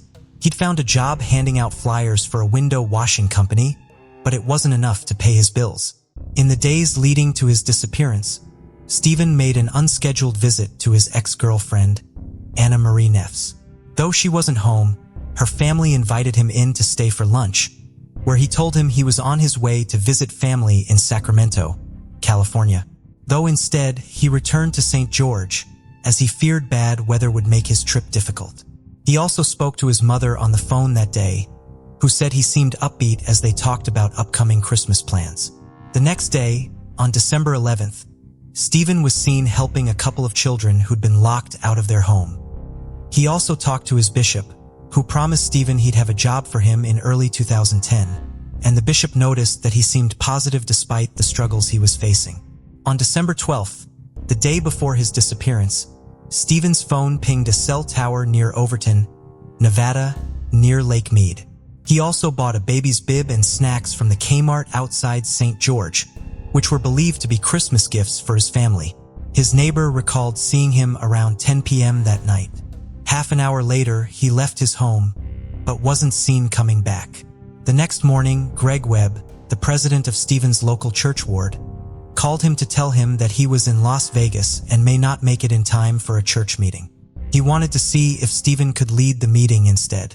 Stephen told him that he too was in the Las Vegas area, but he could make it on time if it was necessary. Webb told him not to worry about it. Another church member also called Stephen that day and had a similar conversation. Neither men asked Stephen why he was in the Las Vegas area, but they agreed the conversations seemed normal. Just before noon, a home surveillance camera captured Stephen parking on the cul-de-sac. He got out wearing a white shirt and slacks and was carrying a blue folder or portfolio and didn't appear disoriented. He had no known connections to the Henderson area. At 5 p.m., his phone pinged a cell tower 10 miles north of where his car was parked. 2 hours later, it pinged again another 2 miles north. The next morning, it pinged again another 2 hours north between the Interstate 515 and U.S. Route 93 and Russell Road. That morning, Stephen's phone was used to check his voicemail, and it received a text from his landlord, but there was no activity after that. According to the phone tracking data, Stephen's phone remained in the general vicinity of the last tower ping for 2 days, which suggested his phone died there. The next day, local parking enforcement spotted Stephen's car and started trying to locate its owner. The officer saw a stack of flyers for the window washing company in the car, so he called the phone number that was advertised and spoke to the business owner. The business owner gave him Stephen's cell phone number, but there was no answer. The officer then called Stephen's mother, who didn't answer, but returned the call on December 17th. She then realized no one had heard from Stephen in about a week, so she called his brother and sister, who traveled up to St. George to help find him. They went to jails, morgues, and hospitals in the area to try and locate Stephen with no success. The Las Vegas Metropolitan Police Department also went door to door in the Sun City retirement community in search of witnesses or leads, and also searched the area around it with helicopters and sniffer dogs to no avail. By Christmas, the media had picked up on the story, and in February 2010, his family put out a $10,000 reward to whoever could lead them to Stephen. They also filmed an episode of investigation discovery show Disappeared in 2011, but no new leads came from it. Stephen's family believes he went to Henderson in search of a job opportunity, not because he wanted to escape his issues in life. Police say the contents of his car, which included Christmas presents and job applications, suggested he intended to return home. They said that there was no suspicious activity in his bank records or phone records and nothing suspicious on his computers, in his search history, or in his diary, and a theory emerged that he was traveling to traffic drugs. A drug-sniffing dog was brought to his vehicle, but nothing was identified. According to his family, his travel history wasn't unusual, as he was researching his family history in the area and would often take day trips to keep himself busy. At one point, it was suggested that Stephen's disappearance was linked to missing woman, Susan Powell, who disappeared a week prior from her Salt Lake City home. Susan had been having marital problems, and her husband's family suspected that she had run off with Stephen and framed her husband for her murder. The police found no connection between the two missing people and no evidence to support this theory. Utah and Nevada's police are continuing to investigate Stephen's case, but his family has struggled with the uncertainty of his whereabouts. His brother, Dallin, said, "We're stuck between hope and grief because we want to hope for the best, but we can't grieve because we don't know what happened." Gertrude Canning was born in County Donegal and lived with her family outside of Lifford. She shared her family's love of music and dancing and was described by those who knew her as happy and likable with an adventurous spirit. She eventually left Ireland to work at various hotels in England. She was popular with her co-workers and customers. Following the outbreak of World War II, Gertrude joined the Women's Royal Naval Services. She was assigned to the HMS Quebec, a Navy base that was part of the No. 1 Combined Training Center on the shores of Loch Fyne near the small town of Inverary, Scotland. The town had a population of less than 500 people, but between 1940 and 1944, almost a quarter of 1 million soldiers and personnel came through the area to work at the training center, with approximately 15,000 people there at any given time. Gertrude was able to use her previous experience working in the hospitality industry at the base, working in the officers' mess hall at the Admiralty House. On June 30th, 1942, 20-year-old Gertrude left the base, dressed in her uniform, to mail a letter to her father. She never returned. She was reported missing and a massive search for her began. However, it would be 2 local boys who would finally resolve the search. They were gathering wildflowers near a local landmark known as the Marriage Tree when they discovered Gertrude's body in a ditch in Inverary. Gertrude had been gagged with her own clothing and 4 bullets were removed from her body. 3 of the bullets had caused injuries that most likely would have killed Gertrude on their own. Examination of the bullets showed that they had been fired by a standard British Army .30 revolver, a weapon that thousands of men in the immediate area had been issued. 2 roadmen reported seeing Gertrude on the 30th as she was walking along a wooden track. They also reported that they saw a soldier walking in the same direction just a few moments later. Thousands of revolvers were test-fired looking for a match to the bullets found in Gertrude's body. The weapons tested had been assigned to soldiers who were still at the training center and to soldiers who had left it since Gertrude disappeared and had been tracked down and brought back to the center for the testing.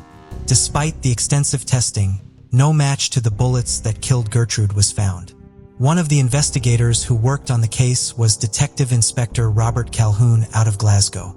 Only a limited amount of information was released to the media at the time of the murder due to its connections to the training center. So much of what is known about the investigation comes from Calhoun's 1962 memoir, Life Begins at Midnight. In the book, he concludes that Gertrude was most likely murdered by a soldier she was familiar with and that, in all probability, he died at Dieppe and his secret died with him. The disastrous August 1942 raid on the German-occupied French port of Dieppe plays a part in more than one theory about the case and how the investigation thousands of casualties at Dieppe. There has also been speculation that certain details about Gertrude's murder were kept quiet because the idea of a soldier committing a murder just outside of the combined training center would further destroy public morale around the war effort, both before the raid occurred, when preparations were being made for it, and afterwards when public confidence was on the decline. Journalist author and former Glasgow police officer R.J. Mitchell has raised concerns that Gertrude's killer may have been someone influential in the military, potentially even someone involved with the planning of the raid on Dieppe. During the course of his own investigation into the case, he learned from a military expert that the .38 revolver used in Gertrude's murder was only issued to non-commissioned officers and to officers with the rank of second lieutenant or higher. However, it has also been argued that someone with a lower rank could have still acquired one without having it formally issued to them, given how common they were. Another major problem Mitchell has identified with the investigation into Gertrude's murder is the underutilization of the two witnesses who saw Gertrude and the unidentified soldier on the day of her murder. According to Calhoun's account of the investigation in his memoir, there was no composite of the soldier produced. It wouldn't have been difficult to get descriptions and get an artist's impression. Then compare this with the soldier's mugshots and see which branch of the service he came from, Mitchell argued in 2013. The minute I realized that fundamental aspect was missing from Calhoun's book, I thought, this isn't right, and it had the whiff of a cover-up. Despite the decades that have passed since her murder, Gertrude's family has remained committed to her and her story. Several of her nephews have been active in keeping her case in the media. One of those nephews, Liam Canning, has spent years researching his aunt's life and death in hopes of writing a book and believes he may know the identity of a potential suspect. From what has been presented to the family, I could certainly identify who I think is a suspect, he told the BBC in 2012. Police in Scotland have said that if the case were to come before them now, they would solve it. The suspect has never been publicly identified, however, and the case is still unsolved. The Canning family says that their efforts have not been out of malice towards Gertrude's killer and that they do not want revenge against him, just justice for Gertrude. While so far they have not been able to definitively identify her killer, they have found other ways of showing respect for her and her memory. To mark the 70th anniversary of Gertrude's death, the family dedicated a plaque to her memory and in Bury. This case leads us to Glyconera, located just outside central Athens in Greece. Caroline Crouch, a 20-year-old, resided there with her 33-year-old husband, Bobish, and their 11-month-old daughter, Lydia. Caroline was known for her compassion and care, yet had a fiery side, boasting a black belt in kickboxing. She loved animals and had adopted a husky puppy named Roxy from the Marathon Animal Association when he was only 2 months old. In addition to Roxy, the couple also had 4 cats. Caroline had moved to Greece from England aged just 8 years old and had spent over half her life there. When she was 15, she met her future husband, Charalambos, known as Bobish, on the island of Alonissos, where she lived since her childhood. Bobish parents owned a holiday home there which he would visit. Although he was 12 years her senior, the pair eventually began dating. They lived together in a house in Glyconera, and in 2018, the couple made plans to marry. Bobish was a successful and well-respected helicopter pilot, and Caroline had studied statistics at university with hopes to go to catering school one day. A few weeks after the couple's wedding, Caroline found out she was pregnant, but tragically, just 3 months later, she would miscarry. But after this, she went on to give birth to a baby girl whom the couple named Lydia. Caroline's world revolved around Lydia, and everyone that knew Caroline said that being a mother was absolutely everything to her. Police received a phone call from a house in Glyconera, which would turn out to be the home of Bobish and Caroline. The officers were told a story so horrifying that even the most senior and tenured of detectives were left in complete and utter shock. When police arrived at the home in question, they were confronted by a horrendous scene. Caroline's beloved husky, Roxy, was dead and had been hung by his lead on the stairs. Baby Lydia was screaming and hitting her mother, trying to wake her up. But tragically, 20-year-old Caroline Crouch was already dead. Her husband, Bobish, had been handcuffed and restrained. He had tape around his neck, mouth, and eyes. Baves told police that a gang of men had stormed the home in the early morning hours while everyone was asleep, and a barbaric rampage had ensued. Going off of Babbitt's timeline of events, the gang had to have been inside the property for around an hour, arriving there after 1:30 a.m. The gang held a gun to Lydia's head, forcing the couple to show them where the money was stashed. Babbitt directed the gang to the money, gave them what they asked for, and begged them not to hurt his family. But despite the couple's cooperation, Babbis said that one of the gang members strangled Caroline with his bare hands, while Babbis was tied to the floor, unable to help her. He said after a while, he could no longer hear his wife's cries for help, and shortly after this, he lost consciousness and was left for dead. When Babbis regained consciousness, he used the small gap in the tape over his eyes to find his phone and used his nose to dial the last number in his call logs. This number was for one of the couple's neighbors, but because the tape was covering his mouth, all that could be heard on the end of the phone when the neighbor picked up was muffled sounds. The neighbor headed straight over to the house and, once inside, helped Babbis to call the police. Earlier in the night, that same neighbor recalled hearing Roxy crying, but assumed he must have just been fighting with the cats. When police began their searches of the property, they found that the equivalent of over 10,000 pounds in cash, which had been hidden inside a Monopoly box, had been taken, along with around 20,000 pounds worth of jewelry. Babbitt said the money was stashed inside the home as the couple had recently purchased a plot of land and needed to pay some workers. He thought that someone had either tipped this gang off or someone inside the gang must have had some prior knowledge about this. The cruel, brutal, and barbaric nature of the crimes sent shockwaves throughout Greece that soon traveled internationally. The police were just as horrified and commented on how rare crimes like these were in their country. Everyone was outraged and panicked, and the community reached out to offer their support to Babbis and the couple's families. Though the couple had cameras all around the house, there was little footage available as the cameras did not appear to be working or turned on at the time of the robbery and subsequent murder. On an outside camera nearby, they did spot a car driving near to the home around the time frame they were looking at, so at least they had that to look into. Sadly, DNA evidence collected from underneath Caroline's fingernails proved to be inconclusive. There were no witnesses and no one heard anything apart from the neighbor that heard Roxy cry. Apart from Bobby's accounts and the camera outside, police had very little to go on. The story spread through the media like wildfire, and soon the whole world would be watching to see who would be arrested for these horrendous crimes. The pressure to solve it prompted government officials to announce a reward of €301,000. 3 days after Caroline's death, every shop, bar, and restaurant on the island of Elenissos closed as its 2,000 residents laid to rest the woman they had adopted as their own. Baby Sund went a listening test to identify the language the gang had been speaking. He was able to determine that it was either Albanian or a language from the former USSR. After looking at 150 photographs, he also managed to narrow down the list of suspects to just 10. There was an Albanian gang that had been at the center of some very violent robberies, often subjecting the victims to torture and beatings. In the 6 months prior, there had been several similar occurrences in the same area, and the race was on to find anyone linked or previously associated with this gang. Using their knowledge of the gang they were looking for and Bobby's list of suspects, police issued a statement about a specific suspect they were looking for. He was described as strong, around 5 foot 5 inches, with short blonde hair, who was a violent abuser who hates women.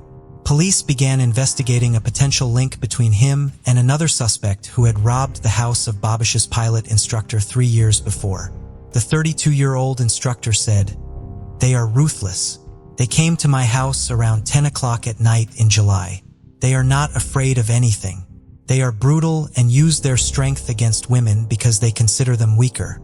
Police said they were also hunting for another suspect named Janice, who reportedly worked with the gang too. Shortly after Caroline's funeral, a Georgian man had come to the attention of Bulgarian authorities. He was at the border and had a fake passport on him. After taking samples from him, DNA evidence put this man at the scene of another home invasion that happened just 20 minutes away from Caroline's home and just 4 days before.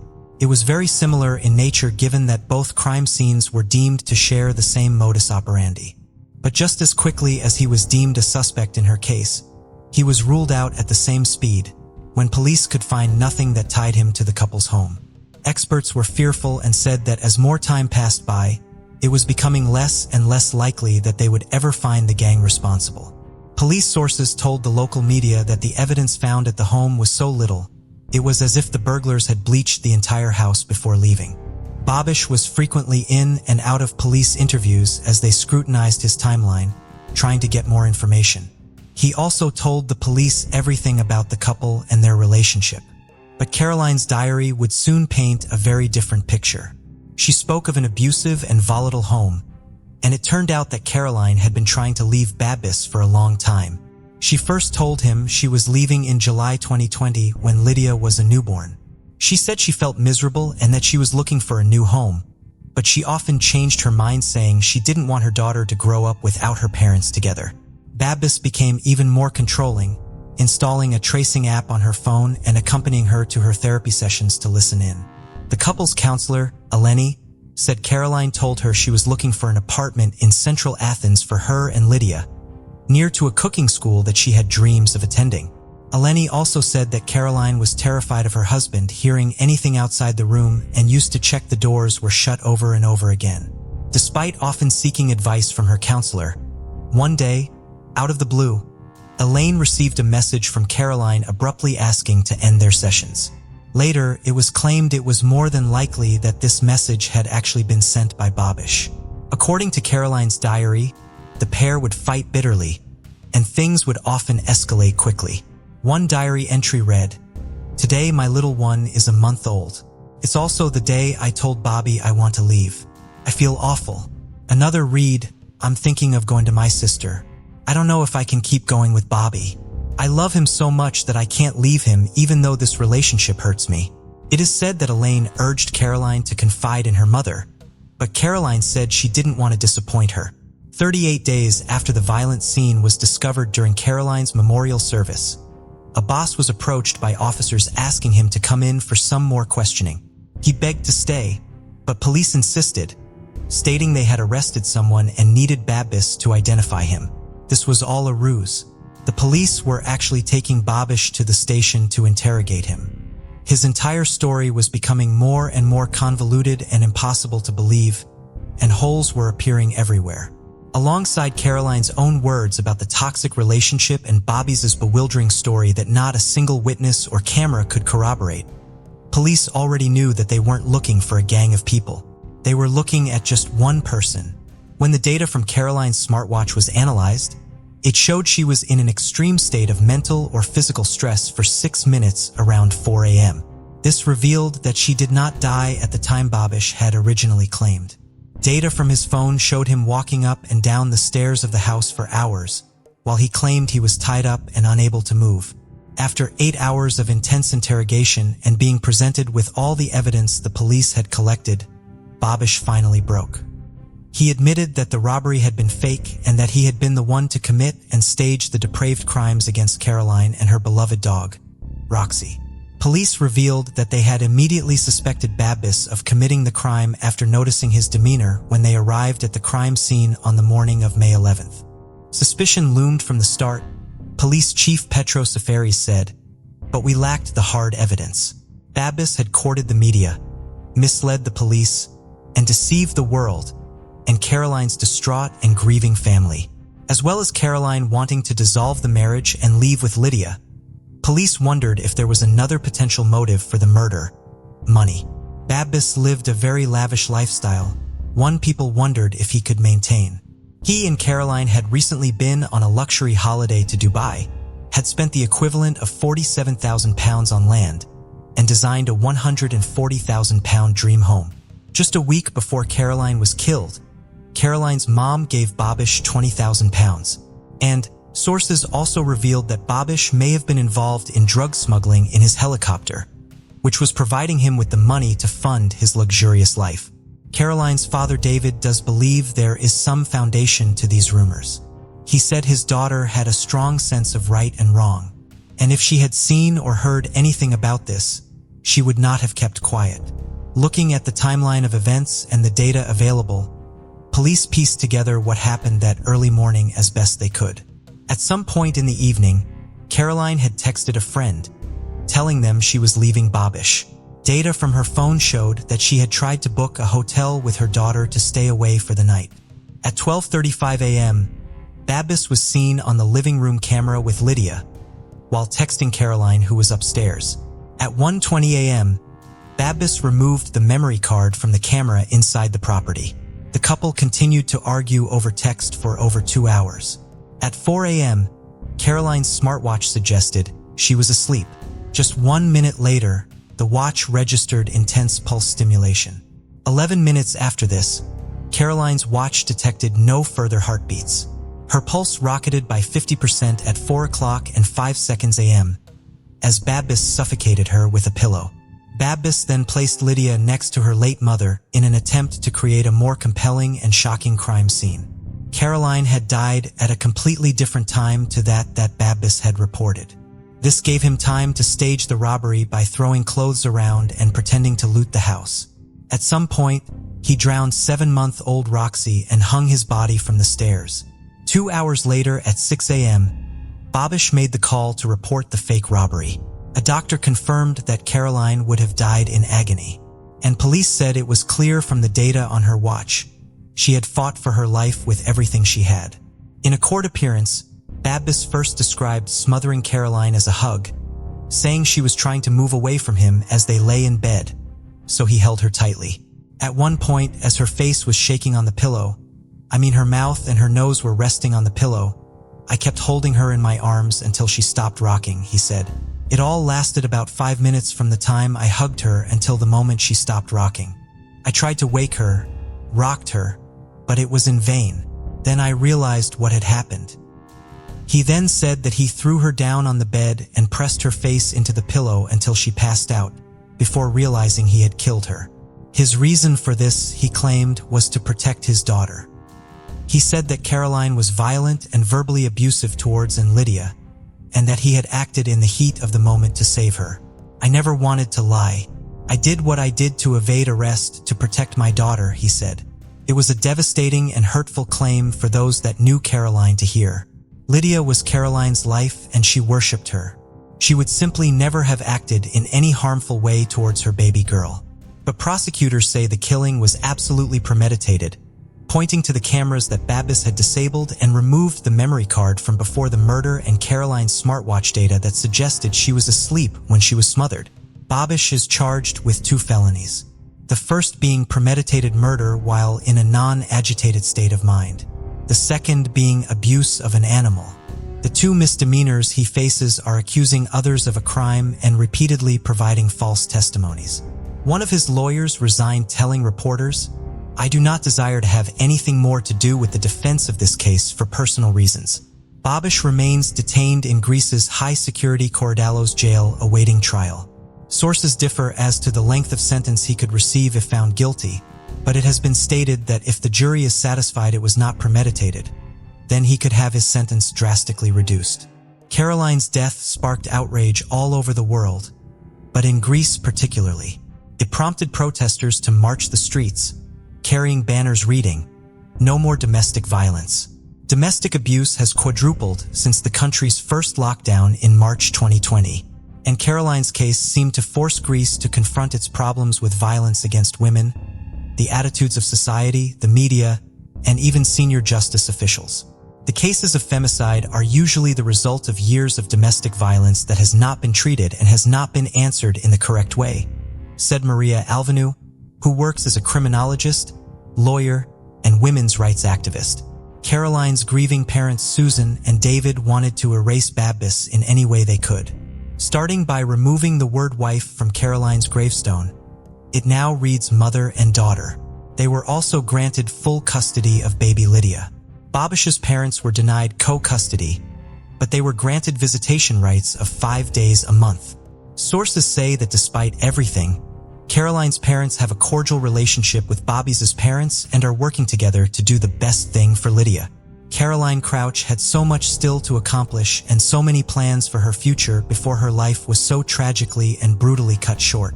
Her baby girl Lydia is now growing up in her late mother's childhood home. And David, Caroline's father, said, "Lydia is fine, and like her mother, grows more beautiful by the day. She is now walking confidently, eats heartily, and charms everyone she comes into contact with." Before we proceed, I've got an exciting surprise for you. We've launched a brand new channel dedicated to intriguing content such as old historical mysteries, cold cases, and particularly chilling horror stories perfect for bedtime. Drop a comment letting us know if you're a fan of horror stories or not. You can find the link in the description below. Let's find out who will be the first to explore it. Alright, let's dive back into the video. In 1974, 18-year-old Sabrina Cain lived in Belleville, Illinois, with her mother, Laureen, and her stepfather, Fred Rourke, an officer with the Belleville Police Department. After graduating from Belleville West High School in 1973, Sabrina started working full-time at Midwest Savings and Loan and part-time at a Kmart grocery in the evenings. In early December 1973, Sabrina's demeanor became quite anxious, according to her boyfriend at the time, Bob Deller, who worked with her at Kmart. Although she did not disclose what was troubling her, her mood seemed to improve by Christmas. However, her better spirits were short-lived, and by February 1974, she was so distressed about her home life that she wanted to move out of her mother and stepfather's house. On the afternoon of February 3rd, Sabrina asked Bob to drive her to the home of one of her friends in O'Fallon, Illinois. She told him that she wanted to leave home because of her stepfather's behavior. After she arrived, she called her mother. Lorraine Rourke promised Sabrina she would help her find an apartment and move into it if she came home. Sabrina agreed to come home. Lorraine advised her to call her friend, Patty Linton, to ask for a ride because her stepfather would be angry if Bob brought her home. Fred Rourke did not allow his adult stepdaughter to date. Sabrina called Patty, who agreed to give her a ride home. Bob and Sabrina drove to a park where they met Patty and her husband Kurt, who then drove Sabrina back to her house. When Bob saw Sabrina at the Kmart the following day, she was even more set in her resolve to leave home. She told Bob that she was going to wait until her stepfather was not home and then move all of her clothes out of the house. Bob offered to let her borrow his car to do so, but she declined his offer. Bob saw Sabrina again around 10:30 in the morning on February 5th, again at the Kmart, when she came in specifically to speak with him. She was now getting even more support from Patty and Kurt Linton. After Patty got off work that day, she was going to look at apartments with Sabrina, and Sabrina would be spending the night at her apartment rather than go back to the house. She was so determined to leave. Sabrina told Bob that she would call him around 6 o'clock that evening. She never did. Sabrina had been driven to the Kmart to see Bob by Kurt Linton. He had picked her up at a shopping center a mile from her home after she called him for a ride. She had walked over to see Patty at her job at the Bank of Belleville at 9:30 that morning to ask if she could stay at her apartment while she looked for one of her own. Patty agreed after reminding Sabrina that she would have to sleep on the floor. This did not bother Sabrina, who just wanted to be out of her mother and stepfather's house. Sabrina then left to go to the shopping center across the street from the bank to call Kurt, because she could not use the bank's phone. Sabrina was inside the Kmart speaking with Bob for 20 to 30 minutes while Kurt waited for her outside. After she came out of the store, Kurt drove her back to the apartment he and Patty shared. At the Lintons' apartment, Sabrina made several phone calls. Most of them were to inquire about apartments for rent, and one was to her mother, who was at work. Sabrina told Kurt that her mother had agreed to help her move her clothes over to the Lintons' apartment after her shift was over that afternoon. Patty arrived at the apartment on her lunch break around 11:40. She made them all lunch and then left to go back to work after they ate. Sabrina offered to do the dishes, and Kurt began looking at his phonograph. He decided that it needed a new needle and told Sabrina he was going to make a quick trip to the store to buy one. Between 12:30 and 12:35, Kurt was leaving the shopping center, having purchased the needle, waiting to turn left on to bypass Route 50. While he was waiting for a break in the traffic, he saw Sabrina's blue Plymouth Satellite with a floral top drive by, heading west on bypass Route 50. When the car drove past him, he saw Sabrina sitting in its passenger seat, her long blonde hair blowing in the wind. The initial statement Kurt would make to police states that he saw Sabrina's stepfather, Fred Rourke, driving the car. However, in a subsequent interview, he would clarify that this had been a misunderstanding and that he had not been able to see who had been driving the car. Kurt had left his key to his apartment with Sabrina, so he was unable to return home. He instead went straight to his job at the Kresge store. He was able to later provide police with such a specific window of time when he had seen Sabrina drive past him because the exact time he made it to work shortly thereafter was recorded on his time card. When Patty Linton returned to work after her lunch break, she was told that Fred Rourke had called asking to speak with her several times while she was gone. Not wanting to continue receiving such calls at her place of employment, she called him back. He asked her what the trouble with Sabrina was.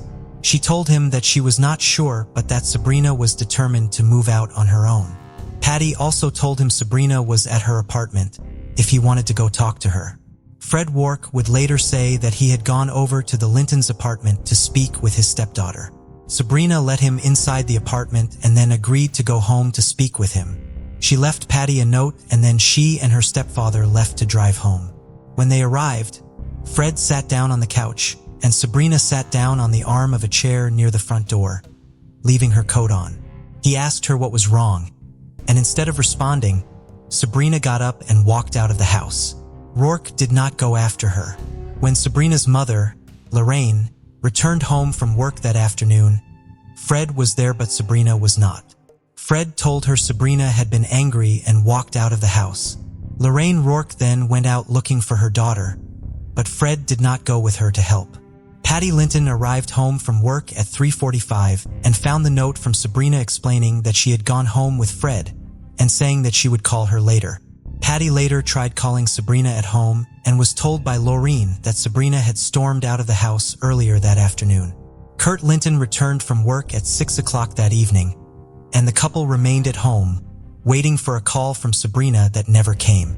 Fred Rourke claimed that Sabrina had walked out of his house sometime between 1 and 1:30 in the afternoon on February 5, 1974. She never returned home, and there were no later sightings of her. Despite this, her mother and stepfather did not report her missing until March 22nd, more than 6 weeks after she disappeared. Fred claimed that he had not reported Sabrina missing any earlier because she had run away from home before but had always come home eventually.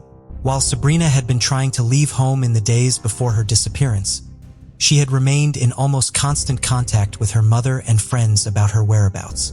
She had specific plans to prepare to move out on her own. She left home without any of her clothes, which were very important to her, or any money. The day before she went missing, she told a coworker that she only had $3 as she had recently given her mother $50 furthermore.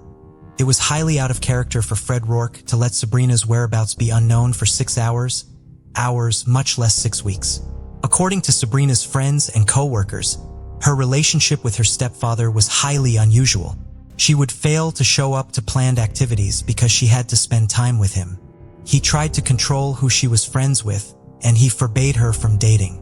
When she had been in high school, he would often come pick her up after school to ensure that she was not spending time with boys or friends he did not approve of after classes ended for the day.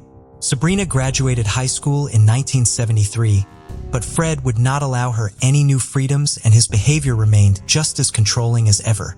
He seemed to be hyper-focused on Sabrina and her whereabouts. He held the use of her car over her head to try to influence her behavior. Sabrina had been without access to the car and reliant on others for rides just before she vanished because she had gotten so frustrated with this behavior that she had thrown the car's keys at Fred following an argument. She would rather be without a car rather than let her stepfather continue using her access to one in this way. Sabrina had confided in a few people about instances where her stepfather would strike her or push her down. He had once thrown her against a wall and then used his hands to rub makeup off of her eyes because he did not like her wearing it. She told a coworker at Midwest Savings and Loan that her mother had once tried to intervene on her behalf, but Fred had then struck her as well. When Sabrina had started her job at Midwest Savings and Loan in October of 1973, her coworkers viewed her as outgoing and personable. The stress she was under at home seemed to weigh heavily on her, however. Her coworkers, like her boyfriend, had noted that Sabrina had been especially anxious in December of 1973. Sabrina had also come into work on at least one occasion in tears over her stepfather's behavior. On April 20th, 1974, 2 men were target shooting in Stuckey Township, west of Belleville. In Forney Lake, off of Town Hall Road, they observed what appeared to be a body floating in the water, some 30 feet from the shore. They went to the home of a sheriff's deputy who lived nearby to report what they had observed. The civil defense was called in to use a boat to extract the body from the water and bring it to shore. The assistant coroner had been called to the scene, and he identified the body, badly decomposed from its time in the water, as that of a white female. His preliminary examination showed bullet wounds to the back of her head, her shoulder, and her back. The woman's hands had been bound behind her back and a concrete block had been tied to her waist, presumably to weigh her body down. She was wearing 4 rings, one of which was a Belleville West class ring bearing the initials SJC. The Belleville Police Department notified the St. Clair County Sheriff's Office that they had a missing persons report filed on someone who matched the description of the woman found in the lake, Sabrina Jean Kane. They were also advised that her stepfather was an officer with the department. Fred Rourke was then brought in and asked to identify the rings the young woman had been found wearing. He positively identified the class ring as belonging to Sabrina and made a tentative identification of the other 3 rings. Rourke was very upset during this initial interaction at the sheriff's department, and after describing the last time he had seen Sabrina, he asked to see the clothing found on the body so that he could be positive that it was Sabrina. He was therefore brought to the Gardner funeral home where the body had been taken. He was able to confirm that the clothes found with the body belonged to Sabrina. The items of clothing matched the descriptions given the clothes Sabrina had been wearing on the day she disappeared, provided by the people who had seen her that day. Rourke was also able to identify her underwear, and noted that she had purchased that pair not long before she went missing. While he was advised against it, Rourke also asked to see Sabrina's body. He was unable to make an identification due to its condition. The area near the pond where Sabrina's body had been found was heavily wooded, and authorities had used a local radio station to appeal for volunteers to help search it. After meeting with the sheriff's department and going to the funeral home, Fred Rourke showed up as one of those volunteers. He arrived at the scene at approximately 6:45 p.m. with one of his neighbors, Jack Erlanger. Rourke asked the deputies at the scene if anyone had searched the trestle on the road half a mile west of the lake for Sabrina's purse. When he was told no, he and Jack went to do so. When they returned, they said that they did not find anything. Jack Erlanger would later say that Borch was never out of his sight during their search. Sabrina's father, Cork Kane, lived in Arcola, Illinois, approximately 150 miles northeast of Belleville. He had remarried after his divorce from Lorraine and lived with his wife and their daughter, Sabrina's 7-year-old half-sister, Kimberly. Lorraine and Fred Rourke did not notify him when Sabrina went missing. Cork and his wife heard on the news that the body of a young woman with long blonde hair had been found in a pond while they were spending the weekend in St. Louis. They did not learn until the following day when a family member called them that the body had been Sabrina's. Cork had been left unaware that anything had happened to his daughter during the 2.5 months she was missing and never notified of her death by her mother or stepfather, and was left to hear of it indirectly. Fred Rourke claimed that he had looked for Sabrina after she went missing, and some of Sabrina's friends did report that Fred had asked them about Sabrina's whereabouts after she disappeared. However, despite being a police officer, Rourke apparently did not believe that checking with Sabrina's father or anyone on his side of her family would be beneficial to his investigation into her whereabouts. In his initial interview with police, after he identified Sabrina's rings and learned that her body had been found, Rourke had told police that he had even traveled to Sabrina's hometown of Tuscola, Illinois, trying to find her. Arcola, where Cork Kane lived, is just south of Tuscola, but Rourke did not stop there to see if Sabrina had been in contact with him. Cork and Kimberly Kane were able to attend Sabrina's funeral, but were excluded from her obituary. During the course of their investigation, authorities continued to hear stories of Fred Rourke's allegedly abusive and controlling behavior towards Sabrina from her friends and co-workers. These accounts focused investigators' attention on Rourke. During an interview at the sheriff's department the day after Sabrina's body was discovered, Rourke claimed that he had nothing to hide. He consented to a search of his home and boat and to the examination of his personal firearm, which fired the same caliber of bullets found in Sabrina's body during her autopsy. 3 officers from the sheriff's department therefore went to the Rourke residence after the interview was completed. Rourke's boat was searched to see if he used the same kind of tow rope he used to tie the concrete block to Sabrina's body, but none was found. When asked to produce his firearm, a .380 automatic, Rourke told the officers that it was on a chest of drawers in his bedroom. When he went to retrieve it, however, it was not there. He and Lorraine looked for it throughout the house but could not find it. Rourke then suggested to the officers that he may have left the firearm at a home he had been renovating, approximately 2.5 miles away from his residence. Fred Werka, the officers, and Lorraine Werka then drove to that house. Rourke unlocked the door and let them all inside. He then went straight to a closet, glanced inside, and told the officers that the gun was not inside of it. One of the officers noted in his report that it was too dark inside the unlit closet for anyone to be able to actually see anything inside of it. The rest of the house was searched for the weapon without success. Rourke then suggested that the gun must have been stolen at some point.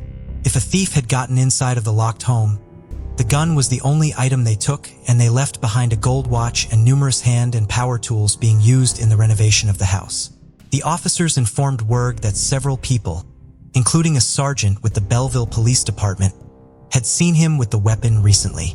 Rourke then told them that he may have had the weapon with him when he had searched the area around the lake where Sabrina's body had been found the day before. He and the officers therefore went back to Forney Lake, where he showed them the areas he and Jack Erlanger had searched and looked for the gun. He could not locate it. Rourke assured the officers that he would turn over the weapon should he ever find it. Without the actual gun, the sheriff's department then tried to locate slugs fired from the weapon to compare to the ones taken from Sabrina's body. On April 23rd, officers went to a farm owned by Fred Rourke's father, John Rourke. Fred Rourke had mentioned that he had used the .380 automatic for target practice on his father's property. John Rourke confirmed that both he and his son had fired the weapon and showed them where on the property they had done so. The officers began sifting and digging through the soil. They initially found only .22 caliber slugs and .38 caliber reloads. Eventually, they did find what they believed could be a .380 slug. However, when it was taken to the St. Louis Police Department laboratory, they learned that it was actually a 9mm slug. The FBI examined the bullets and bullet fragments found in Sabrina's body, as well as the 9mm bullet found at John Rourke's farm at the end of 1974. They listed the model of Fred Rourke's gun as one of several that left rifling impressions consistent with those found on the bullets from Sabrina's autopsy, but obviously could not say if it was the specific weapon used, as they had no bullet fired from it for comparison. Rourke's weapon was never located and therefore never tied to the crime. At the beginning of his interview on April 21st, Rourke had been asked to undergo a polygraph examination. He said no. Later in the interview and at the end of it, however, he said he would be willing to submit to polygraph. When it came time to actually schedule the examination, however, he reverted back to his original position and refused to come in for it. On April 25, 1974, Michael Mercurio, the acting chief of police of the Belleville Police Department, ordered Rourke to submit to the polygraph and advised him that he would be fired from the department if he failed to do so. Rourke filed for an injunction challenging the order, with the court ruling in his favor. In his decision, St. Clair County Circuit Judge Joseph Cunningham ruled that the order violated Burke's constitutional rights against self-incrimination. When a second order to appear for a polygraph was issued, however, the same judge upheld it, now stating that by halting the order, the court would be injecting itself into the administration of the city. Rourke did eventually appear for the polygraph on May 22nd, but refused to any questions beyond providing his name, occupation, and address. In a letter addressed to the Belleville Board of Fire and Police Commissioners, Acting Chief Mercurio wrote that to all other questions presented to him, he refused to answer on the grounds that it might tend to incriminate him. Rourke had been suspended with pay while Sabrina's case was being investigated. After his refusal to cooperate at his polygraph, he was suspended without pay from the police force at the end of May of 1974. He was fired the following month for conduct unbecoming of an officer and disobeying a direct order. His dismissal was the result of a unanimous decision by the Belleville Board of Fire and Police Commissioners. Rourke went back to court to challenge his dismissal from the police force, but the circuit court upheld it in January of 1975. A coroner's inquest into Sabrina's death was held in the beginning of May 1974. Both Fred and Lorraine Rourke refused to testify during the proceedings, both invoking the Fifth Amendment. Lorene had testified during a St. Clair County Circuit Court grand jury 2 days prior. The inquest ruled that Sabrina's death was a homicide committed by an unknown individual or individuals. On March 7, 1975, Fred Rourke was arrested and charged with Sabrina's murder. His lawyers requested, and were granted, a change in venue due to the amount of attention the case in the local media in St. Clair County. His October 1975 trial was therefore held in Quincy, Illinois in Adams County. The prosecution's case against Rourke was almost entirely circumstantial. Witnesses testified that he appeared to have a pistol in his right hip pocket when he came to search the area around Forney Lake the day Sabrina's body was discovered. Potentially, the same pistol that Rourke would claim had somehow been lost or stolen when police asked to examine it the following day. Other witnesses testified to the fact that Rourke had purchased a .380 pistol in 1971, that Sabrina had been killed by bullets fired from that same type of firearm, and that Rourke was familiar with the area around Forney Lake because he had previously gone target shooting there. St. Clair County Sheriff's Department Sergeant Charles Earhart also testified that he had examined Sabrina's Plymouth Satellite, the same car Kurt Linton had seen her riding as a passenger in on the day she went missing, a short time after her body was found. The carpet in the trunk of the car had been damp as though it had just been washed. A major witness for the prosecution was Donald Martindale, a 19-year-old former employee of the International House of Pancakes on West Main Street in Belleville. Martindale testified that on the morning of June 9, 1974, a seemingly intoxicated Fred Rourke had stumbled into the restaurant. Martindale said that he had been sitting in a booth with the Cukers, a married couple who operated the restaurant. Rourke came up to them and the Cukers told Martindale to leave, so he moved 2 booths away. Martindale could still hear the conversation Rourke was having with his managers and testified that he heard a sobbing Rourke say, "I didn't mean to kill her." When Mrs. Cuker asked him who he was talking about, he replied, "Sabrina, I didn't mean to make her pregnant." A short time later, Mrs. Cuker asked Martindale, "You heard something out there, didn't you?" When Martindale said that he had, Mrs. Cuker told him that there was nothing to what he had heard and that she would talk to Rourke in the morning. Rourke at that time was passed out in the booth. Martindale did not immediately report what he had overheard because he assumed Mrs. Cuker would be doing something about it. Several weeks later, he mentioned the conversation to a friend who was the son of a Belleville police officer. The friend convinced him to go to the police with his account. Rourke's attorneys attacked Martindale's credibility and the details of his story. They called Mr. and Mrs. Cukier as witnesses, and they denied that the conversation had taken place. They further claimed that they had not even been at the restaurant at the time Martindale described in his testimony, and that Martin employment at the restaurant had ended the day before he said he had heard the conversation. However, their testimony about why he was no longer employed there did not match up.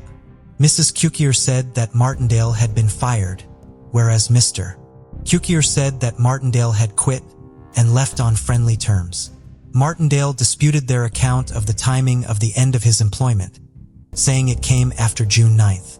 During his testimony, Martindale acknowledged that he had been arrested by Rourke for a curfew violation and 2 traffic offenses in 1973. Martindale said on the stand that he did not resent Rourke for arresting him because he had just been doing his job. The defense, however, brought up the fact that Martindale had been arrested 6 times between ages of 14 and 17, again for curfew and traffic violations. He had been arrested again 3 days before he said he overheard Rourke confessing in the restaurant by one of Rourke's former riding partners. Martindale had been given a polygraph prior to being called as a witness in court and had passed it, but that information could not legally be shared with the jury. Martindale's assertion that Rourke brought up Sabrina being pregnant does tie in with other witness testimony. While Sabrina's autopsy showed that she had not been pregnant at the time of her death, Rourke had been fixated on possibility of her being pregnant since the early days of the investigation into her murder. When Rourke was interviewed by the sheriff's department the day Sabrina's body was found, he was asked if he knew of anyone who had a motive to harm her. For some reason, Rourke took this to mean that the investigator thought Sabrina had been pregnant. The investigator noted in his report that he had made no such insinuation. Sabrina's friend, Jean Morrissaw, and her mother had gone to see Lorraine Rourke after Sabrina's body was found. While they were at the Rourke home, The county coroner called and Fred Rourke went into another room to speak with him on the phone. When he came back into the room, he announced to everyone, well, she wasn't pregnant, much to the shock of his wife and guests. Lorraine asked her husband why anyone would have thought Sabrina had been pregnant, at which point Jean pointed out that it could have been a potential motive for someone to want to kill her. Jean's mother found the look Fred Rourke gave Jean in response to this statement disturbing, and she quickly ended their visit. This was not Jean's first visit to the Rourke household since Sabrina's initial disappearance. Fred Rourke had called her a few days after Sabrina went missing, asking her if she knew anything about his stepdaughter's whereabouts. She did not. She paid Laureen Rourke a visit a few days later to talk about Sabrina. Laureen took Jean into Sabrina's bedroom to show her the brand new clothes left in the closet, still with their tags attached. Laureen showed them to Jean because she did not believe that anyone would just leave without taking the clothes with them. To open the closet, Laureen had to move a rug that was blocking closet door. It was at this time that Jean noticed a large amount of blood on the carpet under the rug that had been blocking the door. When Jean asked about it, Lorraine claimed that it was from Fred hurting himself when he tried to see if Sabrina had taken anything with her. Jean did not immediately report the bloodstain. When Sabrina's body was found months later, however, she realized its potential significance and went to the police. By the time they went to the house to investigate her account, however, the blood was gone. Borch's trial lasted for 4 days. On October 17, 1975, after 2.5 hours of deliberation, the jury found Rourke not guilty. Chief Assistant St. Clair County State's Attorney Richard Aguirre told the press after the verdict was returned that he had known that there had only been an outside chance of securing a conviction in the case because of the circumstantial nature of the evidence he presented. He also said that his office considered Sabrina's closed because he was still convinced of Rourke's guilt. From a legal perspective, however, Rourke is considered not guilty. Sabrina's case remains unsolved and no one has ever been brought to justice for her murder.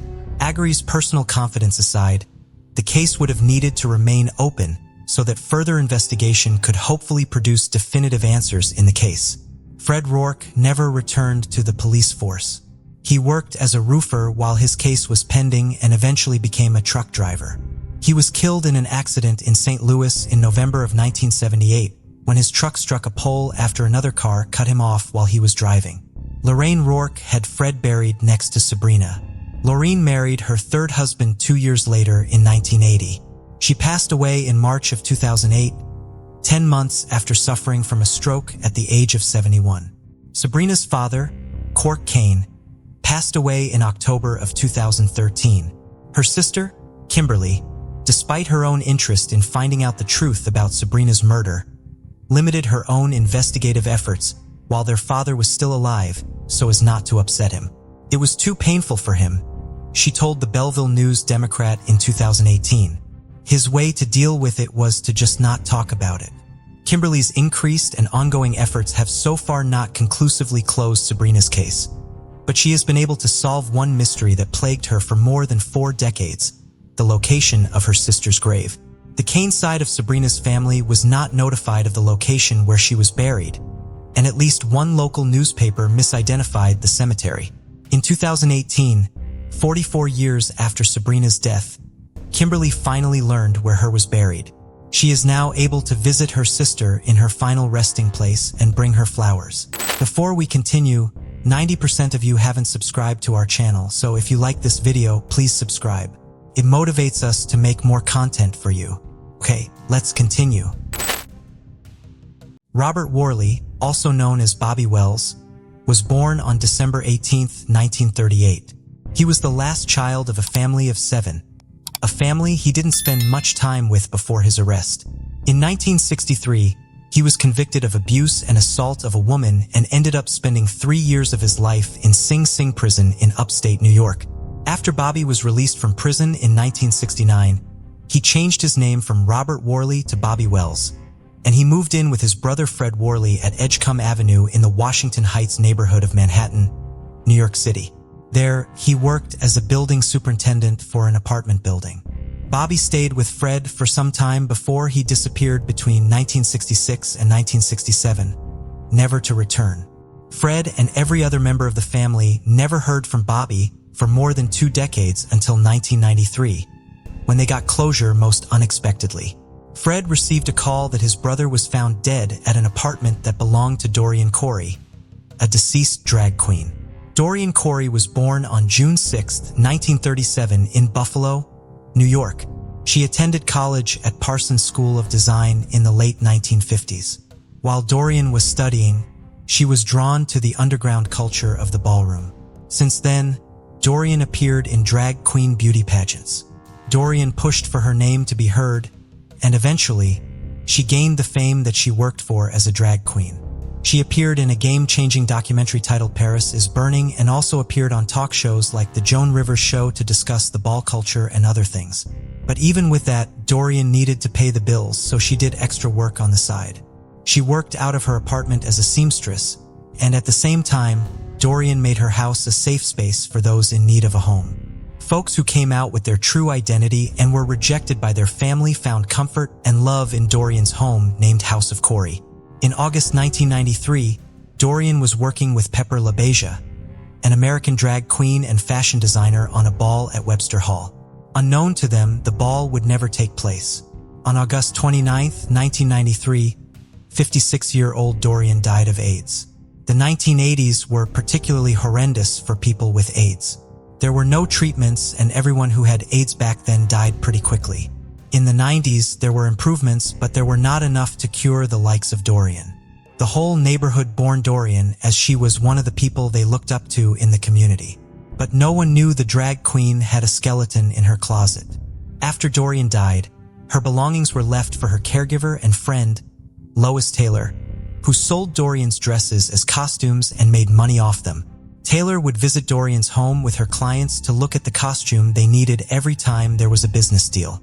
Dorian's apartment was the go-to for any kind of jaw-dropping costume at the time, and as she had worked as a dress and costume designer, it was not a large apartment, and in addition to her belongings, she had a lot of things stored that belonged to her brother.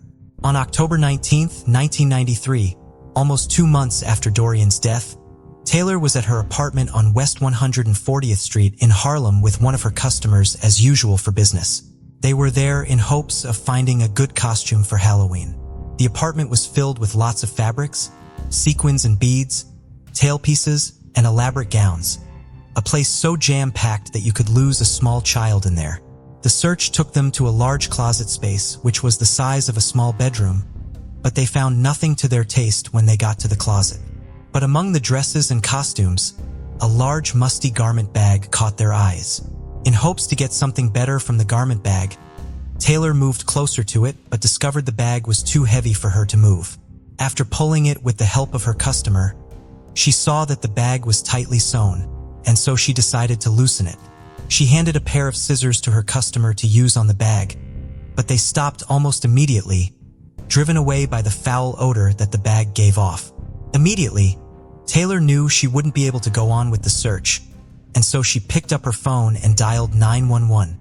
The early 90s were busy years for the NYPD as they were working tirelessly to curb crimes in the city, especially in Manhattan. But as busy as they were, the call from Dorian's apartment was one they would never forget. The police arrived at the apartment and walked to the closet. They noticed the foul odor coming from the garment bag, an odor that was very common to what police called a DOA or dead on arrival. The garment bag was transported to the medical examiner's office for examination. The police department also involved an anthropologist. The content of the bag was tightly wrapped in thick fabrics and sewn closed with precision, leaving no air to enter. Once the wrappings were undone, everyone cringed at the gruesome sight. Before them was the mummified body of a man bound up and wrapped in plastic. He was folded into the fetal position with a bullet hole in his head. The body was in a dried and shriveled state, so it was difficult to know who he was or when he died. At the time, technology was not advanced enough to identify the remains. The police had a lot to do. They needed to find out the identity of the mummy, how he died, who or what killed and kept him there, the motive behind the murder, and the time it happened. But out of all of these questions, they were able to answer only a few. The identity was unknown, but they found a bullet hole in his head, which suggested he was shot to death. In the bag, they also found beer can caps, which they used as an indicator of approximately how long the person's remains had been kept there. The type of flip-tops found in the bag were a type that had not been used since the mid-70s, leaving the police to assume that the body had been sealed in there between 15-25 years before discovery. The police contacted the missing person squad to see if anyone was reported missing around the speculated time of death. But to make matters worse, there were no missing reports of anyone from that time. The only thing that could be done was to obtain a fingerprint from the mummy to identify the owner. The state of the body made it difficult for authorities to get a fingerprint from the fingers. Without the identity of the mummified body, the police would be unable to communicate properly regarding the case. And so the remains were named Joe Doe, a name given to unidentified bodies. The detective in charge of identifying Joe Doe, Detective Raul Figueroa, took permissions from his supervisors to remove the body's fingers and work on them. With the approval of his superiors, Detective Raul removed the fingers and placed them in 10 different specimen bottles. He also injected them with acetone to plump them up. Even Detective Raul was not 100% sure that his method was going to work. He could only hope that the method would help them to identify the body.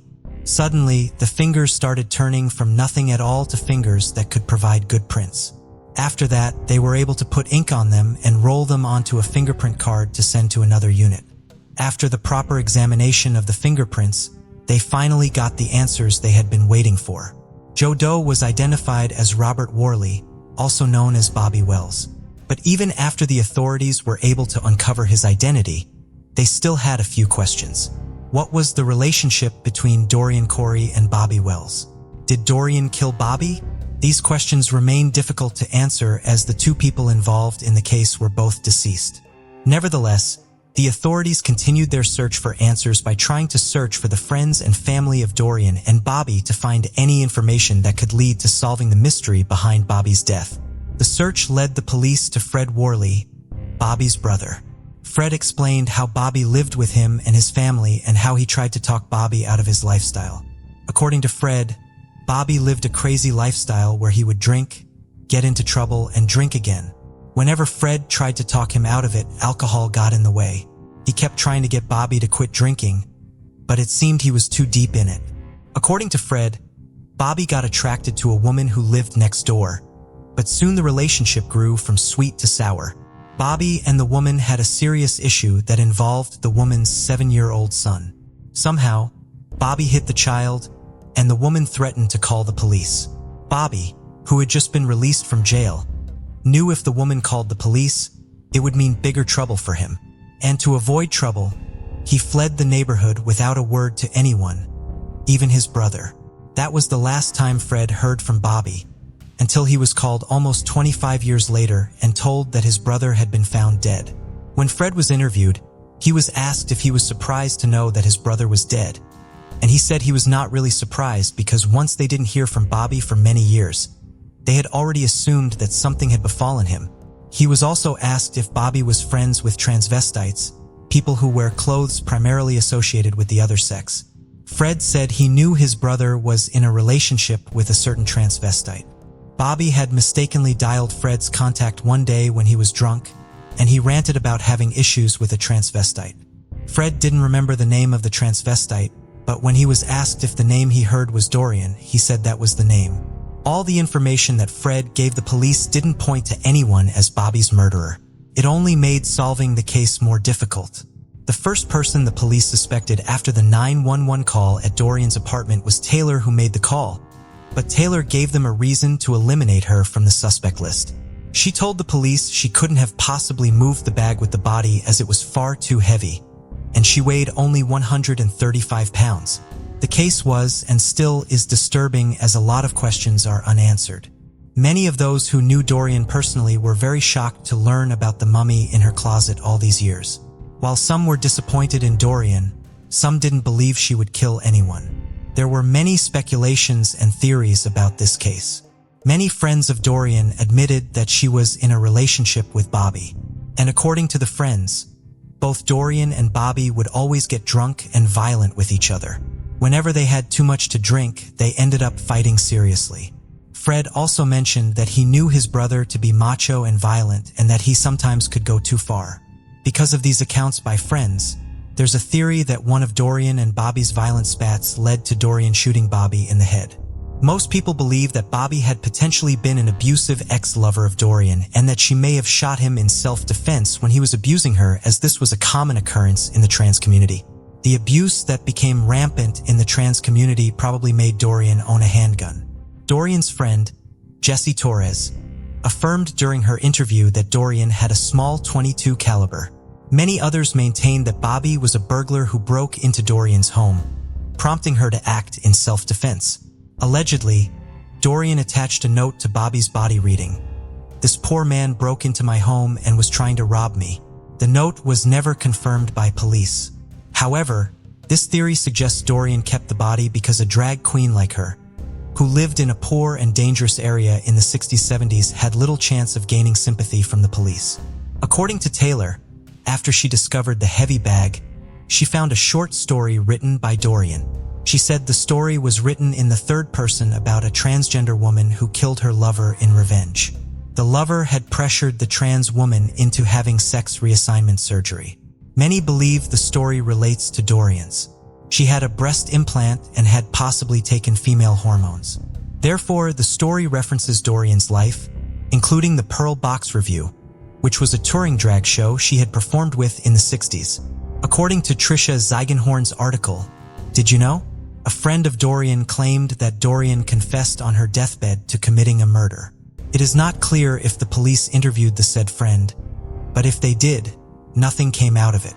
In spite of all these theories, some people believe Dorian had nothing to do with the killing.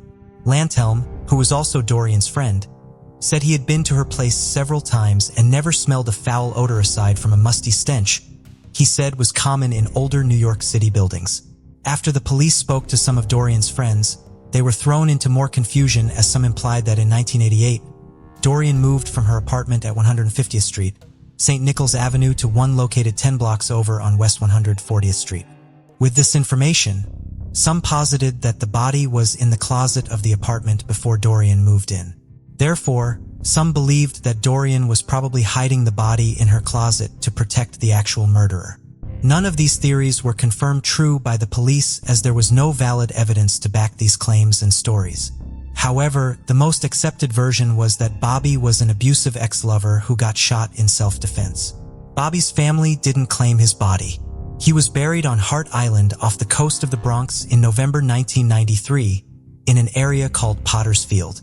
No funeral was held for Bobby. Dorian's ashes were also spread on City Island.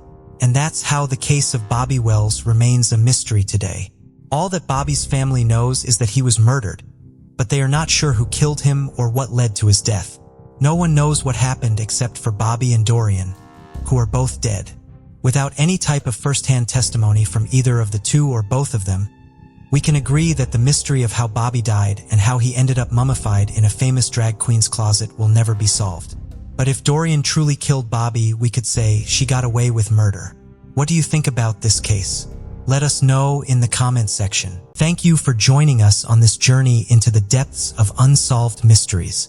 Cold cases not only challenge our understanding of the past, but also ignite our curiosity and determination for answers. Remember to subscribe to stay updated on our latest investigations. And if you have any information regarding the cases we've covered, don't hesitate to reach out. Together, we can shed light on the shadows of the past and bring closure to those who seek it. Until next time, stay vigilant, stay curious, and never stop seeking the truth.